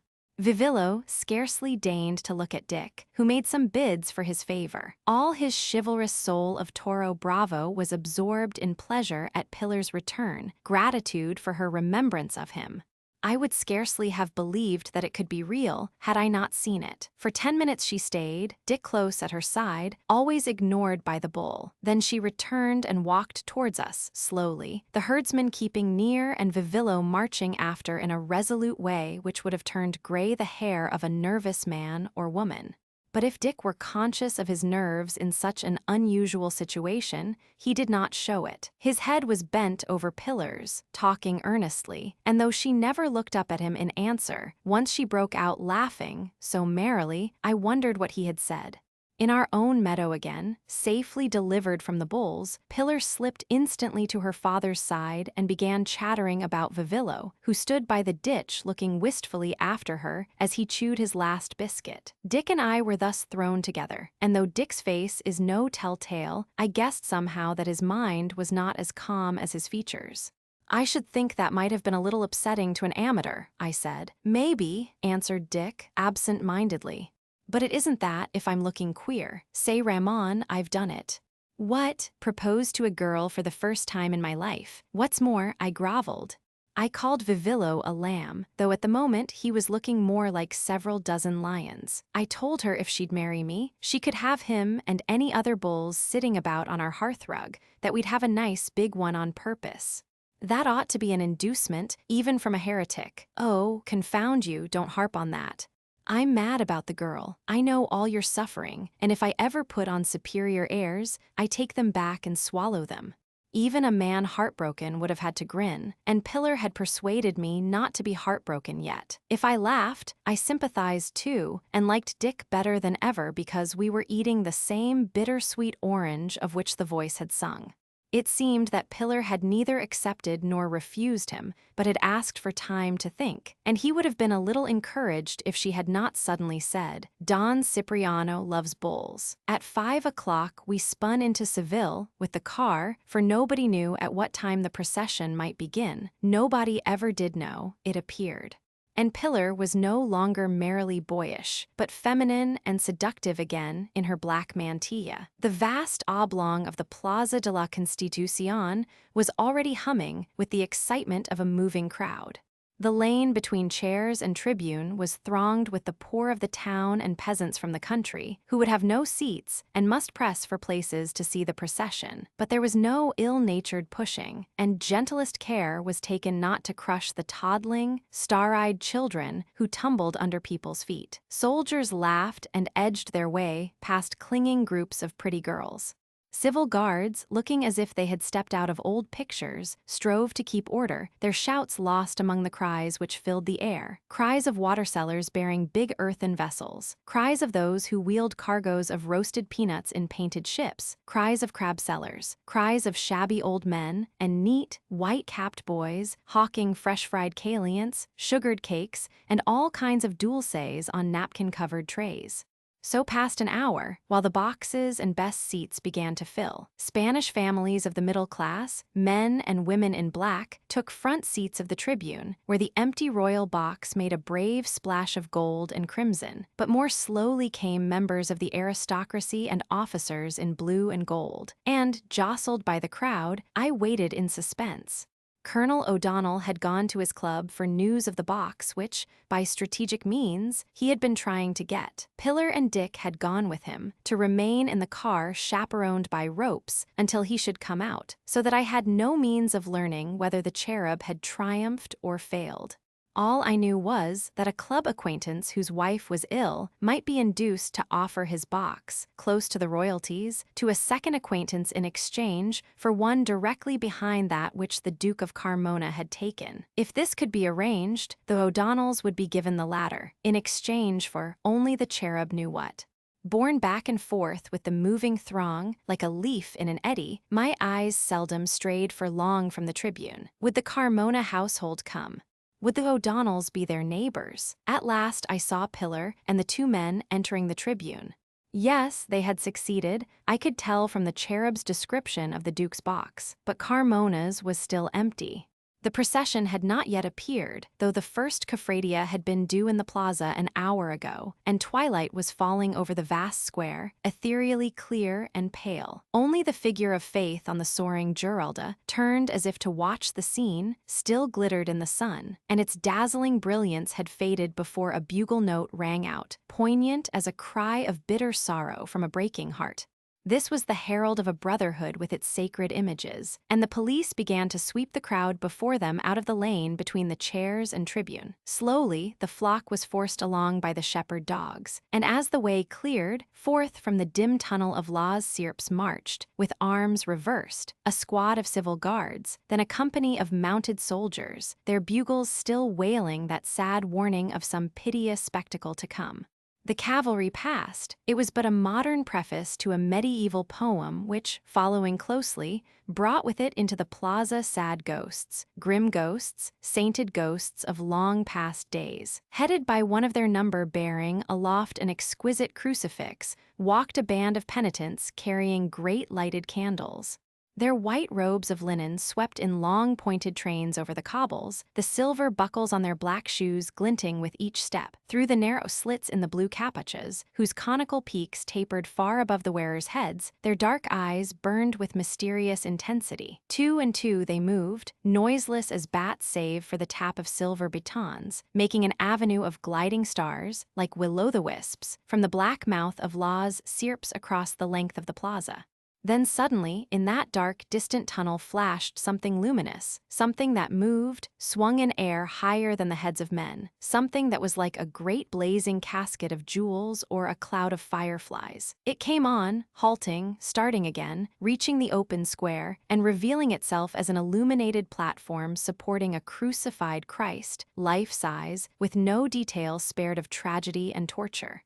One of those fine sculptures of painted wood, such as I had seen at Valladolid, the 16th century artist had spent his soul in showing to believers what Christ had suffered that they might be saved. And so startling was the appeal of this terrible figure to the sympathies, that for an instant I found myself forgetting everything except a wild desire to rescue it.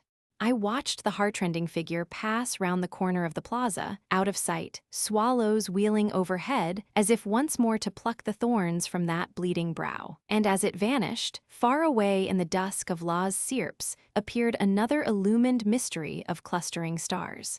The crowding lilies, as the paso came nearer, were only white, waxen candles after all, but in their light the image of the Virgin gained a womanliness and beauty extraordinary.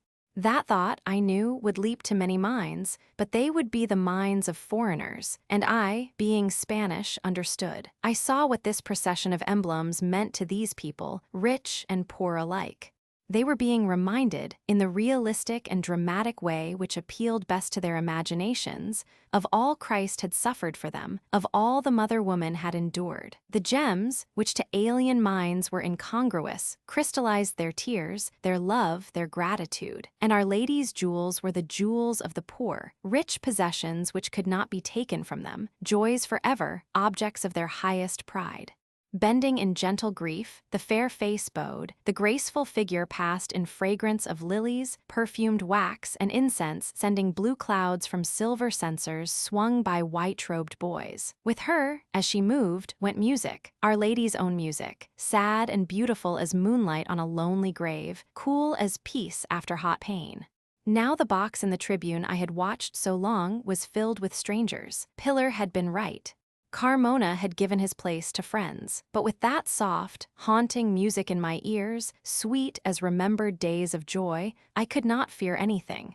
Somehow I was at peace, with good thoughts in my mind and hope in my heart. Brotherhoods in black, brotherhoods in purple, and paso after paso went by. Christus bending under the weight of the cross, Christus praying among sleeping disciples in Gethsemane, Our Lady of the Rosary, Our Lady of Tears, flaming rivers of light, suns rising out of purple clouds. Night folded over the great square, with its crowd of people. No one had gone away. Electric lights burst out and made the scene like the auditorium of some vast theater, but the stage and auditorium were one. Then the full moon, yellow as honey, looked over the thronged roof gardens of tall houses opposite the tribune and sailed high in heaven. It was past 9 o'clock when Colonel O'Donnell touched me on the shoulder. "We saw you long ago," he said. "You are so tall. Shall we go home to dinner? But on Thursday you will have another chance." Thursday. And there were 3 days in between. I wished that he could have left me in my dream of peace as long as it might last. Chapter 30, The Hand Under the Curtains. Like a dream the 3 days passed, but not a dream of peace, for that I lost with the last echo of the virgin music and the fragrance of her lilies. Dick thought himself miserable, but I would gladly have changed my state of mind for his. Sometimes he hoped, sometimes he despaired, but at all times he was really very happy, if only he had known it. He enjoyed visiting the Murillos with Pillar and the Cherub when I had no heart to go. He borrowed the motor to whisk them out to Italica. He went with the O'Donnells late every afternoon for the drive in the fashionable Paseo along the riverside, as pleased with the 5 handsome mules, in their smart Spanish harness of white and crimson rope and brown leather, as if they had been his own. As for me, I would not go, although Dick urged that, in the never-ending double line of fine carriages, we might meet the Duchess of Carmona's. But I did not dare to see Monica again after what had happened unless there were some hope that Pillar could speak for me, or that I could speak for myself. Still, I could not resist questioning the family in the evening. Had they heard tidings of her? Had they seen her? Presently there was news, but not good news.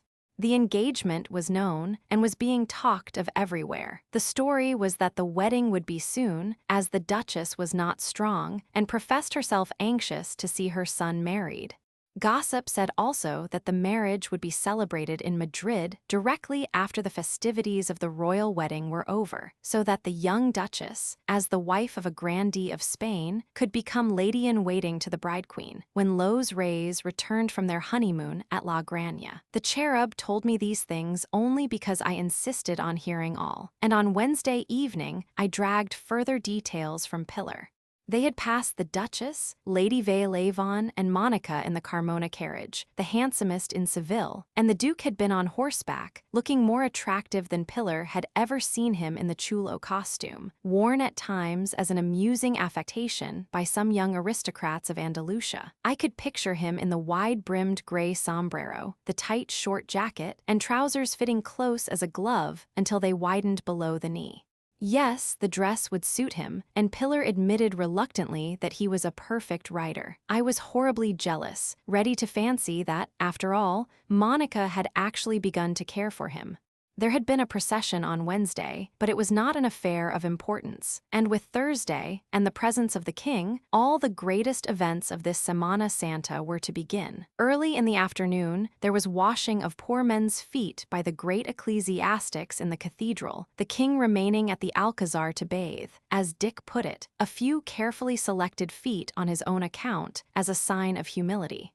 Later would come the most splendid procession of the week, the king walking with his own cofradia. In the evening, the miserere in the cathedral, and processions all night, till Mass on Good Friday morning. To myself, I said, therefore, that I was to have 2 more chances, the one for which I depended upon Pillar in the afternoon, the one for which I depended on an inspiration of my own in the evening.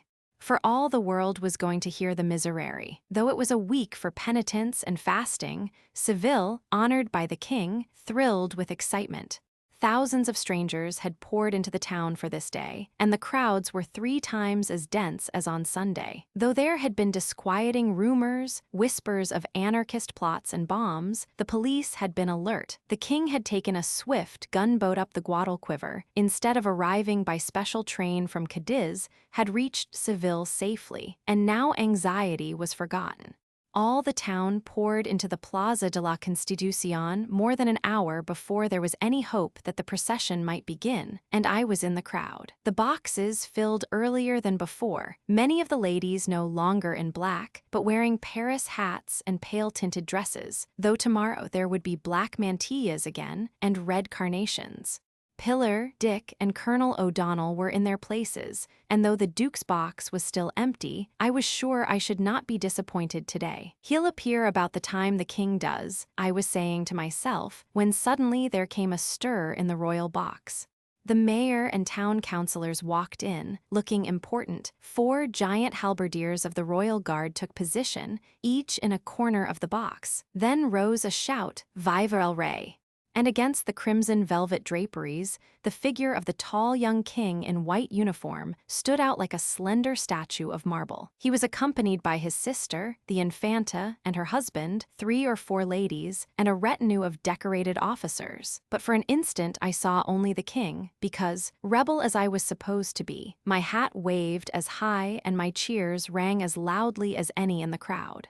I had not seen his face. That day at Biarritz long ago, when his automobile stopped for want of petrol, he had worn his motor mask and had not removed it, for he was incognito. But now, as he bowed in answer to the people's greeting, the young face was noble under the silver helmet. His smile brought a deep dimple to either cheek and a pleasant light to the brown eyes. I was proud of my king and found myself wishing that I could serve him, though it seemed that that could never be, and with a sigh for the perversities of fate I looked away, only to receive a shock of surprise.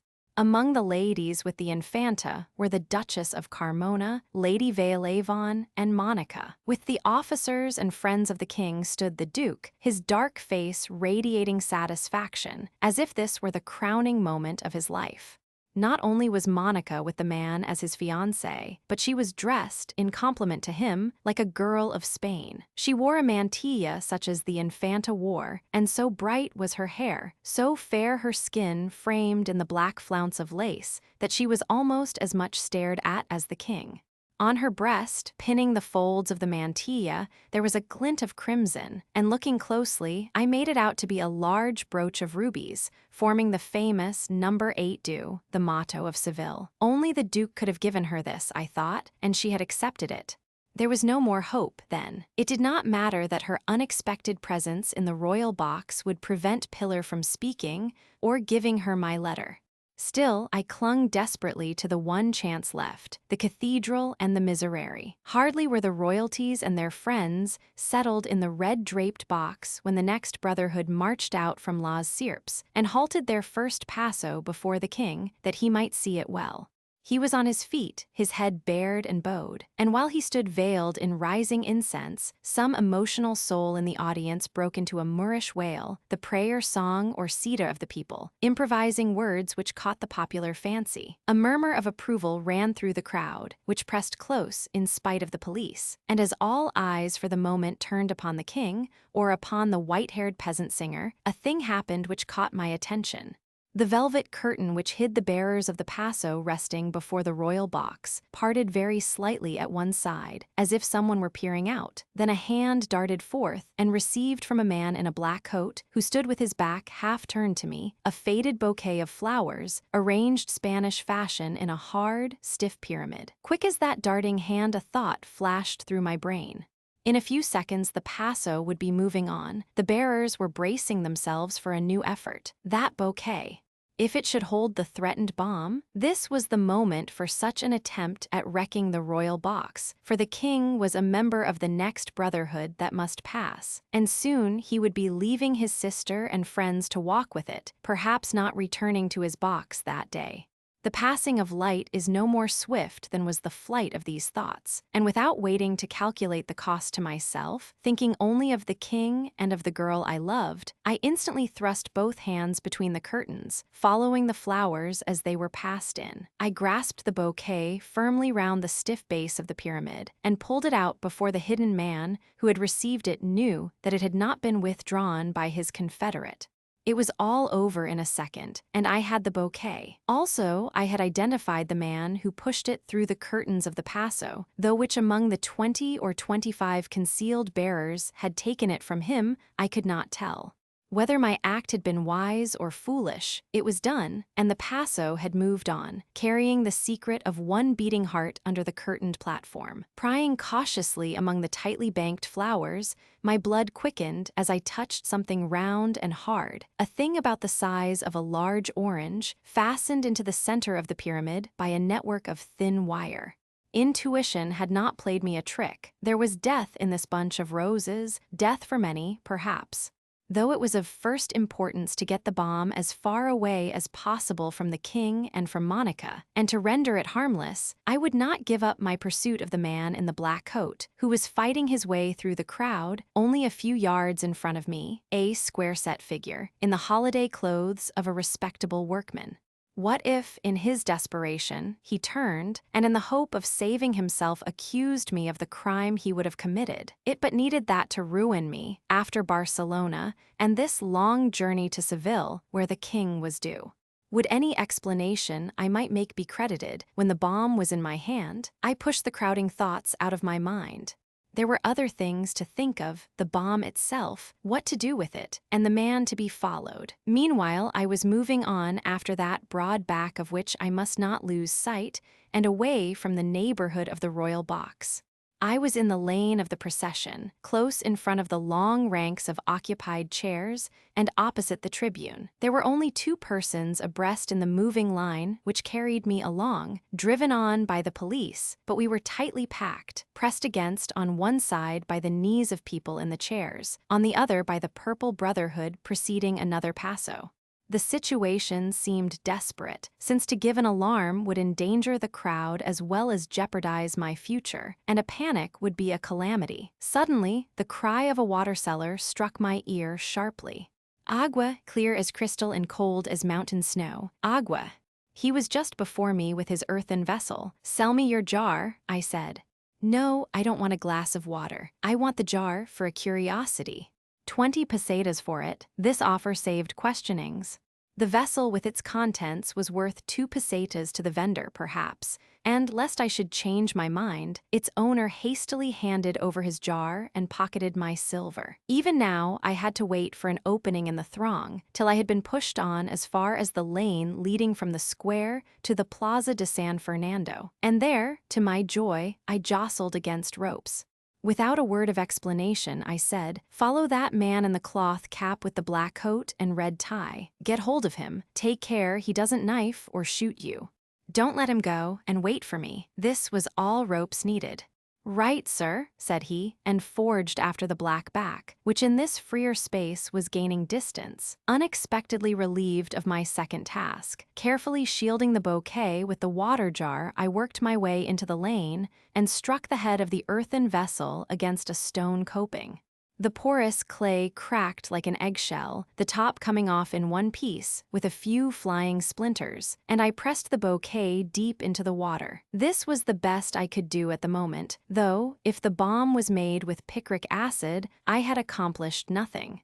I could only hope, and pressing on I came up with ropes, who had collared his man and jammed him against a wall. Not a sound had the wretch uttered.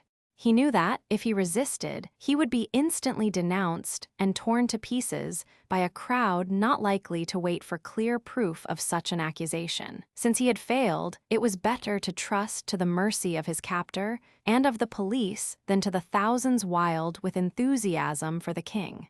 Fortunately for him, as for us, the crowd had something better to do than stop to watch what they took for some trifling private quarrel. "He tried to knife me," said Ropes, "but I stopped that." Knifes in my pocket, what next, sir? It was characteristic that he did not ask what the man had done. "Give the brute up to the police," I answered in English. He was with another chap whom I've lost, in a plot to throw a bomb at the royal box, and the bomb's in this water jar. For the first time Rope's face lost its imperturbable expression. "What, sir?" he exclaimed. "After your troubles, excuse my mentioning them, you concern yourself in an affair like this. I've no choice, we can't let this beast escape. If they have him, the police may get his mate. He looks a coward and sneak. Beg pardon, sir, you have a choice. I've got the man.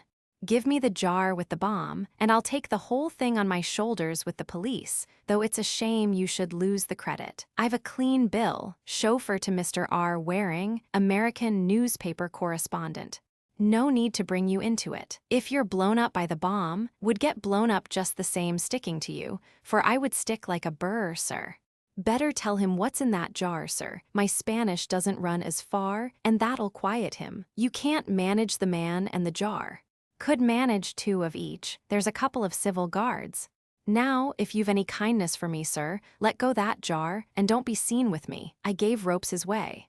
But I lingered near enough to watch the scene which followed, and had that innocent-looking jar been broken, or had the contents of the soaked bouquet exploded of its own accord, I should have been near enough to share my chauffeur's fate. He explained in broken Spanish, eked out with gesture, and the fact that he was English, with the most honest of English faces to vouch for his sincerity, helped him.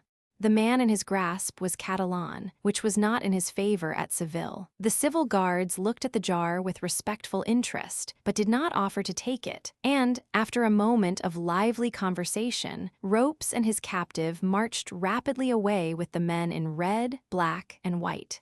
At least, whatever happened now, the king was safe, and Monica was safe. It was not until 8 o'clock, when I went to the quiet hotel where we had appointed to meet and dine, that I found out anything more. Then they told me that the king returned to his box after walking in the procession, and that, soon after, Dick had been surprised by a visit from a member of the police in plain clothes. The man had come to the O'Donnell's box, inquired if the American gentleman were Mr. Waring, asked if he had a chauffeur named Peter Ropes, and being answered in the affirmative, had told the story of the bomb. Dick had then gone with the policeman to see Ropes, had made a statement concerning himself, his business, his car, his chauffeur, his occupation in life, and the friends with whom he was staying. All had proved satisfactory. Ropes had been thanked by the police for his promptness and presence of mind, and threatened with active gratitude from higher quarters. Both had been asked to remain within reach for a few days, and the episode was over. But it was not until they heard my part of the story that Dick, or the O'Donnells, knew precisely where and how Ropes had come into the drama. Chapter 31. Behind an Iron Grating. "Say," remarked Dick in a stage whisper, "there'd be a big drop in the bee industry if all the world turned Protestant and bought no more great wax candles." We were standing inside the Moorish arch of the Puerta del Perdón in the Court of Oranges. Beyond, where the stuffed crocodile swung in a light breeze, was the entrance to the cathedral, black as the mouth of a cave. The wind which rocked that huge reptile, the gift of a disappointed sultan, sent the petals of 10,000 orange blossoms drifting over our heads in a perfumed snowstorm. Past us trooped a dark-robed brotherhood, each man with his tall candle raining wax on the grass-grown stones of the old court. This it was which had drawn forth Dick's reflection, but I scarcely heard his words.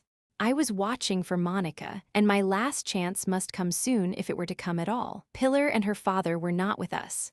They had gone into the cathedral, where they had secured seats not far from the royal chapel and in the best position to hear the Miserere. Though it was early still, not quite 9 o'clock, vast crowds were gathering, and it was possible, they thought, that Carmona and his guests were already in their places.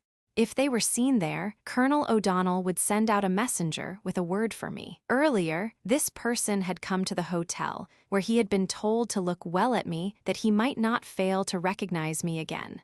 And Dick and I had not stood on sentinel duty for 15 minutes when he appeared, beating through the opposing tide of the multitude as it swept towards the cathedral. His worship, the Colonel O'Donnell, wished their worships, the two señoritos, to know that those they wished to find were not visible in the cathedral.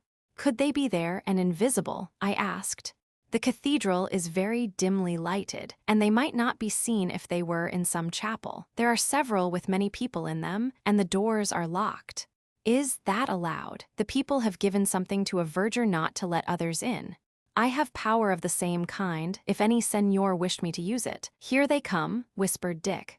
Carmona, Lady Veuillevon, and Lady Monica. We stepped farther back into shadow, though such precaution was hardly needed.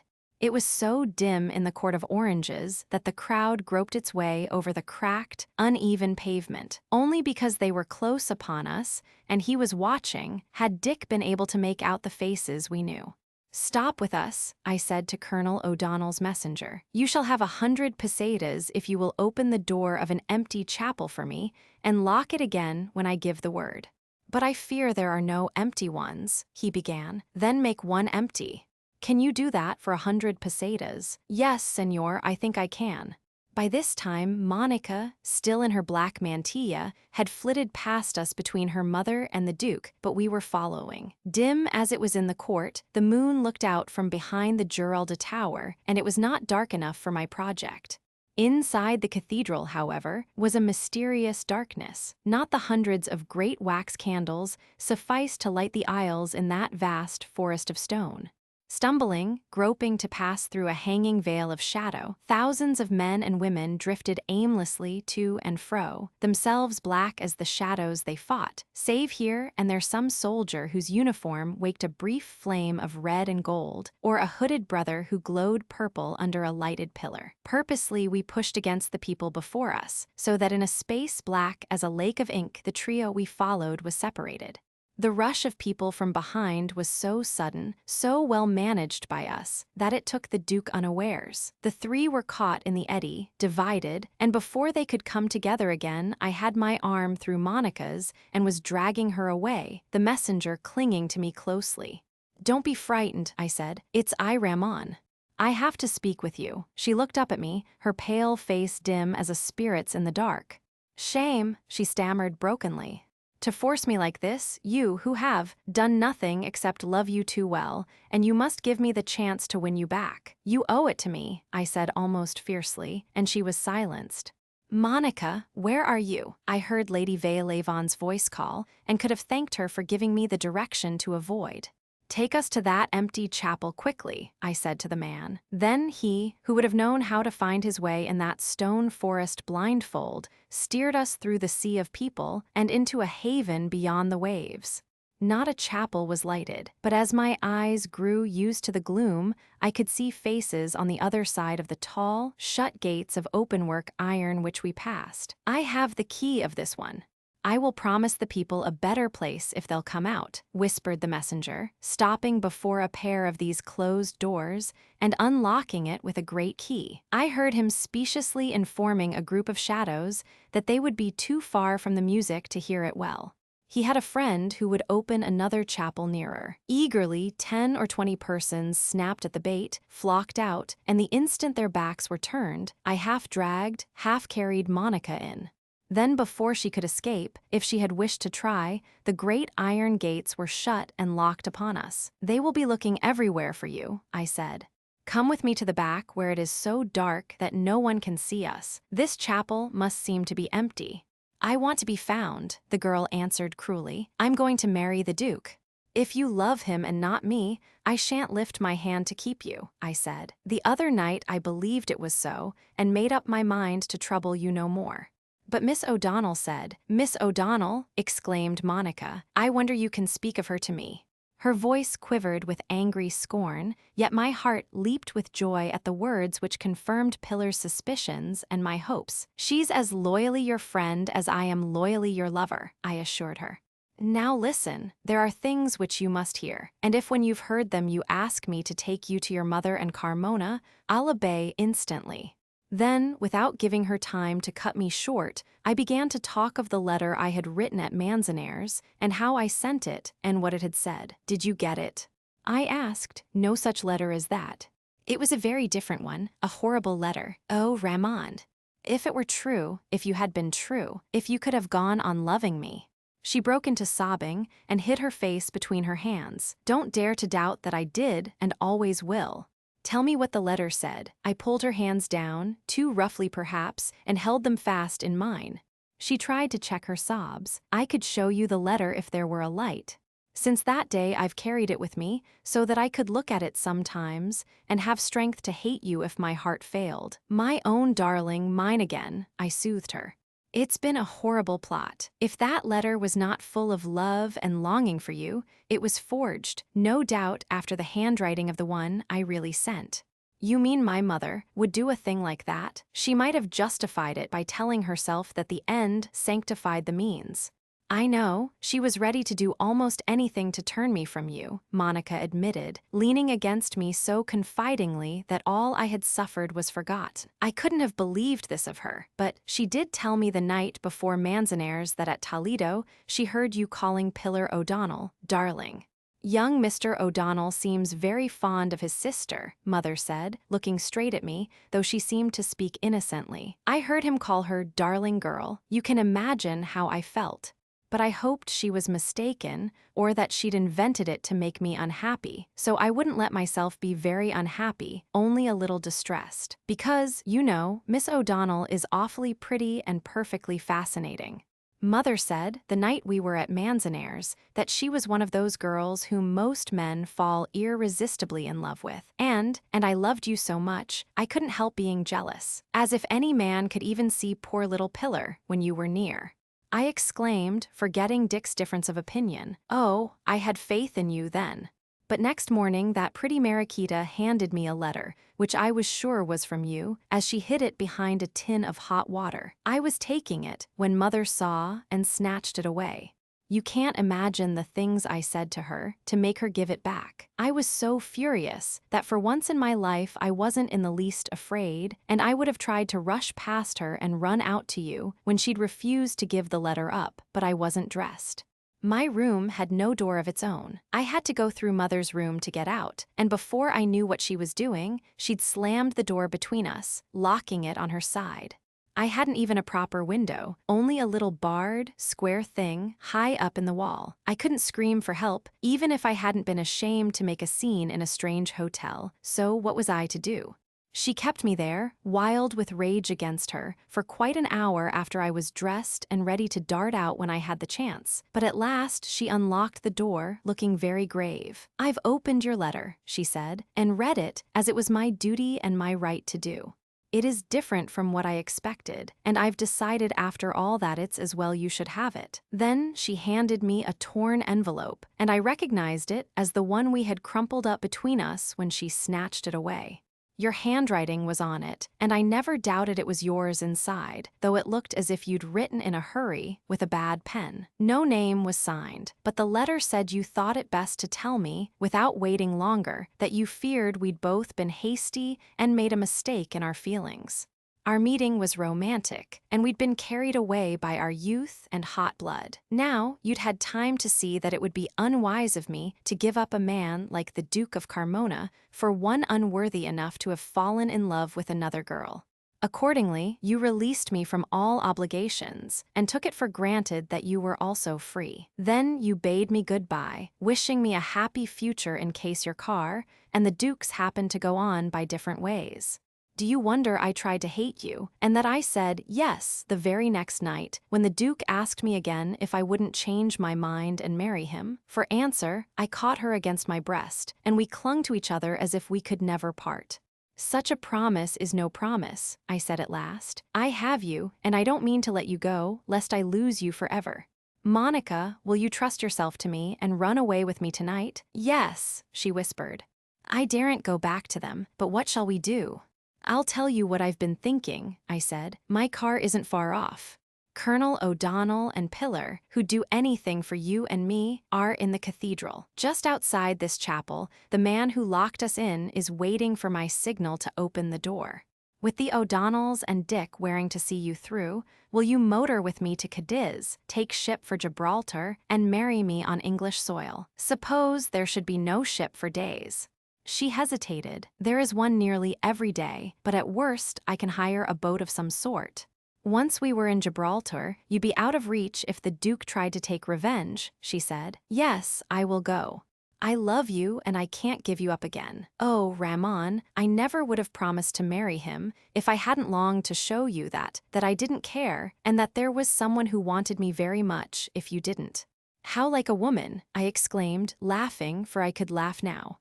"He has only kissed my hand," she went on, "and I hated even that. Yet you're wearing his brooch," a returning flash of jealousy made me say, "and a mantilla to please him." "The brooch is his mother's, so is the mantilla. She at least has been kind, so I let her put them both on for me today when she asked." "Kind. When there's time, I'll tell you one or two things, but now there's no time for anything except to take you away." "Listen, the miserere has begun," she said. "Has it been long? I heard it only now. Can we get out before it's over?" "Of course we can, though not quite as easily, perhaps, as if the crowd were moving with us. However, we can't afford to wait. What wonderful music!" Monica whispered. "I wish I dared to feel it were blessing us." "Yes, feel it so," I said, and involuntarily was silent to listen for an instant to the melodious flood which swept from aisle to aisle in golden billows. Out from the wave of organ music and men's voices, boyish soprano notes sprayed high, flinging their bright crystals up, until they fell, shattered, from the vaulted ceiling of stone.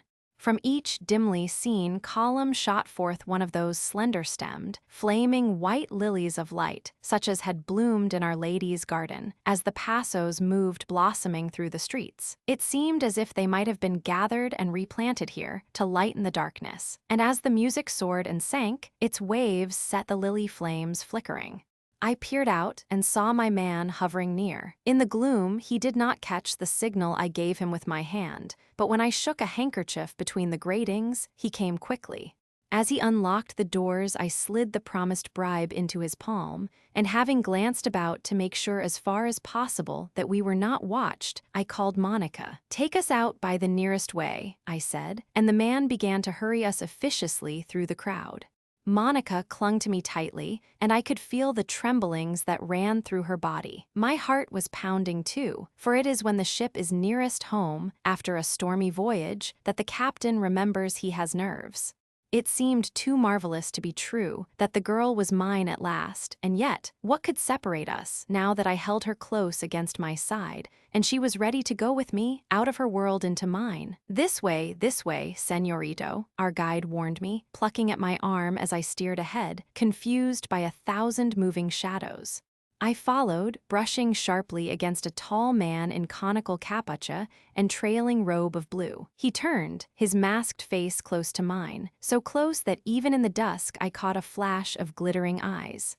Then, giving me a sudden push, he cried out, "Help murder, an anarchist, a free thinker." To the rescue, it was Carmona's voice, and I knew instantly that he must have borrowed this dress from some friend in the cathedral, perhaps a member of the Cofradia to which he himself belonged, so that he could search for me and Monica without being seen by us.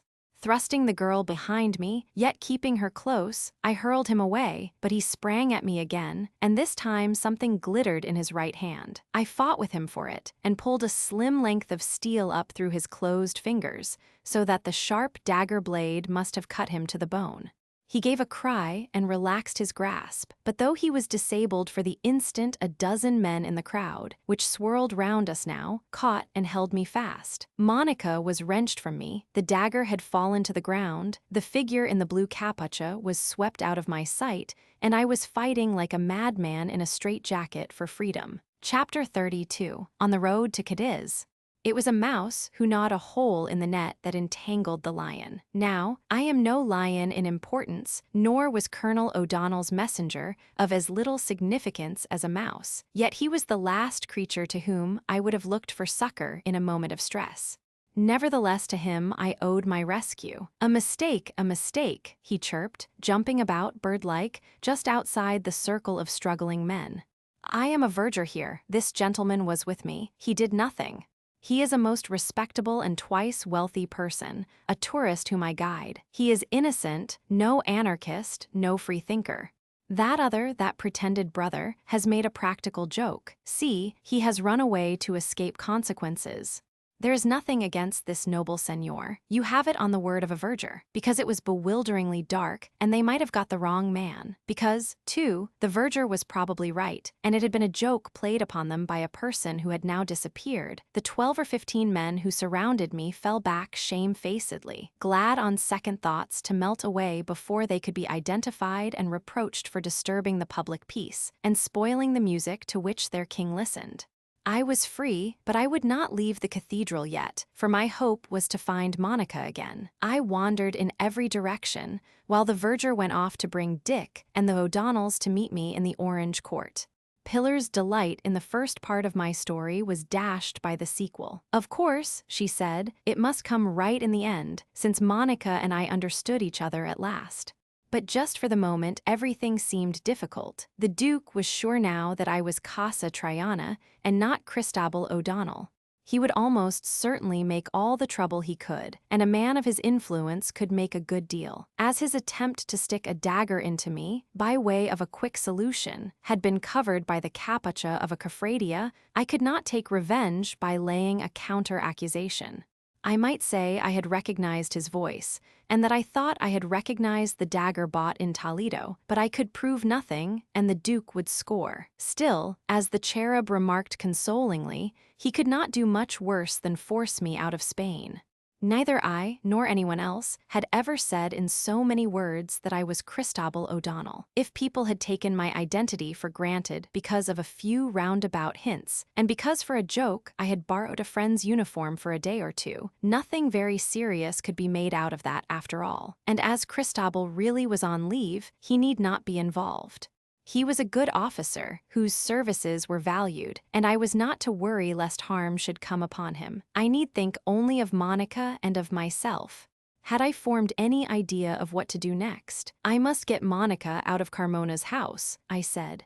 You'll have to lie in wait and snatch her from under their noses next time they show them, suggested Dick. Unless Carmona keeps his indoors until he's arranged to have yours politely deported. I can't be got rid of in an hour. You could tomorrow. I'm afraid you can, sighed the cherub, and that, though I shall do my best, I may be powerless to help you. What if it were known that he saved the king yesterday? Pillar asked her father. The king is going away tomorrow. You know, he's off to England in a few days. Besides, the incident today will be hushed up. The king will know, of course, and a few others, but it will be kept out of the papers, anyhow, until they've got their hands on both the men concerned. I've still got tonight, I said, and it's not 11 yet. I hoped that in the confusion, Monica had given her mother and Carmona the slip, and that if I waited here, I might find her again. I thought she might try to get back to the chapel where we had our talk, trusting that I'd look for her there. But she didn't come, and I searched everywhere in vain before I tried watching the crowd pass through the Court of Oranges. Now, I'm certain that Carmona or Lady Veuillevon must have pounced upon her while I was surrounded and forced her away. No doubt they're at home long ago. Why shouldn't I appeal to the English consul and say that the Duke of Carmona's detaining an English girl in his house against her will? No use, said the cherub. She's under age, and she's with her mother, who's visiting the Duchess. Then I'll go to Carmona's door and make such a row that they'll be obliged to let me in. You'd get into a police cell instead. A man's house is his castle, especially when it's a palace and he's a duke. I was silenced. I knew the cherub was right, but it seemed monstrous that in this 20th century, such tyranny should divide a girl from her lover. When I had thought for a moment, I said, anyhow, I shall go to the house and try to bribe a servant. Once in, I'd not come out without Monica. I've done 2 satisfactory things today by bribery and corruption, and I don't see why I shouldn't bring it off the 3rd time. The Duke's servants have been in the employ of the family for years, and their fathers and grandfathers before them. No money would bribe them to deceive their master and mistress, said the cherub.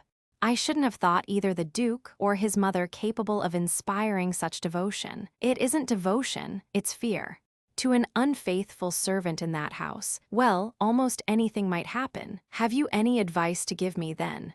I asked in despair. The cherub shook his head. The prudent thing would be to go away tonight and trust Lady Monica's loyalty. She can't be forced into marrying the Duke, you know, and if she breaks the engagement, he'll have to let her alone for dignity's sake. That might be prudent, but of course I won't do it. Of course you won't, returned the cherub, as if it went without saying. Very well, then, matters are desperate, and desperate remedies must be tried. Things can't be worse than they are. I shall hang about Carmona's house early in the morning, and when the first person comes out, I'll go in. If I don't come out, you will know what's become of me, and I don't suppose in these days even a duke can kill a man without getting into trouble. He would merely have you arrested as a housebreaker, said the cherub. Well, I should have seen Monica first, and perhaps have got her on the right side of the door. We'll have a go at the business together, said Dick. It would be more sociable. All right, thank you, said I. Then something's settled, and these best of friends can go home and sleep. Sleep, echoed Pillar scornfully. Oh, if I were a man, and could do something to punish the Duke. I wish you could set your bull at him, said Dick. Only, now I think of it, it's his bull still. Try as we might, it was impossible to persuade either Colonel O'Donnell or Pillar that they ought to return quietly to bed, if not to sleep. No, they would do nothing of the kind. Besides, no properly disposed person within 10 miles of Seville would lie in bed that night. Processions would go on till early morning. Many people would watch them, or spend the hours till early mass in prayer in the cathedral, which would be open all night. Why should not the O'Donnell family do as others did? There was no answer to this, and it was finally arranged that, if they wished to rest at all, it should be at the hotel in the Plaza de San Fernando, where we had dined. That was to be the rendezvous, and the cherub would engage the verger we knew to watch the Duke's house in the morning, bringing news of our fate to the hotel, if we did not bring it ourselves. Never, if I live beyond the allotted 70 years and 10, shall I forget that strange night of Holy Thursday in Seville. Dick and I wandered through the streets, and in the Plaza de la Constitucion, where electric lamps and moonlight mingled bleakly, while never-ending cafradias passed. A sky of violet was like a veil of silky gauze, and as the moon slid down the steeps of heaven, the vast dome paled. One by one, the stars went out like spent matches. Dawn was on its way. Electric lights flared and died, leaving a pearly dusk more mysterious than any twilight which falls with night. The crowds had thinned, but silent brotherhoods moved through streets where there was no other sound than the rustling of their feet, the tap of their leaders' silver batons.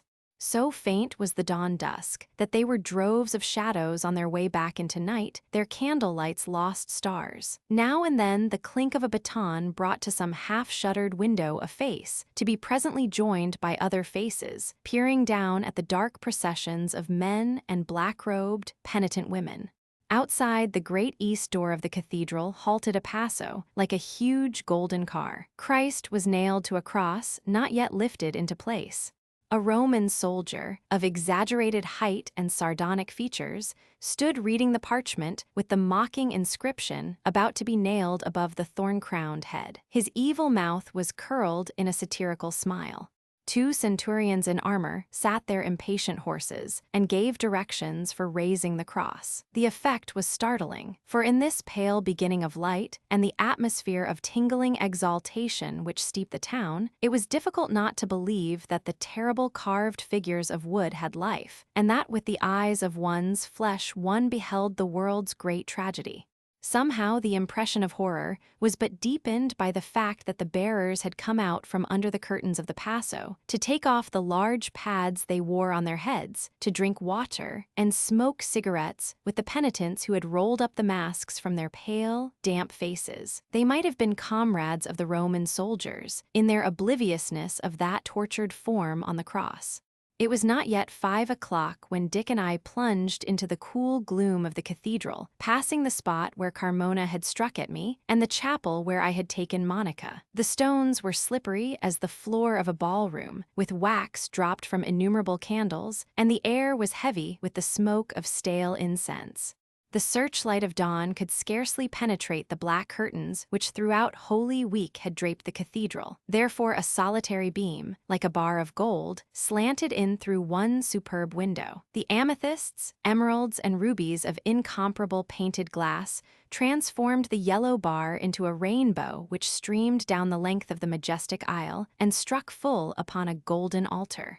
Then slowly the jeweled band moved from the gold carvings, the flames dying as it passed. Traveling, still like a searchlight, it found the prostrate forms of sleeping men exhausted by their vigils, snatched out of veiling darkness kneeling women clad in black, and at last rested on the Holy Week monument itself, paled its myriad candles, and made pools of liquid gold on the vestments of priests who had knelt all night in adoration of the host. "Say," said Dick, half-whispering, "I don't gush as a rule, but doesn't it look like the light of salvation coming to save lost souls?" Not a hotel in Seville had shut its doors that night of Holy Thursday. Not a concierge had done more than nod and wake out of a broken dream, for there had been an excited coming and going through all the dark hours. At 6 o'clock Dick and I were at the fonda, inquiring for Colonel O'Donnell and his daughter. They had come in at 2 and were now asleep, it seemed, but had left a note for the seniors. In this note we were assured that the friendly verger of last night's adventure would be lurking in the neighborhood of Carmona's house as early as 6 o'clock, and should we want him we would know where he was to be found. We took bedrooms, bathed, dressed again, and after hot coffee and rolls decided that it was time to go on guard. To be sure, it was absurdly early, but by this time the Duke's household might be astir, and we must not risk letting Monica be carried away before we had had a chance to practice the gentle art of housebreaking. The clocks of Seville were spasmodically telling the hour of 7 when we entered the narrow and dusky lane of the Cal de las Dunas. So fast asleep were the shuttered windows that our mission seemed a fool's errand. But as we came in sight of the Duke's closed door, the cherub's messenger loomed out of the shadows. Unshaven and haggard, his eyes glittered like black beads in the daylight, and he greeted us excitedly. "Señors," he began, "I was going to look for you at the hotel. A thing has happened. The Señor Colonel told me I must watch the house of His Grace the Duke, and let you know when you came if anyone had been out or in. Who would think of people starting upon a journey before the day is awake, but so it is. The Duke, whom I have seen in other years, has gone away in an automobile with his honorable mother and 2 other ladies." "You are sure it was he?" I asked, completely taken aback. "Sure, my señorito." The car was a large gray car, and his face grew sly as a squirrel's. "I can tell you where it is going, if you would like to know." "I want to know all you can tell," I said. "Well, the gray car arrived a little before 6:30, I should think.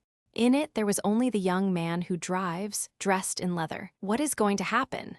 I asked myself. It seemed better to wait and see than run to the hotel to say, "There's an automobile at the door for the Duke," and perhaps find it gone, no one could tell where, when I got back. But I do not sleep on my feet. There are always ideas running in my head. I pretended to be strolling past and stopping for a look at such a fine machine. Perhaps I had matches in my pocket, perhaps not. In any case, I asked the young man in leather to give me a light for my cigarette. He did, and it was a natural thing to fall into talk. "You make an early start," I said. He nodded, "Going far." "To Cadiz today by Jerez. That is all, honored señors, but I tell it for what it is worth." A few minutes later the grand people came out, and the automobile shot away. "Did they put on luggage?" I asked. "All the automobile would hold." "By Jove!" exclaimed Dick. "Carmona's thrown sand in our eyes this time. Who'd have supposed he'd turn tail and run away like a coward in the midst of the Holy Week show, with the king still in town?" "I was a fool not to expect the unexpected," I said. If anyone except Colonel O'Donnell's man had told me, I should have been between 2 minds whether to accept the story or not. But O'Donnell called him a trusty fellow, and he served me well last night. If we wait to verify his story, by the time we find out it's true, the gray car will have got too long a start. I don't like Carmona's stealing off. It looks as if there were something up. "He showed last night that he was desperate," said Dick. "I guess we'd better get on the road before much grass grows." "You're the best of friends," said I. And paying the verger well for his services, we hurried back to the hotel to find ropes and have the car got ready. It was still very early, and the Cherub and Pillar had not had many hours' beauty sleep, but we could not leave for an indefinite absence without bidding them goodbye, and we were on our way to knock at Colonel O'Donnell's door when Pillar appeared from the room adjoining. A moment and she understood everything. "You'll follow," she exclaimed without waiting to hear my plans. "And I'll go with him," said Dick, looking wistfully at her, for he had not had his answer yet, and who could tell when he would have it now, or what it would be when it came. "Of course, I knew you would," Pillar replied. And a light leaped up in her dark eyes. If it meant nothing warmer, it meant approval. "You'll want to go at once. Oh, I am sorry you'll miss the fair. You don't know what a fairyland Seville is, with miles of streets and park roofed in with arches of colored lights like jewels. And Papa has a tent in the gayest place, where we stay all day and see our friends, and it's such fun visiting the booths and sideshows. But maybe next spring you'll come back for the feria with your bride, Don Ramon. And as for you, Señor Waring?" "As for me," repeated Dick anxiously. "Am I not to come back before that?" "You're to come back when you like, and Papa will be glad to see you," she answered, just as any conventional little señorita might have answered. But at least she had the kindness to blush, and I would have moved away to give Dick a last chance if at that moment the Cherub had not come out of his room. Instantly, Pillar dashed into explanations, and between the 3 of us, he soon had the history of events. No one on earth looks less practical than the dreamy-eyed, soft-voiced Cherub, yet it was he who thought of practical details which we had forgotten. He, it was, who reminded us that it would not be prudent to take ropes away from Seville. As the man who said he had discovered the bomb, his evidence would be wanted, and if he disappeared, it would look mysterious. His real connection with the Marqués of Casa Triana might be unearthed by the police, and because of that miserable affair at Barcelona, whose consequences were continually cropping up, some hideous story might be concocted and believed. Dick and I unhesitatingly decided to take the cherub's advice and leave ropes behind. He was engaged in getting the car ready and would no doubt be disappointed to hear that he was to be temporarily abandoned, but he would see the wisdom of such a course and might be trusted to guard my interests. As for Dick, he might turn his back on the proceedings in Seville without danger, for he posed only as the employer of a man who had found the bomb. Besides, as I suggested without glancing at Pillar, he could come back in a few days in case he were wanted to give evidence. Thus it was settled. At 8 o'clock, we had said goodbye to Pilarcita and the cherub, softening the farewell with a hopeful au revoir, and with ropes staring disconsolately after us, we flashed out of the Plaza de San Fernando. I drove, with Dick beside me, for there was no longer need for subterfuge. Carmona knew me for what I was, and I could help Monica more by defying him than by playing the old waiting game, of which I was tired. It seemed strange to be racing across country again in the car, after those fevered days in Seville. With the steering wheel in my hand, the steady thrum of the motor seemed to say, "You'll do it, I'll help you to do it."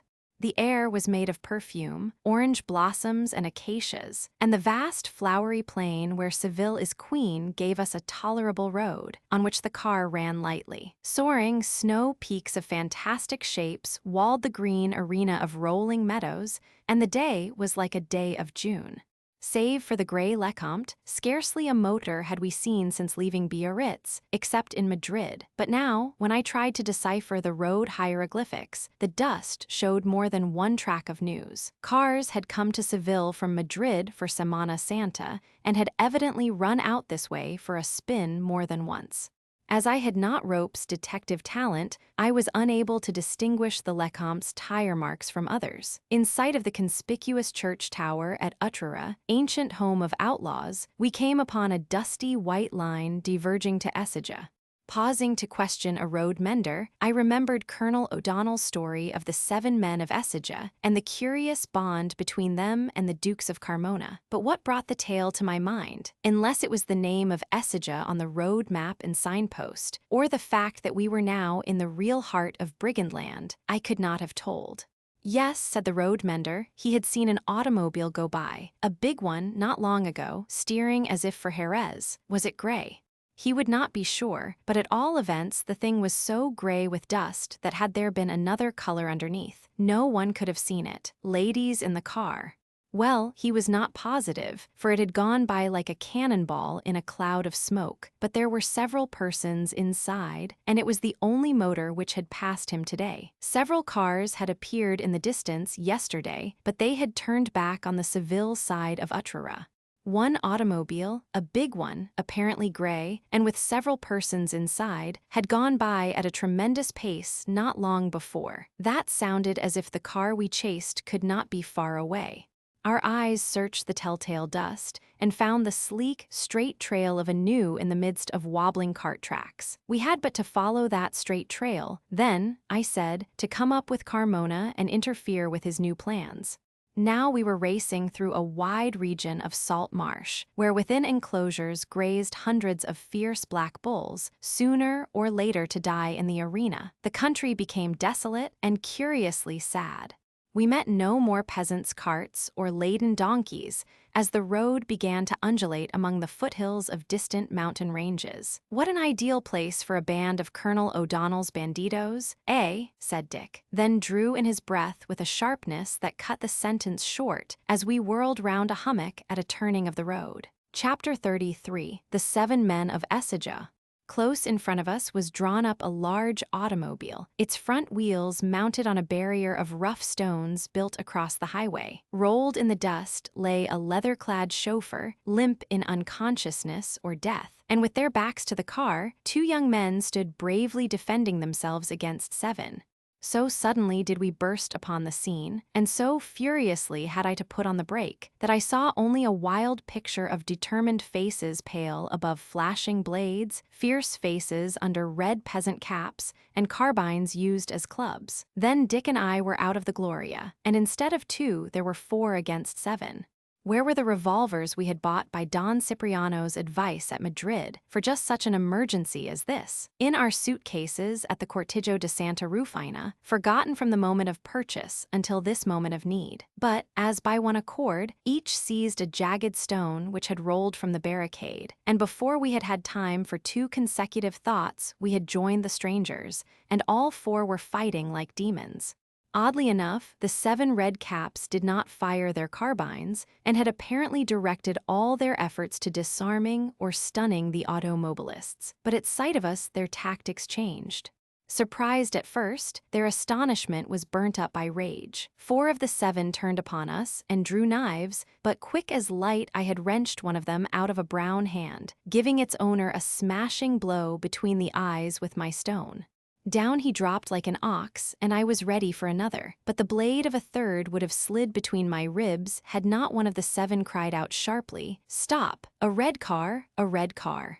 "These are the men we want. Disable them," yelled another voice, but it was easier said than done.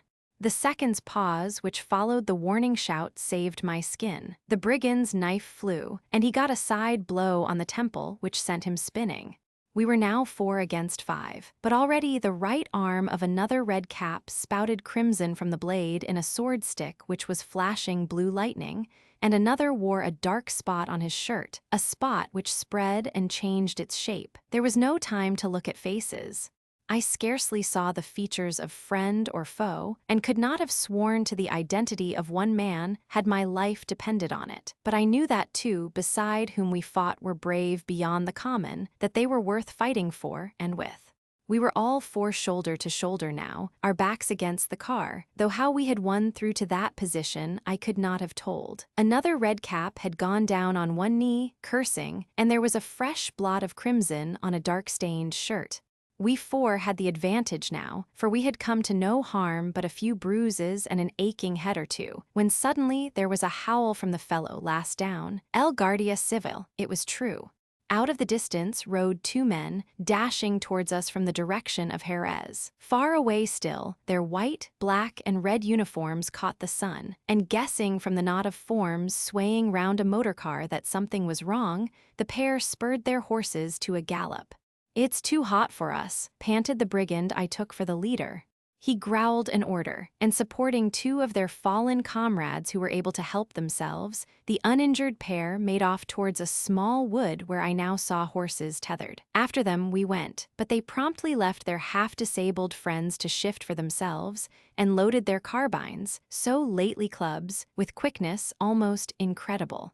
An instant later 2 black muzzles covered us, and the tide of battle might after all have turned disastrously, had not the shrill ping of a bullet warned the enemy that there was no time to waste upon reprisals. One of the civil guard had fired from a distance, but with precise aim, as a yell of pain announced.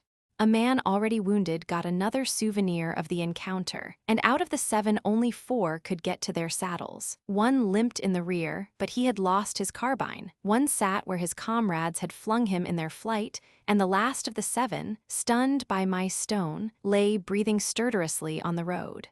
After them, one of the young men who had fought so brilliantly shouted now to the civil guards, "Don't let them get away." For the first time I looked at him with seeing eyes. Then I could hardly stifle an exclamation. It was the king. He gave me back look for look, smiling that brave and charming smile which has magic in it to transform an enemy into a loyal servant. I had my cap off now, and so had Dick, who wore the jaunty air I had seen him wear in more than one battle. "I have to thank you both," said the king, "and not for the first time. Our cars, as well as ourselves, have met before, wasn't it, near Biarritz?" I felt the blood stream up to the roots of my hair. "Your Majesty has a king's memory for faces," I stammered. "There are faces one doesn't forget," said he, "but we'll talk of that presently.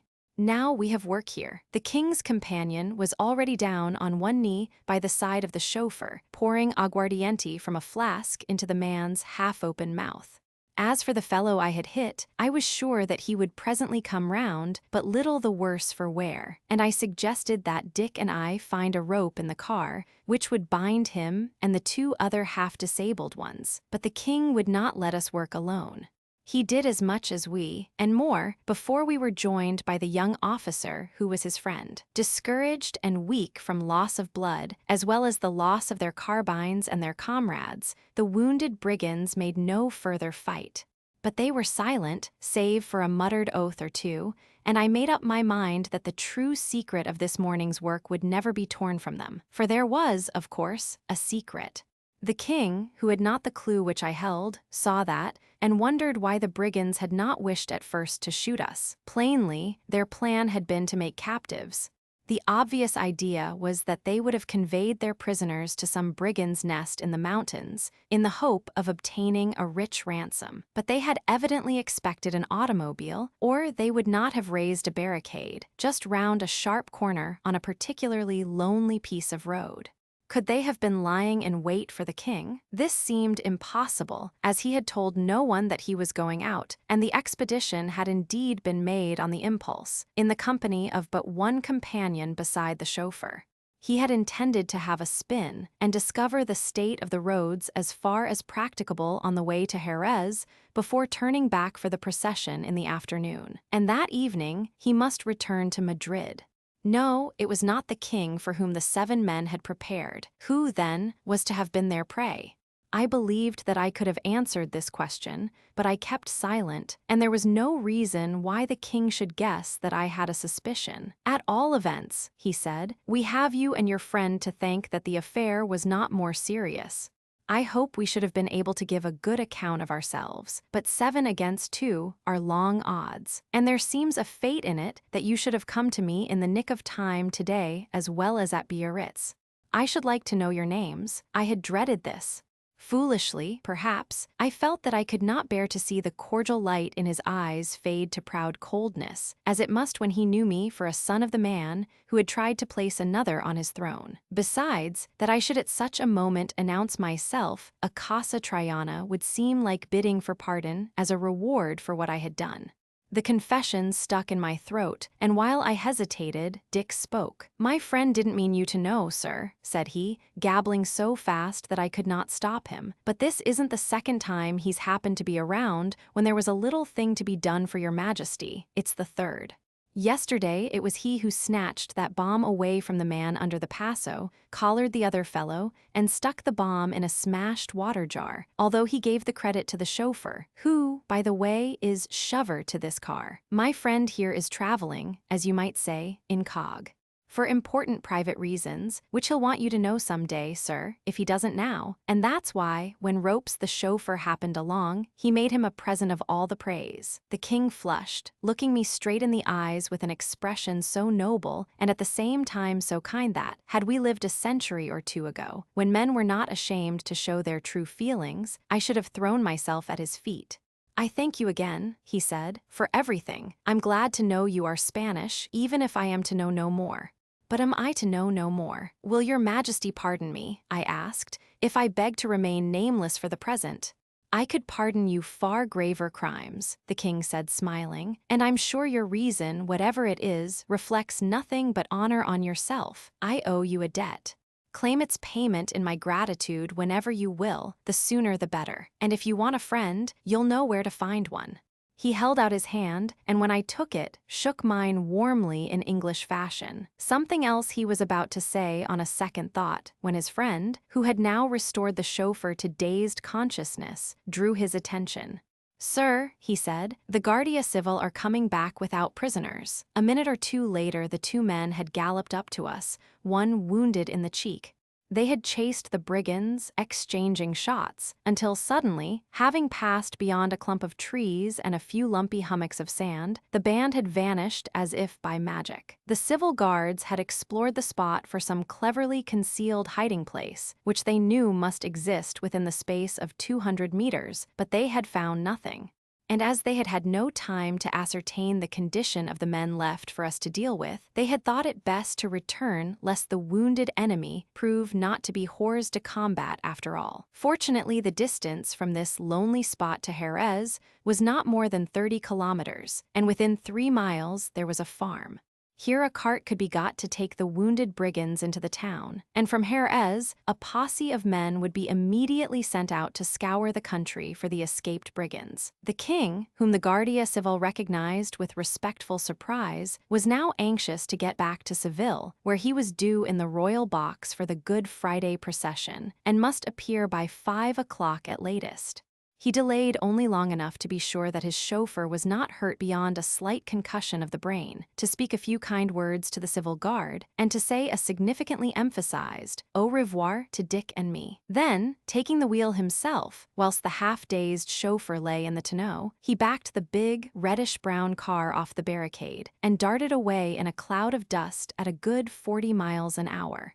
It was left for us to do what we could to advance the civil guard with their task, and though we had already lost too much time for my peace of mind, it was our plain duty to help those who had helped us. When we had leveled the rough barricade, we reluctantly bundled the wounded men into our tonneau, and going at a pace which enabled the civil guards to gallop close behind us, we steered for the farm of which they had spoken. There, in a buzz of excitement, the brigands were piled into a cart, and leaving them to follow, presided over by one mounted guard leading his comrade's horse, we took the other on to Jerez in our car, so that the search party might be organized the sooner. Sometimes virtue brings its own reward, and mine came when I learned that our new companion had met an automobile going at a great pace towards Jerez. It had gone so fast that, in the dust, he was not sure of the color or number of persons inside, but he thought that he had seen several ladies. If he could, he would have compelled us to stop in Jerez and give evidence of the attack by brigands. But laughingly, we told him that, rather than be delayed again, we would spill him out by the roadside and vanish into space before he could set the telegraph to work. As for the brigands, the leader with 3 others had escaped, and the faces of those captured were not known to the guard. But the fact that they had been 7 was significant in his opinion, and he believed that they would prove to be men of Ecija, forming a band officially supposed to be defunct. Should we give a hint of our suspicions, we knew well that every effort would be made to detain us at Jerez, and such a catastrophe I would have avoided at almost any price, unless there had been a hope of handicapping Carmona. But that there was no such hope, I was as sure as that the abortive plan had been organized by him.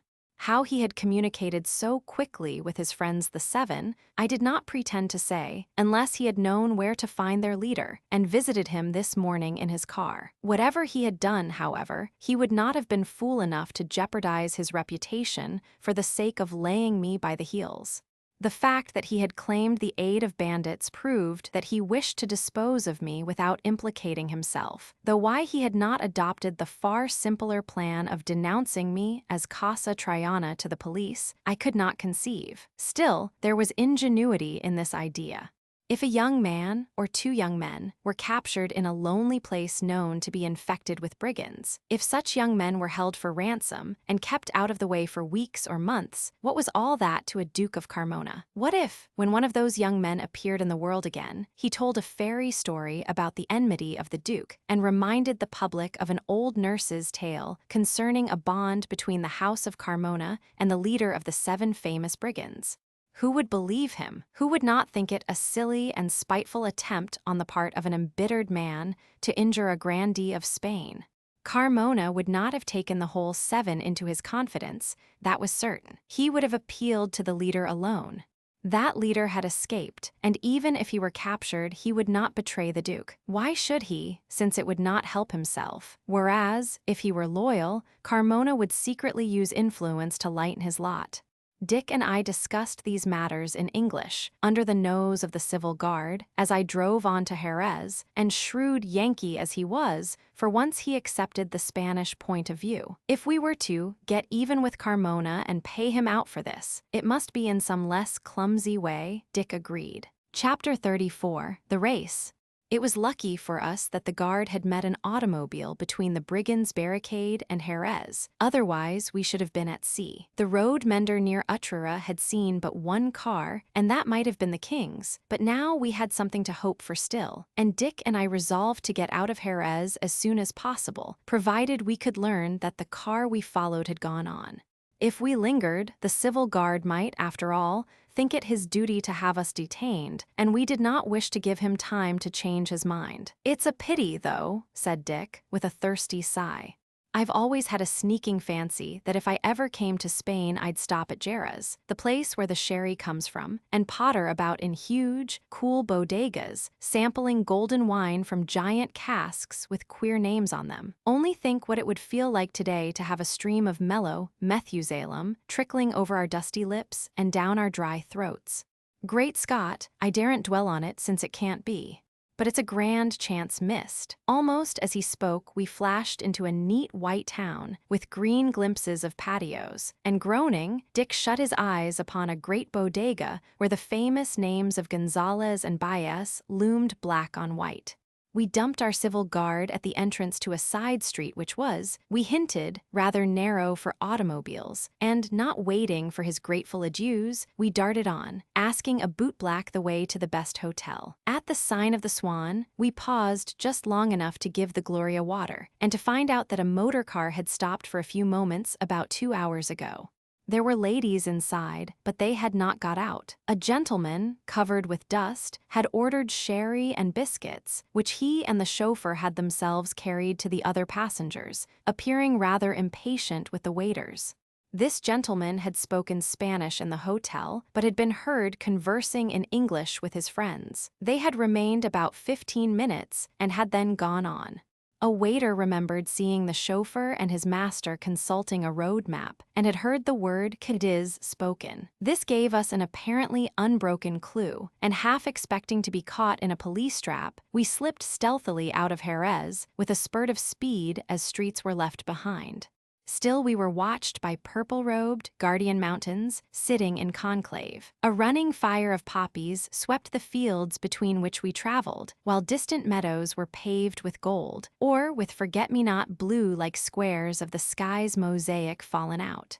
The air grew luminous as the crystal bell which hangs over the lagoons of Venice, and with the subtle change of atmosphere, we had in our nostrils the first tang of the sea. Here and there a strip of lush green was belted with cactus, but we were driving through salt marshes, and round us spread a plain piled with strange, shining pyramids of salt, white and bright as hills of diamond dust. Then, suddenly, a broken line of turrets and domes and spires was cut in gleaming pearl against the sky, and it was not the opal clearness of the air alone which took the memory to Venice. Here was the same ebb and flow of salt water in glittering lagoons, the same dark, waving lines of seaweed, the same wide stretch of sapphire beyond the alabaster domes. For Spain, the road was good, and we glided smoothly through the pretty old town of Puerta de Santa Maria, with its big bodegas and Byronic associations. Across the Guadalquivir, where it tumbles into the Atlantic, dashing through an aromatic forest of umbrella pines, we came out at Queen Isabel's white, Moorish-looking Puerto Real. Thence, distant Cadiz on its rock appeared to change position bewilderingly, like a group of fairy castles, as we swept round the rim of that semicircular bay where once the Phoenicians traded in metals of England and amber of the Baltic, where the ships of the Great Armada lay, and where Essex wrought destruction. At San Fernando, I was assailed by doubt. What if, after all, the car we sought had not gone to Cadiz, but had here taken the coast road to Algeciras? The great conference was only just over, there. Tourists of all nations were flocking to the town, attracted by curiosity, and as the place boasts the most beautiful hotel in Spain, it seemed likely that in flying from Seville the Duke should choose Algeciras instead of Cadiz. But some fishermen, on that rope of sand which binds Cadiz to the mainland, had seen a car pass a few hours before. Yes, only one, and they thought it was gray. It had 4 or 5 passengers, and was going to Cadiz. Thither we spurted, Dick studying a plan of the city as we flew along the straight road embanked above the sand. By the time we arrived in Silver Cadiz, he was able to say in which direction I must drive to find the chief hotel, and in an open place not far from the crowded port we stopped. Dick stayed to guard the car from the crowd which quickly collected, while I went to question the landlord. No travelers with an automobile were stopping with him at present, but one had arrived a couple of hours ago, perhaps, and its passengers had wished to remain overnight. Unfortunately, however, as a big ship had just come in from America, every room was taken. There was no other hotel at which persons of taste could stop in comfort, and after some discussion, the owner of the car had decided to run on to Algeciras by way of Tarifa. The party, consisting of 3 ladies, 1 gentleman, and the chauffeur, had taken a hasty meal and had got away about an hour and a half before our arrival. "Those beastly banditos," I exclaimed to Dick in a rage of disappointment. If it hadn't been for them, we should have been on the heels of the gray car and caught it up here at the hotel. I should have been able to snatch Monica away from under their noses, for I know she wouldn't have failed me. "Those beastly banditos introduced you to the king. Don't forget that," said Dick consolingly. "And the day may come before long when you'll be glad of that introduction. You can never tell, in a life like yours. And once Carmona's at Algeciras, why, you've got him in a kind of cul-de-sac from which he can't escape, any more than a mouse can jump out of a basin half full of water.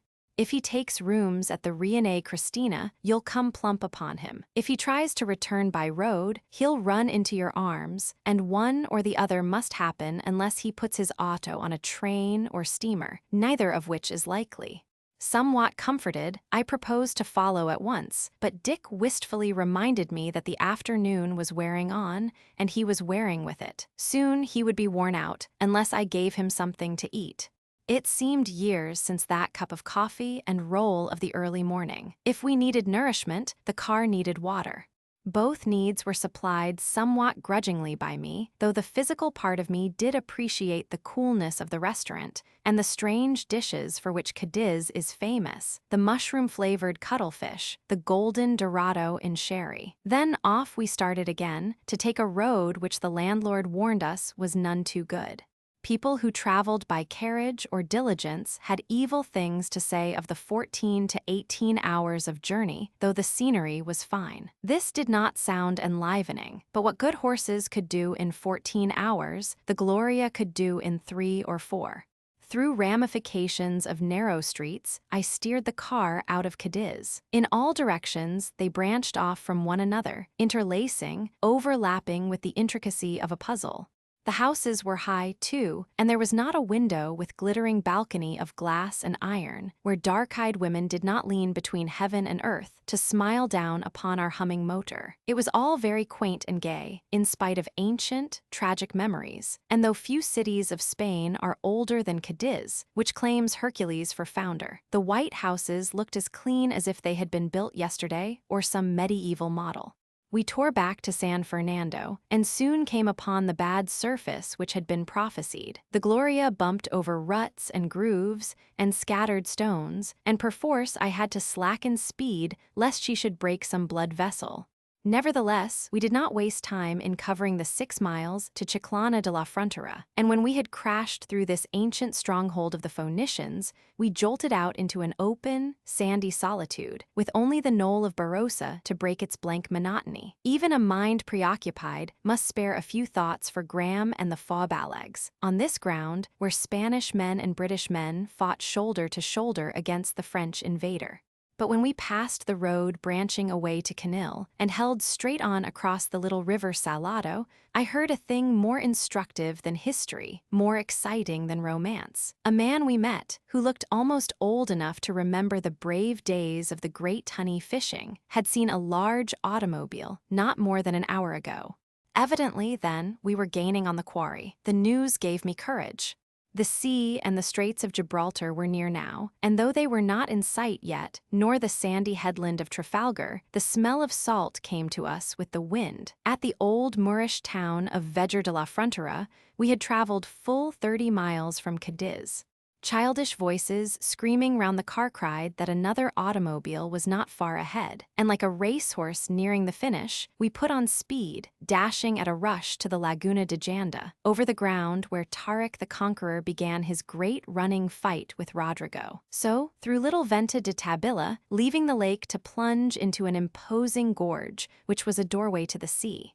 There, spread out before, were the straits and the burning African coast, Europe and Africa face to face, white Tarifa jutting into the green waves, Trafalgar in the distance, smothered in clouds like clinging memories, Tangier opposite, a crescent of pearls, tossed seaward by towering blue waves which were the Atlas Mountains. Taking the wild beauty of the scene with all that it meant, it was one of the great sights of the world once supposed to end here, with Hercules' pillars. As the Gloria sprang on towards Tarifa, a fierce wind which had been lying in wait leapt at the car and sent her staggering. Gust after gust darted from ambush, half blinding our ungoggled eyes with the sand they flung by handfuls into our faces. But we jammed on our hats, and the Gloria bore the onslaughts bravely, her voice drowned in the screaming of the wind, which might have been the war cries of those Moorish armies whose battleground this land had been for 7 centuries. As the good white road mounted the shoulder of a down on its way to Tarifa, that most Moorish of all Spanish towns stood up like a model cut out of alabaster in a frame of jade. Clear against the sky rose the crumbling tower of Guzman el Bueno, the Abraham of medieval history. But our way, instead of leading through the strange old city, passed the horseshoe gate of entrance and bore us up into the mountains. Not a soul did we meet once we turned our backs upon Tarifa.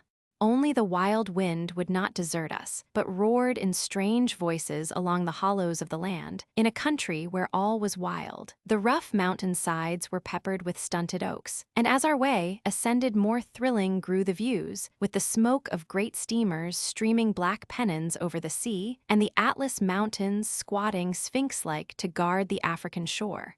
Then we lost the hard blue line of water, screened behind mountains, and slipping down over the summit we hid from the bellowing wind. The car flew like a circling bird round the wide curves and dropped us in peaceful vales sheltered by cork forests, and rocky walls inlaid with the silver of trickling streams.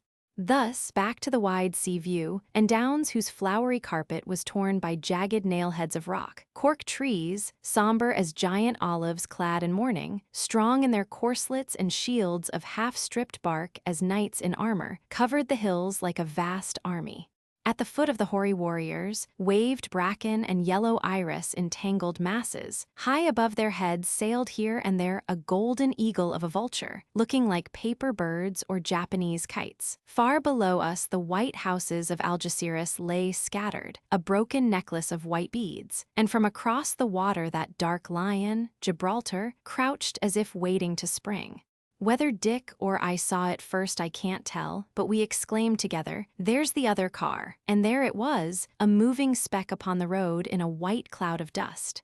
After it, we went with a bound of increased speed. No need now to stop and ask the way to the hotel. All we had to do was to follow and catch up with the Lecomte at the steps of the Hotel Reine Christina. A wild idea flashed into my head that I would snatch Monica as she alighted from Carmona's car, fling her to Dick in mine, jump in after her myself, and be off before the others had time to recover from their surprise. The more I thought of this, the more feasible did it seem. No slowing up for sharp turnings now. Trust to luck that the road was clear ahead. I was thrilling with hope and excitement as we dashed after the disappearing dust-covered automobile into a wide-open gateway. The scent of heliotrope and rose geranium, hot under the April sun, intoxicated me as we swept along the white avenue and came in sight of the other car just drawing up before an arcaded loggia. Chapter 35, The Moon in the Wilderness. 2 ladies and their maid were getting out. An American young man was helping them down. The gray car was not a Lecomte. The owner, his chauffeur, and the 3 women were of types entirely different from those we sought. The discovery, coming after such exaltation of hope, was like a blow over the heart. "Hard luck," exclaimed Dick. "But Carmona's car must be somewhere, if it ever started," I said. I begin to think now that Carmona rallied his brigands and sent me out to meet them, knowing I'd surely follow if I believed he had gone that way. "Oh, come, there's hope still," Dick consoled me. And turning to the owner of the car, he asked if he had seen another gray automobile. He had not, and on further questioning, he went on to tell us that he had started from Seville meaning to stop at Cadiz and come on here tomorrow, but the hotel had been full, so he had rushed it to Algeciras. These details proved that his was the motor we had been chasing from the first, and the excellent Spanish which the Californians spoke to the porters accounted for one misleading bit of information. While the party of carefree tourists went indoors, Dick and I stood in our coats of dust to discuss the situation. We soon agreed that there was but one thing to do: wire Colonel O'Donnell for news of Carmona's movements, and wait where we were for an answer. To none save those who count every moment precious could such a delay have been irksome. The place was a paradise, the garden a corner of Eden, and the Reine Christina more like the country house of some Spanish millionaire than a hotel. Leaving the Gloria, we went in to write a telegram, and in a court, charming as the patio of a Moorish palace, we sat to plan out a message. The people of the hotel confirmed our fears that no answer could come from Seville till morning, so Dick busied himself in choosing rooms, while, to save time, I took the car by the sea road to the telegraph office in town. How many miles up and down those flower-bordered paths Dick and I walked next morning waiting for news, neither could have told. 11 o'clock had struck when Colonel O'Donnell's answer was brought to me in the garden. On receipt of wire, interviewed Verger, I read, made him confess to accepting large sum from agent of C to send you on wrong track. Making inquiries and hope let you know in few hours whether C, really gone, if so, which direction. Advise you stop Algeciras till hear from me again. Am sending on luggage there, a few hours. I was beginning to know too well what a few hours could mean in Spain where, to a population of philosophers, it mattered nothing if a thing happened tomorrow or the day after. Gibraltar was empurpled with night and sequined with 10,000 lights when the next telegram arrived, a message which covered 2 telegraph forms. Just learned C, left today for Granada with same party, took train, and whether shipped automobile not found out. C, believed to be ill. Friend at club says C, been heard say knows at Granada man worth 20 physicians, natural bone setter, herb doctor. Perhaps wishes consult this person. Illness seems mysterious. House of C, well known at Granada. Inquire at Washington Irving, where suppose you will stay. Will wire or write to that address. I should have been off within the hour, but the quickest way of reaching Granada was by Ronda, and there was no road for automobiles. One could walk, one could ride, along a bridle path through gorges unsurpassed for grandeur. But it was an expedition of 2 days, whereas if we could curb our impatience until early morning, we would reach Ronda by train in about 4 hours. Not being quite mad, we waited, rose at 5, and before 7 were steaming out of Algeciras, while the great cloud cataract of the Levanter churned and boiled over Gibraltar. On a truck, traveling by the same train, was my brave Gloria, none the worse for yesterday's wild flight, and ready for another when she could take the road beyond Ronda. I had not ceased yet to wonder at the expedition with which she had been shipped. Dick discovered, however, that the manager of the line was a Scotsman, a kind of fairy godfather for all the region round, which explained the mystery, and his road was wonderful. In a glass coach, which was an observation car, we tore through scenery so diversified that it might have been chosen from the finest bits of a whole continent. There were wooded ravines tapestried with pink sweetbriar. There were far hill towns like flocks of gulls resting on the edge of giddy precipices. There were strange old fortresses, ruined Moorish castles, velvet green fields with aloe hedges gray as lines of broken slate, dark, noble gorges sprinkled with mother-o'-pearl flakes of white wild roses that drifted down the red rock into water green as onyx. There were blossomy bits of Holland and long tracts of Switzerland. Glacier mills in narrow gorges were like empty niches for colossal statues of saints. Pink and white orchards foamed at the feet of ancient lookout towers. Black rocks, like huge watchdogs, seemed to crouch on cushions of wild flowers, and weeping willows fringed the river with silver before it dashed away to do battle among the mountains. Acacias showered perfume, and orange groves pushed so near to the train that a hand reached out could have plucked their golden globes. Just as we arrived at the end of the journey, a thought in my brain seemed to snap like the trigger of a carbine. In my haste to get off by the first morning train, I had forgotten to try and find more petrol at Algeciras, although I had not enough left to get the car to Granada. There was just time to telegraph back to the Riene Christina and beg some of the young Californian, who had fallen so deeply in love with the place that he intended to stay a week. We had become friendly, and he would certainly grant the favor. Therefore, we might count on traveling that night by acetylene and moonlight. Meanwhile, there was a long day to wait, but I tramped off my restlessness as best I could in exploring every foot of Rhonda. After that, one look upward from the train, when Rhonda hung before our eyes over a 1,000-foot gorge, we had at last sneaked in, so to speak, by a back door. If it had not been for that first glimpse, and if we had not read Miranda of the Balcony, we should not have guessed, in walking from the station to the Alameda, that Rhonda differed from other Moorish towns. But far away was a barrier of iron railing, and a curious effect as if beyond it everything ended except the sky. We walked on, reached that railing, and leaned over. No picture, no book had been able to give us a real idea of Rhonda. It was stupendous, wonderful. We stared down at the world beneath as if we hung in a balloon, for the rock fell away from our feet, a sheer precipice, and men working in the valley below were like tiny crabs. The Moorish mills were white, broken hourglasses, shaking out a stream of silver. Geese on the river were floating breadcrumbs. A string of donkeys crawling up the steep Moorish road were invisible under their packs, which looked like mushrooms with moving stems. The noise of the river floated up to us with a muffled roar, and across the deep valley its water had cut, tumbled a wild mountainland, crossed here and there by white threads of road which clung to the skyline and disappeared. "Great Scott, if this eagle's nest doesn't take the cake," exclaimed Dick, always modern. If there were any more to take, it could have that too. Hurrah for you, rock and river.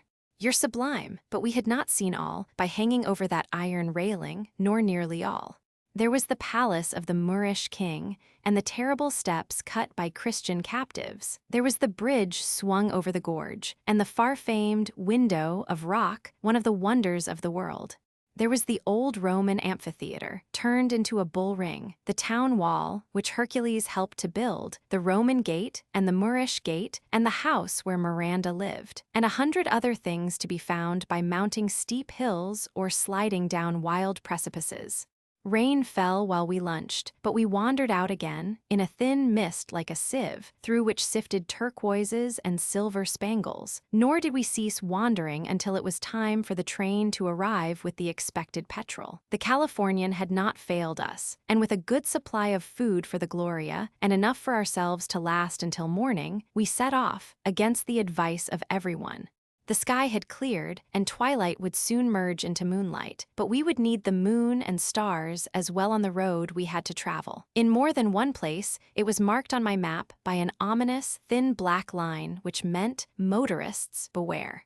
The country was sparsely populated, people whispered of banditos, and if anything happened to the car in the middle of the night, there would be no means of getting help. Still, if we won through without serious mishap, we should save a day, for there was no train to Granada until morning, and Dick was as keen on the adventure, for the adventure's sake, as I was for another reason. After all, we reminded each other, it was a journey of only 120 miles. With no traffic to interfere, the Gloria ought to fly over the distance in 4 hours. And what if everyone did try to discourage us? We had experienced that sort of thing in Biarritz, and the dangers had resolved themselves into chimeras. Nothing in Spain was as troublesome nowadays as the busybodies would have one believe, not even the beggars. My big searchlights cast a flashing ring on the road, which the car seemed to push swiftly before it as it ran. Dick peered through the uncertain light for the hill town of Teba, from which the Empress Eugenie took her title, but my eyes were glued to the road. To think, if we had known at Jerez that Granada was the lodestar, we could have reached Ronda in a run of 4 hours day before yesterday. But it was useless to repine, and fate had given us Ronda. By the time we had passed through the straggling village of Campillos, the moon was up, a great white, incandescent globe of light, so brilliant that instead of draining color from rock and grass and flower, it gave new and almost supernatural values to all. We had the world to ourselves, a wonderful world like a vast silver bowl half full of jewels. Over the tops of mountains, cut jaggedly of steel, strange figures seemed to run along the horizon. Bathed in unearthly radiance lay fields of poppies, like deep lakes of blood, filling the valleys between little rolling hills, and here and there a miniature mountain of pink or glittering gray rose out of the plain like a fairy palace which would be invisible in daylight. Olive trees stretching away in straight lines on either side of endless avenues, fountained silver under the moon, each avenue swept by a wave of poppies. It was an Aladdin's cave landscape made out of rare metals and precious stones that imitated trees and flowers. Antiquera on its wild crags was a ragged black hole in the silver sky, until we shot into the town under the dominating castle of crimson memories. There was life and music still. Guitars tinkled, children who should have been in bed frolicked in the streets with lambs that followed them like dogs, while everyone, old and young, laughed and hooted at the Gloria as she shot by without stopping, on her way to Loja and Granada. A sharp turn to the left swept us out of Antiquera, and so good was the road that Dick and I began to laugh at the gloomy prognostications, which thus far had not been fulfilled. My spirits rose to such a height that as we passed under the Lover's Rock, still haunted by the Moorish maiden and her Christian lover, I quoted Southey, verse after verse of the old-fashioned poetry coming back to my mind. The Peña de los Enamorados stood up like a small model of Gibraltar, rising out of the plain, and as we wound on among other pinnacles almost as majestic, we could see the bleached skeleton of Archidona hanging on its mountain. Once the place had been a famous nest of brigands, and when after climbing a tremendous hill, we had come into its long white street, Dick was of opinion that Archidona of today was still an ideal summer resort for the fraternity in case they should crave a town life.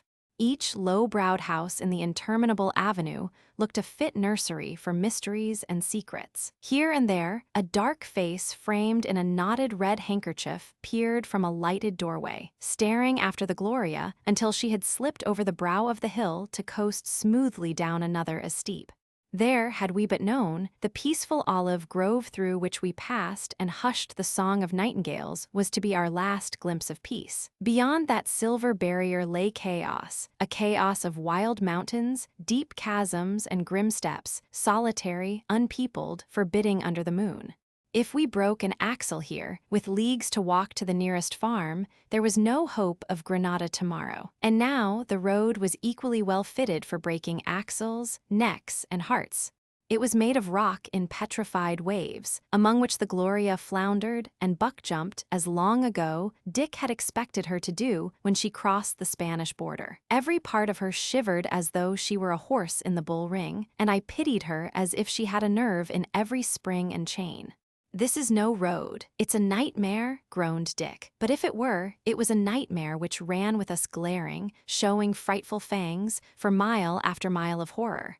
Just as the steep slope of a descent offered a softer cushion for the suffering tires, and hope stirred within us, we broke into such a region as imagination pictures in the streets of Lisbon after the great earthquake. Gullies and vertical rifts scored the highway serpentining hither and thither, the chasms gaping to swallow the Gloria, or at least bite off a wheel. Now the earthy lip of a cleft would crumble and fall in as our driving wheels skimmed along the edge. Now, steer with all the nerve and nicety I might, the Gloria would rock as she hung half over a gully. Somehow I coaxed her down the hill, and driving out from the labyrinth of crevasses, I breathed a sigh of relief. But the next instant, I had only time to jam on the brakes to save the car from vaulting into a small river which ran across the road. Carefully embanked on either side, the stream flowed swiftly, cutting the descent at right angles. Whatever the depth might prove, I had to risk it. Mounting the nearer embankment, I drove down into the running water, where the moon laughed up at me as I broke her glittering reflection. "Good old San Cristobal," cried Dick as we came through without damage and climbed the opposite bank to plump down a breakneck descent on the other side. But it was early still to praise the saint. We had only to look ahead to see how much more he had to do for us if we were to win through to Granada at all, where a little clump of houses had assembled at the bottom of the hill, as if to watch our struggle. Another and far broader river flowed. It also raced across the highway, as if roads were made for riverbeds, and this time the situation was so serious that I stopped the Gloria to reflect. There was no doubt about it. This river was deep. Though a cart might ford it safely and have the flood of rippling silver no higher than the axles, it was different with an automobile. I wondered bleakly what would happen to the silencer if its mass of heated metal were suddenly plunged into cold water, and what would happen to the commutator. "When in doubt, play a trump," said Dick, and I guess that camel-backed bridge is a trump if it's only a knave or the deuce. It was true, there was a narrow erection which might pass as a bridge if one wished to pay a compliment. It was of stone, and came to a steep point at the apex, like a card tent, when two cards receive support from one another. It was the question of a fraction of an inch if the Gloria were to squeeze over, but between the danger of a jam and the danger of a burst cylinder, I decided to risk playing Dick's trump. First, I got out and unscrewed the wheel caps to give more clearance, then in again for the trial, while Dick walked, ready to offer aid if it were needed. I had rasped through to the top, and the Gloria had actually started on the down grade when she gave a grinding scream and stuck between the parapets. I tried to move and could not. The car was hopelessly jammed. "Nice fix," said Dick. If I was writing a book, I'd say, "This route only suitable for 100-horsepower cars, built in small sections and carrying cheerful passengers." Now, we were cheerful once, and maybe again. "Chuck me over the key of the toolbox, will you?" I did so without a word, lest if I uttered any they should be too strong. But curiosity overcame me when I heard a metallic chinking, then the blows of a hammer. Only knocking down a bit of this old parapet was the calm answer to my question. "Some of it's gone already, why not more? I bet future generations will thank me, as it's certain never to be mended." As he spoke, there was a great splash when a piece of the parapet, already weakened by years of storm and stress, plumped over into the river. The car was released and slid down the other slope of the camel's back. Now it did seem that we might safely thank San Cristobal, since nothing could well be worse than the pass from which he had just delivered us, scratched, bruised, yet unbroken. We had but to scramble out of the rough riverbed, bump over the level crossing of a railway, to come out upon a broad, smooth highway like a road to paradise. Ready to shout with joy, I put on speed, and the Gloria sprinted over the white and silent way as if she were happy to turn her back upon Inferno. Yesterday's study of the map assured me that at length we had struck the main road from Malaga, and there seemed every reason to believe that the ordeal just over would be our last. Flying along at a good 50 miles an hour, under a tired moon that sought the west, presently a town rose grandly up before us, throned on rocks in a wide valley, and pallid in the strange light as some sad queen. Loja, tragically lost key of Granada, sister of famed Ulhama, stronghold of that fierce alcaide who called Boabdil Sultana daughter. Loja, and only 30 miles more to Granada. We rushed towards that wide valley and on to the mountain town which dared to repulse Ferdinand. In the deserted streets, the only sound was the singing of many springs, the same musical voices, the same strains that Lord Rivers heard close upon 500 years ago, when he came with his English archers to help conquer the wild place. El Gran Capitan, too, had come here, a lonely exile, after all his splendid services to an ungrateful king. He, too, had heard the singing of Loja's springs, not in triumph but in sorrow. Down in the valley beyond, the river cried a warning to us, but we did not heed, even when the road surface changed again to gluey mud, squelching on, mile after mile, at the best pace we could, and saying always that soon we should be on the Vega. So the dawn stole up and quivered on the snows of the Sierra Nevada. The moon was gone, and it must still be long before the sun would shine over the mountains, when a black shadow, like a great coffin deserted on the road, gave me pause. I pulled up in haste, only just in time, and could hardly believe I saw aright, but there was no illusion. We were on the highway from the port of Malaga to Granada, yet here was a broken bridge, a noble structure which should have outworn centuries, tumbling into ruin. The fall of the great central arch was no new thing, for moss and lichen enameled its jagged edges with green and gold. Some branches loosely strewn across the road were the only signposts indicating this tragedy, though perhaps it was a story as old as the great earthquake of 220 years ago, a yard or so more. and we should have been over, but San Cristobal had not forgotten us, and the next thing was how to cross the river without a bridge. I turned and went back, discovering wheel tracks which showed an obscure bypath dipping over the edge of the embankment.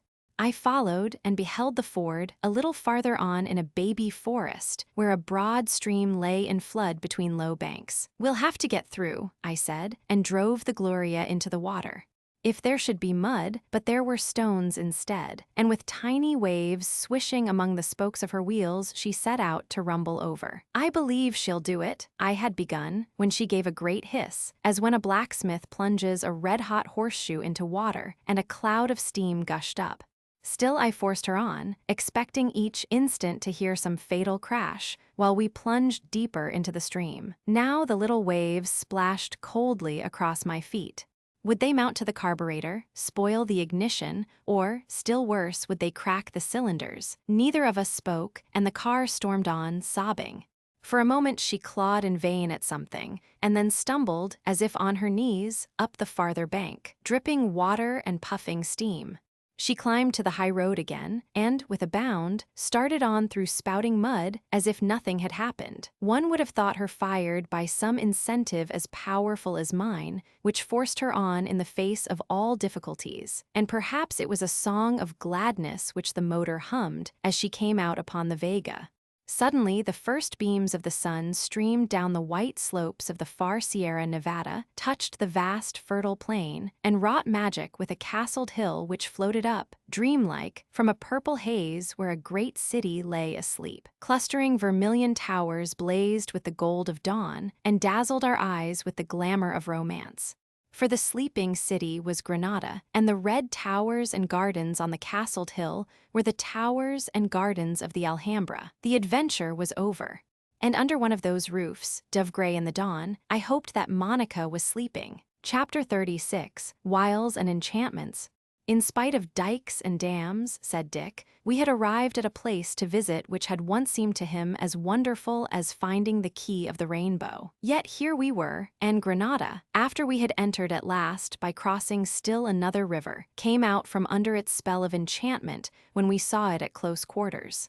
Only that wonderful hill above was magical still, as magical to the eye as when Ibrahim the astrologer decreed its gardens. More than half the miradored Moorish houses had given place to modern French ones, and descendants of the banished owners in far Tetuan and Tunis might as well fling their keys and title deeds away.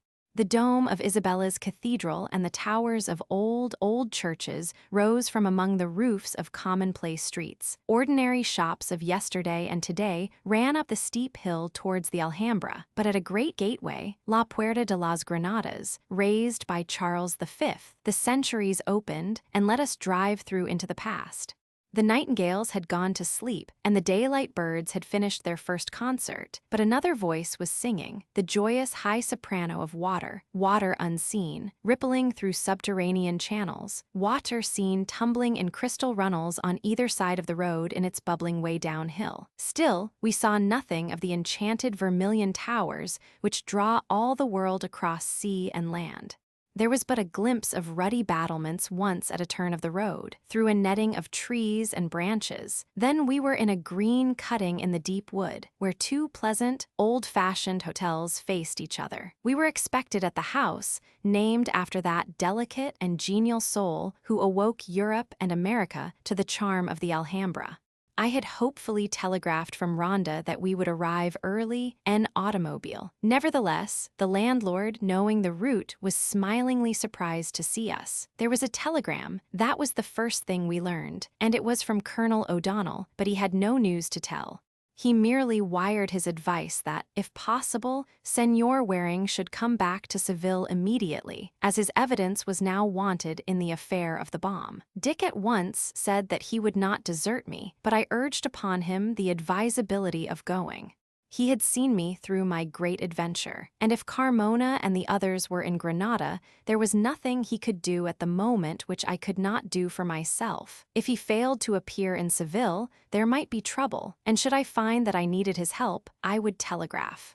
Pillar's name was not spoken, but it rang in our thoughts, and Dick could not hide the flash of eagerness that lit his eyes. Perhaps by this time she would have made up her mind whether he were to have yes or no for his answer. "My going shall depend on whether Carmona's here or not," he said, and I turned to the landlord with a question. Did he know whether the Duke of Carmona and his mother had come and brought friends to their palace in Granada? The Spaniard laughed. He knew but too well, since the arrival of the distinguished family had roused something like an emeute in his and other hotels. Carmona Palace was perhaps the most interesting showplace left in the town of Granada, except the tombs of los Reyes Católicos in the cathedral. It was the palace where Boabdil had fled from his father's wrath, and after the Alhambra and the Generalife, it was the one thing that tourists came to see. Now they were prevented from seeing it by the arrival of the Duke and Duchess, a calamity which did not happen in the high season once in 10 years. If the house was occupied by its owners, it was usually for a few weeks in the height of summer, after strangers had ceased to come south, or else in the autumn, before the time for travelers. Now there was great dissatisfaction among the foreign visitors, who considered themselves defrauded of their rights. Yesterday morning, several parties of tourists had insisted upon an entrance, and in the afternoon, in fulfillment of the Duke's request, 2 civil guards had been stationed before the door to keep would-be intruders at a distance. This did not seem a hopeful outlook for me, in case I wished to try some such coup d'etat as I had planned in Seville. But there would be other ways of reaching Monica, I told myself, when the landlord had gone on to say that the Duke was supposed to be seriously ill. If Carmona were suffering, he would not be able to watch the members of his household as closely as before, and it ought not to be impossible to let Monica know that I was in Granada. Once she understood that I was ready and waiting to take her away, means would be found to reach her. There was only time, when Dick had finally decided to go, for a bath and breakfast before I spun him down to the station for the morning train. Meanwhile, I had learned that every room in our landlord's 2 hotels was occupied, for it was the most crowded season. But I was to have a villa belonging to the hotels given to me for my entire use. A villa in an old Moorish garden of tinkling fountains, flowing rills, rose-entwined miradors, jasmine arbors, myrtle hedges, and magnolia trees. The Carmen de Matamaros was to be mine for as few days or as many weeks as I chose to remain. Satisfied, therefore, that I should not have to camp under the trees of the park, I determined, when I had seen Dick off, to put up the car in the town of Granada and reconnoiter the neighborhood of the Carmona Palace. An inquiry here and there took me to the street without much delay. The palace, sacred to memories of Boabdil, his gentle Sultana Zoraida, and his stern mother Aixa, was to be found on the outskirts of the Albaycin, that part of Granada once favored by the Moorish aristocracy, now almost given up to the poorer Spaniards, and gypsies rich enough and sophisticated enough to desert their caves. My landlord had not been misinformed. The fine entrance, with its 15th-century Spanish coat of arms over the Moorish portal, was kept by 2 civil guards. I walked up, and with the air of a tourist, inquired how soon the palace would be open to visitors. The men could not tell me. Was the Duke ill? They believed so. And as I could get nothing further from them, I walked away. Above, on the hill, clustered the red towers of the Alhambra. I fancied that in those towers there must be windows which overlooked the patio of Boabdil's old palace, and I resolved to prove this presently. But I was not yet ready to leave the Albaycin. I had brought down my kodak as an excuse for lingering, and now I began, within sight of Carmona's doors, to take leisurely snapshots. When I had been thus engaged for nearly half an hour, I saw a young woman, evidently a servant, leaving the palace with a small bundle under her arm, and without appearing to notice her, I strolled in the direction she was taking. Once beyond eyeshot of the civil guards, I spoke to the girl, taking off my hat politely. "You are from the Duke of Carmona's," I said. "I am an acquaintance of his, and intended to call, but I hear he is seeing no one." "That is true, senor," replied the girl, a handsome creature of the gypsy type, with bold eyes which took in every detail of my features and clothing. His Grace arrived very fatigued and is obliged to lie in bed, which is inconvenient as there are foreign guests who must be so constantly entertained by Her Grace the Duchess that she has no time to nurse her son. I trust he has a clever doctor, said I. Oh, a very clever one, the girl answered eagerly. Not an ordinary physician, but a wonderful person. My brother knows him well and goes into the Sierra to find herbs and flowers for his medicines and balsams. Evidently the girl was proud of the acquaintance, and I humored her. Such remedies are good in cases of fever and malaria, I said. And for many other things, she persisted. His Grace has contracted some poisoning of the hand. I do not know how, but he is better already and will no doubt soon be well. If the Seigneur would care to send a line of sympathy, I might arrange for it to reach the Duke. At present, not even the most intimate friends are admitted, but I am in the confidence of Her Grace's maid, who came with her from Seville. Indeed, I'm now on the way to do an errand for her. I caught at this opening. I should like to send a note, I said, but not to the Duke. Having got so far, I took a roll of banknotes from my pocket as we strolled slowly on together. A young woman so anxious to convey an impression of her own importance must have ambitions beyond her place in life. The dark face sparkled at sight of the money, and tactfully I explained that my principal interest centered in a young guest of the Duchess's. Any person who could take word from me to her, unknown to others, would be well rewarded. I should not think 500 pesetas too much to give for such a service. A hint was enough. In an instant the girl became a woman of business and a mistress of intrigue. She would not, she said, dare attempt to deliver a note.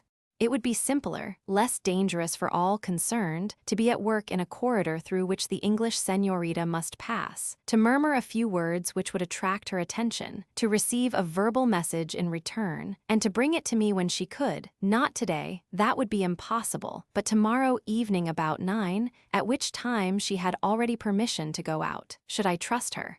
Her face was one to inspire a man's admiration rather than trust, but I had no alternative. If I surrendered this chance, I should hardly find another as promising. And as I must depend upon someone in Carmona's house, why not upon this woman? The bribe I offered was tempting enough to keep her true, if anything could. I hesitated no more than a moment in accepting her amendment of my proposal, since she assured me it was impossible to make an appointment sooner. And the message I sent Monica was cautiously worded. The friends who had seen her last in the Cathedral of Seville were anxious to see her again, and begged that she would arrange to meet them as soon as possible to carry out the plan which had been interrupted. The girl repeated these words after me, promised to remember them and give me the answer tomorrow night at 9, in case any message were entrusted to her. We were not to meet at the same place, however, but on the Alhambra Hill, in the road leading up from the Washington to the Carmen de Matamoros. She had a brother living not far from there, she said, whom she expected to visit the following evening. I offered half the money in advance as an incentive to loyalty, and it was accepted with dignity.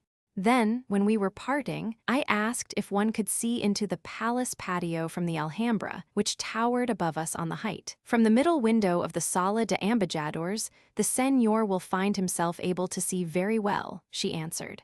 And there is still another patio, into which there is a better view from the gardens of the Generalife. Certainly the gardens are very high and far, but if the Señor has a spyglass of some sort, and if he chooses, I can try to tell the young lady that he will be first in one place, then in the other, hoping for a sight of her. Let us say, in the afternoon between 4 and 6 at the Alhambra, after that, at the Generalife, till the sun is gone. This neat plan was worth an extra 25 peseta note, and I gave it. Afterwards, having no other personal affairs to distract my attention, I wandered through the streets of Granada and into the chill cathedral before going up to make acquaintance with the Carmen de Matamoros. When I had seen the villa, with its enchanting terraced garden, hanging on the hillside high above the Vega, a wild hope blazed within me that I might snatch Monica, persuade the English consul to marry us, and keep her here for the honeymoon, flaunting my happiness in Carmona's face. Of course the idea was fantastic, but it gave me a few moments of happiness. I lunched in the garden under the thick shade of Nispero's trees, and before the time agreed upon, I started to walk to the Alhambra. Not for worlds would I have taken a guide to show the way. All my life, since the days when my mother told me legends of treasure hidden and Moorish warriors enchanted, the Alhambra had been a fairy dream to me. There was no one in the world, save only Monica, whose company I would have craved for this expedition. Other people's thoughts and impressions of the place might be better than mine, but I did not want to hear them. I wanted only my own. Under the huge leaning elms, which people who trust guidebooks attribute to Wellington, I wandered until I came to a great red tower with a horseshoe arch for entrance. There on the keystone was the carved hand. Beyond, over the arch within, the key, and remembering the legend that never would disaster come until the hand had grasped the key, I knew that this must be the gate of justice. Now, a spell fell upon me. It was as if the hand had come down to touch me on the shoulder and give the key to hidden wonders, which only I might be allowed to see. That was the fiction with which I pleased myself, for he who comes to the most famous of places is as truly a discoverer as he who finds a new world. No matter how much he has read, how many faithful photographs seen, he must discover everything anew, since it is certain that nowhere will he find anything more than he has within himself. The picture he sees will fit the frame his mind can give, and no one ever has, no one ever will, see there exactly what he sees. If a man's mind cannot create a beautiful frame, then the picture must have but a poor effect for him, and he will go away belittling it. Now, I believed that I had been making a fine jeweled frame for this picture of the Alhambra, and I hoped that I deserved the key which the hand had lent. Inside the gateway, when I had climbed a winding lane, I found myself in the great place of the cisterns, which, with the vast, incongruous palace half finished by Charles V, I recognized from many pictures. But not yet would I look down over Granada and the Vega. I would wait until I could stand at a window in the Hall of the Ambassadors and see what I had been promised. So, without a glance over the parapet, I walked on to an open door, where stood 2 or 3 men in gold-laced hats. One moved resignedly forward to act as guide, but a word and a piece of silver convinced him that I was a person who might be trusted alone, though I lacked a student's ticket. I passed through the room devoted to officialdom, and then the time had come to use the key, for I was already in fairyland. The covers of the Arabian Nights had closed on me and shut me in between the pages. Physically, I was not alone, for there were faded and strident tourists in the marble-paved court of the Alberca, whom I fain would have had stopped outside and put into appropriate costume for fairyland. But spiritually, I had the place to myself. The little glittering fish, like tropical flowers under green glass, flashed towards me through the beryl water, just as ancestor fish had flashed when jeweled hands of harem beauties crumbled cake into the gleaming tank. My mother had told me a legend that fair favorites of banished sultans prayed to return after death to the Alhambra, in the bronze and gold, rose and purple forms of these fish of the Alberca, and now I half believed the story.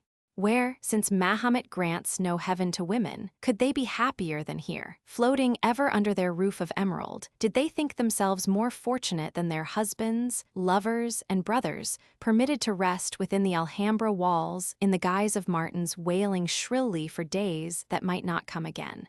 Dreaming, I passed into the Court of Lions, where I and the 12 quaint, stone guardians of the place stared at one another across a few feet of marble pavement that measured centuries. Each prim beast, beautiful because of his crude hideousness differing from his fellows, each with a different story to tell if he would. Which one remembered that night when the brave Abencerrages faced death, there in the hall to the right, where the fountain kept ominous stains of brown? Which had the seeing eye in these fallen times, to watch when the ghost of those noble Moors passed by silent and sad in the moonlight? Upon which had blood drops spattered when the boy princes died for jealous Fatima's pleasure? Which had known the touch of Morema's little hand, or lovely Galiana's? I ask the questions, yet the deep answering silence of the court and of all this hidden, secret fairy palace seemed to say so much that it was not like silence, but reserve. The Alhambra is music and color and knowledge, I said to the lions. When I am gone, I shall shut my eyes and hear as well as see it. Hear the magic music of the silence, played on silver lutes of moors and tinkling fountains, a siren's song to draw me back again. And I shall know and feel things which I've never been able to think out quite clearly before. Would Monica come here? I wondered. No face more lovely than hers had ever looked down from those latticed windows, supported by pillars delicate as a child's white arm. If I could but see her face now, not seeing it, I knew that no place, however beautiful, could be perfect for me. Shadows of sorrow, of separation, would stand out the blacker against the sunlit, jeweled walls of the fairy palace, and even happiness must sing in minor notes here, lest it strike out a discord in the tragic poem of the Alhambra. No wonder, in losing their crown jewel, the Moors lost hope, and with it all the art and science which had set them far above their Christian rivals. No wonder they plunged, despairing, into the deserts they had left, mingling among savage races as some bright spring mingles with a dark subterranean river, never to glitter in the light again. But none of my daydreams cheated me into losing count of time. If my messenger were true, soon Monica would be in one of the patios of Carmona's palace, looking up at the Alhambra towers. The middle window as you go into the hall of the ambassadors, I repeated, and found my way back through the court of the Alberca, for you do not need to know the Alhambra to find your way from sala to sala, seen 100 times in imagination.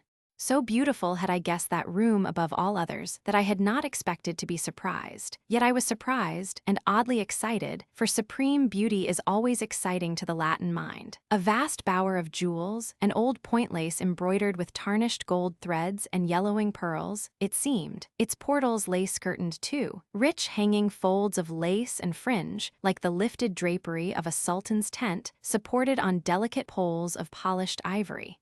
Behind me was the barrel block of the fish pond, set in silver instead of marble by the sunshine in the court. Before me, across the pink-jeweled dusk of the Sala de los Ambassadors, a blue and green picture of sky and mountains was framed by lace and precious stones.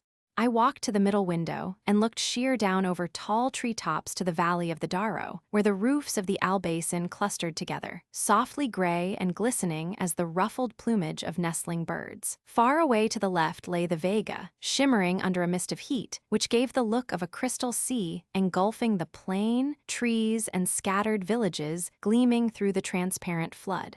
Straight before my eyes, on the cactus-clothed shoulder of a hill opposite the tower, glittered a splash of whitewash dotted with black holes, which were the doors and windows of gypsy caverns. And above me, to the right on a higher hillside, rose the towers and miradors of that ancient, summer palace of delights, the Generalife.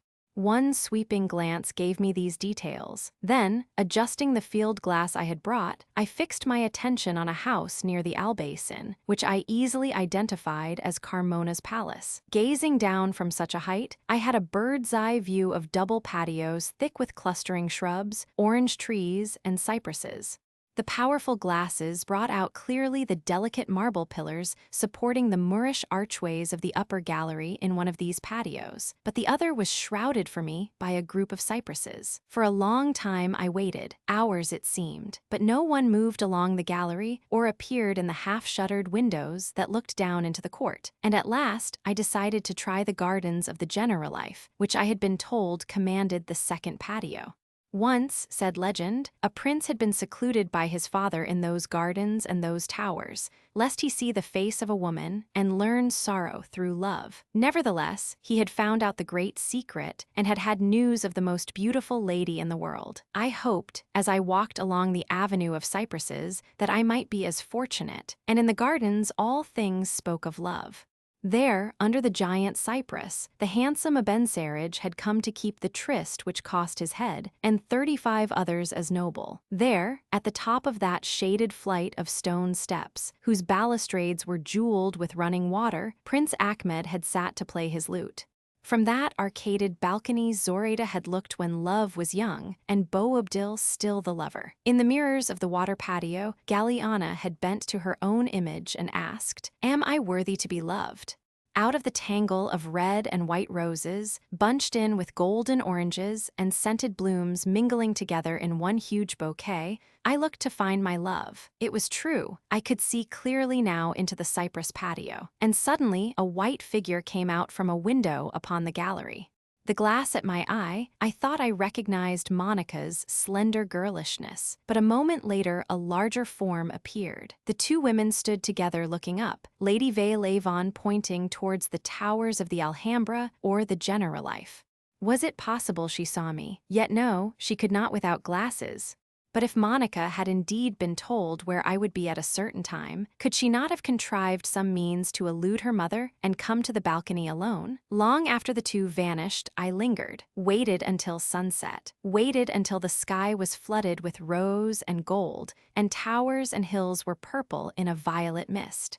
But Monica did not come again. If she had not been given the message, what guarantee had I that she would receive the other far more important? It was in a fever of uncertainty that I must spend the next 24 hours. Chapter 37, Dreams and an Awakening. That night, in my villa above the road of the Great Moorkilling, the nightingales were the only serenos. Their song was the song of the stars, and the song of the stars was the song of the nightingales. At dawn, from my window, I was taken into the private life of my neighbor birds. I heard them wake each other. I saw them make their toilets. And from the town far below my terraced garden, the sound of bells came up. Church bells, bells of mules and horses beginning work, while their masters sang coplas with a lilting Moorish wail. Once again, I went down to look at Carmona's door, to find it still kept by Guardia Civil, and most of the day I spent in the Alhambra, seeing rooms and courts I had missed yesterday, looking down often into the patio of the palace in the Albaycin. I dined in the hotel garden, and before 9, I was at the appointed spot in the road outside the high wall of my Carmen. The moments passed as I walked up and down, my cigarette a spot of fire in the growing moonlight. Still, the gypsy-faced girl did not come. 20 minutes late, said my watch, and as I stared at it, a man stopped in front of me. "Is the noble senor expecting someone?" he asked. I put my watch away and looked at him. The moon, obscured though it was by clouds, showed a tall figure with strong shoulders and a face which seemed in the night as dark as a Moor's. The man had lifted his hat from his thick black hair, and I said to myself that he was a model for an artist who wished to paint a gypsy. Finding that I did not answer on the instant, he went on, "The senor must forgive me if I have made a mistake, but my sister, who had an errand to do for a gentleman, has sent me in her place." "In that case you have made no mistake," I said. "You have a message for me from your sister." "And from a lady. The message is that if the senor will come to my house in an hour, he will find what he seeks." My blood quickened. What do I seek? "A lady who loves you and has sent you this through my sister." The man produced a tiny white paper packet which I took, but would not open in his presence. "Do you mean that the lady will meet me at your house tonight?" I asked. "She hopes it, for there is no other place or way. My sister will bring the lady, but it is not a house, in your way of speaking, senor. It is a cave in the hillside which I have made my home, for I am a gitano." "You live above the Albaycin, in the gypsy quarter, then?" I said, "No, senor, nearer here than that." "You must have seen, if you have walked about the neighborhood, that there are many other caves which honeycomb the hillsides. To find mine, you must go towards the cemetery, take the first turn to the right, follow the winding road which descends, then up a rough path, and stop at the first of the 3 gypsy caves. I must not wait for you, as I have to see that my sister and the lady arrive safely. But you cannot miss the place, and if I am not waiting at the door, open it without knocking and walk in." "Is that understood, senor?" "Yes," I said. "Then I will go to watch for my sister near the palace. At 10:30, senor." At 10:30, I echoed his words, and watched him out of sight as he tramped away in the direction which would take him to the Albaycin. Then I hurried back to the villa and opened the packet. It contained the shield-shaped Toledo brooch by the gift of which I had infuriated Carmona, that and nothing besides. but unless it had been stolen from her, it was an assurance that she had sent the messenger, that she wished me to trust him. Nevertheless, there was danger that I might fall into a trap in keeping a night tryst at the cave of a gypsy, especially a gypsy who had either deserted or been banished from the colony. But not to run this risk was to run a far greater one, that of losing the chance offered by Monica, and of such an alternative I could not even think. If I told the man, Pepe, who looked after my wants at the villa where I intended to go, I might succeed in compromising Monica, in case she were so late that Pepe was alarmed. As her name must be kept out of the affair at any cost, I decided that due caution would be protection enough. Unless the news of my presence in Granada had reached Carmona in his bed, there was little fear of treachery, and when I slipped into my hip pocket the revolver bought in Madrid, I felt that I was safe. It was a dark and lonely road, that way of the dead. Not a soul had I met when I reached a narrow path, a mere goat track, leading higher up the hillside to a row of 4 or 5 tiny lighted windows in the rock. These must, I knew, mark the cave dwellings of which the gypsy had spoken, some little offshoot from the main settlement by the Albaycin. The door which I reached first was closed. No one stood waiting, but I opened it and went in. A faint light, cast by a small paraffin lamp set in a niche hollowed out of the whitewashed rock, made darkness visible in a tiny room with a rough earthen floor. A red calico curtain at the far end signified a second cave room beyond. No one was visible, no one answered when I spoke, and I sat down to wait on a dilapidated rush-bottomed chair which stood with its back to the red curtain. After that, nothing, and then dreams. There was one dream about a room, a large room it seemed to be, shadowy in the corners, and with walls where Christian and Moorish warriors fought in tapestry, leaping off sometimes on their stallions and spurring back into place again. In the room was a great bed with dark silk curtains. A man lay in it but suddenly sat up and looked eagerly at something which seemed to be myself, dead or dying, but I did not care. I knew who he was, and that we hated each other for some reason which I could not remember, but it was impossible to recall his name. That was twisted up in 1,000 skeins of silk, or was it a woman's yellow hair? The man exclaimed, "Good, very good," more than once to someone I could not see. Then he said, when the someone else had spoken, "Only keep him till after I'm married. I don't care what you do with him after that. Fling him into a well, or let him go. Either way, he can never find out or prove anything troublesome." This was all of that part of the dream, though there was another which came soon after, and was somehow connected with it. It was a dream about a long, dark passage, which smelled like a cellar, and I was being dragged through it by 2 voices, a thing which did not appear at all out of the ordinary, though it was disagreeable. After that, concrete thoughts were lost in one tremendous throbbing ache, which was in the back of my head at first, but spread slowly down the spine, until at last my whole body felt as if it had been pounded with giant hammers. I had an idea at one time that I had fallen into the power of the Inquisition and been tortured by the head screw and the rack, because often a man in a black capucha flitted about me. But later I realized that my suffering was caused by becoming conscious of the world's motion, a terrible, ceaseless whirling, which, being once felt, could be escaped only in death. This was appalling. I lived through many years of the horror, but I fell off the world at last onto another planet, where there came a period of peace. When I waked up, I was looking at my hands. To my great surprise, they were no longer brown and strong as a young man's hands ought to be, but of a sickly white, and so thin that I found myself laughing at them in a slow, soft way, as one laughs in one's sleep. At first, it did not seem to matter that I should have hands like that, but suddenly, with a rush of blood to the heart, I realized that it was unnatural, dreadful, that something hideous must have happened to me. In a moment my head was clear, and I felt as if a tight band had been taken off my forehead. Yes, something had happened, but what? I looked round and saw a room unfamiliar, yet already hated. It was a small but beautiful room, the walls covered with Moorish work, such as I had seen at the Alhambra.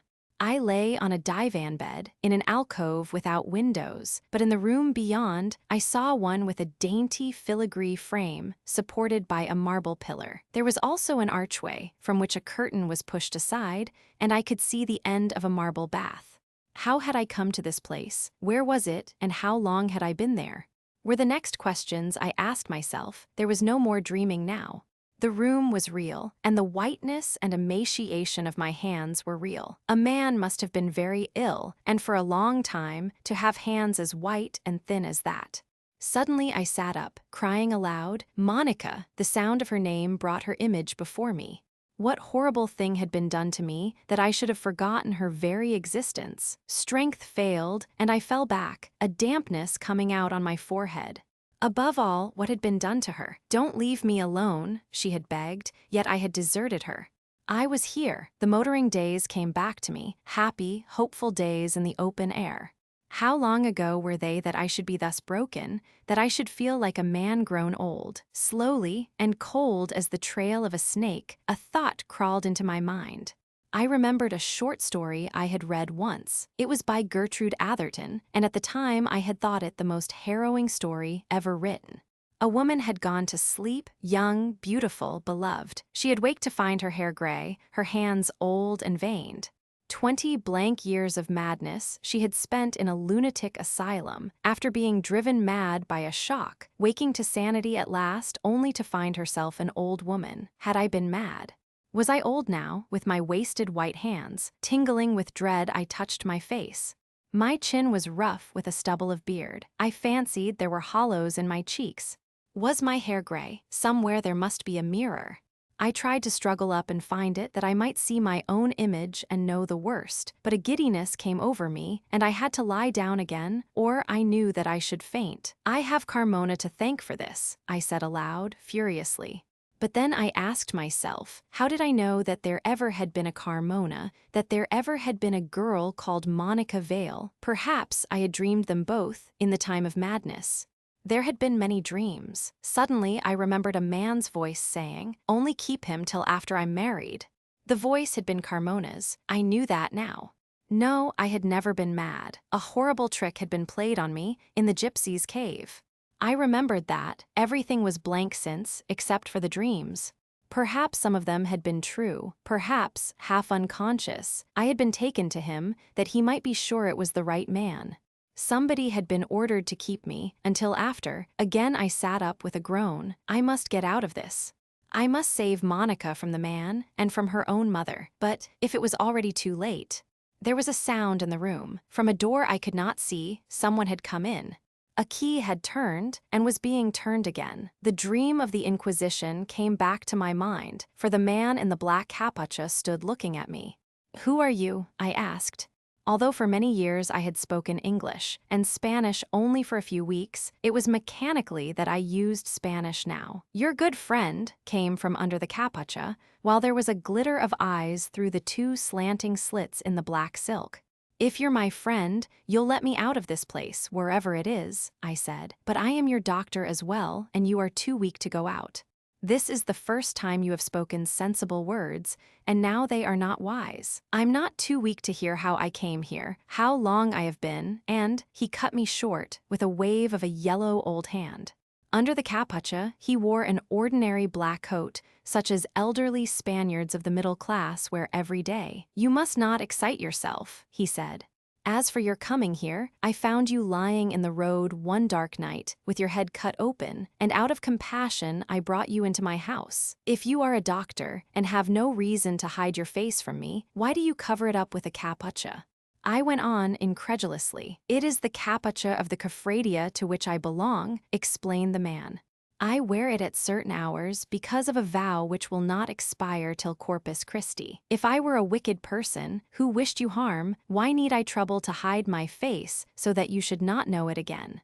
I live alone in this house, and if I wished you evil, I need never let you leave these rooms. But instead, I have taken care of you, and you have repaid some experiments I have made, for now I think you are getting well. You have only to be patient. Tell me how long since you played Good Samaritan and picked me up by the roadside," said I, "then perhaps I shall try to be patient." "How long?" he echoed. "I can't tell you that. To a philosopher like me days and weeks are much the same. Philosophers have often been in the pay of dukes," I said.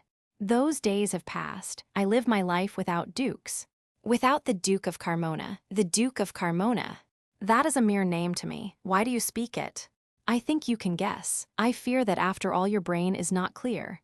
We must have a little more of the good medicine. Before I knew what he meant to do, he was out of the alcove and out of sight in the room beyond. Again I tried my strength and would have followed, but before I could do more than struggle up from the bed, the door had been unlocked and locked again. He must keep the key in his pocket, I thought. I did not believe a word of the plausible explanations. The continued mental effort I had been making had cleared, rather than tired my brain, and I was out of that black sea of horror in which I had been drowning.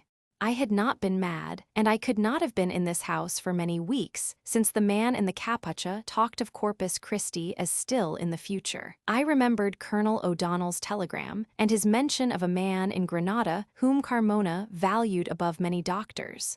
It seemed not impossible that this person and my good friend were one and the same, but if, weak as I was now, I hoped to get out of his house alive, perhaps I had better change my tactics and keep my suspicions to myself until I should recover strength. If the man believed that he had convinced me of his innocence and kindly intentions, he would perhaps think it easier to let me live than to put me violently out of the way. I made up my mind to cultivate a more reasonable spirit until my body might help me defend other convictions, and one thing gave me courage to keep the resolution. The fact that my host was not willing yet to discharge me as cured argued that there was still a strong motive for detaining me behind locked doors. The time of which Carmona had spoken in my dream had not come. He was not married yet, and I said to myself that he never would be if it depended on Monica's consent to be his wife. Since that hour in the Cathedral of Seville, nothing would make her believe me disloyal, I thought. Therefore, nothing could make her disloyal to me. Knowing little of illness, I trusted that, after all, I had not been put away here for long. Maybe a few days of fever and delirium would waste the hands and bleach out the brown stain of sunburn. At the moment, though I was young and had been strong, I would have no chance against even an old man. But if I ate and could crawl up to take a little exercise, a day or two ought to make a vast difference. I was still of this mind when the capucha came back. So softly did he unlock the door that I did not hear him, but he was not as stealthy about locking it again. He had brought me a glass of milk, and when I had drunk it, he asked me to get up and let him judge of my strength. Weak as I was, I felt that I could have risen, but I determined to fight him with his own weapons. Making a faint effort, I fell back on the pillows and closed my eyes. It will take many more glasses of milk before you need again ask, but when do I leave you? Said the voice through the capucha. I agreed, and pleased myself with my strategy after the man had gone out, until to my alarm I was overcome with sleep. He had put something into the milk. Chapter 38, The Fountain. The delicate fretwork of the walls was blurred in twilight when I waked from heavy, irresistible sleep. I felt dull, but could trace no other bad effect from the drug. Indeed, I fancied that I was stronger, and very slowly, with occasional rests, I got upon my feet and began to crawl about the room. There was very little furniture, but what there was good, and of a graceful Moorish design which suited the wall decoration and the horseshoe shape of the window. This had an elaborate lattice of wood, which let in plenty of air, as there was no glass. But outside were 6 stout bars of iron, and the lattice was securely fastened. I stared through the pattern of wood into a very small but charming patio, paved with brick and tiles, and having in the center a fountain with a shallow basin. Feathery plumes of water played over a few low palms in great blue and white pots of Triana ware, but as I looked the plumes shrank almost to nothing, then ceased to wave. The fountain was asleep for the night. Supporting myself with a hand on the wall, I got to the room of the marble bath. There, the window was but a foot square and was set high in the wall. On a low, carved bench lay the clothing I had worn on the night of my visit to the gypsy's cave. I sat down and explored the pockets. What money I had had, 600 or 700 pesetas, so far as I could remember, was gone. So was my gold watch, and the revolver I had so gaily carried as a sure means of self-protection. Gypsy perquisites, I said to myself, but the sight of the clothes brought back the past so vividly that I could see myself bidding goodbye to Dick at the railway station. Loyal, resourceful old Dick. Why had he not found his friend in all this time, while my hands were growing white and thin? Surely there must have been some hue or cry when I did not appear either at the villa or the hotel. A man cannot vanish off the face of the earth, I told myself, and leave no trace. I longed for the man with the capucha to come back so that I could ask him more questions, even though I could put no faith in his answers. But he did not appear again that night. I slept after a time, a sleep of exhaustion, and when I waked in broad daylight, I found a glass of milk on a small Moorish stand by the bed. I could not bear to drink it, lest the same drug should make me sleep as before. But how regain strength without food? And evidently I was to have this or none. For a time I waited, hoping that my good friend would come, and that, if I told him I disliked milk, he would give me something else, not so easy to mix with a drug. At last, however, I grew faint. Perhaps, I thought, the milk was innocent this time. I drank, and the same heaviness overcame me. So, through most of the day I slept, and raged against myself when I awoke. Again, a full glass stood by the bedside, but I would not drink. Many hours of dozing had left me wakeful, and my eyes were wide open when, an hour or two after dawn, the door in the outer room was softly unlocked. He had not forgotten his capucha, though he must have expected to find me asleep. In his hand was a glass of milk, but when he had seen that I lay awake, he saw also that the other glass had not been touched. I was neither hungry nor thirsty, I said in excuse, and I could not rest because I was not comfortable. It had got upon my nerves, I explained, to feel my hair long on my neck and my face unshaven. Would my host get in a barber? The man reflected for a moment, and then said that he would do his best as a barber. At present, and until his vow had been accomplished, he did not go out, except after nightfall, and therefore could not ask anyone to come to the house. The instant he had turned his back, I slipped off the bed, so that I might be ready to stagger as well as I could from my alcove, and pounce upon him when he had the door open, for I believed that I was strong enough now to have some chance. But his hearing must have been keen, for he turned, and told me not to exert myself. What, I was only getting up so as to be ready when he came back with shears and razor. I need not trouble. He would do all while I was in bed, and he would wait until he had seen me return there. He was master of the situation, and knew it.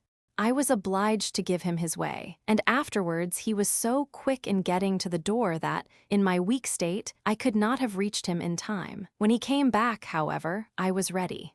Waiting just inside the door, as it was cautiously opened, I threw myself upon him, but I had overestimated my strength and underestimated his.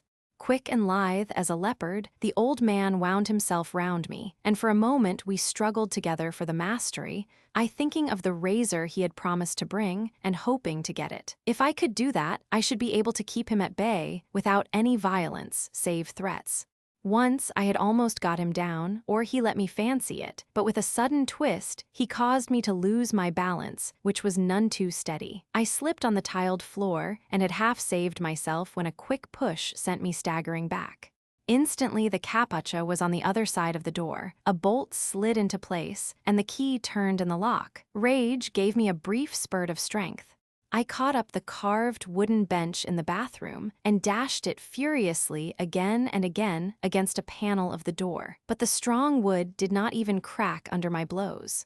As hour after hour passed, and I was left alone, from time to time I renewed my efforts, with no result except that eventually I broke the bench. Then I tore at the lattice of the window, thrusting my fingers through and trying vainly to pull the woodwork to pieces. Though the iron bars on the outside would prevent my escaping into the patio, I thought, if the lattice were broken, shouts might be heard more easily. At last, when I had been obliged to give up hope, I pressed my face against the close pattern of the woodwork and yelled lustily, till my voice failed. But my own shouts were the only sounds I heard, save distant church bells and the singing of subterranean waters, silent only at night when the fountain went to sleep. It would be all but impossible, I had to admit, for anyone outside to judge the direction of a cry, coming through a screened window surrounded on all sides by high house walls. Darkness fell, and I grew so hungry that I would gladly have drunk the milk left since morning. I tasted it and found it spoiled by the heat, for the day had been warm. In disgust, I threw it away, but when all that night had gone and part of the next day, I regretted my fastidiousness. Frequent draughts of water from the room of the marble bath gave me an occasional fillip, but a man recovering from congestion of the brain or some such malady, following the breaking of his head, cannot live long on water, and it was clear that my host, disgusted with my ingratitude, intended to punish me cruelly or to put an end to me by starvation. When the second night closed in, I made up my mind that he had decided upon my death. Perhaps, if I had been docile, when the time fixed by his employer had expired, he might have chosen to set me free, trusting that I believed his story.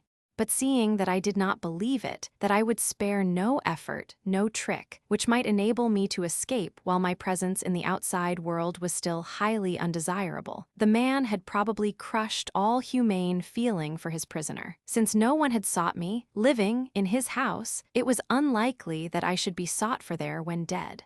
I was at the window, as I told myself these things, looking out into the patio, where the palms and the shell which was the upper basin of the fountain were faintly definable in starlight. Robbed of my watch, the only way I had of calculating time after nightfall was by the silence which came about an hour after sunset.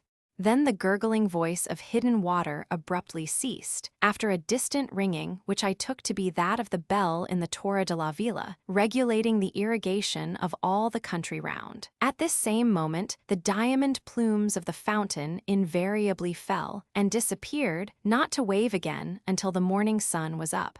I was always sorry when the fountain died, for it was the sole companion of my captivity, my one dim pleasure watching its nymph-like play. And tonight the dead silence of the patio seemed the lull before my own death. It must have been, I thought, somewhere about 10 o'clock when I heard a new sound in the court, slight, elusive, but distinct. Chink, chink, like metal on stone, as if a troll were mining underground. The old man was taking time by the forelock, I said grimly to myself, getting ready a place in some cellar to lay me away when I should be finished. I should last some days yet, but it took time to do these things well. At the hotel they had told me how a year or two ago, in destroying an old house in the Albaicin to build a new one on the site, workmen had come across the skeletons of 2 French grenadiers neatly sealed up in a wall of stone, where they had kept guard since the time of the Peninsular War. Probably a night or two had been needed for the making of their niche. Chink, chink, yes, the old wretch must be at work in a cellar. The noise certainly came from underground, and it was not as agreeable to my ears as the tinkle of the vanished fountain. I wished the hour would come for the water to leap up and drown that other stealthy sound. Suddenly, as I turned a wistful gaze on the alabaster shell dimly glimmering among the low palms, to my astonishment it seemed to totter. I thought that it must be a mere illusion of weary eyes, or that the effect was created by a cloud obscuring the starlight. But again the white shell moved against the dark green background, this time swaying from side to side. Could there be an earthquake, so slight that I did not feel the shock? Even as I asked myself the question, the shell of the fountain was loosened from its support and fell into the main basin, now almost empty. The water lilies and their green pads which floated sparsely there muffled the sound of the crash, but there was a noise of breaking. The slabs of colored mosaic which paved the lower basin upheaved, as if the earth beneath were bursting, and scattered from side to side, falling over the crushed lines. Then, through a ragged black aperture, rose the head and shoulders of a man. The metallic sound had stopped, but from somewhere in the house there came the slamming of a door. The head and shoulders, motionless now, were sharply defined against the scattered heap of white fragments, like the bust of a man modeled in black marble. Someone whistled softly, and the tune was, "The Girl I Left Behind Me, Dick." I called through the close wooden lattice, "Hurrah!" He answered, and the black marble bust became a full-length statue of a man. How he had found me, how he had come, I did not know, but there he was, and the gate of life had not closed upon me after all. Dick was out of the jagged hole in the basin and half across the patio when a door, which I had always seen shut, burst open to let out a stream of light, and the figure of the old man I knew so well leaped on him. I was weak, and for a moment I turned sick, the patio with its broken fountain and the forms of the men in a halo of yellow light whirling before my eyes as if there were indeed an earthquake. Then the mist cleared, and like a rat in a cage, I watched the fight which meant life or death for more than one of us. There was no capucha now to cover the gray-streaked head and venerable beard. Once I caught a glimpse of a profile sharp as a hawk's. The old man had come out of the house with a Toledo sword stick, such as the king and his friend had used with the brigands, and as he saw the enemy he had to deal with, he had thrown away the bamboo stick. The long, thin blade glittered in the same light that showed me Dick, armed with an iron crowbar, formidable and threatening. If it had been a scene in a play, and I in the audience, I should have applauded, for there was something in me which cried out that it was a fine picture. But Dick's life and mine were in the balance. Chapter 39, Day After Tomorrow. The pair stood eyeing each other like two fencers, Dick with the crowbar raised, and pointing at his heart the blade which would pierce it when the Spaniard dared advance an inch. I longed to shout, fling the crowbar at his head. But if Dick's eye released the eye of his opponent he was a dead man, I must not risk distracting him for the fraction of a second. It seemed an hour, though it could not have been a minute when, as if my thought had winged to his brain, the thick iron bar whirled through the air and struck the old man full upon the forehead. The Toledo blade dropped from his hand, and he fell back without a cry, his head inside the open door. "Is he dead?" I called. Dick bent over the limp body, but after a long moment he was up again, waving a big, old-fashioned key. "No," he answered, heart beating. "Bad penny, he'll be all right." "This the key of Spider's parlor?" "I think so," I said. "Dick, you're just in time to keep me from giving in. I'm starved." He stooped and picked up the crowbar. "Old brute. I've a mind to finish him," he exclaimed. "You don't mean that," I said, "but look for something to tie him up with. He may come to himself before we're off." "I guess I'll just tote him along with me," said Dick. Safe bind, safe find. Gathering up the long body as if it had been the form of a sleeping child, Dick disappeared into the house. I knew that he was looking for the door of my cage, and presently, for the first time with pleasure, I heard the slipping back of the bolt and turning of the key. Already I was at the door, opening it for Dick to come in with his heavy burden. "Here's the bed," I said, and Dick laid his burden down, not too gently. Then I think the next thing we did was to shake hands. "Blessed old man," exclaimed Dick a little unsteadily. "What a beastly business." "It's a mystery," I said, "and how you got to me." "Conduit," said Dick, "but I'll tell you all about that and everything." "Got no electric light here. Nothing but starlight." "For heaven's sake, tell me about Monica." "She's all right," said Dick. "Not a duchess yet, if that's what worries you. Look here, if this place has been good enough to box you up in all this time, it's good enough to keep him in. He lives alone here, without servants. I've found out all that with a lot more, and his master, guess you know who, is in Madrid. So when this chap comes to himself, he can try how he likes your quarters. They seem rather nice ones, judging from what I can see, but Carmona always does himself well. Is this Carmona's house?" I asked. "You bet it is. Little private sort of place he keeps ready when he wants to amuse himself in some way which his mother and Monica and other people mightn't approve of in dukes. This old Johnny's a combination of caretaker and physician in ordinary to his grace. But let's get out of this. I can't give you a marble bath or Moorish decorations at my hotel, but I shouldn't wonder if you'd prefer the accommodation. And after that conduit business, I need a wash and brush up as much as you do." "Why, old man, what's the matter? Not going to crack up, are you?" "I'm all right," I said, "but I haven't had anything to eat since the day after I saw you off, except milk, and none of that for the last 2 days. Great Scott. You're joking. We parted 5 weeks ago." The words gave me a shock in spite of the stubble on my chin and the whiteness of my hands. Dick had his wet arm round my shoulders, and we were at the door, which he was about to lock, and I startled him by caving in a little at the knees. "See here," he said, hanging on to my arm as if he were afraid I should vanish in thin air. "We won't wait to dine at my hotel. We'll nose round a bit in this old Johnny's larder. You must be bucked up before you go out into the street. Oh, it's safe enough. The old brute's a hermit, for his own reasons or Carmona's. Nobody comes near the house, and we can take our own time. While you're eating, you shall hear everything I've got to tell." He locked and bolted the door and helped me down the stairs, up which I must have been carried unconscious, perhaps by the gypsy, assisted by the master of the house. Below stairs, the place was dark save for the light which had streamed out into the patio with the opening door. It came from a good-sized room evidently intended for a kitchen, but also used by the solitary tenant as a dining room.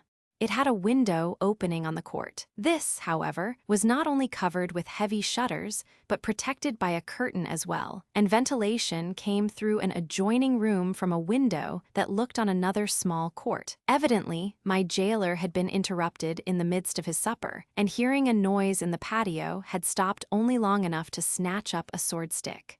On the table was a simple meal of cold meat, salad, goat's milk cheese, and fresh fruit, but to my starved eyes it seemed a feast. There was also a bottle half full of red Spanish wine, and I did not wait for Dick's suggestion to sit down. I must get back my strength if I were to be of any use to Monica or myself, and I hardly listened to Dick's warning that a starved man must not satisfy his first hunger. "Eat slowly, and not too much," he said, with anxious eyes on my face, which must have been frightful, though he was too tactful to make comments. As I obeyed, he told me his story, briefly and disjointedly, as the points came back to him. "Didn't hear from you," he said, and began wondering what was up. "Wired twice, no answer. Was a bit taken up with my own affairs just then, I'm afraid. Yes, I mean Pillar. After 5 days, wired the landlord. He answered you'd left with a friend. I thought that queer, and set out for Granada by next train, ropes with me. At the Washington Irving, I found both my telegrams to you and a letter. Landlord said he got a note from you, dated Montreal, telling him you'd met a friend and gone off unexpectedly in his automobile. You enclosed more than enough money to pay bill and tips and asked him to have your luggage packed and kept till your return, which might be in a few days or not for some time. Naturally, he hadn't worried, and as he destroyed the letter, I couldn't tell if it was your handwriting. Well, I thought you might have rushed off suddenly on account of some lark of Carmona's, but I soon found out he was still in Granada, slowly getting better, and the guests hadn't gone. By the way, I called, but nobody in the house was seeing visitors. Ropes discovered that your car was in a stable down in the town, where you'd left it, without saying for how long. He and I were getting scared, and I went to the police, but didn't dare give your real name without your permission, especially as the authorities had a kind of prejudice against it. After that, I didn't expect them to find out anything, and they did their best not to disappoint me. I saw that if anybody was going to do the Sherlock Holmes act, it must be Ropes and me. We sat tight at the Washington Irving and looked around, but at the end of a fortnight, no one was any wiser than at the beginning. Then what should happen but the dear old Colonel and Pillar popped down to see if they could help. Oh, and I forgot to tell you that meanwhile, the people at Carmona's palace had cleared out. They'd gone back to Seville again by train, and what should happen but the Colonel and Pillar met Carmona face to face in the station.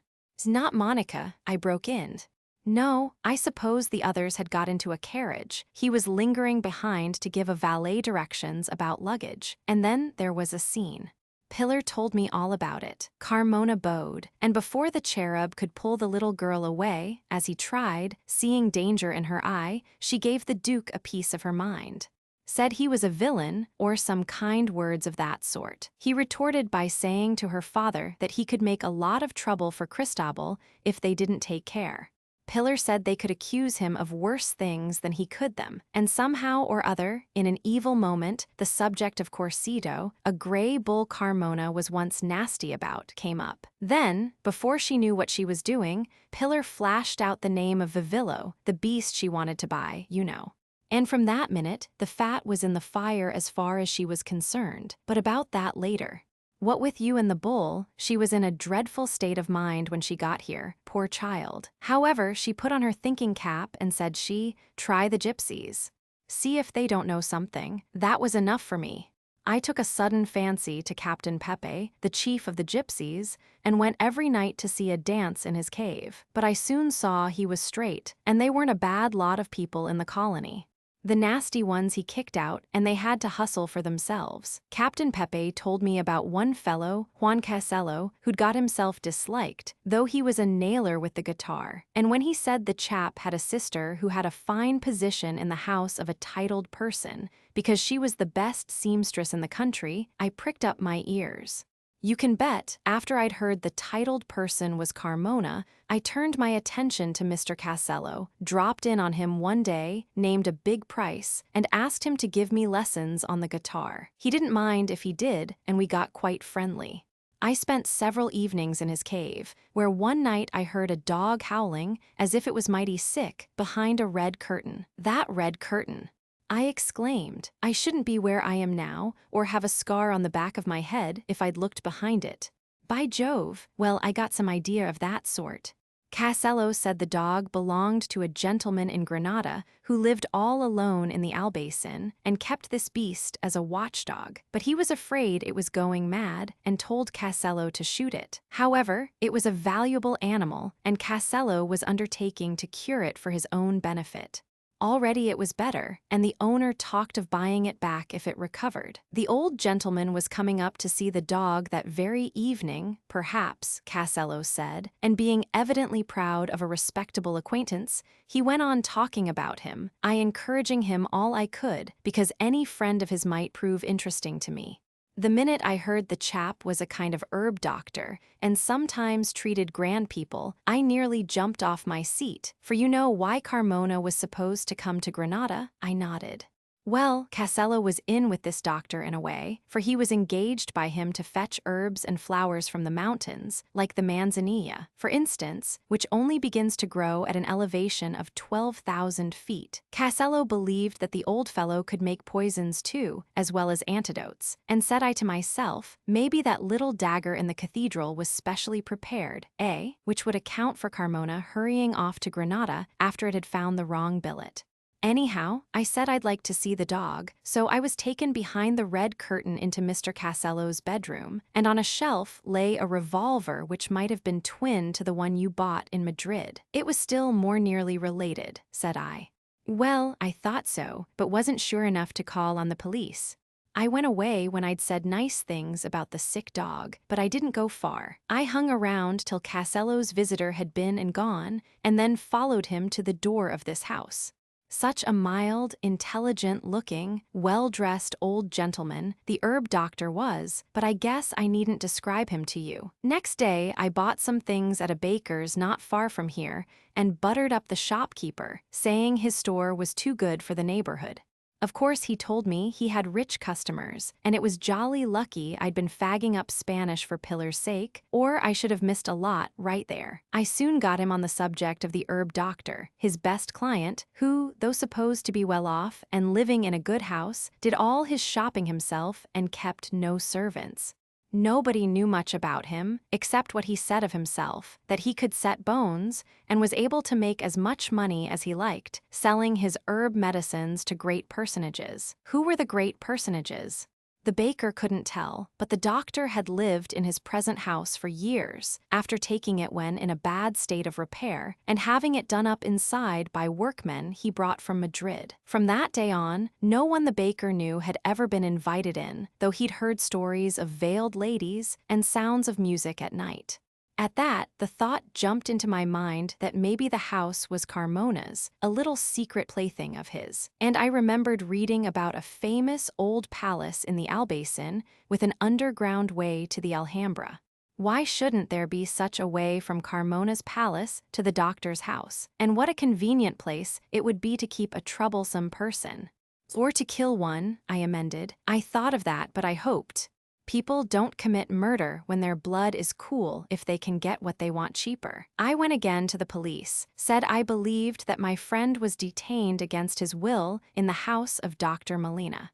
But when they wanted my reasons, I couldn't give any to convince them. They thought I was mad and refused to search.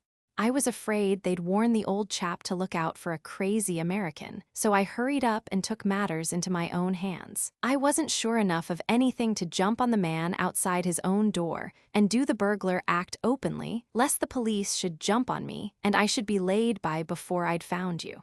But about that time, I began to have water on the brain. Or rather, I got possessed with the idea of sneaking into houses by means of conduits. And no wonder, when the whole Albason is honeycombed with watercourses, gluttering and gurgling from morning till night. In the next street to this, there's a Moorish house of much the same sort, being torn down. They were selling old tiles to curiosity dealers one day, so I strolled into the patio. The pavement was up, and I saw how the conduit ran underneath and supplied the fountain. That was instructive. Opposite this place of Molina's is a mill. I found out how the miller got his water, and that after it turned his wheel, it poured in this direction, being turned off every night about 9. At the miller's, the conduit is open, only guarded by a rail, and I developed a taste for making sketches and taking photographs. Tourist in search of the picturesque. Miller got used to seeing me about, while I made myself familiar with the landscape. Then I bought a crowbar and a little electric lamp. The bar I hid under my coat, and when I was ready to shed the garment, Ropes put it on. I guess it was a looser fit for him than that conduit was for me, and there were 12 feet of conduit. Good long straight jacket, but I've been in it a lot of times now and feel quite at home. You see, the job couldn't be done in one go, for I had to make the hole under the fountain bigger, and I've been tinkering away for nearly a week, nights when the water was stopped. And if I'd come up at last, like a demon in a pantomime, to find I'd had my trouble for my pains, I can't say what I should have turned my wits to next. Does Pillar know? I asked. She and the colonel went off in a hurry to Madrid just before I took the job on. They thought they could influence the police at headquarters, which was their principal reason for going, though they had 1 or 2 others besides. But see here, you've got the story pat now, and you're looking 1,000%. More healthy than when you sat down at this table 10 minutes ago. Poor old Ropes, who always hangs about keeping guard, will be mighty glad to see you. But before we open the door and walk out as if we own the house, let's have a look round. There may be something which will give me a chance to say, "I told you so," to the police. Refreshed with wine and such scanty rations as Dick had allowed, I walked steadily enough into the adjoining room while Dick carried a lamp. There were no such gorgeous decorations here, as in the suite I had reluctantly occupied. A modern bed stood in one corner. There were shelves on the wall, fitted with glass doors which protected jars and bottles. On a large table lay an outfit for chemical experiments, and on another some yellow flowers half buried in green leaves. In the window was a modern desk, and Dick at once began to rummage among the few papers in the pigeonholes. There was nothing, however, which seemed to bear upon our affairs, with the exception of a telegraph form, which I seized upon. It was dated June 1st, and had been sent from a Madrid office. There was no signature, but there was a hint of something secret in the 3 words it contained. Day after tomorrow. Dick and I stared at the paper, as if we expected the meaning of the message to spring up to our eyes. My name's not Richard D. Waring if Carmona's signature oughtn't to be tacked onto that, he said. Now, we've something to go upon, for a beginning. This telegram will be traced to the sender before I'm many hours older. We can trust our dear old cherub for that. Day after tomorrow, I repeated. What's going to happen day after tomorrow that Carmona should have wired to this man? I should say it was his way of letting Molina know that the cage door could open. But why day after tomorrow? I broke off suddenly, and it seemed that my heart would stop beating. Dick, I began again, in a queer voice that did not sound like my own, is Monica? I could not finish the sentence. But Dick understood. Forgive me, he said. I saw you weren't strong enough to bear it at first. I wanted you to eat, and then I'd have kept it back a bit longer if I could, just till I got you to the hotel. She's going to marry him on the 3rd of June, heaven knows why, though Pillar vows the girl can't be to blame, and that they've made her believe somehow she's sacrificing herself for your sake. What day is this? I asked. The 1st. The royal wedding was yesterday, and a terrible bomb explosion, in which the king and queen had a narrow escape. But come, Ramon, I want to get you to the hotel. I'm not going to the hotel, I said. I'm going to Madrid to stop Carmona's marriage. Chapter 40, Through the Night. Dick looked at me with indulgent sympathy, as if I were a child. It's after 11 o'clock at night, he said. The train for Madrid went 2 hours ago, and did you say Ropes was waiting for you outside? I asked. Yes, and my car's still in the garage where I put it. Yes, but you're not in a fit state for a journey. If you could see yourself. Oh, I know I'm a nightmare apparition, I cut in, but when I'm shaved the trip would kill you. It would kill me not to take it. We looked at each other for a moment, then Dick said, all right. Come on, I know what you feel. But what about that old reprobate upstairs? I'll wait for you here while you take up some food and leave it in the room. We can't waste time in Granada on his account. I'll tell my story, and you can tell yours to the police in Madrid after I've done what I'm going there to do. How long a drive is it? Dick asked resignedly. It's about 270 miles. If we can start by 1 or 2, bar accidents, we ought to be in Madrid by noon. The royal bullfights tomorrow, answered Dick. Although the wedding's next day, and the invitations have been out a fortnight, Carmona and Lady Monica are bound to be there, as it's a royal invitation show. That means a command. Very well, said I, since it may be as difficult to reach her in Madrid as in Seville and Granada, I shall wait outside the entrance to the bull ring, and as she's about to go in, she shall see me and hear the whole truth. Don't look as if you thought it would do no good, Dick. If she's promised to marry Carmona in spite of all, it's because he has made her think he can ruin me if she refuses. Pillar's instinct is right, I know. And now, for the first time, I understand why Carmona didn't denounce me to the police as Casa Triana when Monica refused to keep her engagement with him, as I'm sure she did. No doubt he told her lies, that I could be imprisoned, for years, perhaps. And his wounded hand, what an opportunity for him. Ah, he wouldn't waste it. He'd make her believe I stabbed him in the cathedral that night. How plausible, and as he's been very ill, can't you imagine what her fears for me must have been? Dick, I regard her coming marriage as a proof of love, not of indifference. I'm ready to agree with you, said Dick. But you're risking your life to prove it. Nonsense, I answered. The thought that I'm free, that I'm going to her, and that at last I have Carmona in my hand, will give me strength enough to get through. Dick raised his eyebrows, but did not answer. He was collecting bread and meat on a plate to leave for the man upstairs. 5 minutes later, we were out of the house and in the street. In front of the miller's premises, Ropes was walking up and down. He did not say much when he saw that Dick had a companion, but as he wrung the hand I held out to him, I heard him breathing hard, and he swore under his breath when he saw my face by the light of a street lamp. It was the look on his which made me realize, as Dick's persuasions had not, that I must delay long enough to be made again into some semblance of a sane man. An hour more before getting on the road would not endanger success, though it would try my patience.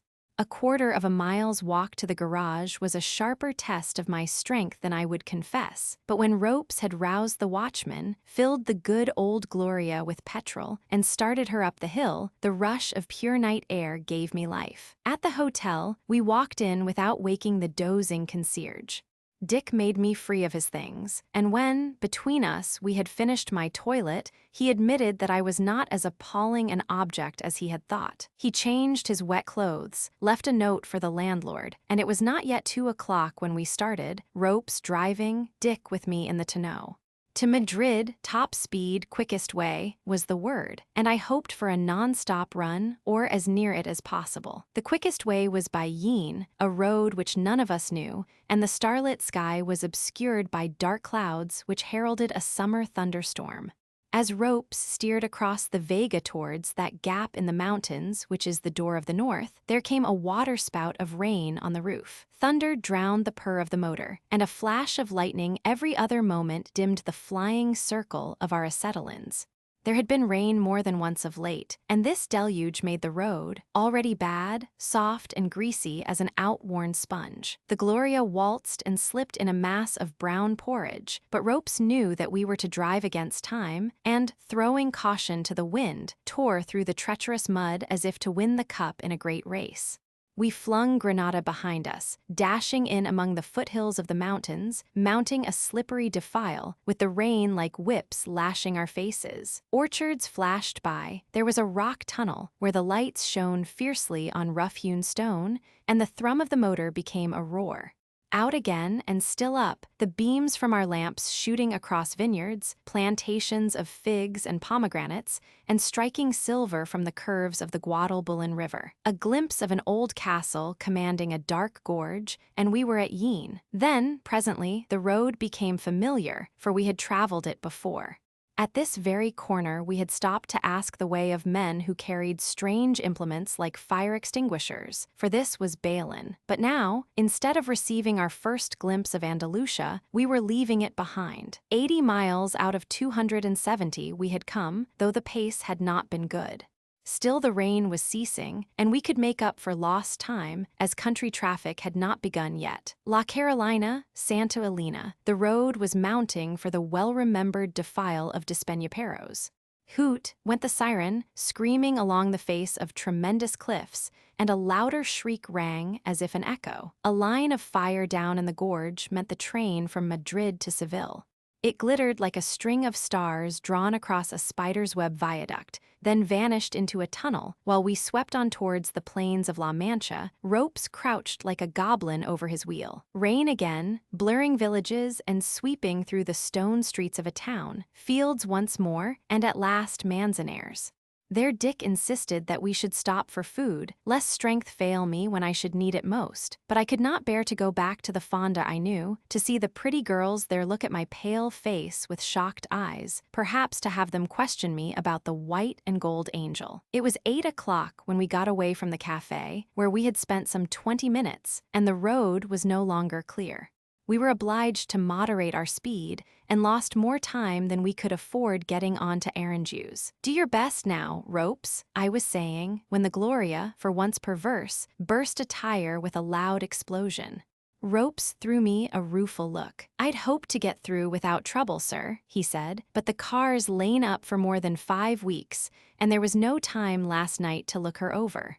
"You've done splendidly," I assured him. "I'll get out with Mr. Waring and stretch my legs."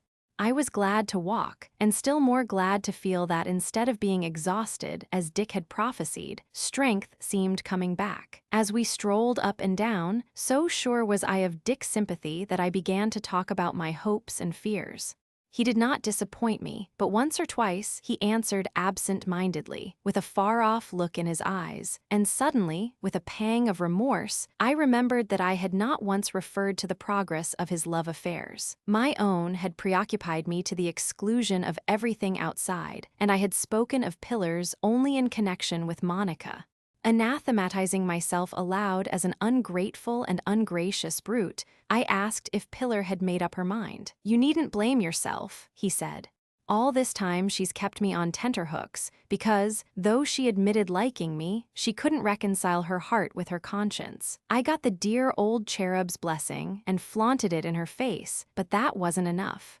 I also argued that it was her duty to marry me and try to make me as good as herself, but she seemed to think it might work out the other way. Then you disappeared, and the last word she said was that if I found you, she'd take it as a sign that San Cristobal wanted the match. Seems he's a matchmaking saint when he's in Spain, as well as a motoring one. So, you see, she'll have to keep her promise now, and I'll owe my happiness to you." "I haven't come back to life in vain, then," I said. "It will be a good moment for me, whatever happens, when I see my little sister Pillar again. She'll be at the royal bullfight," Dick sighed. "I thought she hated bullfights, for Vivillo's sake." "It's for Vivillo's sake she's going. She's moved heaven and earth to get invitations, and she's succeeded. Thereby hangs a tale, but I'm not going to bother you with it." I insisted, urging him the more to atone for past carelessness. "Well, then," he said with another sigh, "Vivillo's 5th bull in the royal fight today." I was shocked, knowing how Pillar loved the noble brown beast, and how she had counted on possessing him. But, if I had had my wits about me, I might have guessed last night how matters stood. Dick had told me then that, in the impromptu scene between Carmona and the O'Donnells, with Seville railway station for the stage, the name of Vivillo had unfortunately come up. Now, Dick explained that Carmona had caught at the girl's hasty words, had written his agent at the Ganaderia, instructing him not to part with the bull at any price, no matter how far negotiations had gone with Colonel O'Donnell. A day or two later, the agent was directed by telegram to send Vivillo immediately to Madrid, as the Duke had offered him as a gift for the great show of the royal bullfight. This news had come to Pilar at Granada in an ill-spelled, but well-meaning letter from Mateo, the Ganadero. It was sheer spite, went on Dick, and Pilar was broken-hearted. If she hadn't blurted out Vivillo's name in a temper, the bull might have been safe. Carmona wouldn't have interested himself, as he trusts his agent in all business matters. It's true several of the grandee owners of bull farms have been asked to give each a picked bull for the royal fight, which is expected to be the grandest affair of the generation. But Carmona could as well have given another instead of Vivillo. "It's like him," I said. "Poor Pilar. She's simply ill, but queerly enough, she hasn't given up hope yet, or hadn't when she wrote, and enclosed an invitation ticket she'd contrived to get for me. She begged me to come if I could and see her through, though I haven't the vaguest notion what she means. All I know is, she and the cherub have been doing everything they could till the last minute to make an exchange of bulls. The dear old chap rushed off to Madrid, as I said, to stir up the police in your affair, and Pilar hoped she might get a chance to see Lady Monica and ask what the dickens she meant by throwing you over. But any spare time the two had, I guess they've put in for Vivillo. They bought a fine Muira bull at a tip-top price and offered it to the authorities in exchange for Vivillo, who has been at pasture for the last 10 days, recruiting after being boxed up for his long railroad journey. Whether Carmona had a hand in that part or not, anyhow nothing could be done. And Pilar is going to see her pet die," I exclaimed. "I can't understand the cherub allowing that," said Dick. "I went to a bull fight with him the day after I got back to Seville.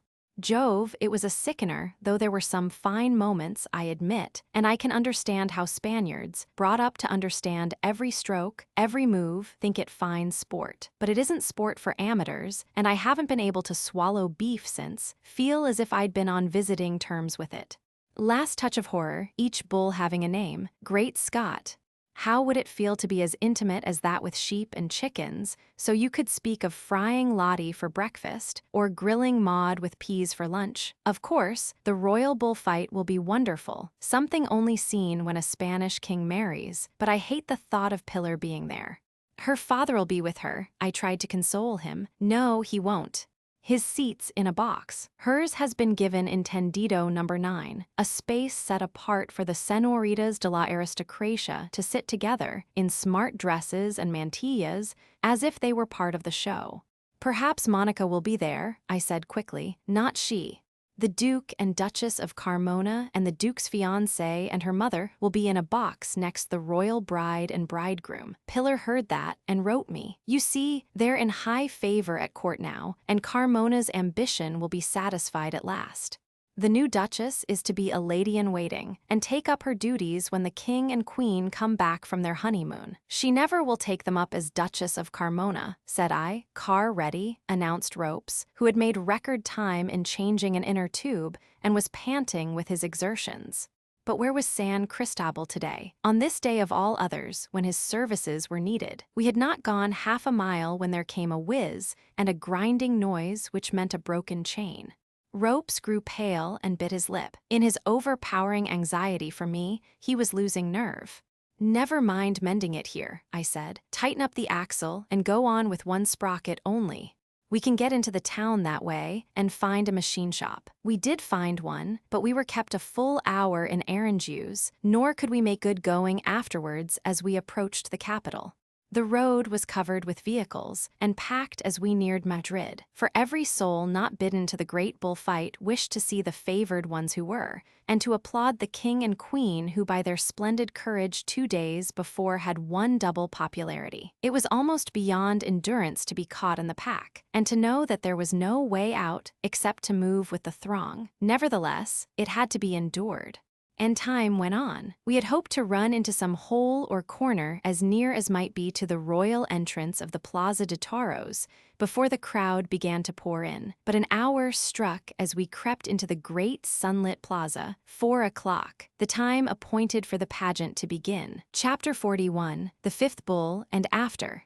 Hundreds, thousands, it seemed, of automobiles and carriages were before us, and as the Gloria was stopped by the stopping of others in front, a shout rang up to the sky from behind the high brown walls of the bull ring. It was the welcome which the public gave their king and his bride as they appeared in the royal box. We were too late to intercept Carmona, for as the royalties had taken their places, he was certain to be already in his, with his fiancée by his side. Covered with dust, burnt by the sun which had shone hotly since Manzanares, all but spent with fatigue, I leaned back in my seat. For a moment I did not hear what Dick was saying, although I was conscious that he spoke, but suddenly the meaning of his words broke in on my tired brain. "It'll be 2 hours before the king and queen leave their box and lesser folks can move," he said. "I'm not going to have you sitting here in the heat and dust. I must wait till they come out," I answered dully. "It's the only way." "No, it isn't. I told you Pillard sent me a ticket. The card says Sombra, so the seat's in the shade all right, and you're going to have it." "But you," I said. "Pillar would never forgive me. She'd never forgive me if I didn't hand it over to you, but I'll get in somehow. It can cost me $50 if it likes to slip past a policeman, but I guess the price won't stop me. I don't mind if I stand up in the calogen. I'm tall enough to see all I want, and more, and if a bull jumps over the barrera, as one did at Seville the other day, my legs are long enough to save me." Ropes was to stay with the car and wait until we came again. Before that time, my fate would be decided. Nothing could keep me from meeting Monica now, and nothing should keep her from me if she loved me. If not, if after all I had been dreaming, why, she would be the Duchess of Carmona tomorrow. Under horses' noses, between backs and bonnets of motors, we edged our way through the dense crowd of vehicles and people massed together on the baking plain outside the bull ring. The circle which had been cleared for royalty had filled again now, like a sandbank which has caved in upon itself. But the spectacle on the other side of those steep brown walls had begun, and the main entrance was comparatively clear. Armed with the ticket engraved with the magic words, "Corrida Real," over a black and white sketch of a mounted picador, I was allowed to enter. But when I had passed along a corridor and through a door which opened into a crowded tendido, I heard Dick's voice at my ear. "Only $25 after all," said he, "and I can sit on the steps." "Grand, we're next to tendido number 9. I see Pillar. Look close to the end, front row. After the silent rooms of the old Moorish house and the little patio with its tinkling fountain, the brilliant light and color, the confused sounds and movement, the vast size of the bull ring struck me fiercely between the eyes, bewildering sight and sense. Seats were valuable in the tendidos for this great day, when almost every place meant a royal favor. But we were late, and instead of moving on to search for my 12 inches of plank or stone, I was thankful to squeeze in close to the entrance. I did not see Colonel O'Donnell, and though I was close to the famous tendido number 9, I forgot to look for Pillar in that white and rose garden of Spanish loveliness. The first act of the great royal bullfight had begun. 20 glittering, spangled espadas marched with elastic steps into the ring, followed by the yellow-trousered picadors on their sorry horses. The 3 gala coaches carrying the distinguished amateur picadors and their ducal patrons who graced this marriage feast still circled picturesquely in the arena, making a pageant of the Middle Ages. The sun blazed on nodding ostrich plumes, gold-embroidered hammercloths, dazzling liveries, powdered heads, and splendid horses in quaint harness, rich with gold and jewels. The 3 dukes, owners of the coaches, had introduced the cavaliers they patronized to the king president. The bride queen in her white mantilla and flowers of Spanish colors stood bowing in the glass frame of the royal box. Gaily decorated palcos, tendidos, grottos, tier upon tier, half in sun, half in shadow, rose above the huge ring like so many terraced flower beds, dazzling with the gold lace of uniforms and the bright tints of women's dresses softened by white mantillas. Over all was a fluttering of fans, like thousands of hovering butterflies, and a hum floated up loud as the humming of a million bees to the blue dome of sky, where English and Spanish flags waved together. Mechanically, my eyes took in the splendid scene as they searched for Monica, and finding her, for a time saw nothing else. She was in a box near the royalties, and sat between her mother and the Duchess, with Carmona and some man whom I did not know, behind them. She was in a white dress and white mantilla, with pink and white malmasons in her hair, and her face was pathetically pale in its frame of falling lace.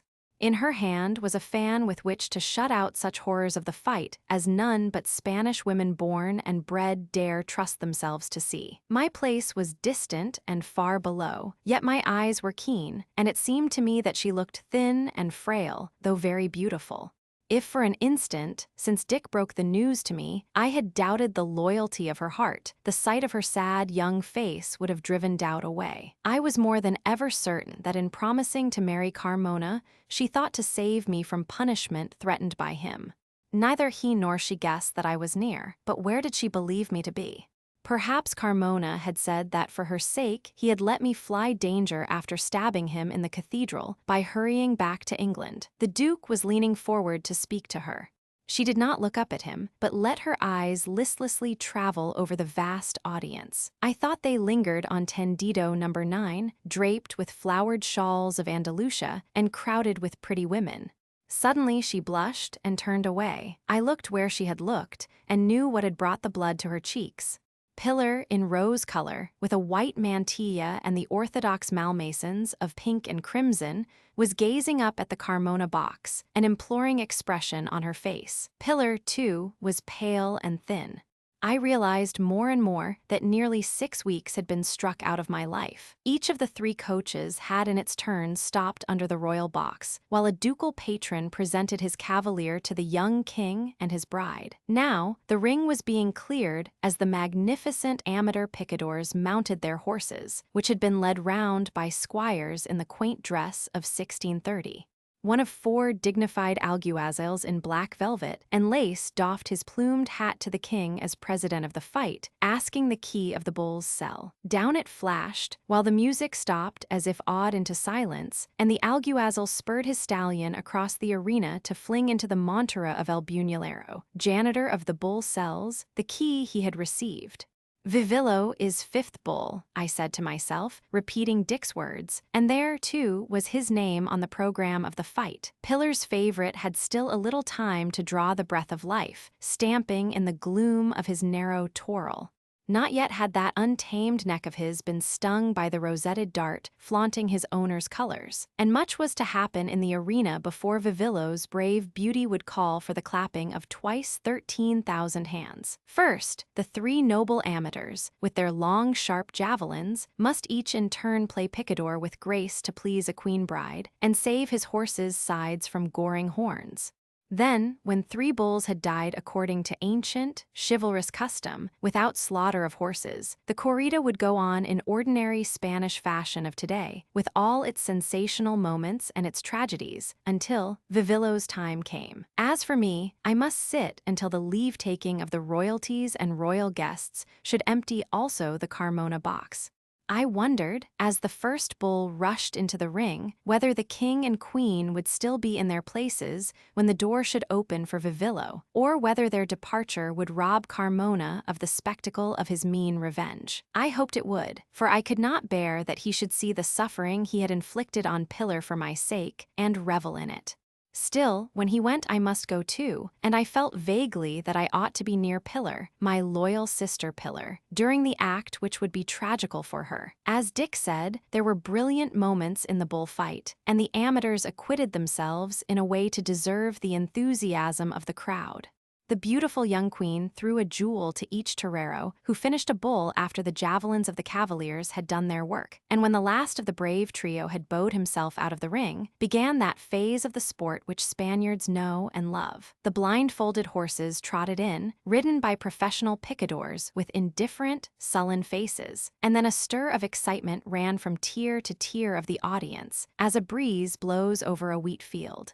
The first part had been but a pretty play. Now was coming the real thing, with the best bulls and the best espadas of Spain. The bride in her white mantilla looked down at her fan and counted the gilded ivory sticks when the first bull charged the first horse.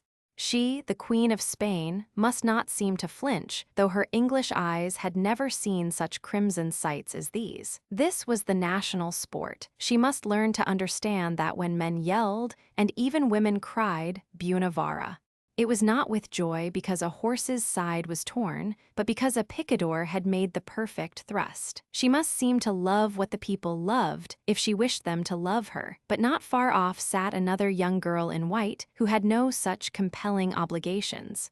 Monica, warned beforehand perhaps, when she was forced to come, put up her fan whenever a bull rushed towards a horse, and would no doubt have kept it there had not her mother spoken to her more than once, peremptorily. As for Pillar, though she did not lift her fan, she seemed to see nothing, for she sat with her head bowed, only starting and looking up when the horn sounded for a new bull.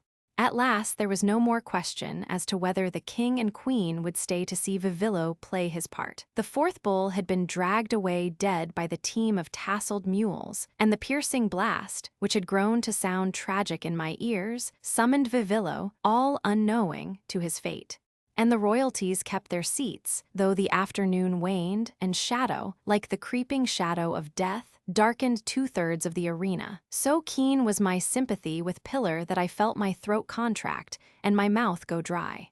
So must it be with her at this moment which called her brave favorite to his death. So, like mine, only faster and more thickly, must her heart be beating. Could she, after all, bear the ordeal?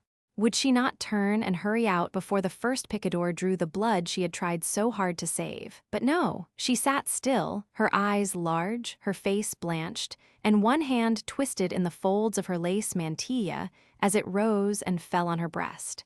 Before the dead was well out of the ring and his red track sanded, the door of the toril was thrown open for the fifth bull, said never to be a coward. It was a compliment to Carmona and to Vivillo to be chosen for this position on the program, since it has become a proverb that the pick of the corrida should be fifth on the list. It was also a compliment to Carmona that the king should wait to see how his Vivillo would die. The Bunalero sprang back as he opened the door, retiring more hastily than was his wont into the space between the barriers out of the bull's way. It was as if he, too, expected the newcomer to be something beyond the ordinary in ferocity or cunning. For Carmona's bulls, like those of the Muira breed, are famed for their terrible habit of ignoring the cloak and charging at the body of the man who holds it. It was as if Vivillo wished to prove how he scorned the puny prick of that fishhook dart hidden by a rosette of green and purple ribbon, supreme indifference to the strange scene which burst upon eyes accustomed for long to darkness, and haughty superiority to thirst and hunger which irritated weaker animals to frenzy. No one, seeing the great bull stand with his head up, questioning, surprised, could have mistaken his attitude for cowardice. There was something ominous, even terrible in his pause, and it gave the waiting audience time to appreciate the magnificence of his proportions, the length and dagger keenness of his horns, the rippling of the muscles under the brown satin of his skin, in the great chest and lean flanks. "This is not a bull, it is a mountain," shouted a voice, and other voices praised Vivillo's perfections, so soon to vanish off the earth. Grandly armed, he would face a battalion. Let Fuentes look out for himself, for Fuentes, best espada left in Spain, bravest fighter of bulls according to the classic methods, was to give Vivillo the death stroke when picadors and banderilleros had done with him. The yells of the vast multitude in an instant changed the bull's proud astonishment to fury. He seemed to realize that this new world, so different from the old sweet, green one, was a world of enemies, every soul against him, and he was ready to fight them all to the death. He neither pawed the sand nor bellowed, for these are puerile betrayals of temper to which the noblest bulls do not descend. Like a tornado, he swept across the ring, killed a horse with a single thrust, sent the picador crashing against the barrera, and quick as a wild cat, strong as an African lion, wheeled to lift another animal and its rider on his horns. Half the length of the arena he trotted, upholding both, whilst the audience rose to him and yelled admiration of his savage strength. "This is like the good old days. You don't see such a bull in 10,000, men said to each other, as Vivillo flung the dead horse on the sand, tumbling the picador over the barrera into the calogen, and raced off gamely to a third duel. When he had killed 3 horses, he was apparently as fresh as when he left the toril. At this stage of the death drama, most bulls would be breathing hard, but though the brown velvet of Vivillo's neck was stained dark crimson, neither fatigue nor pain made his strong heart labor. More horses were given him, to die as others had died, all save one, which the bull refused to touch because it was of the color he knew and was friendly with at home. It was led at last unscathed, but Vivillo had now 6 horses to his credit, and his popularity with the audience had already risen far beyond that of his predecessors. Still, his activity, instead of diminishing, seemed to grow with the rising fever of his fury. In ordinary cases, the trumpet would now have sounded for the second act, dismissing the picadors and summoning the banderilleros. But Vivillo, in his present condition, was too formidable a foe to be teased by the bravest with barbed, beribboned darts, and caballos, caballos, was the cry. 4 more sacrificial beasts were brought, and he dealt with all, so nearly goring one picador that an espada, dashing to the rescue, was raced to the barrier, and had his stocking crimsoned as he vaulted over it. Vivillo's list of victims had now swelled to 10, and though he had accepted 33 varas, or thrusts of the lance, his great shoulders scarcely shuddered under the red rain of his blood. Still, the first act could not be further prolonged. The sharp, cruel blast of the cornet gave the signal for the second to begin. Dick and I had not spoken, and I dared not look towards Pillar. As the crowd shouted an imperious demand for the great Fuentes to come into the ring as banderillero, it seemed to me that centuries were swept away by their wild voices, that this was not the bull ring of Madrid, but the Colosseum of Rome. Vivillo waited, his head up, undaunted, and though his face and attitude were menacing, the brown eyes, set wide apart, were radiantly innocent. He seemed a creature made up of nature's best, a product of blue sky, sweet meadow, and pure air, of his kind, perfection. Did he think now of his old home in the rich pasture land and the tinkle of the friendly cabestros' bells? If he did, the homesick thought did not make him fear to face what was to come. Never once had he followed the example of 2 or 3 among his predecessors and turned towards the shut door of the toril as if for refuge. Always he had faced the enemy, and now he rushed to play with his horns for the glittering banderillas which waited for his shoulders. Fuentes was consenting to the wish of the public, but 2 ordinary banderilleros were to precede him.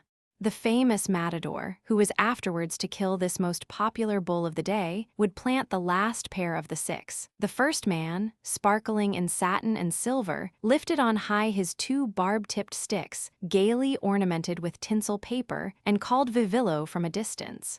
His mocking voice infuriated the bull, who rushed upon him. Then, as he swayed lightly aside, it was all he could do to save himself from the great animal's sudden, swift turn, without placing either of his banderillas. Again and again, the play was repeated, but the audience were saying that Vivillo was becoming crafty as Shylock.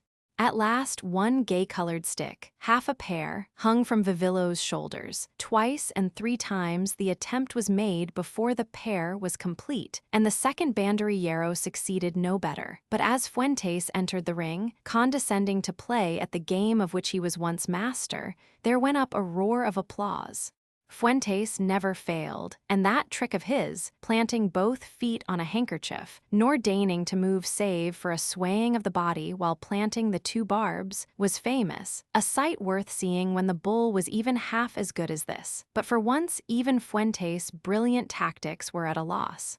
Vivillo had brains and used them. He used his eyes, too, before charging, which not 1 out of 500 bulls can do. And if Fuentes played with him, he played also, a game whose zest came from a hint of pressing danger. Once it seemed that Vivillo would be over the barrera, in the calogen, and there was a stampede of all the onlookers there. Again, he threatened to demolish the wooden barrier with his horns, and there was a wilder scramble than before. but the banderillas were planted at last, and the blood on Vivillo's brown shoulders lay like a crimson cloak. The great round of applause was as much for the bull as for the banderillero, and every face in the audience was tense with excitement as the horn sounded for the death scene. With such a king of the arena, anything might happen. It was well that a master like Fuentes was the espada who would deal with him, or he might deal with the espada. And so it was to end in the usual tragedy, and after a few more brilliant moments of play, the brave heart of the beast must feel the sword. I had known, of course, that it must be so, and yet until now it had not seemed a cold certainty. Perhaps I had vaguely hoped that Vivillo would vault the barrera and refuse to be coaxed back again. But even if he had, he could not have saved himself, and might have had to die some death less glorious than by the espada's blade. Fuentes was bowing under the royal box, asking the king president's gracious permission to kill Vivillo as so noble a bull should be killed.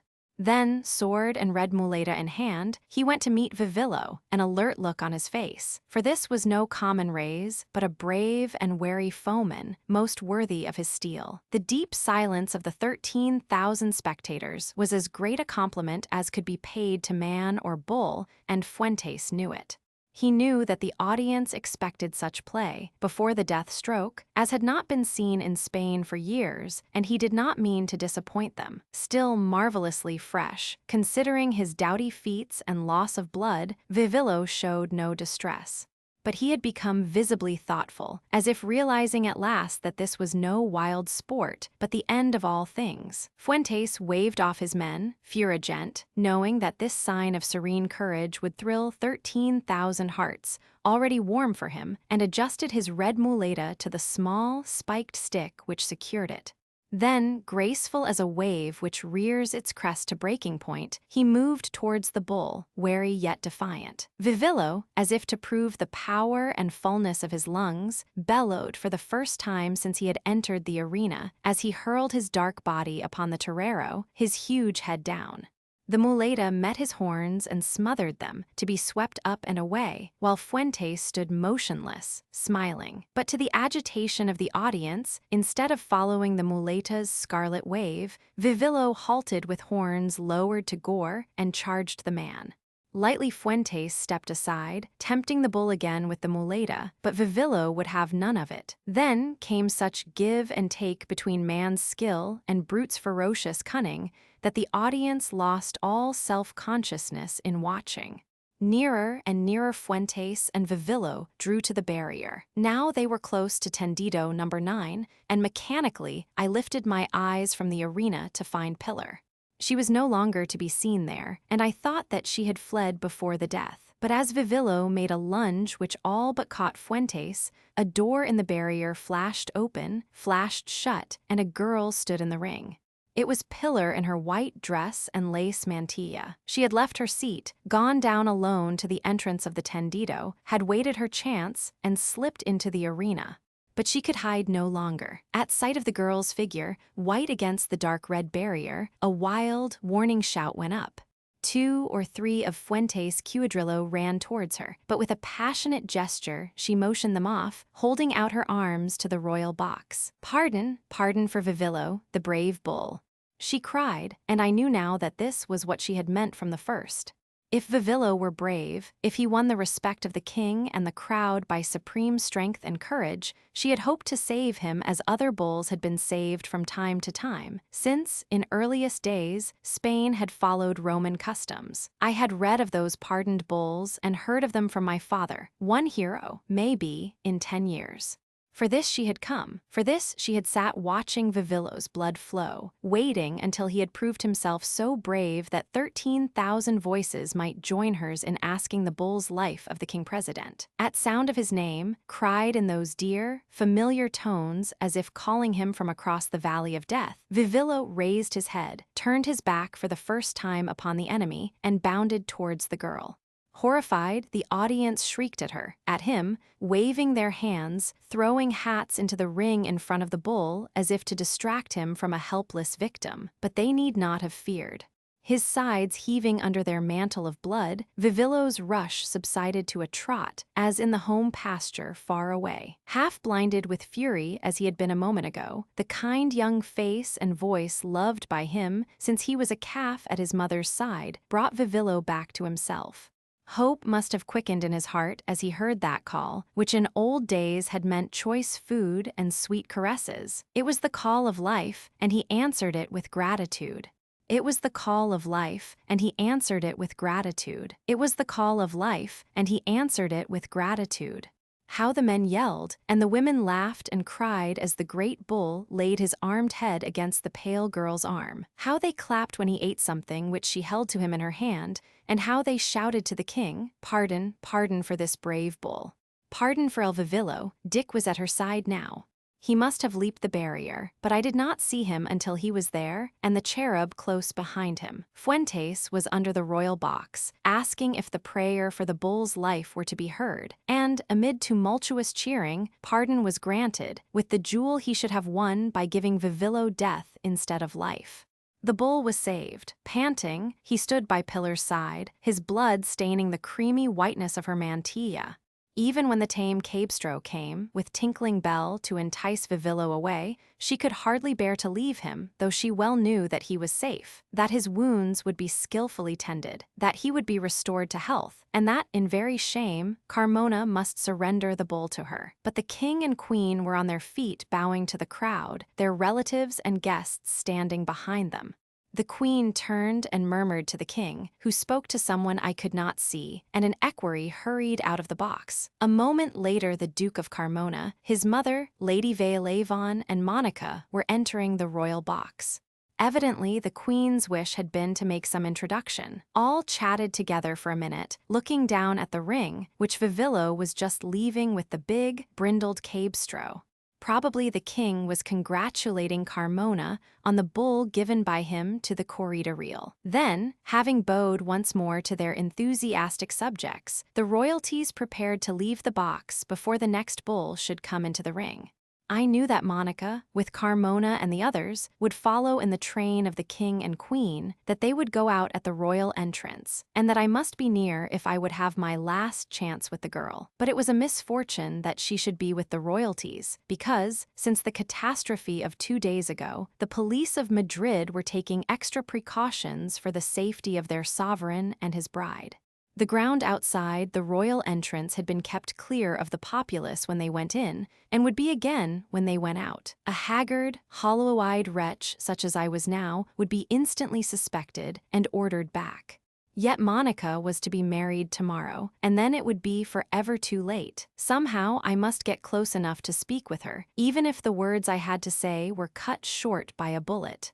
Many people were leaving, though more than half the audience remained, and I had to fight my way through a crowd that had not my reasons for haste. Perhaps a look at my face made them give me room, for sooner than I dared hope I was out of the bull ring, and pushing through the dense pack of people who had assembled to see the royalties and their guests drive away. I had reached the outside rank when I saw Carmona's automobile coming into place behind the royal carriages and motor cars. Someone had been sent to fetch it here from the other entrance, and the Duke of Carmona would be a figure of importance in the eyes of all Madrid.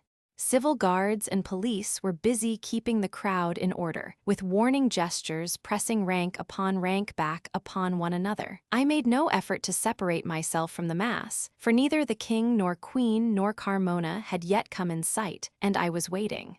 But suddenly shouts of "Viva el Rey, Viva la Reina" broke out and swelled. They were coming. Now they were at the door. I caught sight of Carmona, exceedingly handsome in the joy of his great triumph. The king paused at the door and, seeing Carmona nearby, flung him a kindly last word with a smile. Carmona stepped forward, hat in hand. Monica, with her mother and the Duchess, came to a stop close behind. My moment had come. I sprang out from the crowd and had taken 3 steps towards her when 2 civil guards had me by the shoulders. At the same instant I heard Dick's voice and knew that he had found his way after me, true as always, guessing what I would try to do. The sudden movement and buzz in the group round me caught Monica's attention. She looked and gave a little cry as our eyes met across the sunlit, open space. Out came her hands, and for an instant I thought she would have run to me, but her mother's quick eyes had identified the man between the civil guards, and she seized Monica by the arm. "Get back," said one of the civil guards angrily. "No one is allowed to go nearer to the king." "I must speak to those ladies," I said, shaking one shoulder free. "Another step, and you'll spend your night between prison walls," muttered the guard, furious that there should be a scene under the eyes of royalty. But now the eyes of royalty were upon me, and there was recognition in them.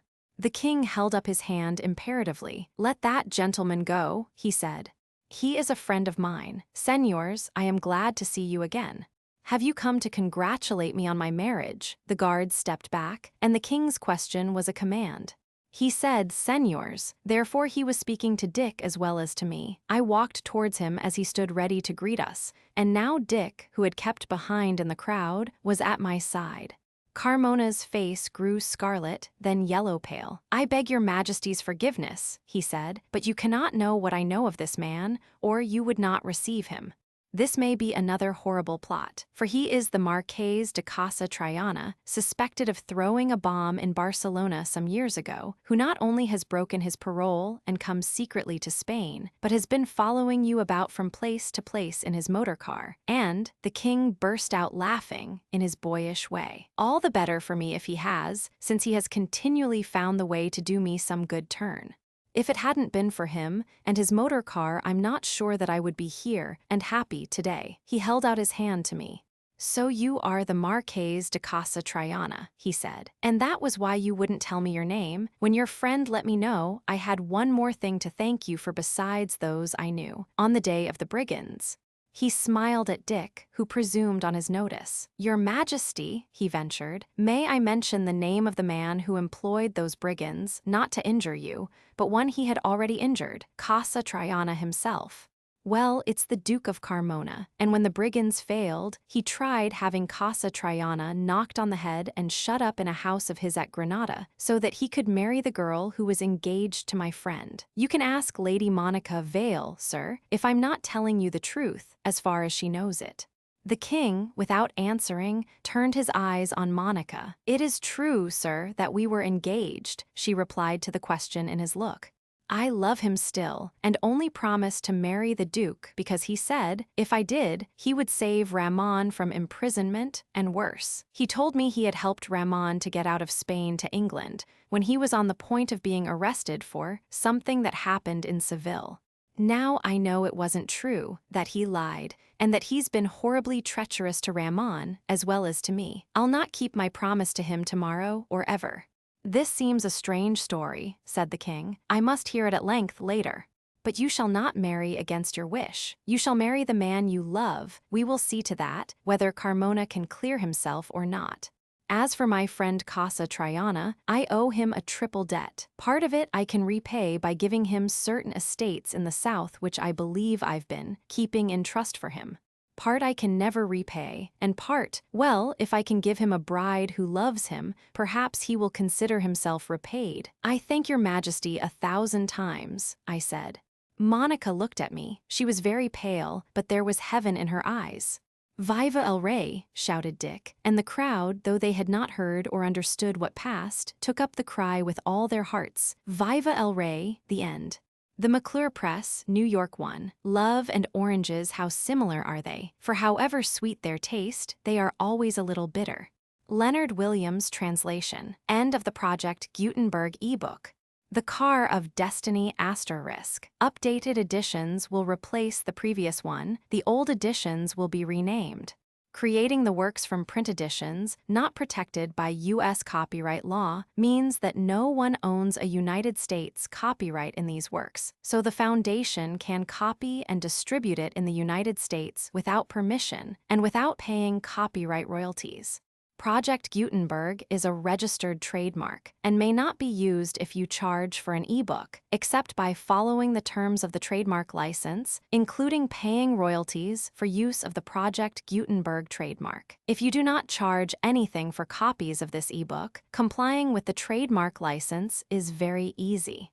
You may use this ebook for nearly any purpose, such as creation of derivative works, reports, performances, and research. Project Gutenberg ebooks may be modified and printed and given away. You may do practically anything in the United States with ebooks not protected by U.S. copyright law. Redistribution is subject to the trademark license, especially commercial redistribution. Start full license. The full Project Gutenberg license. Please read this before you distribute or use this work.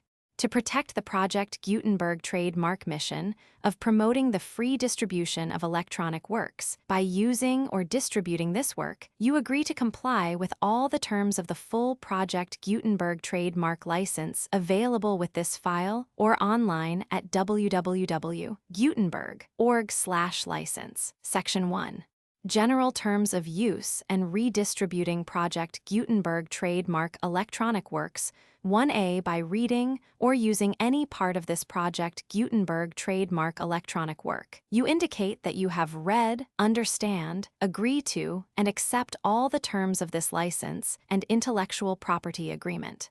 If you paid a fee for obtaining a copy of or access to a Project Gutenberg trademark electronic work, and you do not agree to be bound by the terms of this agreement, you may obtain a refund from the person or entity to whom you paid the fee as set forth in paragraph 1E8. 1B. Project Gutenberg is a registered trademark. It may only be used on or associated in any way with an electronic work by people who agree to be bound by the terms of this agreement. There are a few things that you can do with most Project Gutenberg trademark electronic works, even without complying with the full terms of this agreement. See paragraph 1C below. There are a lot of things you can do with Project Gutenberg trademark electronic works if you follow the terms of this agreement and help preserve free future access to Project Gutenberg trademark electronic works. See paragraph 1E below. 1C. The Project Gutenberg Literary Archive Foundation owns a compilation copyright in the collection of Project Gutenberg trademark electronic works. Nearly all the individual works in the collection are in the public domain in the United States.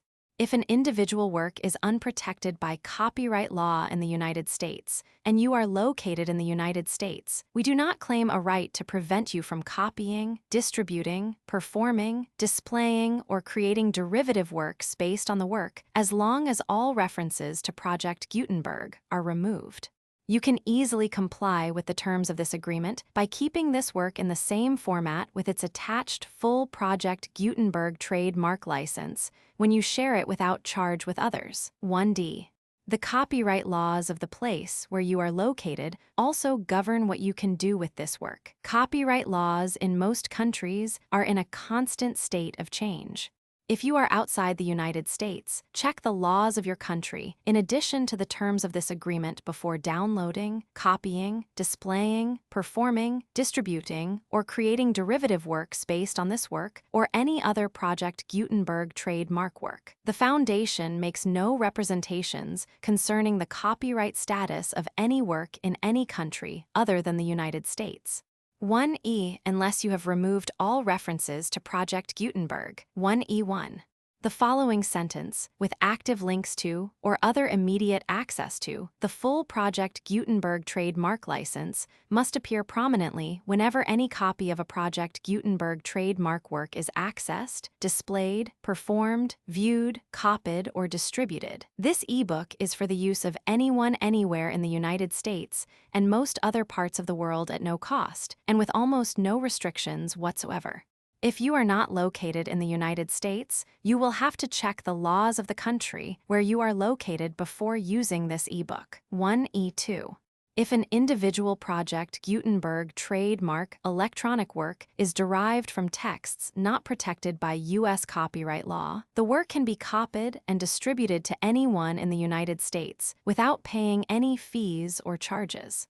1E3. If an individual Project Gutenberg trademark electronic work is posted with the permission of the copyright holder, your use and distribution must comply with both paragraphs 1E1 through 1E7 and any additional terms imposed by the copyright holder.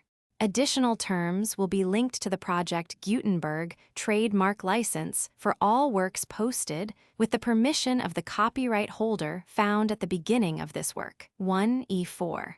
Do not unlink or detach or remove the full Project Gutenberg trademark license terms from this work, or any files containing a part of this work, or any other work associated with Project Gutenberg trademark. 1E5. Do not copy, display, perform, distribute, or redistribute this electronic work, or any part of this electronic work, without prominently displaying the sentence set forth in paragraph 1E1 with active links or immediate access to the full terms of the Project Gutenberg trademark license. 1E6. You may convert to and distribute this work in any binary, compressed, marked up, non-proprietary or proprietary form, including any word processing or hypertext form. Any alternate format must include the full Project Gutenberg trademark license as specified in paragraph 1E1. 1E7. Do not charge a fee for access to, viewing, displaying, performing, copying, or distributing any Project Gutenberg trademark works unless you comply with paragraph 1E8 or 1E9. 1E8. You may charge a reasonable fee for copies of, or providing access to, or distributing Project Gutenberg trademark electronic works, provided that you pay a royalty fee of 20% of the gross profits you derive from the use of Project Gutenberg trademark works, calculated using the method you already use to calculate your applicable taxes. Royalty payments must be paid within 60 days following each date on which you prepare your periodic tax returns. Royalty payments should be clearly marked as such and sent to the Project Gutenberg Literary Archive Foundation at the address specified in Section 4. Information about donations to the Project Gutenberg Literary Archive Foundation. You provide a full refund of any money paid by a user who notifies you in writing within 30 days of receipt that he does not agree to the terms of the full Project Gutenberg trademark license.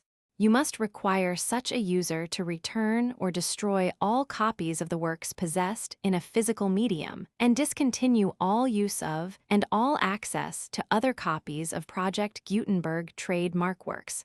You provide, in accordance with paragraph 1F3, a full refund of any money paid for a work or a replacement copy if a defect in the electronic work is discovered and reported to you within 90 days of receipt of the work. You comply with all other terms of this agreement for free distribution of Project Gutenberg trademark works. 1E9. If you wish to charge a fee or distribute a Project Gutenberg trademark electronic work or group of works on different terms than are set forth in this agreement, you must obtain permission in writing from the Project Gutenberg Literary Archive Foundation, the manager of the Project Gutenberg trademark. Contact the foundation as set forth in Section 3 below. 1F1. Project Gutenberg volunteers and employees expend considerable effort to identify, do copyright research on, transcribe, and proofread works not protected by U.S. copyright law in creating the Project Gutenberg trademark collection. Despite these efforts, Project Gutenberg trademark electronic works and the medium on which they may be stored may contain defects, such as, but not limited to, incomplete, inaccurate, or corrupt data, transcription errors, a copyright or other intellectual property infringement, a defective or damaged disk or other medium, a computer virus, or computer codes that damage or cannot be read by your equipment. 1F2. Limited warranty, disclaimer of DAMAGES, except for the right of replacement or refund described in paragraph 1F3, the Project Gutenberg Literary Archive Foundation, the owner of the Project Gutenberg trademark, and any other party distributing a Project Gutenberg trademark electronic work under this agreement, disclaim all liability to you for damages, costs, and expenses, including legal fees. You agree that you have no remedies for negligence, strict liability, breach of warranty, or breach of contract, except those provided in paragraph 1F3. You agree that the foundation, the trademark owner, and any distributor under this agreement will not be liable to you for actual, direct, indirect, consequential, punitive, or incidental damages, even if you give notice of the possibility of such damage. 1F3. Limited right of replacement or refund. If you discover a defect in this electronic work within 90 days of receiving it, you can receive a refund of the money you paid for it by sending a written explanation to the person you received the work from. If you received the work on a physical medium, you must return the medium with your written explanation. The person or entity that provided you with the defective work may elect to provide a replacement copy in lieu of a refund. If you received the work electronically, the person or entity providing it to you may choose to give you a second opportunity to receive the work electronically in lieu of a refund. If the second copy is also defective, you may demand a refund in writing without further opportunities to fix the problem. 1F4. Except for the limited right of replacement or refund set forth in paragraph 1F3, this work is provided to you as is, with no other warranties of any kind, express or implied, including but not limited to warranties of merchantabili or fitness for any purpose. 1F5. Some states do not allow disclaimers of certain implied warranties or the exclusion or limitation of certain types of damages. If any disclaimer or limitation set forth in this agreement violates the law of the state applicable to this agreement, the agreement shall be interpreted to make the maximum disclaimer or limitation permitted by the applicable state law. The invalidity or unenforceability of any provision of this agreement shall not void the remaining provisions. 1F6. Indemnity. You agree to indemnify and hold the foundation, the trademark owner, any agent or employee of the foundation, anyone providing copies of Project Gutenberg trademark electronic works in accordance with this agreement, and any volunteers associated with the production, promotion, and distribution of Project Gutenberg trademark electronic works, harmless from all liability, costs, and expenses, including legal fees. Information about the mission of Project Gutenberg trademark. Project Gutenberg trademark is synonymous with the free distribution of electronic works in formats readable by the widest variety of computers, including obsolete, old, middle-aged, and new computers. It exists because of the efforts of hundreds of volunteers and donations from people in all walks of life.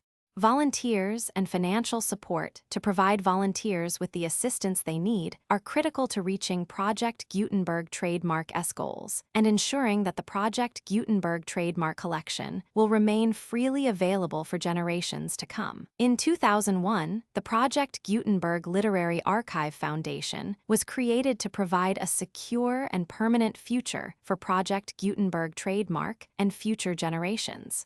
To learn more about the Project Gutenberg Literary Archive Foundation and how your efforts and donations can help, see Sections 3 and 4 and the Foundation information page at www.gutenberg.org, Section 3. Information about the Project Gutenberg Literary Archive Foundation. The Project Gutenberg Literary Archive Foundation is a nonprofit 501 educational corporation organized under the laws of the state of Mississippi and granted tax-exempt status by the Internal Revenue Service. The foundation's EIN, or Federal Tax Identification Number, is 646221541. Contributions to the Project Gutenberg Literary Archive Foundation are tax-deductible to the full extent permitted by U.S. federal laws and your state's laws. The Foundation's business office is located at 809 North 1500 West, Salt Lake City, UT 80 4116, 596-1887. Email contact links and up-to-date contact information can be found at the Foundation's website and official page at www.gutenberg.org/contact section 4. Many small donations are particularly important to maintaining tax-exempt status with the IRS. The Foundation is committed to complying with the laws regulating charities and charitable donations in all 50 states of the United States. Compliance requirements are not uniform, and it takes a considerable effort, much paperwork, and many fees to meet and keep up with these requirements. We do not solicit donations in locations where we have not received written confirmation of compliance. To send donations or determine the status of compliance for any particular state, visit www.gutenberg.org/donate. While we cannot and do not solicit contributions from states where we have not met the solicitation requirements, we know of no prohibition against accepting unsolicited donations from donors in such states who approach us with offers to donate. International donations are gratefully accepted, but we cannot make any statements concerning tax treatment of donations received from outside the United States. U.S. laws alone swamp our small staff. Please check the Project Gutenberg web pages for current donation methods and addresses. Donations are accepted in a number of other ways, including checks, online payments, and credit card donations. To donate, please visit www.gutenberg.org/donate, Section 5. General information about Project Gutenberg Trademark Electronic Works. Professor Michael S. Hart was the originator of the Project Gutenberg trademark concept of a library of electronic works that could be freely shared with anyone. For 40 years, he produced and distributed Project Gutenberg trademark ebooks with only a loose network of volunteer support. Project Gutenberg trademark ebooks are often created from several printed editions, all of which are confirmed as not protected by copyright in the U.S. unless a copyright notice is included. Thus, we do not necessarily keep ebooks in compliance with any particular paper edition.